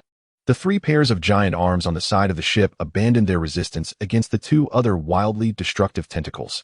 Instead, they converged, frantically assembling into a robust shield of foliage, resolutely opposing the whip-like strike aimed at Yang Li. The sound of strain echoed as the immense kinetic energy bore down upon the supporting pillars of the great arm shield, creaking ominously, on the verge of collapse. Yang Li was the first to urge the mammoth to sprint from the shadow of the titanic tentacle. Suddenly, he turned his gaze towards the approaching Hua-Man giant. Aver, can you cast that spell once more? I am truly at my limit. My magic is nearly depleted. Aver's bitter words were laden with remorse. I cannot hold it back any longer, Yang Li. You must escape while I try to stall it. Yang Li shook his head, his gaze resolute. None of us can flee, Aver. In this perilous sea, if we do not grasp that slender thread of hope, we shall await our demise. No one can escape. He pointed at the ship beneath them, groaning and trembling violently. But I have enough magic to allow you to recast this spell. Aver, do you recall what I once said? The Daifu, perhaps, is the largest unique plant, or rather, a living branch of the world tree? What do you mean? Aver murmured in disbelief. He gazed into the astonished eyes of the girl and bellowed with thunderous fury. Utilize the nature's grasp giant spirit spell and disassemble the Daifu. Transform it into our true giant spirit weapon. Chapter 54, Hua-Man Giant Max. This was the only possibility Yang Li could conceive of to turn the tide. All other means were but futile gestures against the overwhelming power and size of their foe. They found themselves in an inescapable predicament, with only this slender chance to fight for survival. As for what would happen after the disassembly of the Daifu, he could not afford to dwell on that now. Survival was the priority. All right. Aver's astonished gaze slowly transformed into determination. She nodded solemnly. Her delicate fingers pressed against her forehead, and complex patterns of green luminescence illuminated her brow. Drawing upon the purest essence of her elven bloodline, she radiated a dazzling brilliance. Aver, with great difficulty, began to chant the incantation towards Yang Li. In the name of the forest spirits, in the intent of the world tree, all flora, heed my command. Through bloodline as the guide, grant you my spirit art. Transform the vessel of myriad ships into your limbs. With each line she chanted, her pallor intensified. Finally, nearly all her strength coalesced into an emerald rune, gently pushed towards Yang Li. The rune swiftly entered his brow, and a vast ocean of knowledge surged within him. You have temporarily acquired the epic spell Nature's Grasp Giant Spirit. Do you wish to expend 4,000 mental energy to guide the entire Daifu and all symbiotic plants into a profound reconstruction, shaping it into a plant giant spirit? Duration, 10 minutes. Confirm. Now is the time. Yang Li, enduring the slight dizziness from the deluge of information, first returned all crucial items, including the mammoth, Friday, and the ship's workbench, to the log as cards. Then, he unleashed all the surging mental energy within him without reservation. A deep resonance echoed. The entire Daifu emitted a powerful reverberation, lofty and expansive. As if awakening for the first time, the massive 100-meter ship quaked violently. The long dormant vessel rose like a giant, stretching vertically and widening horizontally. The wooden structures of the deck and cabin flowed continuously, sculpting the general outline of the giant spirit. Broad shoulders, a sturdy chest, and legs that could support the heavens took form. The vines and colorful roses that adorned the ship no longer appeared as rigid attachments. They seemed to come alive, swirling around Yang Li in a frenzied gathering. They shaped the muscle fibers of the giant spirit, shimmering with a bluish glow, darting swiftly between the main structures, weaving them together into a cohesive organic whole, pulsating with immense vitality. The ancient tree of life at the ship's center rose gradually, settling solidly within the giant spirit's chest like a heart returning to its rightful place. The roots merged perfectly with the ship's keel, while the canopy formed natural armor upon the shoulders. Aver floated at the core of the ancient tree, guiding the flow of energy. The unique plants aboard naturally found their new positions on the giant spirit. The searing dragon fruit converged in the giant spirit's fists, igniting them with a blazing energy flow. The bloodthirsty sunflower swelled, draping across its back as a source of propulsion. Firecracker sunflowers and carnivorous plants formed a barrage of artillery along its arms. Ghostly kelp entwined around its waist and hips, serving as both defense and adornment. The original sails transformed into a cloak that adorned its shoulders, while the railings and embellishments became intricate patterns and armor upon its torso. At last, A giant spirit more imposing than the deep-sea behemoth stood majestically between the heavens and the sea. Composed entirely of wood, vines, and blossoms, its lines flowed gracefully, embodying the power and beauty of nature's creations, resembling an ancient guardian of the forest. The giant spirit slowly lowered its head. The energy eyes formed from pure plant essence locking onto the octopus sea monster below. Yang Li's body towered at the core of the giant spirit. Feeling the overwhelming power contained within this form, he gradually raised his right fist, forged from the searing dragon fruit and colossal vines. The immense pressure causing the sea's surface to bow. Die, you wretched creature. With a single strike, the sea erupted. Boom. A fist, infused with the giant spirit's entire strength, struck solidly against the massive head of the octopus monster. A thunderous roar akin to a collapsing mountain reverberated. The octopus monster's head visibly caved in. Its resilient exterior tore apart, dark green blood mingling with shredded tissue, spouting forth like a waterfall. Its enormous body, propelled by this irresistible force, lurched backward, crashing heavily into the sea, creating towering waves hundreds of meters high. Yet, the terrifying regenerative ability bestowed by the plague manifested once more.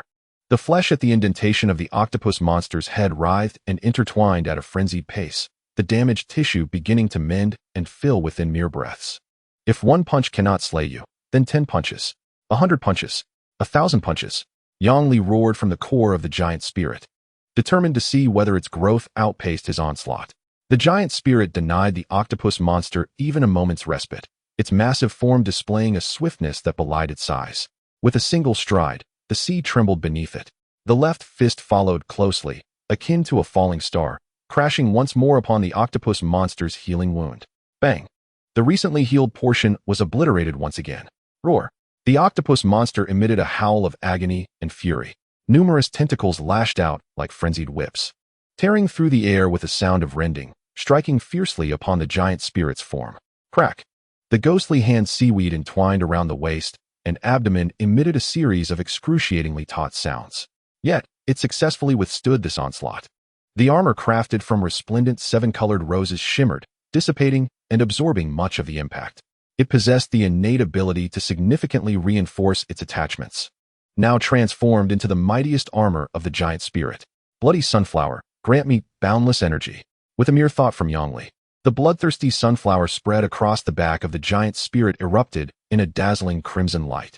Like a powerful thruster, it expelled an overwhelming essence of energy. The giant spirit's speed and strength surged once more. It unleashed a flurry of punches, each fist morphing into 2 blazing azure flames, striking with remarkable velocity at the head of the octopus behemoth in relentless, explosive assaults. Boom, boom, boom. The fists fell like a torrential storm, each strike accurately landing on previously inflicted wounds. The octopus behemoth's regenerative abilities were suppressed to their limits. Newly sprouted flesh was instantly evaporated by the searing fists. The wounds continued to deepen and expand. Dark green blood nearly saturated the surrounding waters. The swarm of corpses nearby suddenly went wild, transitioning from stillness to motion, charging towards the giant spirit in a deathly frenzy. The octopus behemoth attempted to ensnare the giant spirit's arms with its tentacles. Yet, the orderly arranged cannon sunflowers and carnivorous plants on the giant spirit's arms immediately opened fire. Acid and explosions erupted in succession at the tentacle's joints, forcing it to retract. After a violent series of blasts, a flicker of human-like fear surged in the eyes of the octopus behemoth, yearning to plunge into the depths of the ocean. How could Yang Li allow it to escape? The giant spirit's colossal foot stomped down, akin to an unyielding anchor, firmly restraining its body, transforming fists into palms. It relentlessly pulled the massive form out of the water, delivering unending, furious blows. Boom, boom, boom. Chapter 55, Server-wide announcement. Unaware of how many punches had been thrown, Yang Li's consciousness began to wane. A heavy sensation of weakness spread from his limbs and bones, as if he had fought for 3 days and nights without rest. His heart gripped by an invisible hand, a choking sensation rising repeatedly. Time seemed to dwindle. His eyelids felt heavy and fatigued, yet he bit down on his tongue. The metallic taste of blood flooding his mouth, stimulating his fading awareness. Not enough. Not enough. You beast, perish. With a punch that felt feeble, he sensed the diminishing effectiveness of his strikes. The octopus behemoth beneath him was on the verge of collapse, yet its tenacious vitality, like undying embers, clung stubbornly to its last breath. As time progressed, Once the giant spirit's duration ended, the tides of victory would swiftly turn. A frenzied glint flashed in Yang Li's eyes, his bloodthirsty gaze locking onto the skeletal horror of the sea monster, fixating on its shattered head. Damn it, I will devour you. The flowered giant suddenly bent down. Its massive maw, composed of resilient thorns, opened wide, biting down with a fervor of madness onto the remaining head of the octopus behemoth. A sickening tearing sound echoed. Large chunks of flesh, dripping with viscous blood and muscle tissue, were forcibly ripped away. The giant spirit did not pause. Its throat's structure undulated, directly swallowing the flesh of the monster, infused with potent life energy, into its belly. Scalding blood splattered onto the giant spirit's vine and petal form, staining it a horrifying red-green. Yet, nothing could impede the giant spirit's frenzied appearance.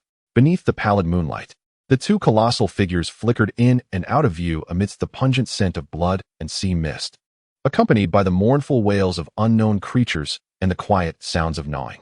No one knew that a blood-soaked forest deity was feasting upon another oceanic behemoth. Yang Li, in a daze, controlled the giant spirit to continuously tear and devour the behemoth's limbs. He was left with only the most primal instinct: consume it, digest it, transform everything into sustenance for survival. That was the last glimmer of rationality. If the digestive skill of the Dayfog still functioned on the giant spirit, it would be the sole way to conquer the seemingly immortal behemoth. To survive, he was unhesitant to employ any means. Once he nearly swallowed the entire behemoth whole, a piercing notification suddenly rang out. You have slain a legendary-level monster beyond 3 tiers. High-grade extraordinary sequencinity. A great existence kin. Batch Y369 announces the first player to have slain a legendary-level monster, the Devourer. As an ant, you have slain a legendary-level monster, meeting the divine. Transforming the impossible into victory, deemed an act of divine devouring. Great disrespect. You have been awarded the legendary title, Devourer. Title, Devourer. Type, Special Title. Quality, Legendary. Description, even as an ant, you can gnaw upon the body of a giant god, even if unable to utterly slay it. You can consume the remains of the agent who has met the divine. This act of rebellion against great power, defying the heavens, is a testament to a mortal's will surpassing that of deities, marking an irreversible path of blasphemy, with the world's rules inscribing the mark of rebellion upon your soul. After the title effect is loaded, all basic attributes increase by 20. This enhancement is independent of any other buffs, and the attribute cap may be surpassed. Slight immunity to the rational erosion and whisper pollution from great existences. Your will has begun to evolve into an immovable absolute domain. All experience acquisition efficiency increases by 100. You tread upon the corpses of the old gods reborn, with the laws of the world clearing the way for you, accelerating your growth. You inflict an additional 10 damage to extraordinary sequence beings. You have gained 2,500 source flow dust. You have gained a substantial amount of experience points. You have acquired the qualification to inherit the extraordinary sequence card master. The cacophony of sounds echoed in his ears, gradually fading into the distance, becoming indistinct in the darkness. Yang Li's mind fell into a stupor.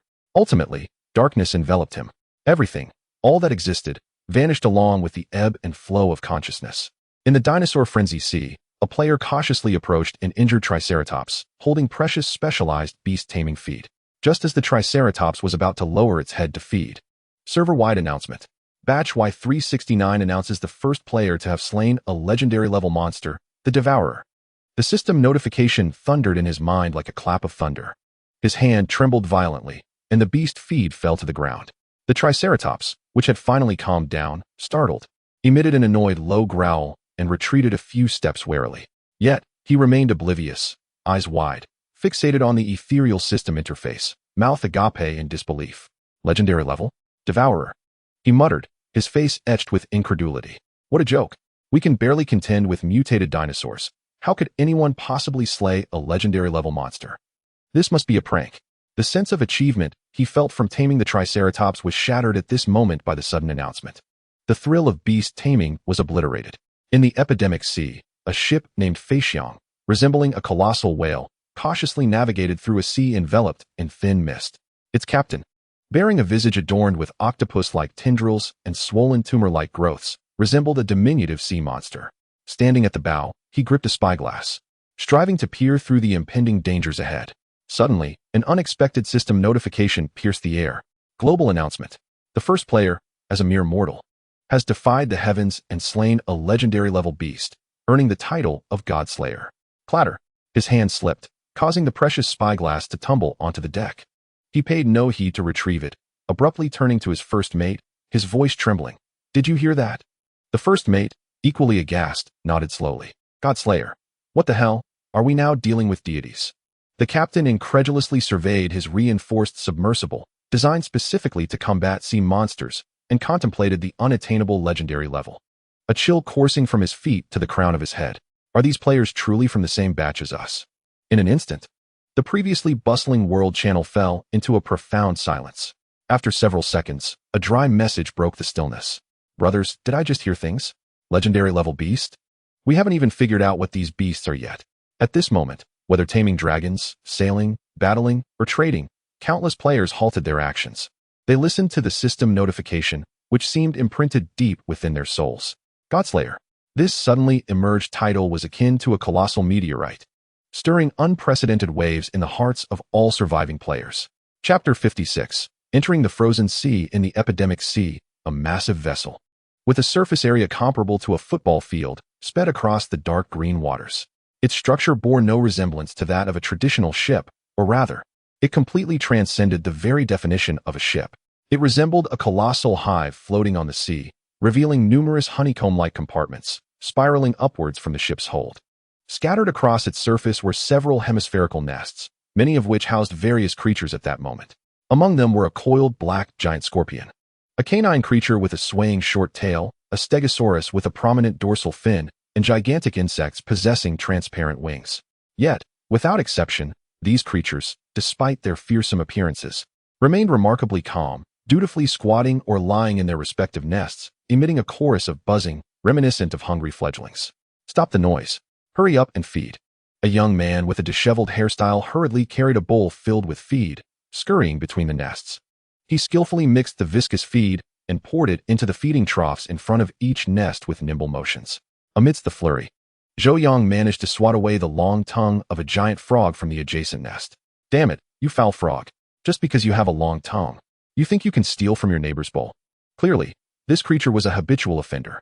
A youthful yet commanding roar echoed behind him. A shadow gradually loomed overhead. Zhou Yang turned around in delight, only to behold a sea-blue juvenile dragon, approximately 6 meters long, with its budding horns and slick wings folded at its sides. Exuding an air of a top-tier predator, it held a plump sea fish, adorned with multiple tails, in its mouth. Bubbling sounds emanated from the sea king dragon's eyes, reflecting Zhou Yang's surprised expression as its barbed tail swayed gently, placing the freshly caught fish on the ground. "Pow pow, you're back." Zhou Yang's expression of joy flickered momentarily. Before he could respond, a prompt suddenly resonated in his mind. Global announcement. The first player, as a mere mortal, has defied the heavens and slain a legendary level beast, earning the title of Godslayer. Zhou Yang's smile froze on his face. The feed bowl nearly slipped from his grasp. "What is happening?" he murmured. "Legendary level beasts? Is someone already capable of slaying legendary level foes?" His gaze unwittingly drifted towards the juvenile dragon before him, which would also attain legendary status upon maturity. Observing its innocent, glistening eyes, Zhou Yang mumbled, "It's not that strong. I could do it too." This sudden global announcement swept through the player base like a tempest, forcibly capturing everyone's attention. This fervor invigorated the entire player community. Until now, nearly everyone had been surviving alone at sea, lacking a unified point of reference for their combat prowess. No one was aware of the extent to which the top-tier players had developed their skills. But now, they had a comparative target. Soon, the world channel and forums erupted with activity. A shared question emerged among them. Who is this extraordinary figure? Quickly, some players thought of a name. Earthshaker Poseidon, the legendary power mech. Shortly after the game launched, it was sold at an exorbitant price in the player marketplace, a divine weapon of unprecedented might. Its owner instantaneously rose to fame through this operation. It must be Poseidon. Only his legendary mech could achieve such a feat. It has to be him. Who else could it be? However, this conjecture was swiftly dismissed by the masses. Shortly after this news broke, Poseidon posted on the player forum, denying any acquaintance with this top player and directly positioning the Godslayer's name at the pinnacle of the player's strength leaderboard. This reaction plunged many players into silence, creating a sense of helplessness. While some were still blindly struggling at sea, others had already torn apart legendary level beasts, sharing the same starting line and the same environment. Some were still grappling with taming an ordinary dinosaur, while others had already slain legendary-level beasts. This disparity evoked feelings of both shock and helplessness. This gap served as a reminder to all. They could no longer remain idly in the rear waters. The unknown seas ahead promised greater opportunities and strength. In the age of exploration, one must strive to ride the crest of the tide. Log of navigation, day 21 weather, clear. The temperature in the sea has significantly dropped. Take care to stay warm, suitable for ice fishing. Location, frozen sea. Sunlight duration, 7 hours. Temperature, 25 C. Wind speed, level 2. Yang Li awoke from a haze of intense hangover. His mind clouded as he rose from his bed. A throbbing pain gripped his head, as if he had truly succumbed to a prolonged stupor following a bout of excessive drinking. Struggling to prop himself up, he surveyed his surroundings. The nautical log clearly indicated that a full 3 days had elapsed. Could it be that I truly slept for 3 days? He rubbed his temples, feeling the solid wooden bed beneath him. The tactile sensation was both real and familiar. The room was impeccably tidy, with freshly laundered bedding that exuded a subtle fragrance. Everything felt somewhat surreal, as if he had just emerged from a long and terrifying dream. Nevertheless, the nautical log would not deceive him. Yang Li was acutely aware of the dates inscribed within its pages. The passage of day and night was uncertain, and each day at sea was both interminable and fleeting. He recalled each day distinctly. Shaking his head, he first removed his clothing to inspect his body for any missing parts. Fortunately, he was in good health, with no fatal injuries. Moreover, the most reassuring aspect was that all the entries in the nautical log remained intact. After dressing, he pushed open the door to the captain's quarters and stepped into the long-awaited sunlight. Alas, how cold it was! The biting wind struck his face like countless tiny blades. Yang Li instinctively huddled closer, taking in the sight of the Dafu Hao. The once vibrant grass now lay wilted, resembling a frostbitten eggplant, limp and lifeless. It was unclear whether it was frozen or lacking in nourishment. A significant portion of the thick soil covering the deck had vanished. The fiery dragon fruit had been relocated near the cabin's sleeping quarters for warmth during slumber. 3 flowering plants huddled together, their buds nestled closely against the dragon fruit, seemingly seeking warmth and solidarity. Remarkably, even plants seemed to fear the cold. Approaching the dragon fruit, he felt a noticeable rise in temperature. The closer he drew to the dragon fruit, the nearer he was to the comforting warmth of the stove. Even the persistent stench from the plague-ridden waters had completely dissipated, replaced by the crisp air characteristic of the icy sea. Yang Li greedily inhaled several breaths of the fresh air, relishing the rare clarity amidst the chill. Chapter 57. The first second-order plant, the parasitic lotus. You're awake. Avril's bright voice rang out from the cabin, brimming with uncontainable delight. She rushed out, her green hair flowing freely, her eyes filled with joy. Did we defeat that sea monster? Yang Li inquired. Yes. Avril nodded vigorously, her face radiating pride and excitement. After that battle, you fell unconscious and missed the most thrilling moment. The system announced our achievements across the entire server. Now all the players know that it was the Devourer who vanquished the legendary beast. It seems the spotlight has grown rather intense. You didn't reveal our true identities, did you? Upon hearing this, Yang Li did not display much enthusiasm. Instead, his brow furrowed slightly. Rest assured, I'm not foolish. Until the situation is firmly under control, I wouldn't make such matters widely known. Avril replied playfully with a wink, her confidence evident. Yang Li then breathed a sigh of relief and continued to inquire. How has the Dafu Hao reverted back to its original form? After the spell ended, can the ship still return to its original state unscathed? Of course. Nature magic is not some form of witchcraft. It does not harm natural creations. Moreover, it has absorbed a considerable amount of life essence this time, successfully restoring its original durability. At this point, her radiant smile suddenly dimmed, and her voice dropped slightly. However, we lost an important companion. Are you referring to Friday? Yang Li raised an eyebrow, his expression peculiar. Yes, Avril replied, lowering her head in guilt, her fingers nervously entwined. I'm truly sorry. That day I couldn't spare the energy to protect him, and afterward, I couldn't find him. He must have been caught in the aftermath of the battle. Avril bit her lip, unable to meet his gaze.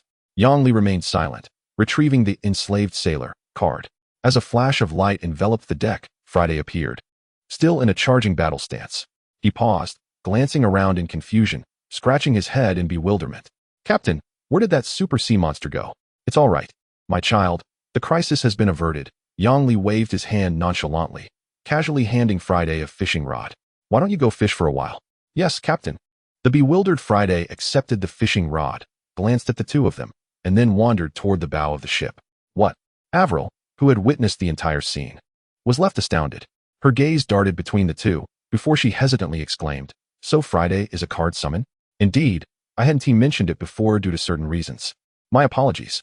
"It's perfectly fine, as long as he is safe," Avril responded, showing no signs of anger over the concealment. Her tears transforming into a smile as she gently wiped away the moisture from her eyes. Yongli sighed in relief, not wishing to dwell on the matter further. He then asked, "After defeating the giant monster that day, I seem to have heard numerous reward notifications. Did you receive a title?" It's important to note that titles are uniquely bound to individuals and cannot be transferred or traded. Previously, he had planned to help Avril acquire a title to unlock the character level system. At this stage, to enhance one's six-dimensional attributes, one could either rely on the slight attribute boosts from equipped gear or increase character levels. Each level gained would result in a significant influx of attributes, affecting a transformation. However, the criteria for obtaining a special title seemed exceedingly stringent, requiring one to meet difficult conditions of defeating stronger foes or overcoming formidable challenges. Yongli had already acquired the title of Beast Slayer, rendering the need for redundancy unnecessary. "No, the actual user of that spell was you. I merely assisted by maintaining the stability of the spell's core. Thus, the kill credit belongs to you." Avril appeared somewhat disheartened, but still expressed joy. "However, I received 1,500 title coins, which were accumulated from the earlier attacks on the corpse swarm. Additionally, the Dafu Hao produced a seed of a special plant." Oh, Yongli recalled the moment he commanded the Dafu Hao to consume the giant monster. This was likely akin to dragging the monster's remains into the ship's digestion area to be transformed into organic fertilizer. It appeared that a passive skill had been triggered, resulting in the generation of a plant seed. Avril led Yongli to the ship's railing, where a vibrant purple flower bud, the size of a manhole cover, revealed its tip. Upon seeing it, the encyclopedia illuminated. Name: Enigmatic parasitic lotus. Type: Parasitic special plant. Rank: second-order plant. Maturation cycle: moderate, 24 nautical days. Description: this is a lotus flower radiating an alluring purple light, with petals as thin as cicada wings, its core containing a mysterious energy nucleus capable of projecting mind-altering lotus seeds. Its roots do not burrow into the soil, but instead connect directly with the spatial networks, allowing it to project its essence into the distance, where it blossoms into lethal offshoots upon its enemies. Skill effect: Parasitic lotus seed. Locks onto a single enemy target and launches a living lotus seed. The seed disregards moderate physical barriers and directly parasitizes within the target's body. Upon successful parasitism, it inflicts moderate natural damage every 15 seconds and siphons a small amount of life essence, lasting for 10 minutes. The siphon life essence can equivalently heal itself or a designated allied unit. Bewildering domain. Upon activation, it projects a hypnotic lotus seed into a specified area, which promptly detonates upon landing, creating a zone of confusion that lasts for 10 minutes. All enemies within this domain will suffer moderate mental shock, with a high probability of entering a state of dizziness. This parasitic lotus is renowned for its obsessive tendencies among the plant family. It firmly believes that all enemies must lie down to achieve a perfect formation, as it deems their standing postures unacceptable. Should it encounter a particularly unruly foe, it will kindly offer one-on-one nutritional guidance until the adversary's complexion turns pale. Intriguingly, it perceives itself as a physician. When you are hemorrhaging, it will enthusiastically draw blood from your enemies to transfuse into you, leaving you to ponder whether this constitutes medical fraud. It blinks its large purple eyes and retorts, "Can healing be considered deceit?" The advent of a second-tier plant. Yongli's gaze solidified. He had long suspected the existence of an advancement system among plants. However, the system had provided scant details on this matter. Only with the emergence of this second-tier plant was he fully convinced of its reality. It must have been the life essence of that legendary sea monster that had reached an extraordinary level, sufficiently nourishing the Daifeng to produce a second-tier plant. Observing its abilities, the parasitic lotus seed allows for remote siphoning, healing while attacking, and afflicting enemies with an exceedingly formidable debuff akin to a blood-sucking blade. The bewildering domain compensates for the remote shortcomings of the illusion mist mushroom, enabling long-range collective hypnosis. Henceforth, when confronting formidable foes, he need not engage in desperate close-quarter battles. Instead, he can first whittle them down from a distance, then deploy the parasitic stunning package before considering his survival. Placing the parasitic lotus aside, Yongli glanced once more at the newly acquired title feature. The most striking aspect was the all-attribute increase of 30, a rather substantial enhancement. he felt somewhat uncertain about the path to obtaining this title. The octopus behemoth they encountered appeared exceedingly peculiar, clearly not a creature they should have faced at this stage. Had it not been for AI Wei Air fortuitously learning this spell, coinciding with their encounter with the Daifoam, and aligning with Yang Li's innate skills to be unleashed, such a series of coincidences had afforded them a sliver of hope in their dire predicament, turning the tide in their favor. In a different scenario, anyone else would have met their demise. If the pestilence sea teemed with such horrifying sea monsters, it would not deserve its name, but rather be dubbed the domain of death, for it promised certain annihilation. He opened the world channel to search for relevant information, gleaning a general overview. At last, he found some clues. Whether it was fortune or misfortune, thus far, only they had encountered that high-tier sea monster. Others faced only small clusters, typically consisting of a dozen to several dozen zombies in their expeditions. With even a modicum of preparation and a few trump cards, achieving victory was hardly a daunting task. The countless hordes of zombies pursuing Yang Li were likely the minions of the boss.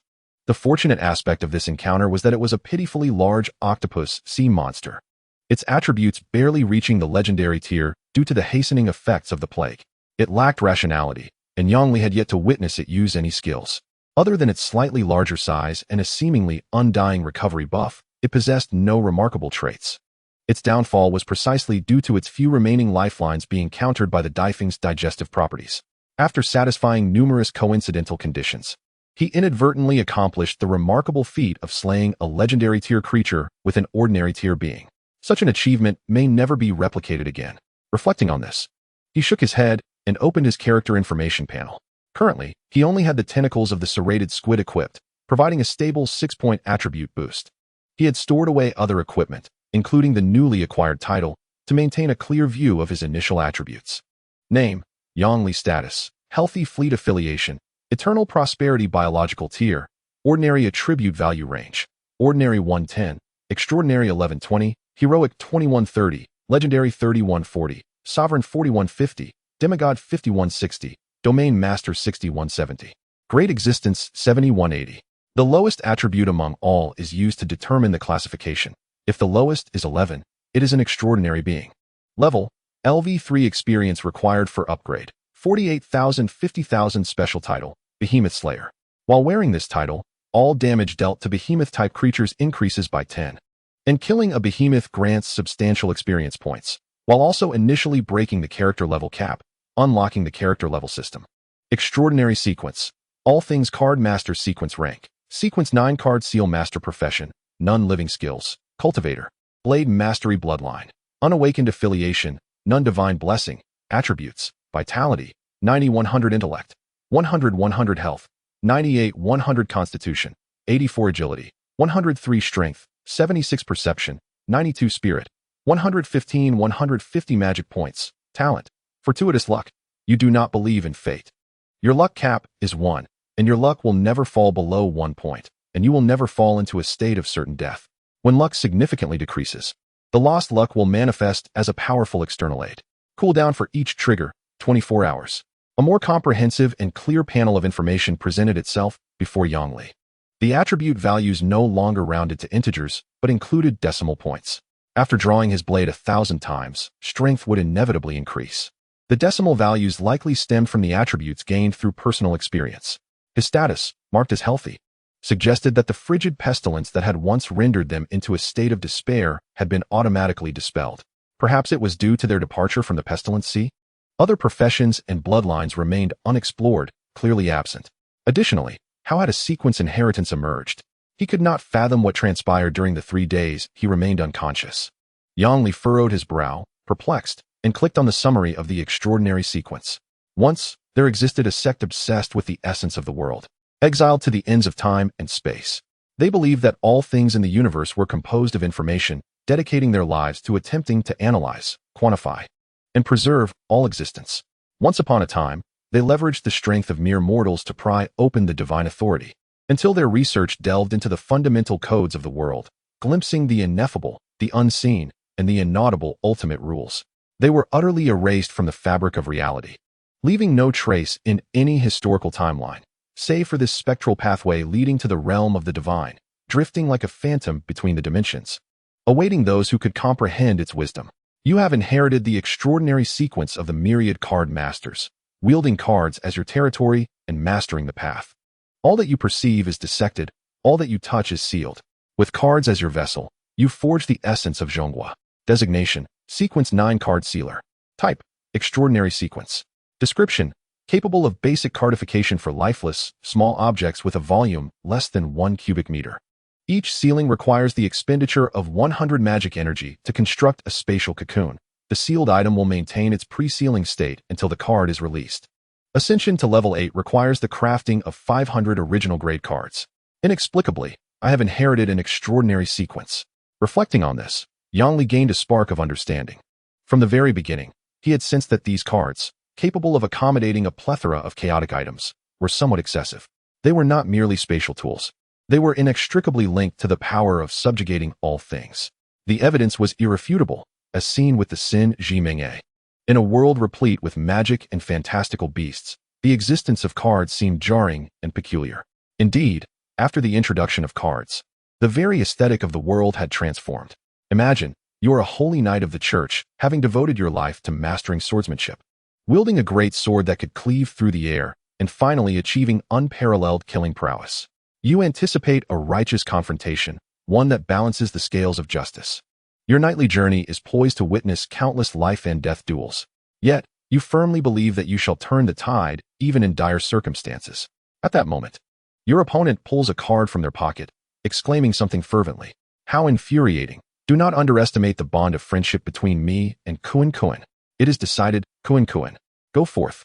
A flash of light appears, and Kuan Kuan dramatically emerges, bestowing upon you a devastating beam of destruction. You perish in resentment. Is this truly the way of things? Now the truth is unveiled. All players currently utilizing cards originate from the myriad card master sequence. Although anyone can use the cards once crafted, the ability to create them is not universally possessed. This system has a profound lineage. Yangli refrained from further contemplation, for these matters felt distant. He redirected his gaze to the ship, the Davy. Avril, noticing Yangli deeply engrossed in information, wisely chose not to disturb him.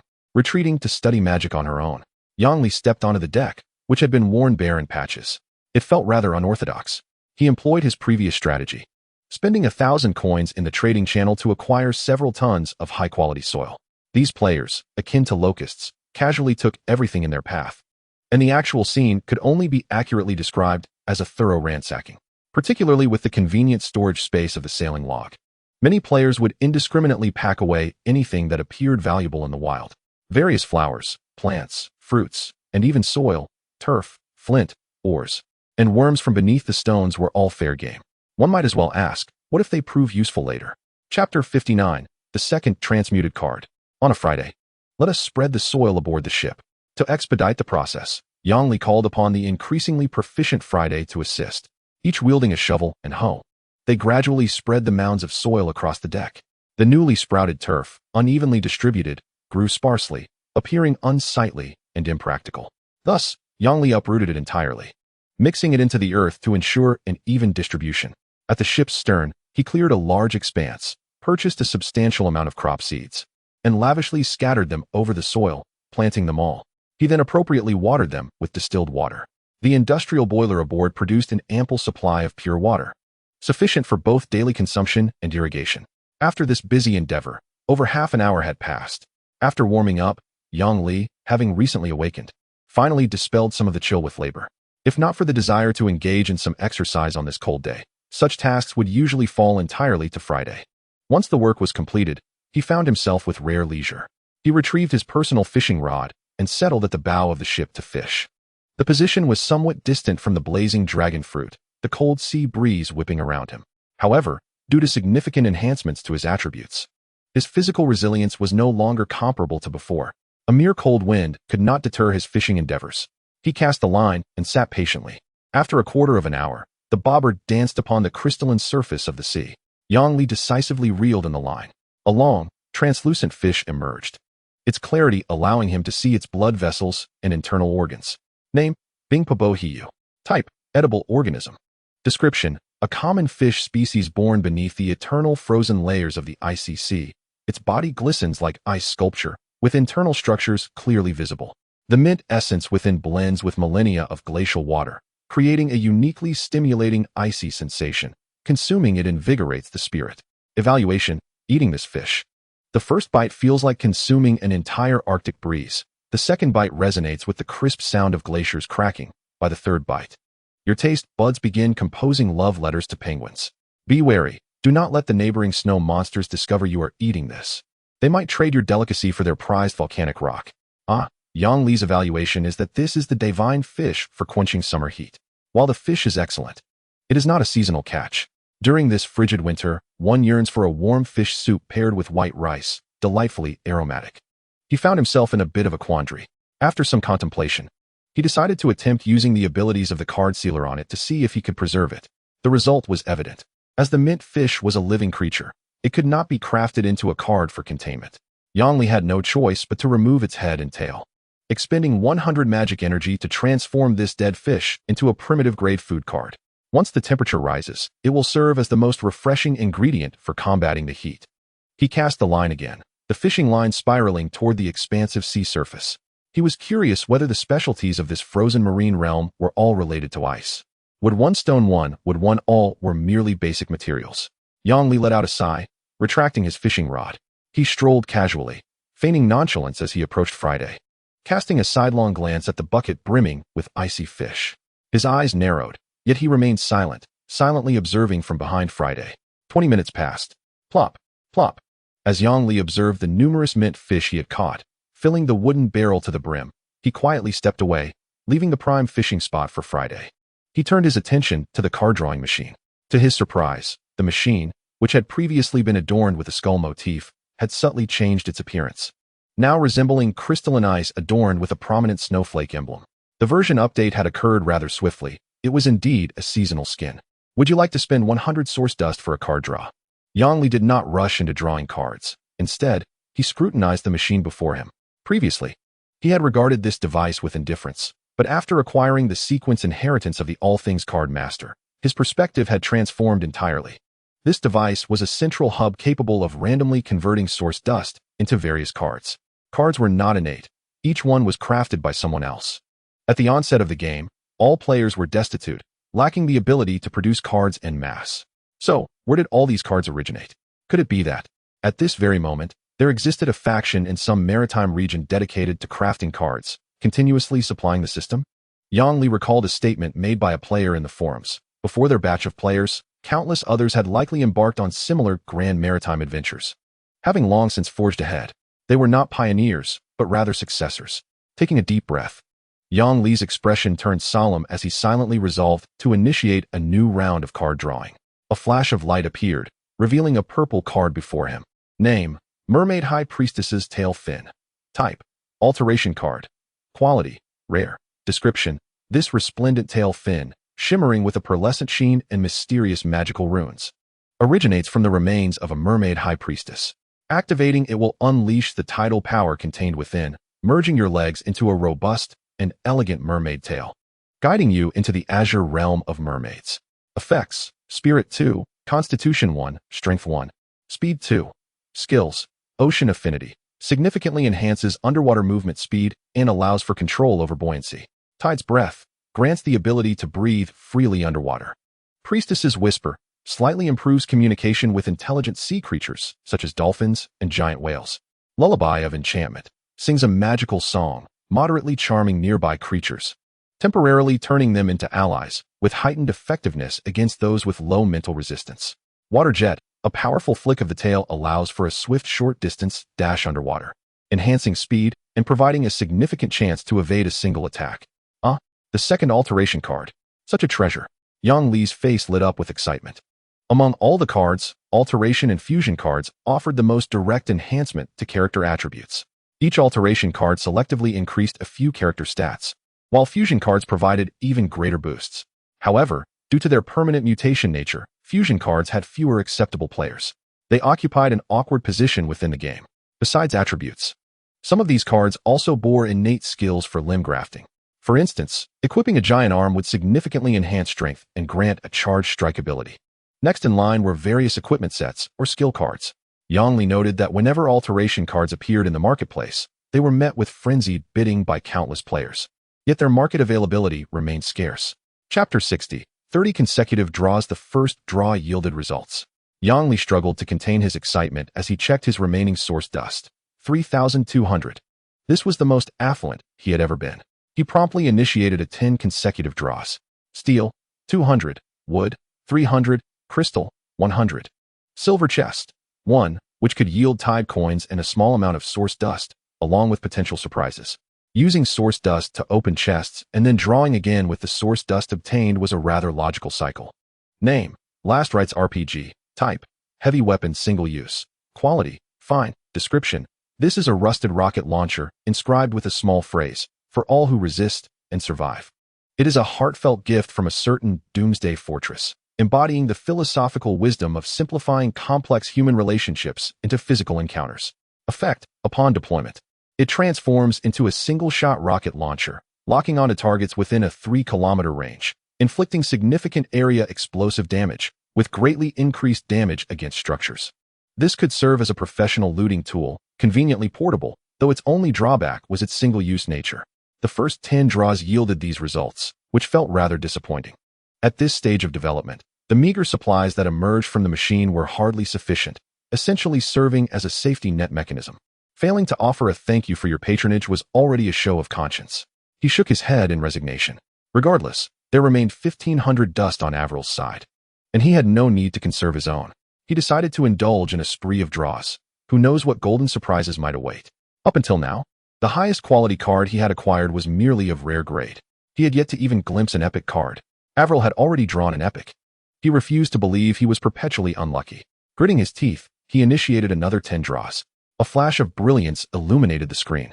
Name, Frost Emblem. Type, Identity Insignia, Special Accessory. Quality, fine. Description, this emblem is crafted from the finger bone of an ancient frost giant, embedded with a core of solid ice. It is awarded by the Eternal Frost Kingdom, symbolizing the holder's qualification to traverse this eternal frozen land. The emblem emits a faint resonance that aligns with the local ice elements. Effect, when worn, it significantly mitigates the extreme cold of the frozen seas. When encountering patrols from the Eternal Frost Kingdom or passing through specific icy barriers, this emblem can be presented to avert hostile confrontations. The aura emitted from the emblem allows most indigenous creatures of the tundra, excluding elites or lords, to perceive you as part of the environment, slightly reducing their inclination to attack. The implications of this item were profound. The Eternal Frost Kingdom, indigenous forces, they had established a nation. Yang Li had previously assumed that this maritime region was a chaotic battleground, with various factions vying for dominance. The pirate stage welcomed any brave enough to venture forth. Moreover, he speculated that the dark mist primarily affected players while sparing the local inhabitants. He continued to gaze at the next equipment card. Name, Title Meditation Pendant. Type, Accessory. Quality, rare. Description, a necklace pendant crafted from deep-sea silver and luminous gemstones, resembling a closed shell. Within it lies a fragment of the ocean's power, capable of subtly influencing the mental tides surrounding the wearer, facilitating greater aggregation and restoration of mental energy. Equipment effect. Upon wearing, the natural recovery speed of mental energy is increased by 15, recovering 3 points of mental energy per hour. And the maximum mental attribute limit is raised by 2 points. When mental energy falls below 30, an emergency meditation is automatically triggered, instantly restoring 15 points of maximum mental energy, with a cooldown duration of 8 hours. What a stroke of fortune. It has alleviated an urgent crisis. Yang Li silently calculated his mental energy reserves. With 115 points of mental energy, if depleted, he would fall into a coma for 3 days and nights. Or at the very least, feel utterly fatigued. Restoring full mental energy would require the better part of a day's sleep. Such a terrifying consumption of mental energy could not meet the card ceiling requirements of a card master. To create 500 original cards, if he were to work tirelessly every day, accounting for the slow recovery of mental energy, it would take at least 2 months. However, with this pendant, he could significantly shorten the growth period of a card master. It was a perfect match for him. Satisfied, Yang Li joyfully hung the pendant around his neck. Just this one item ensured a profitable return from the 10 consecutive draws. Yang Li then proceeded to check the subsequent rewards, which were mostly basic resource cards. Only one surprised him. Name, Prism Grass Seed. Type, Turret Type Special Plant. Rank, First Tier Plant. Maturity Cycle, Medium, for 1,560 nautical days. Description, its leaf structure resembles countless tiny prisms, efficiently capturing, refracting, and storing various forms of light and heat energy. It can discharge all stored energy at once, transforming itself into a biological energy turret, which requires recharging after firing. Skill effects: solar charge, automatically absorbs and stores energy in sunlight. Can be actively placed near a heat source to accelerate energy storage. Energy beam, activated by the user's command, instantly converts stored energy into a high-temperature beam directed at a target. Range and damage are determined by the amount of stored energy. Prism refraction, when attacked by light or fire attributes, it has a high probability of converting some damage into its own energy storage. Evaluation, it is the sunlight collector of the plant family, a miserly guardian of energy. It diligently gathers every ray of light and warmth, just to unleash a devastating beam when you need it the most. Remember, never roast marshmallows in front of it when it is fully charged. The temptation may be too great, and it might not resist firing at your barbecue. A special plant appeared in the card machine. However, recalling that 2 special plants were available for purchase in the starting system shop, he felt reassured. Whatever appeared in the card machine was reasonable. With this thought, he eagerly invested his last 1,200 dust, making a bold 12 consecutive draws. Blinding light flashed. 12 cards floated in the air. Among them, 9 were pale white, indicating they were of low quality or basic resources. Yet, the most radiant among them was a golden card. Yang Li's breath caught in his throat. He trembled as he reached towards the golden card. Chapter 61. Wings of Dawn. Name: Wings of Dawn. Type: mutated card. Quality: epic. Description: legend has it that it is transformed from the remnants of fallen angels. Imbued with pure light power. Bestowing wings is one of the important means of inheritance for the angelic race. Upon activation, a pair of massive white wings composed of light elements will manifest at the shoulder blades, each feather shimmering with a gentle glow, sacred and majestic. Note: this card cannot be equipped alongside dark attribute cards. Equipment effects: Mental 2, Strength 2, Constitution 2, Agility 3. Additional skills: Skywalker, infuse mental energy to gain the ability to fly freely, with speed and agility based on mental attributes, significantly enhancing aerial maneuverability. During flight, 20 magic power is consumed per minute. Holy Light Tornado, flap the wings to release a small tornado forward, dealing considerable mixed damage of light and wind attributes to enemies in its path, with a moderate probability of knocking them back. Cooldown: 10 minutes. Featherfall protection, when falling or under ranged attack, the wings can instantly fold to form a light feather shield, providing significant damage reduction for 3 seconds. Cooldown: 20 minutes. Dawn Radiance, in sunlight, the natural recovery speed of mental energy is slightly increased. Evaluation: carrying it means embracing a dawn that allows you to soar. It grants you the privilege to touch the heavens, making all enemies your targets from above. When you appear in this form in the sky, everyone will believe you are an angel. Yang Li's eyes widened, and his breath suddenly halted. His gaze fixated on the gilded card, radiating a golden aura. The card felt warm to the touch, depicting exquisite white wings that seemed to flutter like an animated image. It exuded a serene and holy aura. It's gold. It truly is gold. A wave of disbelief and ecstasy surged through him. For a moment, he felt at a loss for what to do, his ears burning. He instinctively glanced around, relieved to see no one had noticed the commotion. Cautiously, he stored each card into his nautical log. Among them, 9 were resource cards, and 2 were of excellent quality blueprints. He intended to sell the blueprints as he had no immediate use for them. The nautical log served as a card album, capable of storing numerous cards, but one card cannot encapsulate another for repeated nesting. After storing the cards, he no longer hesitated. With a thought, he decisively equipped the Wings of Dawn. He felt a peculiar warm energy instantaneously merge with his body. A gentle yet immense power surged through his limbs, ultimately converging at his shoulder blades, igniting. Accompanied by a wondrous resonance, a pair of large wings shimmering with soft white light burst forth from his back. They were far larger than Yang Li had imagined. With a wingspan nearing 4 meters, the pure white light feathers layered upon each other, the edges of each feather flowing with golden sparkles.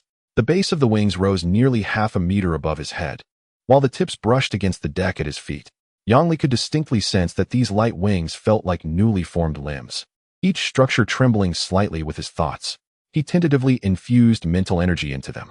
With a gentle flap, the wings responded, whipping up the dust on the deck and forming a swirling halo of light in the sunlight.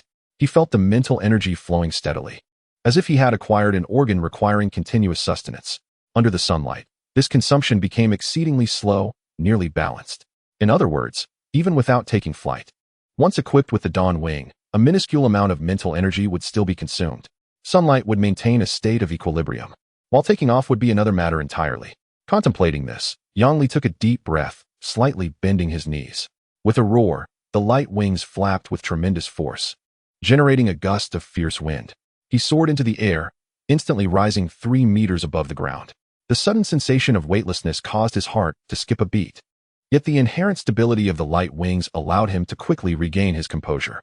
Gliding through the sky, he gazed down at the now complete deck of the Daifu ship. The astonished face of Ai Wei Air, Friday intently fishing, and all the objects on the ship appeared diminutive. The distant sea shimmered under the sun's rays. The cold wind brushed against his flushed cheeks, tousling the sacred light feathers and scattering specks of brilliance. An unprecedented sense of freedom enveloped him, and he couldn't help but laugh heartily, flapping his wings to transform into a streak of white light racing toward the azure horizon. After indulging in this exhilarating flight for 10 minutes, he reluctantly descended back onto the deck. In such a brief period, his mental energy had decreased by 2 points. Once the excitement subsided, rationality reclaimed its hold. This ability, while useful, seemed not to be as extraordinary as he had imagined. It differed vastly from the epic weapon he had anticipated. The direct enhancement of combat power was limited. Rather, it provided strategic mobility. Nevertheless, gaining the capacity for flight in treacherous seas was undeniably advantageous. He designated this newfound ability as one of his survival assets and proceeded to open the silver treasure chest. Inside, he acquired 70 strands of source dust, 2,000 tidal coins, and a deep blue fishing rod. Name: Deep Sea Fishing Rod. Type: Fishing Gear. Quality: Exquisite. Description: A unique fishing tool discovered within the stomach of a colossal sea monster, capable of transcending the conventional depth limits of regular waters, delivering bait to the abyssal depths where sunlight cannot reach. What one might catch with this rod remains a mystery. Evaluation: While other fishermen scramble for sardines in shallow waters, your hook has already plunged into the deep sea realm, where even light is devoured. But take heed, for the abyss may gaze back at the angler. The chilling presence entwined with the fishing line may belong to some enigmatic entity attempting to crawl back to the surface. Discovered within the fish's belly? Yang Li raised an eyebrow. This was evidently no ordinary fishing tool. He cautiously stowed it away, resolving not to use it lightly until he was adequately prepared. He then took stock of his remaining supplies and examined the total resources accumulated. Materials required to upgrade the ship to level 5, with 2,100 to 4,500, stone 1,830 to 4,000, steel 650, 1,500, crystal 450, 1,000, beast hide 4,000 to 32,000, and fruits from 79 types of special plants. The resources had evidently increased significantly, corroborating his judgment. Hunting powerful sea monsters and adopting a combat-oriented approach proved to be far more efficient than methodically gathering resources. Finally, he retrieved the prism grass seeds, deliberately planting them beside the blazing fire dragon fruit. The languid fire dragon fruit opened a dark red eye to observe his actions, but did not react, appearing quite dull. This creature seemed to lack a bit of intelligence. Compared to the lively sunflower, this neighbor appeared particularly sluggish. After all, being a plant, Yang Li held no lofty expectations for it. He was entirely unable to comprehend the growth progress of the earth spikes, which had been developing underground. Despite being nearly mature, no seedlings had yet emerged. If it weren't for the plant control console indicating its growth status, he might have thought it had vanished. Glancing at it, he noted it had reached 92, seemingly on the verge of maturity. Additionally, the nut wall, which had been steadily growing since the beginning, had quietly expanded to 85. In total, he had now planted 11 types of special plants aboard the ship, just enough for a grand performance. He wondered when they would grow into the loyal guardians of the Daifu. Chapter 62, The Updated Player Forum. With some idle time on his hands, Yang Li casually opened the World Chat channel. To his astonishment, the screen was inundated with a barrage of advertisements. Never lies, giant eagle eggs clearance sale. Not for 998, but only 88,000. Absolutely trustworthy. Hatching grants you an aerial mount, transforming the dream of soaring through the skies into reality, allowing you to say goodbye to seasickness. Includes a training manual. Image. The background of the image displayed a spacious wooden ship cabin, with dry straw spread across the floor forming a makeshift nest. 7 or 8 fluffy giant eagle chicks were nestled within the crude straw nest, their rounded bodies filling it to capacity. The standing chicks appeared to be over a meter tall, truly formidable aerial predators. Magical AO, seeking to breed a female peacock dragon. My handsome lad sings love songs to the sea every day. If he can't find a partner soon, he might fall into despair. We will split the eggs equally. Blue Cat Not a Cat. Limited sale of the Epidemic Sea Survival Kit. A 3-piece set of protective suits and disinfectants, allowing you to traverse the toxic zone with ease. Burning Legion. Professional teams available for hire. Treasure hunting, bandit suppression, escorting, revenge, if you can imagine it. We can achieve it. Join now for a special discount for newcomers. Player Club. Welcome to Contact Forum Services. We are a friendly platform dedicated to facilitating the posting and acceptance of maritime tasks, resolving queries, and offering assistance. Yongli scrolled through the interface, unable to suppress his astonishment. It had only been 20 days, yet the channel was nearly devoid of casual conversation, transformed into a vast online trading market. Clearly, those who had survived until now had amassed considerable wealth, with resources piling up in their warehouses, each venturing into commerce. Some had become exotic beast breeders, specializing in rare varieties. Others focused on equipment manufacturing, thriving on blueprints, and still others concentrated on wholesale resources, selling timber and stone by the ton as if they were cabbages. Players like him, who engaged in relentless combat, had become rare specimens. After all, with danger lurking at sea, no one could guarantee they would always emerge victorious. Yongli browsed through the trading post, but found no trace of special plants. He decided to list the 2 newly acquired blueprints for sale, pricing them at 100,000 coins each. One of the blueprints was for a pair of boots. Name: Iron Hook Captain's Boots Blueprint. Type: Forging Blueprint. Foot armor. Quality: excellent. Description: a cowhide blueprint gleaming with tung oil, meticulously embroidered with the construction diagram of double-row studded iron boots. In the corner, a hasty note reads, "Steady yourself, rookie. The waves will not be polite." Old Blacksmith Barton. Required crafting materials: iron ingots 40, leather 12, rivets 16. Whale oil 1 portion. Required forging skill: basic forging LV3. Yongli had entertained thoughts of using blueprints to amass wealth. However, the highest quality blueprints I have acquired thus far are merely of excellent grade. If they were rare or exquisite, I might consider a trial. Yet, inferior equipment not only demands an incredibly complex array of materials, but also consumes a substantial amount of energy. If one is not pursuing a grand and prosperous business venture, then blueprints hold no significance for an individual.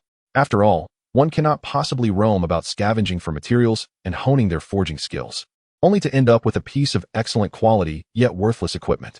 Before exiting the channel, he caught a glimpse of an advertisement for a player club and couldn't help but shake his head. As the progress of the grand age of exploration advances, such private forums are proliferating, with each attempting to emulate Poseidon's private community, yet failing miserably. They have learned nothing of value while amplifying all the worst traits. Yongli had once glanced inside and found it rife with schemes for collecting VIP and SVIP membership fees and creating a hierarchical structure for harvesting profits. The old places remain the most reliable, he muttered as he opened the Sure Jie Tu Jianxing Tsuanzi and indeed, the interface had been updated. The homepage prominently displayed 3 enormous, exquisite promotional posters. On the left, a dinosaur roared in the primeval jungle. In the center, zombies staggered through dense fog. And on the right stood an ice castle amidst glaciers. Each corresponded to one of the 3 open sea areas, resembling a promotional image for a game expansion. The first page had been updated with numerous announcements and rules. Prologue. In response to the perils of the unknown seas, we gather collective wisdom and establish this forum. May all navigators assist one another, sharing information in this dire predicament, and together seek a glimmer of hope. Player Registration Guide 1. Admission Mechanism. Any player may apply to join, but must be invited by a current member who can generate an invitation code, limited to 1 per day. Upon use, the newcomer becomes a Level 1 member. 2. Identity levels and permissions. Level 1 member can browse most sections, post replies, and use basic trading functions. Level 2 member unlocks advanced sections for sea exploration reports and can create temporary chat groups of over 50 members. Level 3 member may establish exclusive shops and personal interfaces within the forum, along with quality and information certifications. Level 4 member unlocks secret intelligence sections and receives free intelligence knowledge from the forum. Level 5 member, elder founders and core contributors of the forum, possessing the right to propose rule amendments, participate in forum management, and hold partial content review and dispute arbitration rights. 3. Promotion mechanism. Contribution points can be earned through post quality and likes, uploading exclusive sea maps, successfully organizing and completing high-difficulty cooperative tasks, and charitable support for newcomers, which accumulate towards promotion. 2. Code of Conduct and Prohibitions. 1. It is strictly forbidden to post any form of advertisement, personal attacks, incitement of large-scale player opposition, or dissemination of unverified despairing statements, such as the impossibility of escaping the black mist, in public chat groups, as these undermine unity. 2. Information contribution, sharing information, monster weaknesses, and resource points is encouraged. Verified high-value intelligence will earn contribution point rewards or equivalent conversion into title coins. Deliberate dissemination of false information is strictly prohibited. Violators will face penalties such as zeroing of contribution points, demotion, or even permanent bans, depending on the consequences, e.g., leading to the destruction of other players' ships or member deaths. 3. Trading regulations. The trading area operates on a voluntary basis. Forced buying and selling, malicious price inflation, and false auctions are prohibited. Once a bid is placed, it cannot be retracted. For cursed items or dangerous goods marked with negative effects, sellers must clearly identify them in the trading post. Otherwise, they will bear all consequences.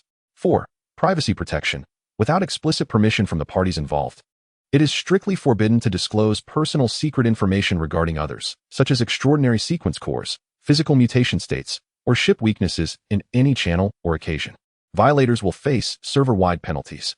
The entire set of rules spans several thousand words, meticulously detailing every aspect and demonstrating exceptional logical management ability. Yang Li sighed in admiration. Truly a remarkable talent. The charisma of a leader capable of uniting the masses amid a crisis is beyond words. Chapter 63.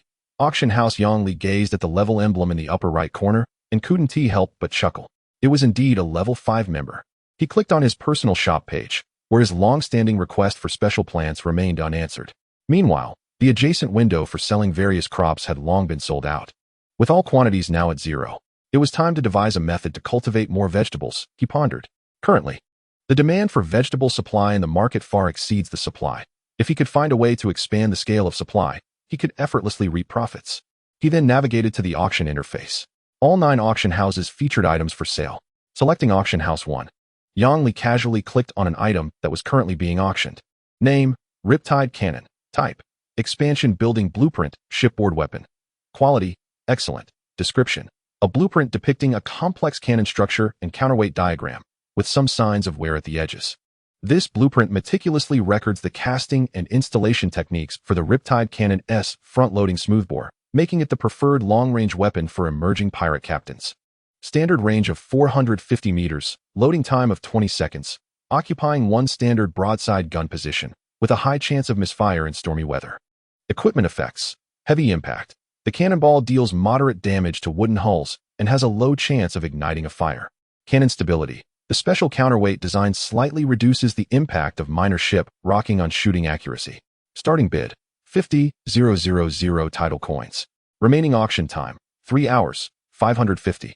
000, this item is destined for me. 60,000, I happen to need a cannon for my ship. 70,000, please stop bidding. It's merely an excellent quality shipboard equipment. 80,000, nonsense. Why are you still bidding? Currently, it had been bid up to 120,000 title coins. Yang Li glanced at it, expressing disinterest. Compared to prism grass, this was utterly lackluster. Although prism grass was merely a tier 1 plant, its potential far surpassed that of this excellent quality cannon. Once fully charged, its energy beam could inflict significant damage. If converted to quality equipment, it would be at least of rare quality.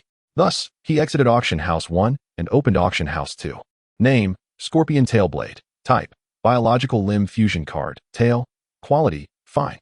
Description, a living limb containing the life essence of a phantom tail scorpion, with a metallic dark purple pattern on the card surface. Upon activation, the user's tail vertebrae extends into a bone scorpion tail covered in barbs, with the venom gland at the tail tip perfectly interfacing with the user's nervous system. Fusion effects, Constitution 3, Strength 3, Agility 2. Perception 1. Scorpion tail stab can launch a swift strike within a 120-degree range behind, causing minor physical damage and moderate neurotoxic damage. Abyss venom gland. Each successful strike injects toxins with a high probability of inducing paralysis, reducing movement speed by 90 for 5 seconds. Starting bid, 30,000 title coins. The remaining auction time is 2 hours. I will just observe, not purchase. I have secured 40,000, planning to sell at a higher price later. Please. I truly desire this for 450,000. I have already acquired a horse's leg. An additional tail would not be a burden. Yang Li shook his head vigorously, trying to dismiss the absurdity of a creature resembling a human with horse legs and a scorpion tail from his mind. What madness is this? Have these people truly become so eccentric? Arriving at auction room number 3, the item presented is the Tsangyue Lang Jigua. This is a rare type of demon fruit, imbued with the essence of the Tsangyue wolf's bloodline. Consuming it would resonate with the ancient wolf god's will, awakening the wolf lineage within, thus embarking on the evolutionary path of a moonlit hunter. The effects of consumption include bloodline awakening, granting the permanent Tsangyue wolf bloodline and enhancing all attributes by 1. Wolf transformation, which can be activated to transform into its Tsangyue werewolf for 1 hour, during which strength, agility, and constitution increase by 6 points. However, under sunlight, the user weakens, with all attributes decreasing by 2 points, while at night, they gain an additional point in all attributes. To maintain bloodline vitality, one must consume 20 kilograms of fresh meat weekly.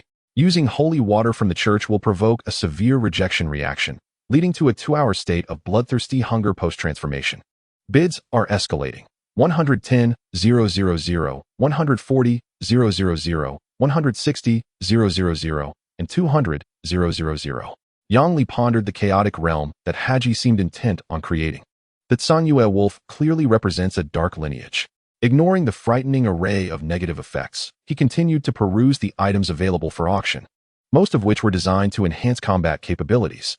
In the vast ocean, such items remain the most sought after. Estimating his own worth, Yang Li believed he possessed at least several million in assets. The Dawn Wings, devoid of any negative effects, could easily fetch 1,000,000 coins. Each unique plant on his ship could command a price of at least 120,000. He had 11 such varieties aboard. In truth, he had firmly positioned himself at the forefront of the player ranks, his power placing him within the T0 tier. Exiting the player forum, Yang Li redirected his focus to the sea. The icy waters were intermittently dotted with large floating icebergs, posing a significant navigational challenge. He needed to conserve energy to maintain control of the ship's direction. The further he sailed, the deeper into the frozen sea he ventured, the chill increasing dramatically. Consulting the navigation log, he noted that after nearly a day of sailing, the temperature had plummeted by nearly 10 degrees. Had it not been for the unyielding warmth provided by the scorching fire dragon fruit, they would struggle to make any progress in these waters. Avi remained engrossed in her magical studies, contrasting her method of spellcasting, building spell models from tradition, with Yang Li's reliance on cards. While she evoked spells through incantations that activated her bloodline, he employed cards to effortlessly conjure magic. Now, Yang Li found his own method of training. He began expending mental energy to utilize card containment techniques on various items aboard the ship, crafting primitive cards. However, mindful of potential dangers, he could not deplete his mental energy entirely during each training session. As a precaution, he aimed to reduce his mental energy to 15 points if the pendant's skill had not been triggered. Once activated, he would conserve his energy until he naturally regained it after expending 600 points of magical power. Chapter 64. The icy plain blocks the way. Day 22 of the navigation log. Today's weather is clear. Icebergs have dramatically increased, requiring caution in navigation. The location is the frozen sea, with sunlight lasting 6 hours, a temperature of 35 degrees, and a wind speed of 4. After another day of sailing, the Dave ship began to delve deeper into the heart of the frozen sea. The biting cold wind whipped against the ship's towering frame, echoing like countless icy blades.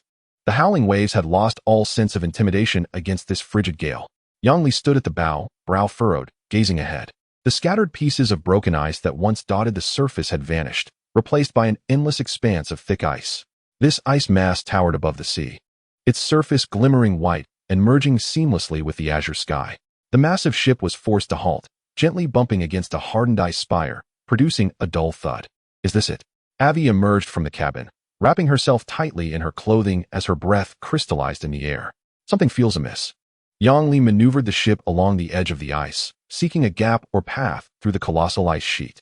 However, after half an hour of navigation, all he encountered was the solid, impenetrable expanse of ice. It seemed as if the entire world ahead had frozen over. What madness is this? Yang Li, perplexed, decided to open the global chat channel. Yongmao Zhizhou, hello? Has anyone ventured into the frozen sea? The way ahead is blocked by a massive ice sheet. What should I do? Elementary student's brave journey. Wow, you've advanced quickly. I'm only just entering the plague sea, and you've reached the frozen sea? Not just any chef. Such a vast ocean can't be entirely frozen, can it? Perhaps if you carefully explore along the edges of the ice, there might be a channel for your ship to pass through? Yo Mao Zhizhou, I've searched for half an hour along the ice. All I see is solid ice. A completely frozen continent. How can we proceed? Not just any chef. I'm out of ideas. You might want to consult the Swift Pirate crew. Their ship can fly and is always at the forefront. They may have encountered this situation already. Yo Mao Zhizhou, understood, thank you. With that, Yang Li logged off and immediately sent a private message to the Swift Pirate crew. Their fleet was renowned, boasting a third-tier reputation. Clearly, their prominence was well-deserved. Recognizing this, he had befriended them early on. After explaining his intentions, Yang Li inquired about the situation. Xuanji hates Hejuan. Have you also arrived at the ice plains? Impressive. Your speed is quite remarkable. What about Yo Mao Zhizhou? You can fly. What is there above the ice plains? How will the ship navigate across? Xuanji hates Hejuan. Our ship cannot fly indefinitely. Rather, it can glide briefly at low altitudes. We encountered the ice plains 3 days ago and spent 2 whole days gliding around. Yet we found no trenches or passages leading onward. Yo Mao Zhizhou? So what is your current plan? Xuanji hates Hejuan. What other options do we have? We simply found a smooth slope and sailed the ship onto the ice. Surprisingly, the ice is quite slippery and the ship can still move. Yo Mao Zhizhou. That is indeed impressive. But what about the land curse? Isn't the system prohibiting us from staying on land for long? Or does this ice plain not count as land? Xuanji hates Hejuan. It does count. However, ships are not subject to this restriction, as long as you do not set foot on the ground. Even riding a mount incurs the curse. Staying on the ship does not count as being on land. Yo Mao Zhizhou, understood, thank you. You've been a great help. Xuanji hates Hejuan. It's nothing. We help each other. Yang Li regained his focus. He maneuvered the Daifu to return to a landing slope. The ship could harness its speed and powerful momentum to surge up the ice slope while maintaining sufficient velocity. Iway Air clearly understood the information and perceived the situation. She cast a worried glance, seemingly doubting the wisdom of sailing toward the ice plains. Taking a deep breath of the frigid air, Yang Li adjusted the Daifu's position. His gaze toward the ice plains growing resolute, even tinged with a hint of reckless determination. There was no turning back. If no path existed, they would carve one themselves. He concentrated, connecting to the core of the expanding architectural living vines. In an instant, the 3 pairs of vine-like giant arms, which had been on standby, sprang into action. The sturdiest pair of arms slowly lifted, the palm-like formation twisting and reshaping under Yang Li's mental command. Ultimately, at the ends of the giant arms, 2 enormous, rough structures resembling ski poles, woven from countless resilient vines, took form. Are you ready? Yang Li glanced back at Iway Air. Ready, she nodded, lifting her hand slightly. Prepared to assist with her magic at any moment. All right, then let us begin. With the position set, the Daifu roared to life, crashing through the waves with a thunderous roar as it charged up the icy slope. The hull met the ice with a jarring screech. Yang Li's eyes gleamed as he wielded the ski poles formed from the giant arms, lifting them high to their utmost limit. The sunlight was obscured by the massive shadows of the arms, casting an enormous silhouette on the ice surface. Boom.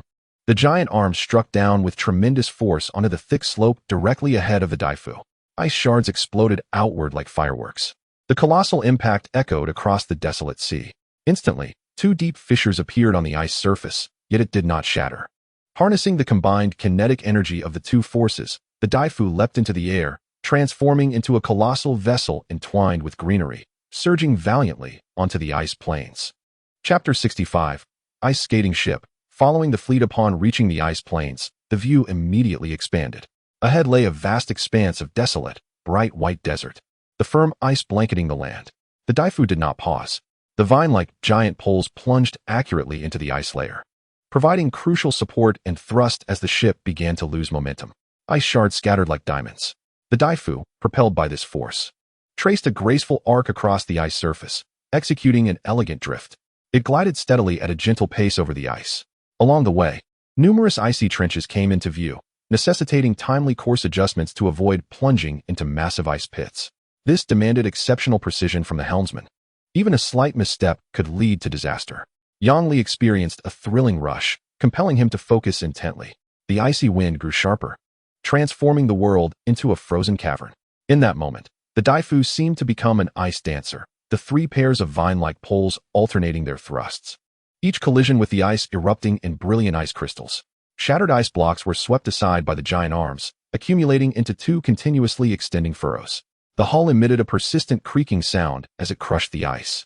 Iway Air watched in awe and trepidation, unable to suppress her astonishment at the ship's violent forward momentum. She timely released a gentle wave of natural energy, soothing the agitated plants aboard due to the violent vibrations. Meanwhile, the ship, propelled by inertia, continued to increase its speed. Gradually, it stabilized, maintaining an astonishing velocity as it carved a serpentine path across the vast ice plains. Standing at the bow, Iway Air let the icy wind caress her face, gazing at the ever-lengthening trail behind her. A profound sense of freedom surged within her, exhilarating yet addictive. Yangli noted the durability of the Daifu. The initial ascent onto the ice had caused considerable damage to the hull, but gliding across the ice surface inflicted relatively minor harm. It appeared that the 300 points of durability loss were entirely acceptable. Yangli maintained control of the vine poles, continually enabling the ship to glide, providing it with unceasing propulsion.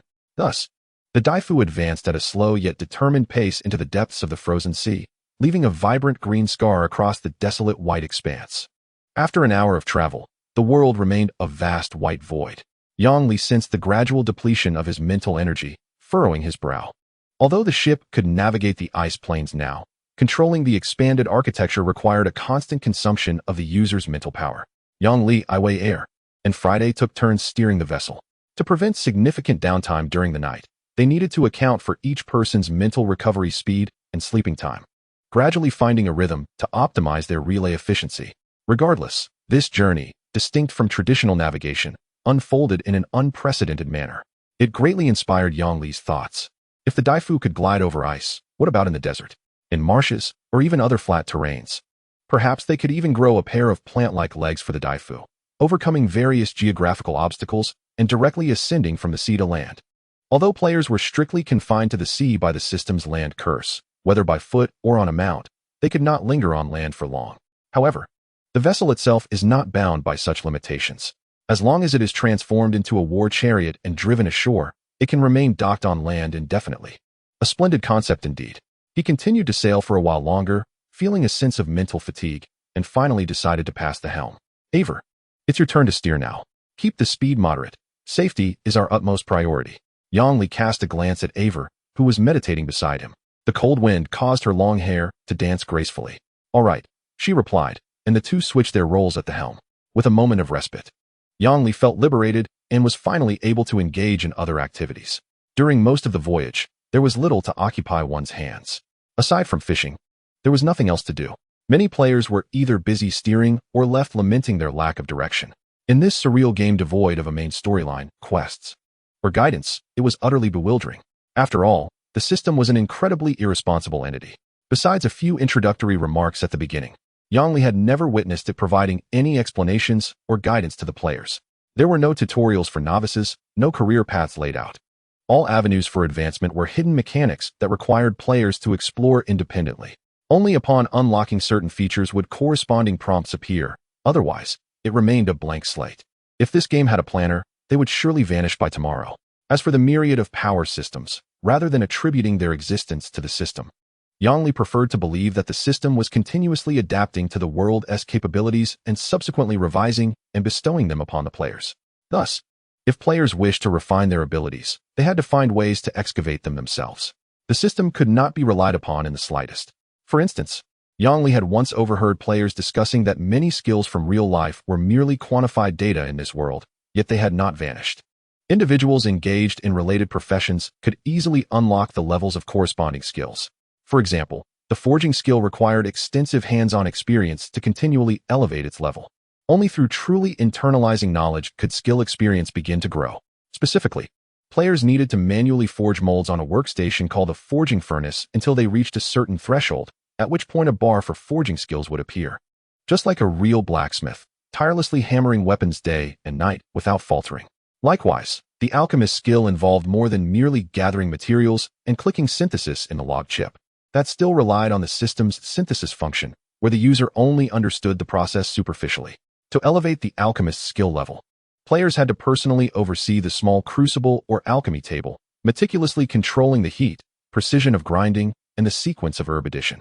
The tailoring skill also demanded repeated practice of fundamental tasks such as cutting, threading, and straight stitching. Any misstep could lead to material waste, mirroring the production processes of reality. As time passed, Yangli noticed the emergence of various handmade cloth armors crafted from coarse burlap or ordinary cotton in the trading post. Notably, these were armors of original quality recognized by the system and cataloged in the compendium. Yangli was quite astonished upon witnessing this. Consequently, he spent 300 coins to purchase one. Reflecting on this, he retrieved the brown cloth armor and scrutinized it closely. Name: coarse cloth armor. Type: armor, upper body. Quality: original. Description: a rudimentary protective gear crudely sewn from untreated coarse burlap or ordinary cotton. The stitching is uneven, and the cutting is improper, providing only the most basic coverage and negligible protection. It is the product of countless novices attempting to create amidst adversity, though rudimentary. It signifies the first step from utilization to creation. Equipment effect: provides slight resistance to cold. Durability consumption rate significantly increases. Evaluation: this is the system's minimal acknowledgement of your creativity. Do not expect it to withstand claws or blades. Its greatest value lies in its affirmation that, look, this fellow has at least managed to create something wearable. Before true danger strikes, it may offer you a sliver of psychological comfort, allowing you to perish in the cold wind just a fraction slower. Judging by the craftsmanship of this garment, its crooked stitching offered almost no defensive value, merely a slight resistance to cold, and it deteriorated rapidly. It was undoubtedly one of the most subpar pieces of equipment Yangli possessed, ordinarily. He would not spare it even a glance. Yet, the phrase player made indelibly marked him as a man akin to an eagle. Should I also learn a craft? He pondered. Chapter 66. The plants are all talents. Yangli stared at the suddenly appearing skill interface, momentarily taken aback. Name: cultivator. Type: life profession skill. Level: LV32401000. Domain: blessing of the goddess of harvest. A golden wheat ear adorned with dew. Effect: any plants you cultivate will not perish. The plants you sow will remain alive. Growth speed of all common crops increases by 75. Probability of rare fruit yield slightly increases. Growth speed of special plants increases by 8. What on earth? When did this skill bar appear? This was triggered after he stubbornly tilled the soil on the deck of the ship, resulting in a pop-up from the log chip. Unbeknownst to him, he had leveled this farming skill to level 3. It turns out the effect of seeds not dying came from a life profession skill. He had previously thought it was a unique trait of the Davy Jones. Yangli shook his head, his gaze fixated on the prerequisite, which stated any plants you cultivate. He silently turned to observe Friday, who was seated at the stern, fishing quietly with his back to him. It seemed that slacking off was not an option. He had to take matters into his own hands and commence a new round of sowing. To expedite the growth of the plants, Yangli decided to preserve the newly harvested crops and begin a new cycle of planting. However, as he glanced at the values in the cultivator skill bar, new ideas began to form in his mind. Since the maturation period for crops was short, they would ripen in just a few days, providing minimal experience at once. Why not plant fruit trees or other long-maturing plants? The available space on the ship was limited. With a 100-meter-long vessel, the area for tilling was already scarce. Additionally, the ancient life tree could barely be regarded as a miniature orchard, capable of grafting various fruit trees on its branches. Yet, Yangli was still unsatisfied with this planting area. Having developed to such an extent, ordinary vegetable crops could no longer satisfy his growth rate. With this in mind, he began to scour the trading post for plant seeds. Name: Bingjing Zhuan's Honkai seeds. Type: elemental vegetable. Maturation cycle: medium, 20 nautical days. Description: a vegetable that can only thrive in specific ice fissures of frozen seas. Its leaves resemble pure crystal, with clear juice flowing through its veins. It is exceptionally crisp and sweet, making it a premier ingredient for refreshing dishes. Consuming it can significantly alleviate symptoms of heat stroke and burns, providing a slight temporary resistance to fire damage for 10 minutes. Price: 500 Tide coins. Name: Tianshan Shuilian seeds. Type: rare medicinal herb. Maturation cycle: medium, 38 nautical days. Description: grown at the summit of extremely high mountains. Its petals are pure white and have a texture akin to thin silk.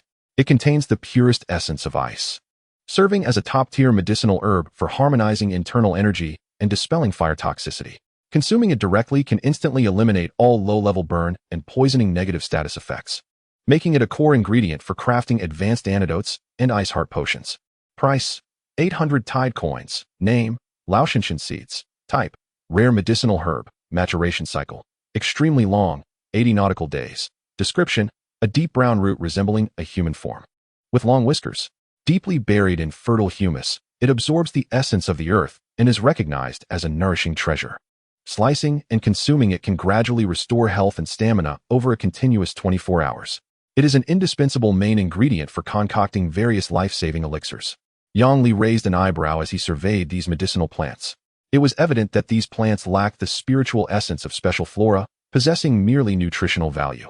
However, an incongruous thought suddenly surged in his mind. Given that these ordinary plants exhibit such substantial nutritional benefits, could it be that the fiery Huolongwo's seeds temporarily enhance a person's strength attribute? Might they all be akin to walking tangsengs?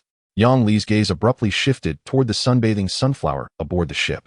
His unmasked scrutiny caused the bloodthirsty sunflower to shudder, discreetly adjusting its flower head to present a more enticing view of its verdant rear.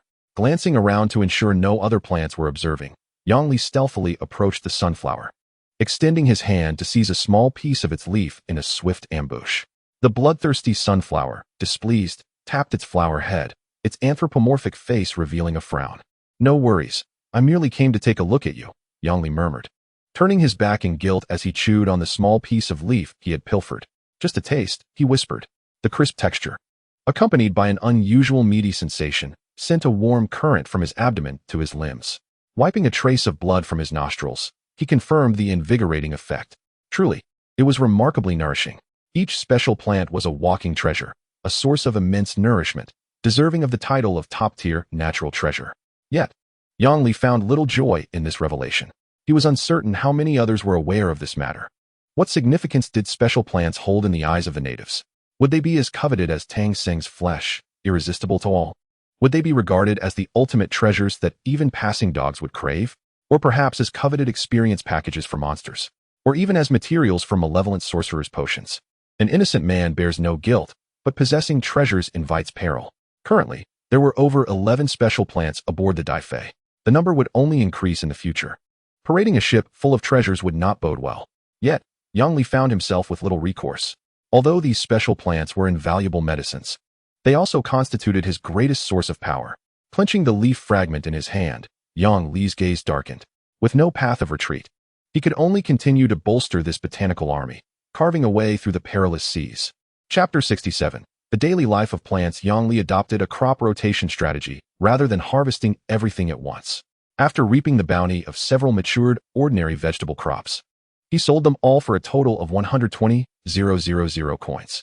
This capital was quickly reinvested into a new production plan. Yang Li expended 100,000 coins to acquire rare medicinal plant seeds, including Tianshan Shuilian, Laoshinshan, and Bingjing Zhuan's Honkai, totaling 250 plants. These precious seedlings were meticulously planted on the highest deck of the Daifei, arranged in rows. This location not only received ample sunlight, but also maximized the avoidance of potential combat impacts, ensuring these high-value crops could thrive in a secure environment. The quantity of 250 was not excessive. It represented the entirety of what was available for sale at the trading post. These plants held far greater value than ordinary vegetables, while also requiring less arable land. It was only when Yang Li had thoroughly planted them using a multifunctional engineer shovel that his experience as a cultivator visibly increased.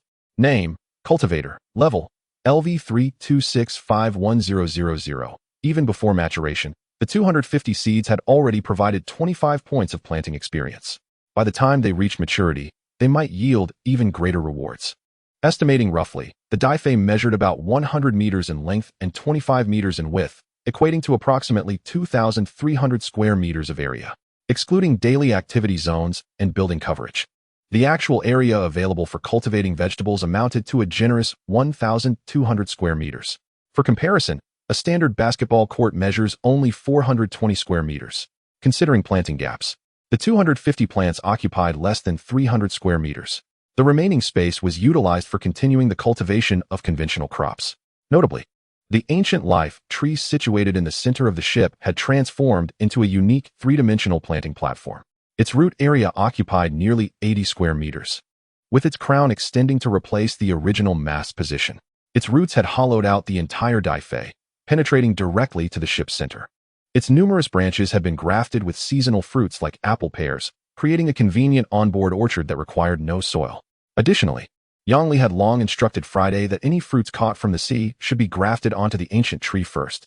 After many days of effort, The once sparse branches were now adorned with an array of fruits, albeit with somewhat unsightly appearances. Most bore names such as heart fruit, eyeball fruit, and organs of the body. Yang Li was uncertain whether these were genuine fruits or evolved from other entities. He dared not consume too much, only sampling a few to confirm their palatable taste. Once assured of their marketability, he harvested them upon ripening to sell to players. At present, the extent of Yang Li's endeavors is limited to this. His aspirations transcend the mere sale of ordinary vegetables. He aims to cultivate a clientele of high-value individuals, particularly those in dire need of medicinal materials, such as witches or alchemists. The processing fees charged by these practitioners are not insignificant, promising substantial profits. Engaging in business with them undoubtedly yields greater returns than the simple sale of vegetables. Once he accomplishes this, his gaze shifts towards extraordinary plants. The scorching fire dragon fruit maintains a demeanor of humble simplicity, which aligns perfectly with its role as a central heating source. The two sunflowers, Paozhong and Shishua, being of the same family, share a close bond, often found growing side by side in the sunniest spots, gently swaying and wearing blissfully foolish expressions on their round faces. Yang Li cannot ascertain whether these special plants possess any concept of gender. However, from his perspective, they resemble a couple that enjoys being inseparable. The mutated carnivorous flower, as the earliest ally in their battles, often tries to sneak between the two sunflowers, attempting to play the role of an interloper. Yet, inevitably, it faces a thrashing from the two sunflowers, retreating in defeat, dejected and covered in dirt. At such moments, the little monkey leaps forth to tug at its flower branches, resulting in yet another playful scuffle. Oh dear, they are truly adversaries. Yang Li never intervenes in their quarrels. He simply suppresses his urge to applaud and egg them on, harboring mischievous thoughts. After all, as the headmaster of a kindergarten, he bears the responsibility of ensuring the mental and physical well-being of the plants. As for the Huan Wugu, the smallest and least conspicuous plant aboard the ship, Yang Li has never glimpsed its eyes. Perhaps the dense, dark purple markings on its cap are indicative? If so, they belong to a family of many-eyed beings, capable of dining with the multi-eyed sardines. However, another possibility exists. Its eyes could be so diminutive that they appear squinted. Yang Li is certain there is only one Huan Wugu, yet its presence permeates every corner of the ship. Through his perceptive connection with plants, he discerns that the others are merely replicas, while the true Huan Wugu remains nestled in a crevice at the entrance. Each morning, upon opening the captain's cabin door, it eagerly unfurls its cap to express its delight. The Gui Shouhai Zhao, on the other hand, remains entwined at the bottom of the Daifu ship, demonstrating a fondness for the sea. However, as the ship navigates icy expanses, it must crawl out from the hull to dangle on the ship's wall as a mere ornament. Whenever Yang Li gazes towards the sea, he occasionally spots a few strands of seaweed poking out from beneath the ship's edge. Initially, he mistook them for some ghastly creature, but with time, he grew accustomed to their antics and ceased to pay them any mind. The Chi Kai Chong Wei, however, has shown no notable reactions, appearing devoid of spirit. Were it not for Yang Li frequently witnessing it transforming into colossal forms during battles, one might suspect it had succumbed to a state of lethargy. The Huanhuiji Shenglian and the Lingjing Chao have both unfurled their stems, with the lotus buds beginning to bloom. The stem of the Lingjing Chao gleams as smoothly as a mirror, akin to a green reflective surface. Quite peculiar indeed. The metallic shell of the Tai Chi by Lai Gua has transitioned from a coarse gray-brown to a now polished silver sheen, resembling a freshly renovated car hood. It stands as the largest of all special plants, towering at 3 meters in height, akin to a robust wall when viewed up close. Yang Li can only hope that upon reaching maturity and gaining wisdom, it will not exhibit the same penchant for mischief as the two sunflowers. For 100 Daifu ships would scarcely suffice for its rampage. He stealthily approached the two sunflowers, curling his index and middle fingers, and gently tapped the head of the Shishua sunflower. Little rascal, it's time to pay your taxes. Yang Li lowered his head, bringing his face close to the sunflower's round visage, squinting his eyes to scrutinize its exaggeratedly flustered expression. With a soft puff, the Shishua sunflower tapped its flower disc with its auxiliary leaves, producing 2 translucent crimson crystals that rolled onto the muddy ground. Bang! Without hesitation, Yang Li delivered a light rap on its head. How many times must I say it? Do not spit things on the ground. If it takes 100 days, I shall persist until you learn. Yang Li feigned anger. Having previously cared for cats and dogs, he understands that one must not indulge these little beings. A reasonable system of rewards and punishments is necessary to cultivate good habits, such as laying eggs properly in the nest. Chapter 68. Residual Riding Buff. This sunflower seems to be incorrigible. Initially, after producing energy crystals, it would carelessly expel them, akin to relieving itself. Yang Li found it challenging to retrieve them, incurring unnecessary losses. After much effort, he finally managed to teach it to store the crystals diligently within its flower disc, only releasing them when he came to collect. As Yang Li's expression softened, the Paozhong sunflower dared to poke the Shishua sunflower with its auxiliary leaves. The two sunflowers cautiously extracted their roots from the soil, stealthily shifting their positions. However, the moment Yang Li turned to look, they vanished in an instant. What a rascal! Yang Li shook his head, clutching the two crystals as he approached the Ling Jing Chao and Huan Hu Ji Sheng Lian. After feeding them the energy, he felt a sense of relief. These energy crystals serve as the finest nourishment for plants, accelerating their growth and acting as high-quality natural fertilizers. Prolonged feeding can significantly shorten the maturation period. Just as he prepared to step away, a prickly sensation underfoot caught his attention. Looking down, he was met with a cartoonish gray-white face reminiscent of a hedgehog. The mysterious DCI? Matured? Yang Li could not suppress his delight. Since planting the DCI, this was his first encounter with its appearance, as it seemed to have hibernated underground.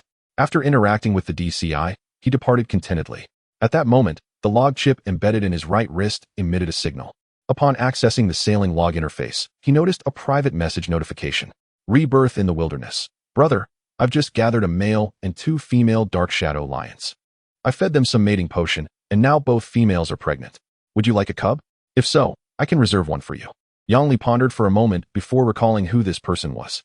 This was the individual he had befriended after expressing a whimsical desire to acquire a mount. To his surprise, in just a few days, the matter had indeed come to fruition. Yong Mao Zhizhou is interested.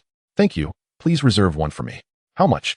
There is no such thing as a free lunch. Yang Li has never been one to take things without giving back. Rebirth in the wilderness, 50,000 coins. What do you think? I'll let you pick a good cub. Yong Mao Zhizhou is agreeable. Let us have a pleasant collaboration. Upon concluding his remarks, Yang Li promptly transferred 20,000 coins as a reservation fee, agreeing to remit another 30,000 coins upon the transaction of the creature. Presently, Yang Li found himself quite untroubled by the abundance of resources at his disposal. After all, the vessel had nearly transformed into a veritable menagerie, and an additional mouth to feed was of little consequence. While he could not claim to be exceedingly affluent, maintaining a few battle pets was certainly within his means. As for why he did not simply purchase an adult battle pet outright, it stemmed from the fact that pets nurtured from infancy received a rider buff enhancement. He approached the Songming before him, opening the illustrated compendium.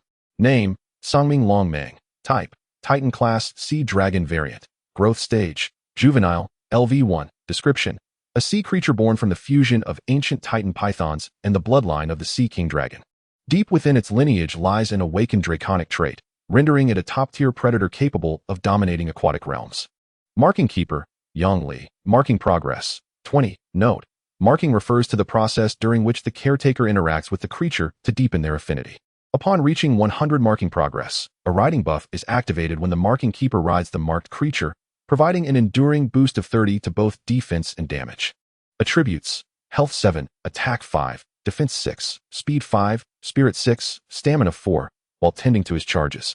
Yang Li suddenly noticed a new information box on the Songming's profile. An additional Marking Keeper buff had appeared.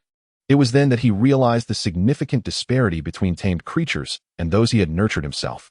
The concept of simultaneously bestowing an additional 30 defense and damage to both rider and beast was profound. Creatures with and without markings were fundamentally different in attributes. Provided the rider maintained the marking status, the 30-point attribute enhancement was sufficient to allow this creature to dominate its unmarked kin. This buff opened a novel pathway for the often flawed knight class. Previously, Yang Li had contemplated focusing on botanical pursuits, fearing that engaging in combat mounted on a beast might prove restrictive. The rationale was straightforward. A rider and their mount were not one and the same, making it difficult to command the mount as one would wield equipment. This vulnerability could easily be exploited by adversaries. While the injury of a mount was minor, the potential downfall of the rider was a grave concern. However, the emergence of this buff shattered his previous apprehensions. It was simply a matter of numerical beauty, sweeping away all shortcomings. Currently, avenues for simultaneous attribute enhancement were scarce. Equipment, bloodlines, extraordinary sequences, talents, skills, and self-training all contributed, yet the boosts were minimal. Now, A direct and visually impactful means of enhancing combat prowess had appeared, and it was a distinctly unparalleled opportunity to personally raise a mount and then ride it. Reaping a joint benefit of 30 additional defense and damage was an enticing prospect for massacre. Yang Li's first thought turned to the dragon tamers. That individual had begun the journey with a legendary bloodline, Sea King Dragon, coupled with the riding buff. As long as the Sea King Dragon matured successfully, even a pig could wreak havoc when mounted. He realized that without a powerful marked mount, he would undoubtedly face considerable disadvantages in future battles. Contemplating this, he gazed at the majestic dragon horns of the Tsangming, increasingly grateful that he had not sold it. He was certain that this news would soon spread, causing the price of mounts to surge dramatically, surpassing the trend of equipment and establishing itself as an essential asset for players. Chapter 69. The other side of the world. Just as Yang Li pondered seizing this opportune moment to stockpile beast eggs for a lucrative venture, the World Channel delivered another astonishing message. Extraordinary Chef. Brothers, I have arrived at the lava sea. Accompanied by an image, the picture revealed a steaming sea, with geysers of boiling water erupting in certain areas. Through a first-person perspective, one could see a dark island adorned with volcanic lava mud. Towering branches were cloaked in a layer of blackened ash, with charred bark clinging to the surface of nascent branches. New life coexisted with desolation upon the tree. How did a new sea emerge so quickly? Good brother, how did you arrive at this new sea? I wish to find a shortcut. The water in the plague sea is unbearable. My obsessive cleanliness has left me feeling utterly despondent these past few days. Extraordinary Chef, it's a long story. I was minding my business in the plague sea when suddenly beset by a wave of sea monsters. I fled and was swept into an immense whirlpool, dragging my entire ship down to the depths. I thought I was doomed, but fate took a turn. After being engulfed by the whirlpool, I plummeted into the deep sea, only to find the surface inverted. Below, I glimpsed another sky, and ultimately, I fell from one sea to another. The bottom of the deep sea turned out to be a new expanse. You mean to say, beneath the sea lies another sky? No, buddy. Do we look like fools to you? What is your basis for that? Good brother, it's not that we don't believe you. It's just too far-fetched. Can we have some credible evidence? Extraordinary Chef, you want evidence? Just take a look for yourself. Name, scale armor flame fish. Type, specialty edible creature of the lava sea. Description, a peculiar fish species residing near the hot springs of the lava sea, maintaining a surface temperature of 80 degrees.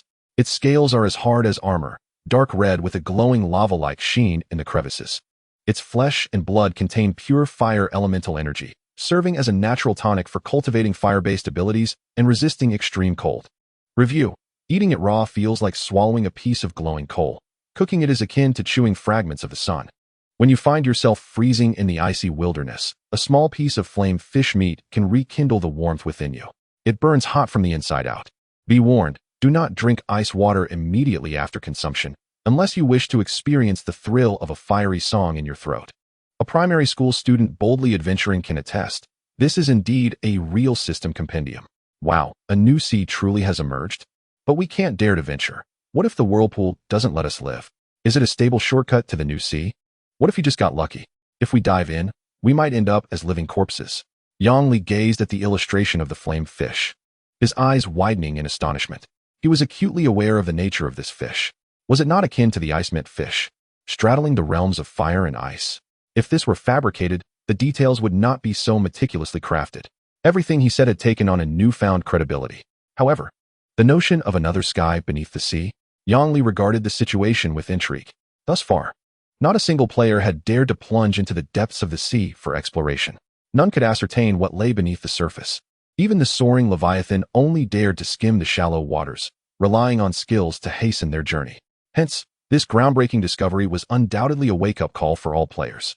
Did this not imply that, at any time and place, they could traverse the inverted sea and sky, transitioning from one uncharted sea to another? Perhaps. It heralded a complete escape from the looming threat of the black mist. Upon this reflection, Yang Li hastily inquired, "What of the black mist from Yongmao Zhizhou? Have you encountered it? Isn't it just like elementary school students brave the world? Surely, this cannot be a version bug, right? We've traversed realms. And it should not be the case that developers are constantly fixing bugs. We ought to be able to graduate without paying. Dream on, culinary master. The black mist still persists. Moreover, according to the navigational logs, the distance between myself and the black mist remains unchanged. This sea is undeniably layered. Layered? Is the seawater akin to a sandwich? How is this sea suspended in midair? This defies logic, even the laws of physics. Everyone has traversed realms. Yet you still cling to the notion of science? If all else fails, you might as well fetch a ship's wheel and a hoe. Then what lies beneath this plague-ridden sea?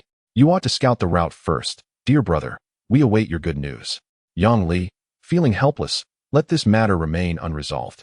He could hardly risk venturing through the so-called whirlpool to reach another sea. However, he recalled the tortoise from the Dead Sea.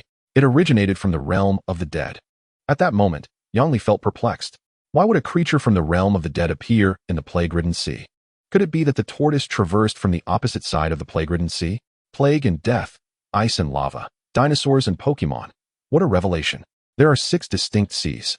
They are here, while perhaps another group of players is on the other side, departing simultaneously yet experiencing entirely different, yet interconnected, realms. Yet, from the world channel, the billions of beings present are already the total biomass of the Earth.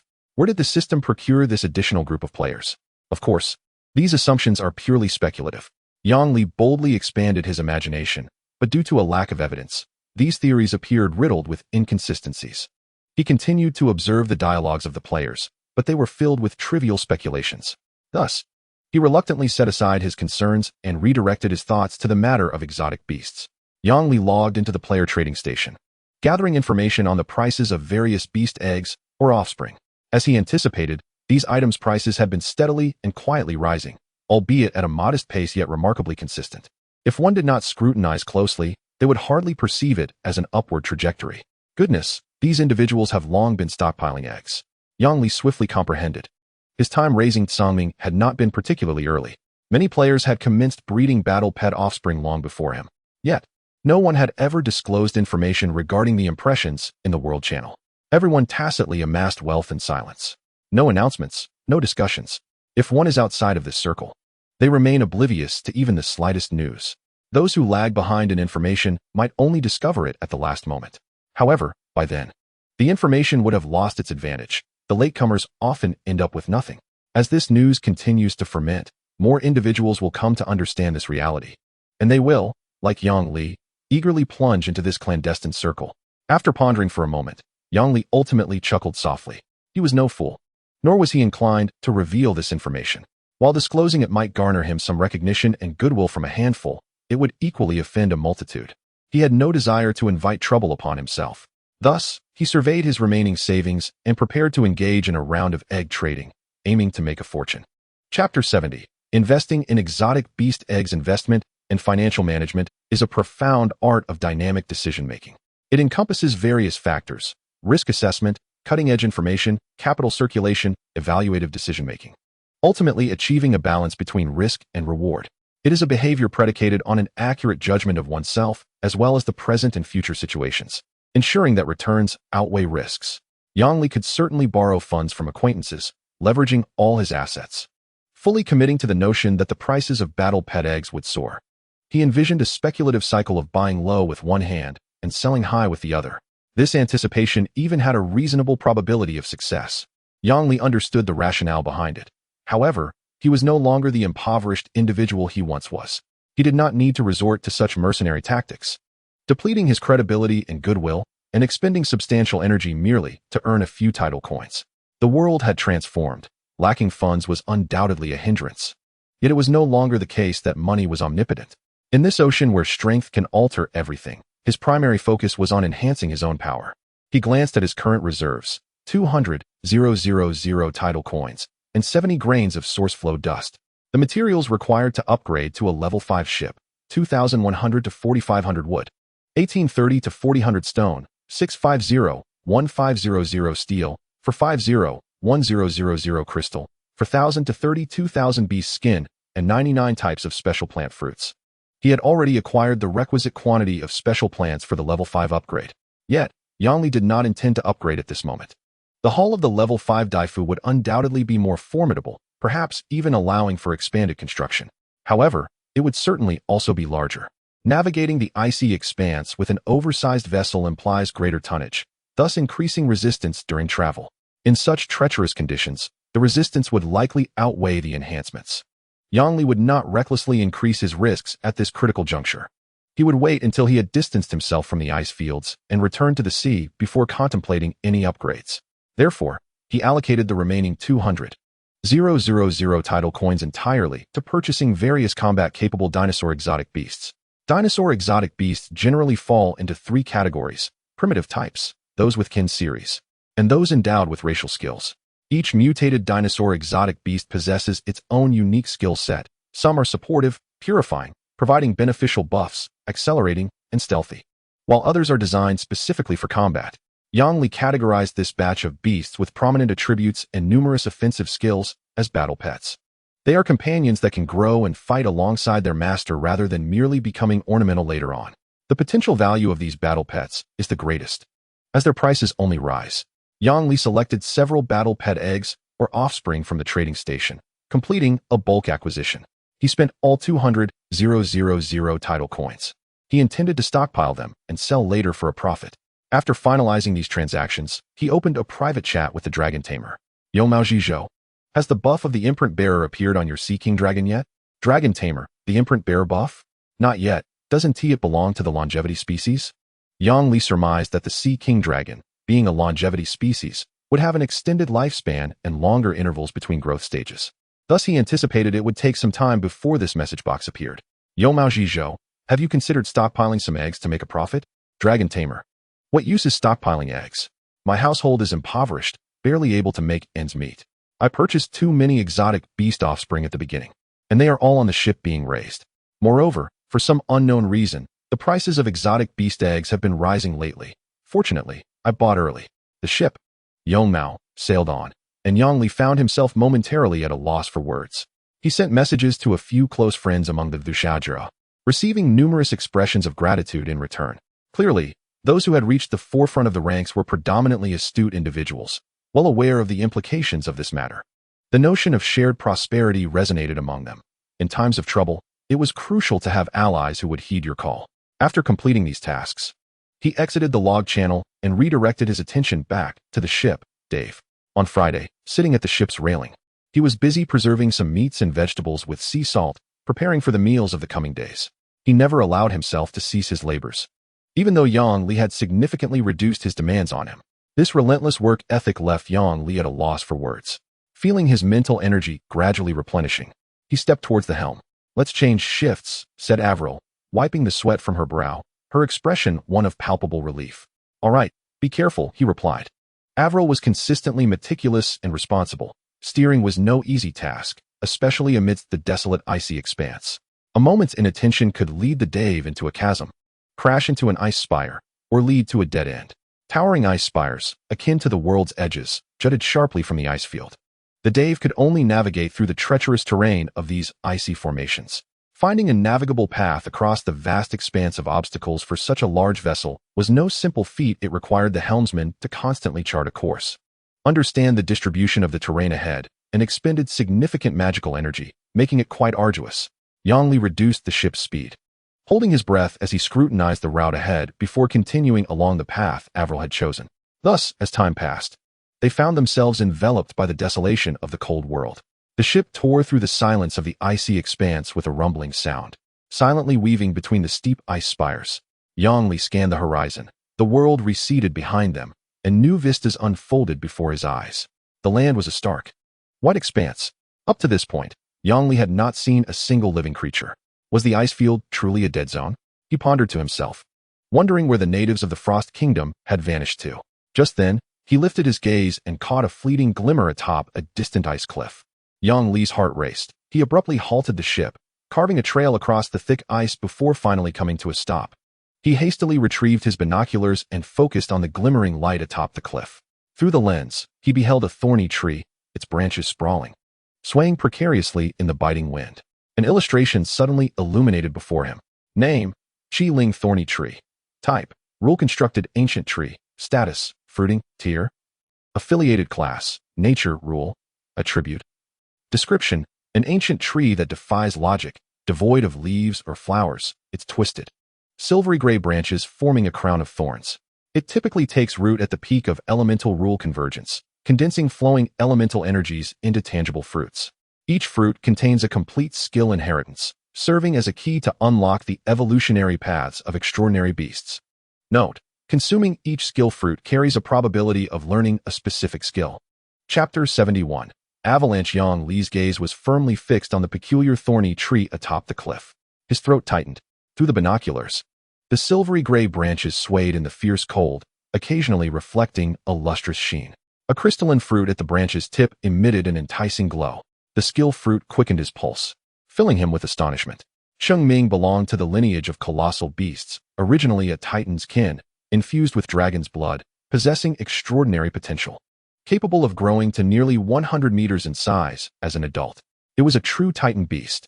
However, despite its formidable racial attributes, its biological skills were disappointingly lacking, creating a significant gap between it and the naturally bred combat dragons like the Sea King dragon.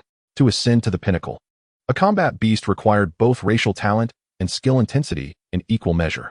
No matter how robust or massive, if the skill intensity fell short, its output would lag behind, relegating it to the status of a mere oversized punching bag, susceptible to a beating and ultimately succumbing to demise. Yet, this skill fruit offered Yang Li a glimmer of hope for Cheng Ming's advancement. Who could have imagined that biological skills, which seemed innate, were not predestined? The dragon god was not bound by destiny. Without hesitation, he resolved to seize the opportunity. Avril, stay on the ship and be ready to maneuver it for retreat. I'll be back shortly, he instructed. Be careful. Such naturally occurring plants are often guarded by fierce beasts, Avril cautioned, her gaze shifting from the cliff with a sense of urgency. Her eyesight surpassed Yang Li's, allowing her to discern the general shape without binoculars, and she offered a warning. I understand. If anything unusual occurs, do not hesitate to retreat immediately. I will follow shortly, Yang Li replied, nodding cautiously. With that, radiant wings of light unfurled from his shoulder blades, each feather shimmering with a liquid glow, casting a warm hue across the dimming ice field. He bent his legs slightly. With wings spanning 4 to 5 meters wide, he was enveloped within a cocoon of light. With a powerful flap, he shot upward like an arrow released from a bow, leaving behind a fading trail of light. As he ascended, the howling cold wind intensified, slicing through him like a blade. Once he escaped the warmth of the fiery dragon fruit's energy field, he realized the bitter chill of the ice was nearly unbearable. Frost rapidly accumulated on his skin, ice shards clinging to his eyebrows as his body temperature plummeted. Yang Li felt himself teetering in the air, gritting his teeth to steady his form, channeling more magical energy to command the dawn wings. He flapped his wings, laboriously climbing higher into the sky. The towering ice cliff loomed excessively high, nearly 1,000 meters in elevation. Yang Li summoned all his strength, navigating through the frigid winds. He circled the clifftop from a distance, observing intently, ensuring he saw no creatures or hidden beasts before daring to approach. 300 meters, 200 meters, 100 meters. Just as he reached out to touch the solitary fruit on the thorny tree, an unforeseen disturbance erupted. A low hum emanated from the ice cliff, reverberating ominously. Centered around the thorny tree, water molecules in the air began to converge and crystallize into dazzling ice shards. These ice crystals seemed to be endowed with life, swiftly coalescing into the nascent forms of crystalline beings. Yang Li caught a fleeting glimpse, and an illustrated entry sprang forth. Name: Bing Pa Shou Wei. Type: Elemental Construct Guardian. Level: LV 100. Rank: Hero. Affiliation: Element: Ice. Natural Law. Attributes: Life 23, Attack 26, Defense 28, Speed 20, Spirit 20. Stamina 24. Description: Typically born in millennia-old glaciers, their life core is formed from pure ice elements, and their entire being is composed of deep blue ice. Standing over 4 meters tall, they are the most loyal guardians of the frozen sanctuaries and ancient relics, devoid of self-awareness, acting solely on the protective instincts bestowed by their creator. Upon marking intruders, they attack all beings within their domain with relentless fury, tireless and unafraid of death, until their last breath. Skill effect: Ice Battle Array. Group buff automatically establishes an ice link with all snow creatures within a radius of 1,000 meters. For each snow creature present, all linked entities receive a 5-point boost to all attributes. If a giant creature leader exists, that leader receives an additional N110 attribute enhancement, N being the number of linked ordinary snow creatures. Ice Crystal Reconstruction. When situated in glacial or blizzard environments, damage taken is significantly reduced, and life is continuously restored.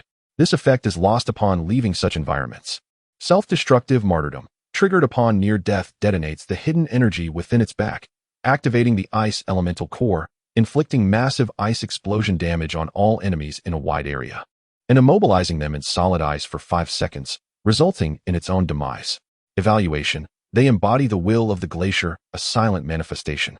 When you intrude upon that sacred frozen ground, you will first encounter not the biting cold winds, but rather their silent yet indomitable icy fists. The only strategy to defeat them is to avoid their guarded home, or possess the molten power capable of melting an entire glacier. Yang Li felt a chill run down his spine. He did not linger to scrutinize further. Speed was of the essence. He had arrived, and there was no turning back. Quick hands prevail, slow hands perish. He drew out a spade, gripping it tightly with both hands, his wings folding into a charge, transforming into a falcon, and from a short distance, executed a descending strike with the spade. The tip struck vertically against the icy roots of the thorn tree. He intended to uproot the thorn tree entirely. A piercing sound echoed as the roots, along with a clump of soil, were forcibly uprooted. Yang Li swiftly scanned the log chip on his wrist and stored it away. Without a moment's hesitation, he leaped off the cliff. Chapter 72. Sword Dave. In an instant, dozens of large, transparent snow creatures wielding ice crystal spears materialized.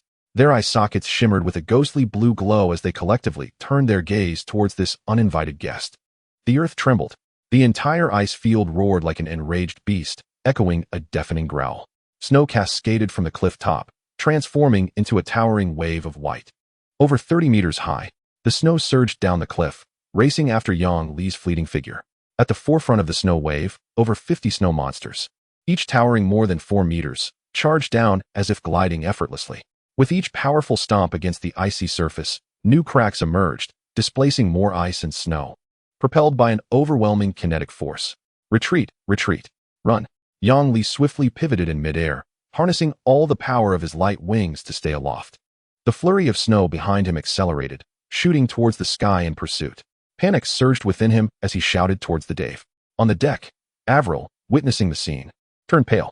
Without hesitation, she maneuvered the giant vine arm backward, the ship carving deep grooves on the ice surface.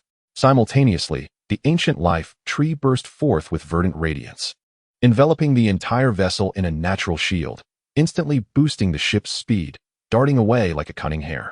The thunderous roar of the avalanche echoed around them, shattering the silence of the frozen world.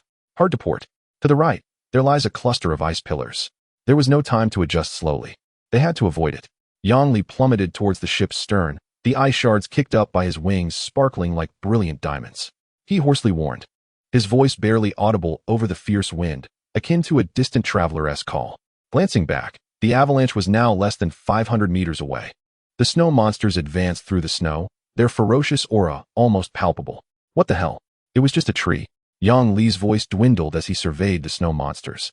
Each entry in the illustrated guide lighting up, unmistakably marked as heroes. Especially after scrutinizing their skills, he gasped in disbelief. His heart raced, incredulous. Over 50 hero-level monsters. Augmented by group buffs, what was going on? These were genuine hero-level beings, each equipped with skills. In stark contrast to the merely ostentatious legendary octopus monster from the Plague Sea. Recovery, damage reduction, group enhancement, self-destruction. How was one to contend with this? There was no way to win. If they caught up, it would be the end. A complex expression crossed his face as he turned to Avril. Let me take the helm. The situation was too dire, and he still felt uneasy, pushing Avril aside to take the wheel himself. His gaze grew serious as he abruptly turned the ship's wheel, steering the Dave in a perilous arc across the ice field. The vessel narrowly grazed a massive ice pillar, shattered ice crystals raining onto the deck with a crisp, tinkling sound.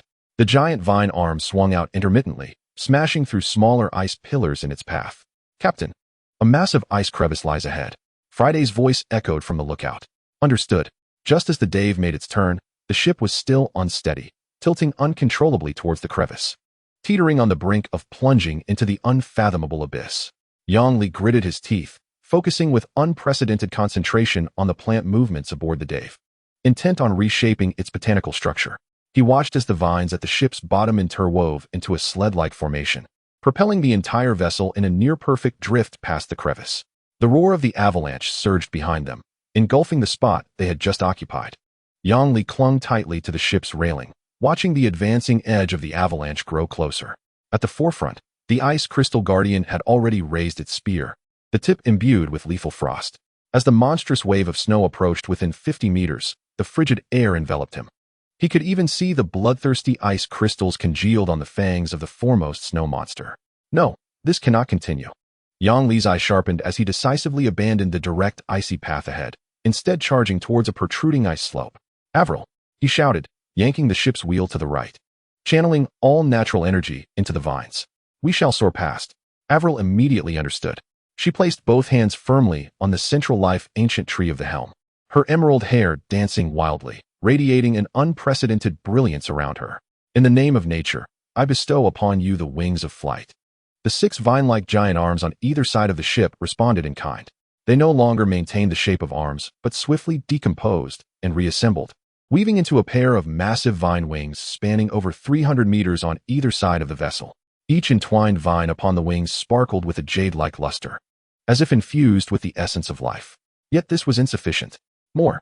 Yang Li felt the heavy sensation of the ship descending, veins bulging on his forehead, shouting.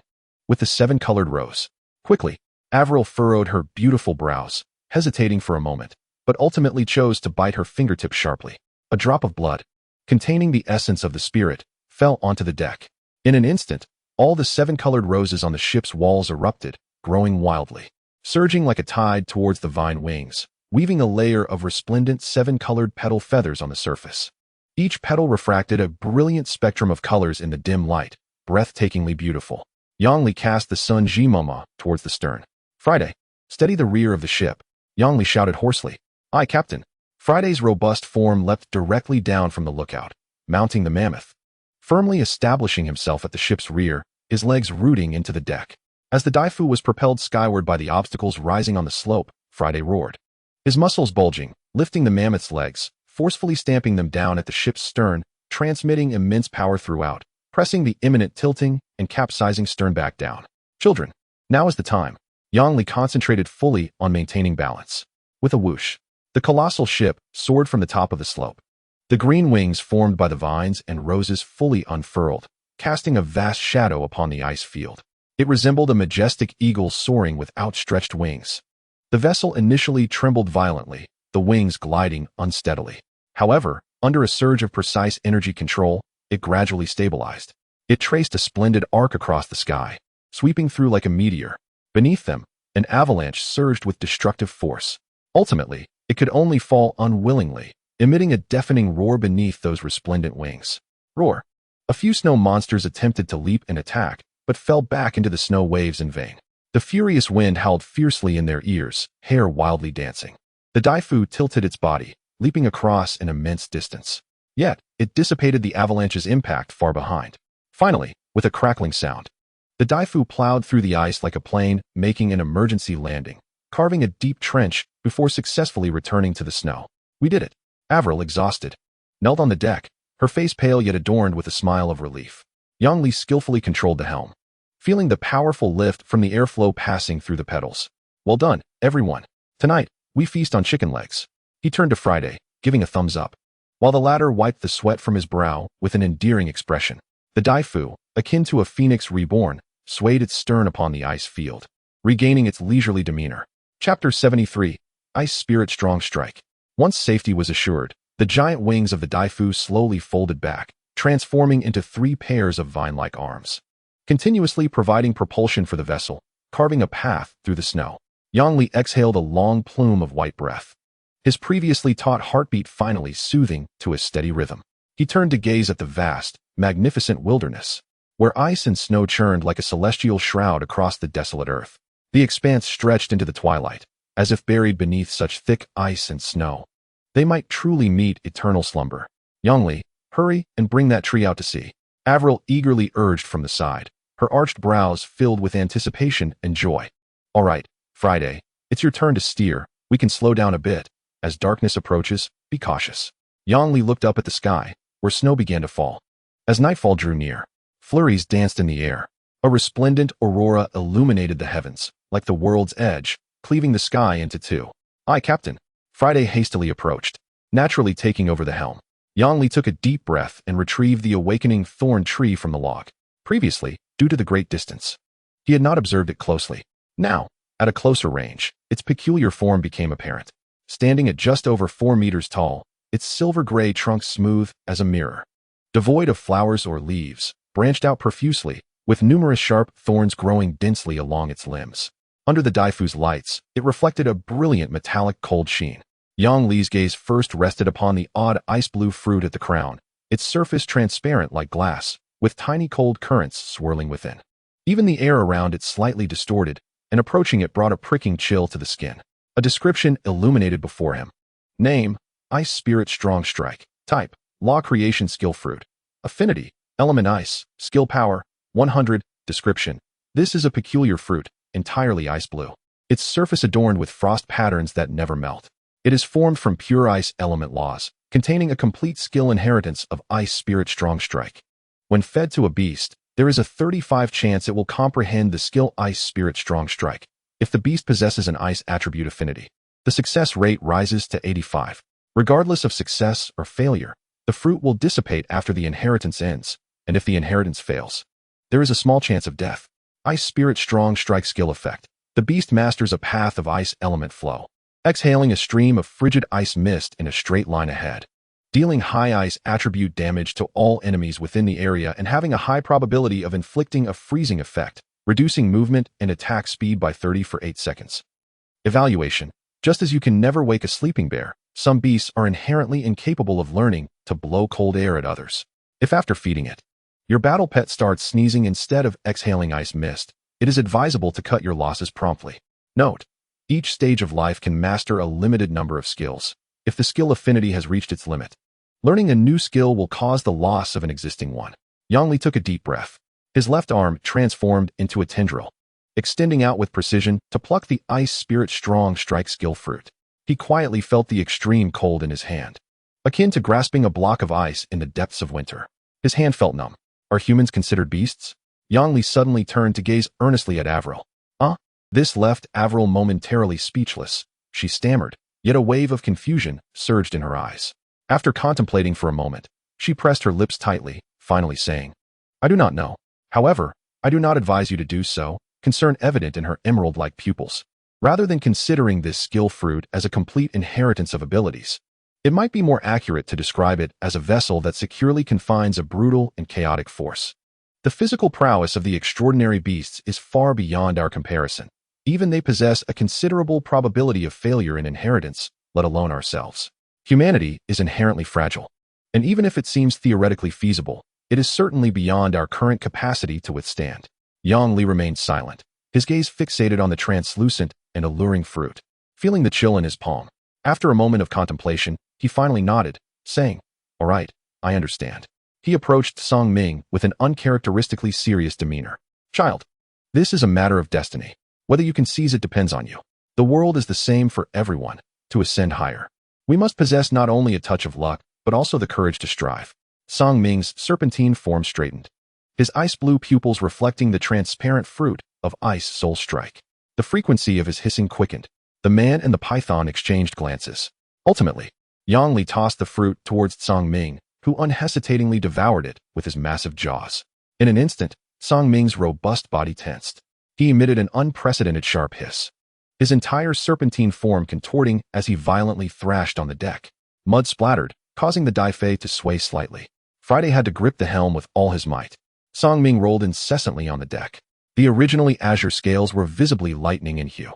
Countless ice-blue patterns emerged under the skin, spreading rapidly like cracks in ice. These newly formed blue scales had sharp edges, glinting with a metallic sheen, and wherever they passed, the very air crystallized into frost flowers. His muscles writhed violently beneath the skin, as if countless ice spikes were piercing within. A powerful strike of his tail drove deep into the side railing. Steady. Yang Li hurried forward, his hands tightly coiling around Song Ming's neck, but the new blue scales caused a sizzling sound as they froze his grip. The extreme cold spread through his tentacles, instantly coating his left arm with white frost. Avril pressed her hands against the serpent's body, a green light surging. However, her healing spell shattered upon contact with the icy current. It is rejecting my power, she exclaimed, her face paling. The force of this skill fruit was overwhelmingly tyrannical. The two had no choice but to withdraw, watching it struggle relentlessly. After a short while, Song Ming's pupils had transformed entirely into crystalline ice. Suddenly, He raised his head and unleashed a concentrated blast of ice-blue mist towards the aurora/night sky. One tendril of mist swept across the ancient life tree, instantly encasing a branch in a thick layer of ice. Yang Li furrowed his brow, silently observing the devastation. Ultimately, the struggle gradually subsided. Song Ming lay on the deck, gasping, each breath accompanied by ice shards. His once mighty, deep blue form was now covered with newly formed scales of white and blue patterns, shimmering with a splendid luster under the aurora. Fortunately, it succeeded without peril, Avril said, looking at Yang Li with delight. It already possesses a hint of the Sea King Dragon's water lineage. Learning this ice attribute skill is not too far-fetched, and the success rate is considerable. Yang Li chuckled softly, comforting himself. Although the reasoning was sound, the image of Song Ming's painful struggles replayed in his mind. Chapter 74. The wind rises and snow flies. The cold had not yet dissipated when the light screen appeared. Extraordinary beast Song Ming Long Python has learned the skill Ice Soul Strike. Skill talent has reached its limit. Would you like to replace a skill? 3 skills. And it's already full? Yang Li frowned at the prompt. He scanned the updated encyclopedia. Name, Song Ming Long Python. Type, Titan Beast Sea Dragon Variant. Growth cycle, juvenile phase, LV1. Description, a marine creature formed from the fusion of the ancient Titan Python and the bloodline of the Sea King Dragon. Deep within its bloodline, dragon traits have awakened, making it a top predator that commands aquatic realms. Trace holder, Yang Li. Trace progress, 20. Attributes, life 7, attack 5.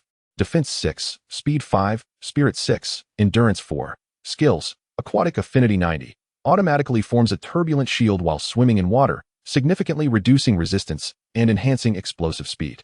Can summon localized whirlpools and high-pressure water cannons, turning the aquatic realm into an absolute domain. Mingyuan Strangle 35 wraps around the target with its body, simultaneously applying high-pressure water blades for cutting, combining blunt and tearing damage. Sea King's Pressure 20 releases Dragon Pulse Aura, forcing lower-tier aquatic creatures into panic or submission. This time, the skill slots were not merely descriptions of effects. They revealed power values for the first time. Yang Li's gaze sharpened. Could it be that the skill fruit unlocked deeper informational layers? He pondered briefly before deciding to replace the Sea King's Pressure, which had a mere power of 20. While it seemed like an effective pressure skill against weaker foes, it would likely be useful in favorable circumstances, yielding unexpected results. However, its effect overlapped with the role of the plants. The special plants of the late stages are not lacking in firepower. Each one is akin to a mage or archer, excelling in area damage. What they lacked was a sturdy meat shield to engage enemies directly. As the only late-game character responsible for being a meat shield on the ship, although the Strangle skill's power was not overwhelming, it was fundamentally rooted in its identity as a giant python designed for close combat, making it an unsuitable option for replacement. Thus, he chose to replace the Sea King's Pressure. Replacement confirmed. Sea King's Pressure has been forgotten. Ice Soul Strike 100 has been loaded. After handling this matter, Yang Li turned his attention back to the solitary Qi Ling thorn tree. Avril, can this tree be planted on the Daifei? Yang Li speculated since the Daifei's ship skill clearly indicated it could cultivate any plant, although survival was not guaranteed. However, Yang Li's cultivator skill buff had a domineering clause. Any plant you cultivate will not die. The plants you so will maintain their vitality. This Qi Ling thorn tree, no matter how high its rank, remains a plant. If it is a plant, it can be planted. If he managed to plant this on the ship, would he not be able to casually harvest skill fruits in the future?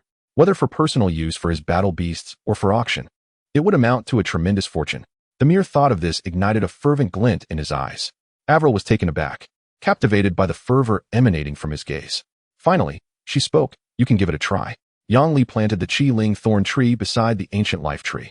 This marked the acquisition of his second special tree, following the life tree and the special plants. The world of plants is truly marvelous. Yang Li could hardly fathom how many extraordinary plants he would encounter in the future. However, this did not deter him from being a fervent collector of plants, always yearning to bring unique flora home. Reflecting on this, he felt increasingly convinced of the initial rule recorded by the system. The ship's skills symbolized the most primal desires deep within each individual's heart. And he, throughout his life, has always had an inseparable bond with plants. His once vague dream, gradually worn down by the harshness of reality, has always been to collect more plants. Starting from the first flower he touched in his childhood, the first blade of grass, and the first withered seedling, he would remain transfixed by the remnants of that withered plant. Perhaps it was his stubbornness, his unwavering belief that the vitality of plants would not so easily fade away, That brought him to the Dafu Hao. Time slipped away unnoticed, and the speed of the Dafu Hao continued to diminish. As night fell, the soft snowflakes descending from the sky became increasingly dense. The chilling wind howled, whispering like a monstrous apparition in his ears. The terrifying gusts of wind whipped across the icy surface, sending shards flying. Even though Avier continuously reinforced the natural shield around the Dafu Hao to fend off the raging winds, a thick blanket of ice and snow began to accumulate on the deck. This was not right. Yang Li furrowed his brow and gazed ahead. The wind and snow were not falling vertically from the sky. Instead, they were approaching from directly in front of them, like an immense white carpet stretching across the horizon. Coming at them at an angle. Not good, a blizzard ahead. We need to find shelter and stop, Avier exclaimed. A wave of unease washing over her as she sensed the terrifying force of nature carried within the wind. In the face of nature's immense power, whether 10 meters or 100 meters, humanity is but a mere speck in the vastness, incapable of resisting the onslaught of nature. Almost as soon as her words fell, a fierce gale, laden with dense ice crystals, violently struck the Dafu Hao. Countless sharp ice shards mixed with snow rushed through the filtering shield surrounding the vessel. One shard even grazed Yang Li's cheek, leaving a trail of blood. The mixture of blood and ice coldness smeared across his face. Silently, Yang Li raised his hand to wipe away the blood. Visibility plummeted to less than 10 meters, engulfing the world in the howling wind and the relentless assault of snowflakes against the ship's hull. The vessel rocked violently, and the colorful roses adorning the surface froze and became covered at a visibly rapid pace. Heavy snow quickly piled up, nearly burying the 100-meter giant ship completely. This won't do. We need to stop immediately, Yang Li decisively commanded, maneuvering the giant vine arm deep into the ice layer. Anchoring the Dafu Hao in place like an anchor. We don't have time to find a hiding spot. Let's retreat inside the cabin for now. All the outward-facing plants retracted, their energy concentrated on maintaining the temperature within the core compartment and stabilizing the ship's structure. The group hurried into the cabin and sealed the door tightly. The shadow of the ice and snow soon enveloped the light seeping through the door. In an instant, they found themselves trapped within the raging white blizzard. Inside the cabin, the scene was a stark contrast to the icy wilderness outside. In the center of the cabin, a blazing pitaya was moved to the most spacious area. It radiated stable and warm heat, dispelling the bone-chilling cold, becoming a small sun within this enclosed space. Surrounding it, Yang Li, Avier, Friday, and the little monkey sat together. They exchanged glances, accepting the disheartening reality. Well, since we are trapped in this snow, let us eat first, Yang Li broke the silence. As he spoke, Friday immediately sprang into action. He somehow procured several flat stones to construct a makeshift grill, retrieved stored meat, and cut it into long pieces, skewering them with sharpened sticks to roast beside the pitaya. The area around the blazing pitaya transformed from a dark red to a fiery hue, glowing as if it were a piece of charcoal being fanned. The intense heat emanated from the glowing area. An automatic barbecue machine, Yang Li mused, witnessing this absurd yet strangely fitting scene. A drop of grease fell onto the hot fruit skin, sizzling and releasing an enticing aroma that stirred their appetites. The little monkey, obediently sitting beside Avier, mimicked her actions, carefully using a small branch to extend a piece of meat toward the heat source, its furry face reflecting intense focus. Does this child eat meat too? Avier remarked, her clear eyes glancing at the monkey's antics, unable to stifle a smile. Who knows? This little fellow is an omnivore. It eats anything, Yang Li replied, not particularly concerned. The warm light illuminated their faces, casting a rosy glow. Yang Li turned a piece of radish, watching as the white, crisp flesh turned blackened from the heat. Looking at the scene within the cramped cabin, he recalled the time they could roam the deck under the vast sky and ocean, which seemed less stifling. Now, being confined within the cabin felt particularly claustrophobic. He sighed, his tone tinged with a sense of frustration. I never imagined we would end up in such a place. Better than turning into ice sculptures outside, Avier replied, taking a piece of roasted potato, blowing on it gently. Her face regaining color. Today was truly perilous. If you hadn't thought to make the ship fly, we would have been in real trouble. Letting our imaginations take flight. Magic is essentially an engine.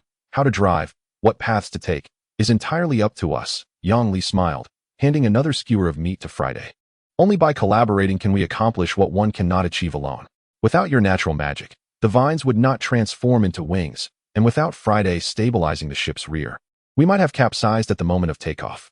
Friday took the skewer, his broad smile speaking volumes even without words. He quickly devoured it and responsibly picked up another skewer to continue roasting, diligently fulfilling his role as the head chef. The entire Dafu Hao was now encased in ice like a ship trapped in a frozen cellar. Without the blazing pitaya, they would soon be frozen solid. The thought of being exposed on the ice plains, trekking barefoot, was too beautiful to contemplate. Yet now, the continuous heat dispelled the cold seeping in from all directions. It felt akin to being under a blanket while enjoying air conditioning. The cold was uneven, and the warmth was localized, providing a gentle sense of comfort. Nevertheless, things weren't too bleak. It became evident that reliance among companions could indeed yield an unending source of strength, vital for human survival.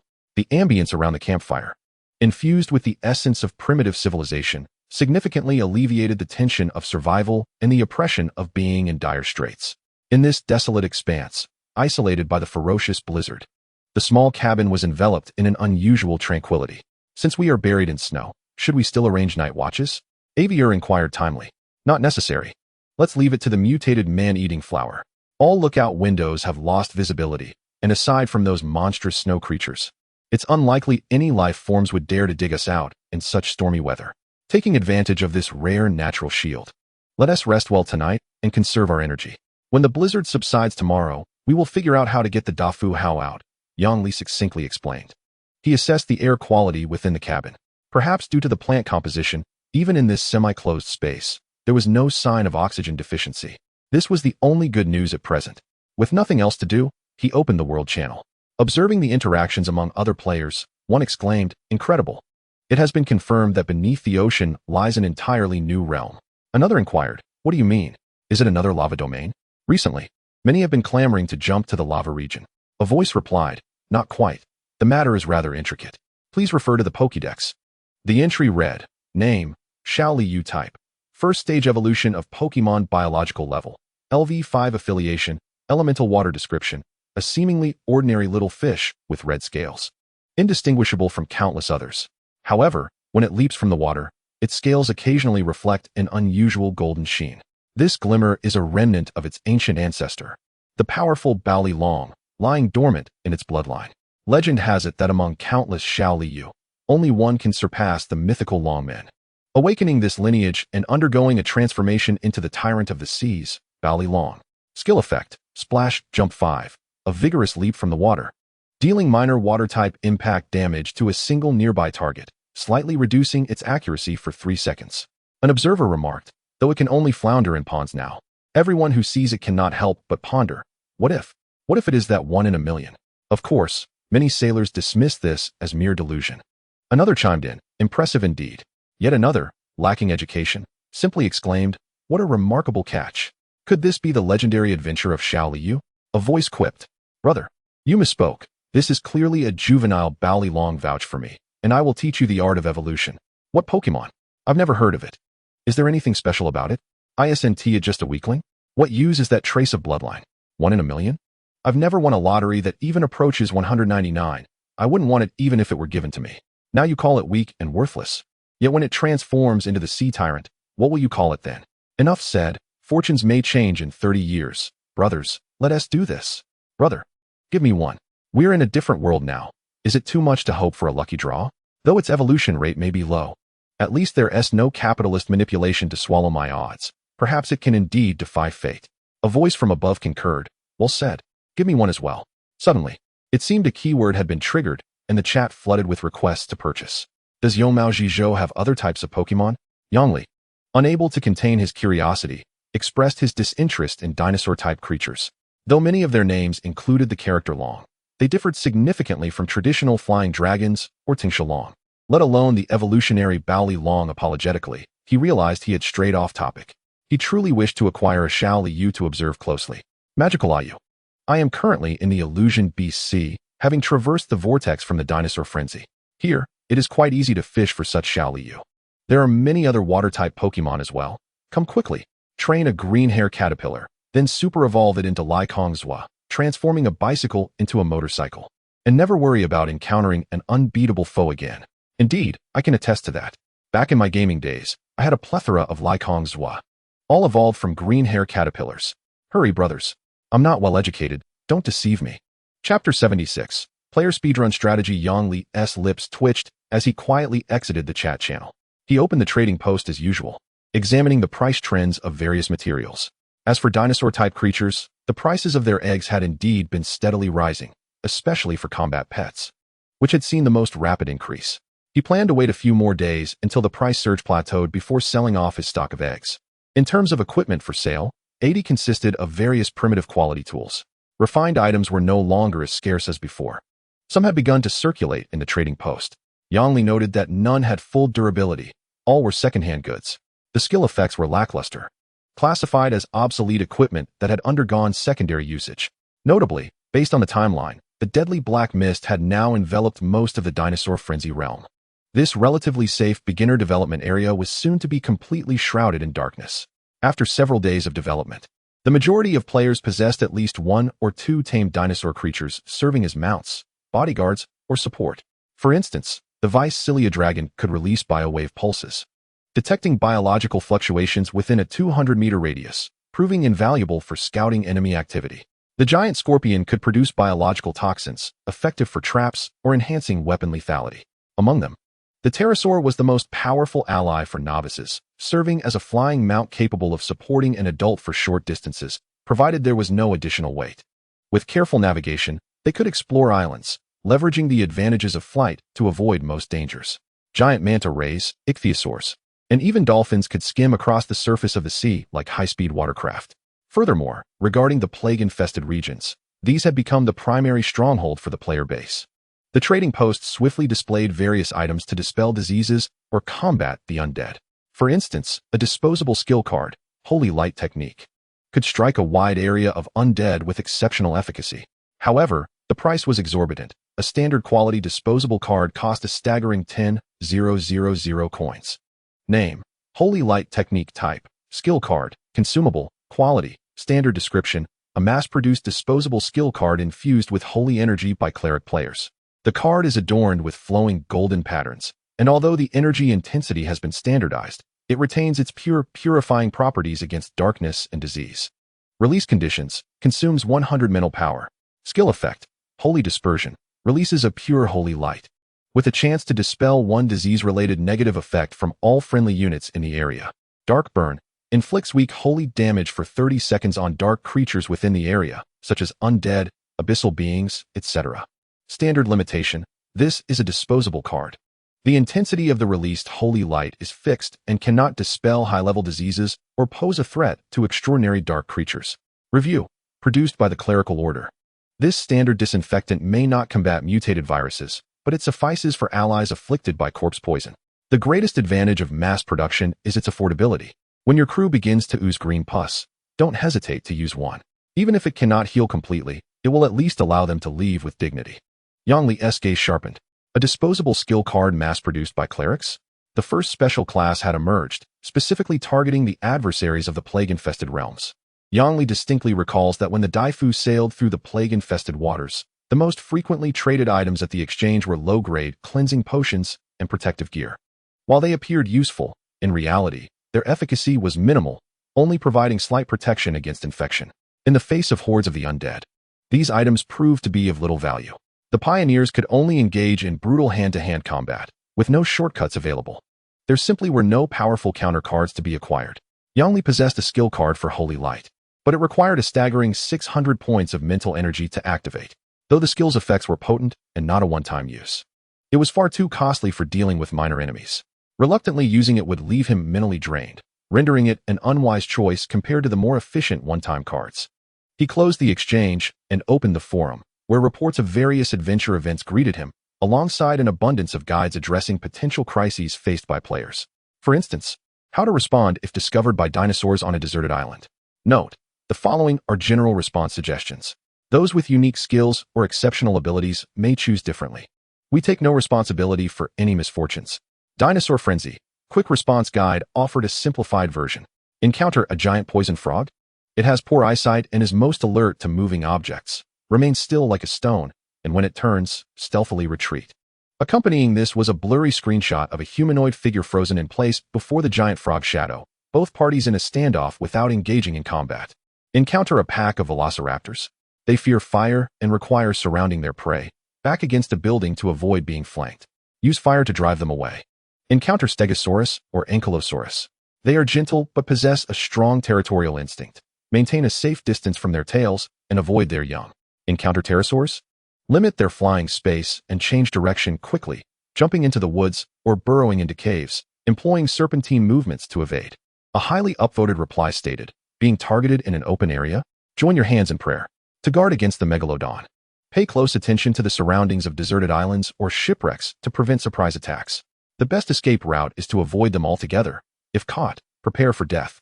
The lizzie fish, a massive creature, harbors an intense hatred for ships and will relentlessly pursue you. Secure your throttle. Travel at full speed until you can shake it off. If your speed doesn't exceed 50 knots, prepare for doom. If you encounter a leviathan, it will not attack you and may not even acknowledge your presence. Avoid provoking it or drawing its attention. Its rolling range is vast. You might survive by chance, or if luck is unfriendly, await your demise. A comparative image of a shadow beneath the sea and the size of a ship emphasize the grim proportions. It is a game of chance. Good luck to you. Universal survival guidance. First, discern whether you are herbivorous or carnivorous. Do not panic, flee, or scream. How to handle the onslaught of corpses in the plague-infested waters. A strategy guide. Step 1. Begin by casting group debuffs like Holy Light, Purification, or Mass Weakening. No such skills? Then you may skip this step. Step 2. Maintain ship speed and distance, engaging in a war of attrition. Prepare mental energy recovery potions. Buffs must not cease, for once they do, you may as well restart. Step 3. Utilize all your offensive capabilities. Kill as many as you can to maximize rewards. If unable to kill, it is acceptable. As long as you survive for half an hour, they will eventually retreat. Indeed, we call this maritime tower defense. Yang Li suddenly felt as though he had missed a tremendous opportunity. Was this not a fast-track guide to the game? Even in the real world, one could not escape the dreaded strategies. He had often questioned why, despite being among the top-tier players, he still faced near-death experiences in the waters. If other players had taken his place, it was highly likely none would have survived.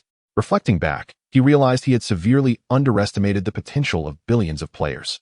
In the face of the same adversities, there would always be those who had endured similar experiences and found ways to counter them, spreading paths to survival and significantly lowering the overall difficulty for players. In a sense, the vast trading community served as a testament. As long as one followed the trends of the majority, subsequent players would be unlikely to encounter insurmountable challenges. In this marathon-like survival arena, all potential obstacles, hostile creatures, and perilous traits had been meticulously explored by predecessors who had paid with their lives. Subsequent players merely needed to follow the established path, prepare in advance, and adhere to the successful strategies of others to evade the majority of life-threatening dangers. Having come to this realization, Yang Li felt a sense of relief. However, he had no intention of retreating to the safety of the crowd, avoiding risks, and steadily developing. A step ahead meant staying ahead, while a step back meant falling behind. If he did not lead the charge, as he had with the chilling thorn tree encounter, he would miss out on valuable opportunities. Countless chances would be snatched away by the pioneers, leaving a desolate landscape for the latecomers to navigate. He possessed the fortune of a lucky talent as a safety net and had the resolve to fight. Even in dire circumstances, there remained a glimmer of hope. He was destined to forge ahead. Chapter 77, System Version 25 Update, Log of Navigation, Day 24, Today's weather, moderate snow. Dress warmly and avoid ice fishing. It is best to gather around a fire. Location, frozen sea. Sunlight duration, 6 hours. Temperature, -25°C. Wind force, level 3. After a night spent buried beneath the snow, the cold was excruciating. The group did not return to their rooms to rest. Instead, they moved their bedding next to the blazing dragon fruit and made makeshift beds. Being close to the heat source was essential for a peaceful slumber. Yang Li scooped up some powdery white snow and rubbed it on his face, washing with the snow water to shake off the fatigue of the night and invigorate himself. He first opened the forum and shared his knowledge regarding the frozen sea and the plague sea with Poseidon, carefully concealing the details of his battle with the sea monster and the information about the chilling thorn tree. Yo Mao Zhizhou, here is information about the frozen sea and plague sea based on my personal experiences, such as the general terrain of the ice plains, the navigation patterns of ships, blizzards, and the ice elemental guardians. Is this information valuable? Poseidon, the information regarding the ice plains has already been provided by the swift pirate crew, so it may lack timeliness. However, other information about the plague is still quite valuable and can provide positive guidance for other players. I will offer you 50,000 coins for this intelligence. Yong Mao Zhizhou, that works. You can decide how to proceed. Poseidon, Although the amount we can provide this time is not substantial, your development progress is rapid, and we can establish a long-term partnership. Please inform me of any first-hand important information as soon as possible. The earlier intelligence is, the more valuable it becomes. Yong Mao Zhizhou understood. After a brief agreement, the two reached a consensus on the matter. Moreover, the blizzard that had raged throughout the night has ceased. In the silent, white wasteland, a snow mound suddenly shifted. Yang Li pushed aside the snow and emerged with his head, ice shards cascading from his hair. He first unfurled his luminous wings and circled around in the low sky, his stern gaze scanning the surroundings. There were no snow beasts, no howling wolves, no cracking ice. Only a blanket of silver. Under the rising sun, the snowflakes glimmered like shattered diamonds. Temporarily safe, it was time to commence work. Yang Li called out, his voice echoing through the snow cave to the depths below. 3 pairs of vine-like giant arms burst through the snow, beginning their thunderous labor like colossal excavators. The icy tendrils plunged into the snow wall, hurling large blocks of snow to either side. The Daifuheo moved forward slowly, akin to a giant bear awakening from hibernation, along the newly excavated sloped passage. As the entire vessel finally emerged from the snow pit, a new dilemma arose. The fluffy new snow could not withstand the immense weight of the ship. The hull began to sink. This freshly fallen snow was too loose, the snow layer insufficiently dense, and the bow was not well supported. Yang Li furrowed his brow, observing the Daifuheo, which had just been excavated but was now on the verge of collapsing into the snow layer. Avril leaned over the ship's edge to take a glance. Understood. I will make adjustments. She replied affirmatively. The totem on her surface flickered with green light, encouraging the vines entwined around the hull to extend down to the bottom of the ship, forming a broad arched base. The edges curled upward, gradually weaving into a gigantic arched snowboard, thereby increasing the load-bearing surface. Friday swung a hammer, striking the connection points and shattering the ice layer attached to the ship's hull. The portside reinforcements are secured. The fiery dragon fruit continued to provide heat, and Avril stood on the deck, wielding her staff like a botanical designer, constantly shaping the vines and maintaining their vitality. The moment the giant snowboard was completed, the Daifuheo began to slide forward continuously. The initial acceleration phase was somewhat cumbersome, but it soon transformed into a smooth glide. The ship trembled gently as it skimmed across the snowy expanse, leaving 2 deep furrows in its wake. Heading due north, cruising at 15 knots, Yang Li stood atop the lookout tower, facing the wind, savoring the long-lost openness. His wings folded behind him as he gestured to Friday at the helm. Maintain the rhythm. Watch for cracks in the ice. The little monkey excitedly clambered up the mast, emitting shrill squeaks in the morning light. The Daifuheo set sail once again, galloping across the ice fields. The various plants finally basked in the nourishing sunlight, stretching their limbs. The flowers and leaves became more vibrantly green. How wonderful! Avril beamed a pure smile in the gentle breeze. I truly adore this ship, filled with greenery. Yang Li, joining your fleet was the best decision I have ever made. Green symbolizes life. We need hope to survive, and it will lead us to thrive in this desolate land. Yang Li did not respond, but gazed proudly at the ship brimming with greenery. A sudden notification echoed in their ears. Both were taken aback. Yang Li urged, relinquishing control of the ship's navigation entirely to Friday, while he focused on the navigation log. Its main interface featured 5 supplementary panels. The first panel displayed character attributes, showcasing the 6-dimensional attribute points. Furthermore, various level progress bars had emerged. You can only select one special title at a time. Defeating specific title creatures grants corresponding experience points to enhance the title's level. Each level gained in the title will enhance all attributes of the character. Exceptional. Beast Slayer LV34800050000. While wearing this title, all damage you inflict on beast-type creatures increases by 10. Experience points can only be obtained from defeating beast-type creatures. Defeating other types of creatures yields no experience points. Leveling up the title will also initially break the character level cap, unlocking the character leveling system. Legendary. God Devourer LV146002000. While wearing this title, all your base attributes increase by 20, with minor immunity to sanity erosion and whisper pollution from great entities. All damage you inflict on extraordinary sequence creatures is additionally increased by 10. You can gain biological experience through all channels, with an efficiency boost of 100. Life Profession Level Cultivator LV324010000. Swordsmanship LV332010000. Special Profession Level Not Yet Unlocked. Bloodline Level Not Yet Unlocked. Gene Lock Stage 1 is locked. The second panel displayed the fleet members. Previously, Yangli could only see Avril's name alongside his own, with no details on personal attributes. However, now a new entry stood prominently.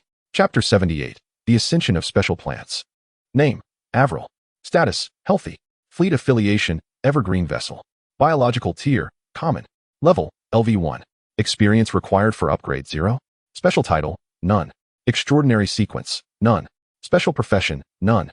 Life skills: Cutting flower art LV2, Plant manipulation LV3. Bloodline: High-level nature elf. Patronage: None. Note: when you become a patron of a certain power, part of your strength will revert to its original source. As you develop your patronage, your power will diverge, granting you the bloodline guidance of that patron. Influence: Elf clan. Divine blessing: Attributes: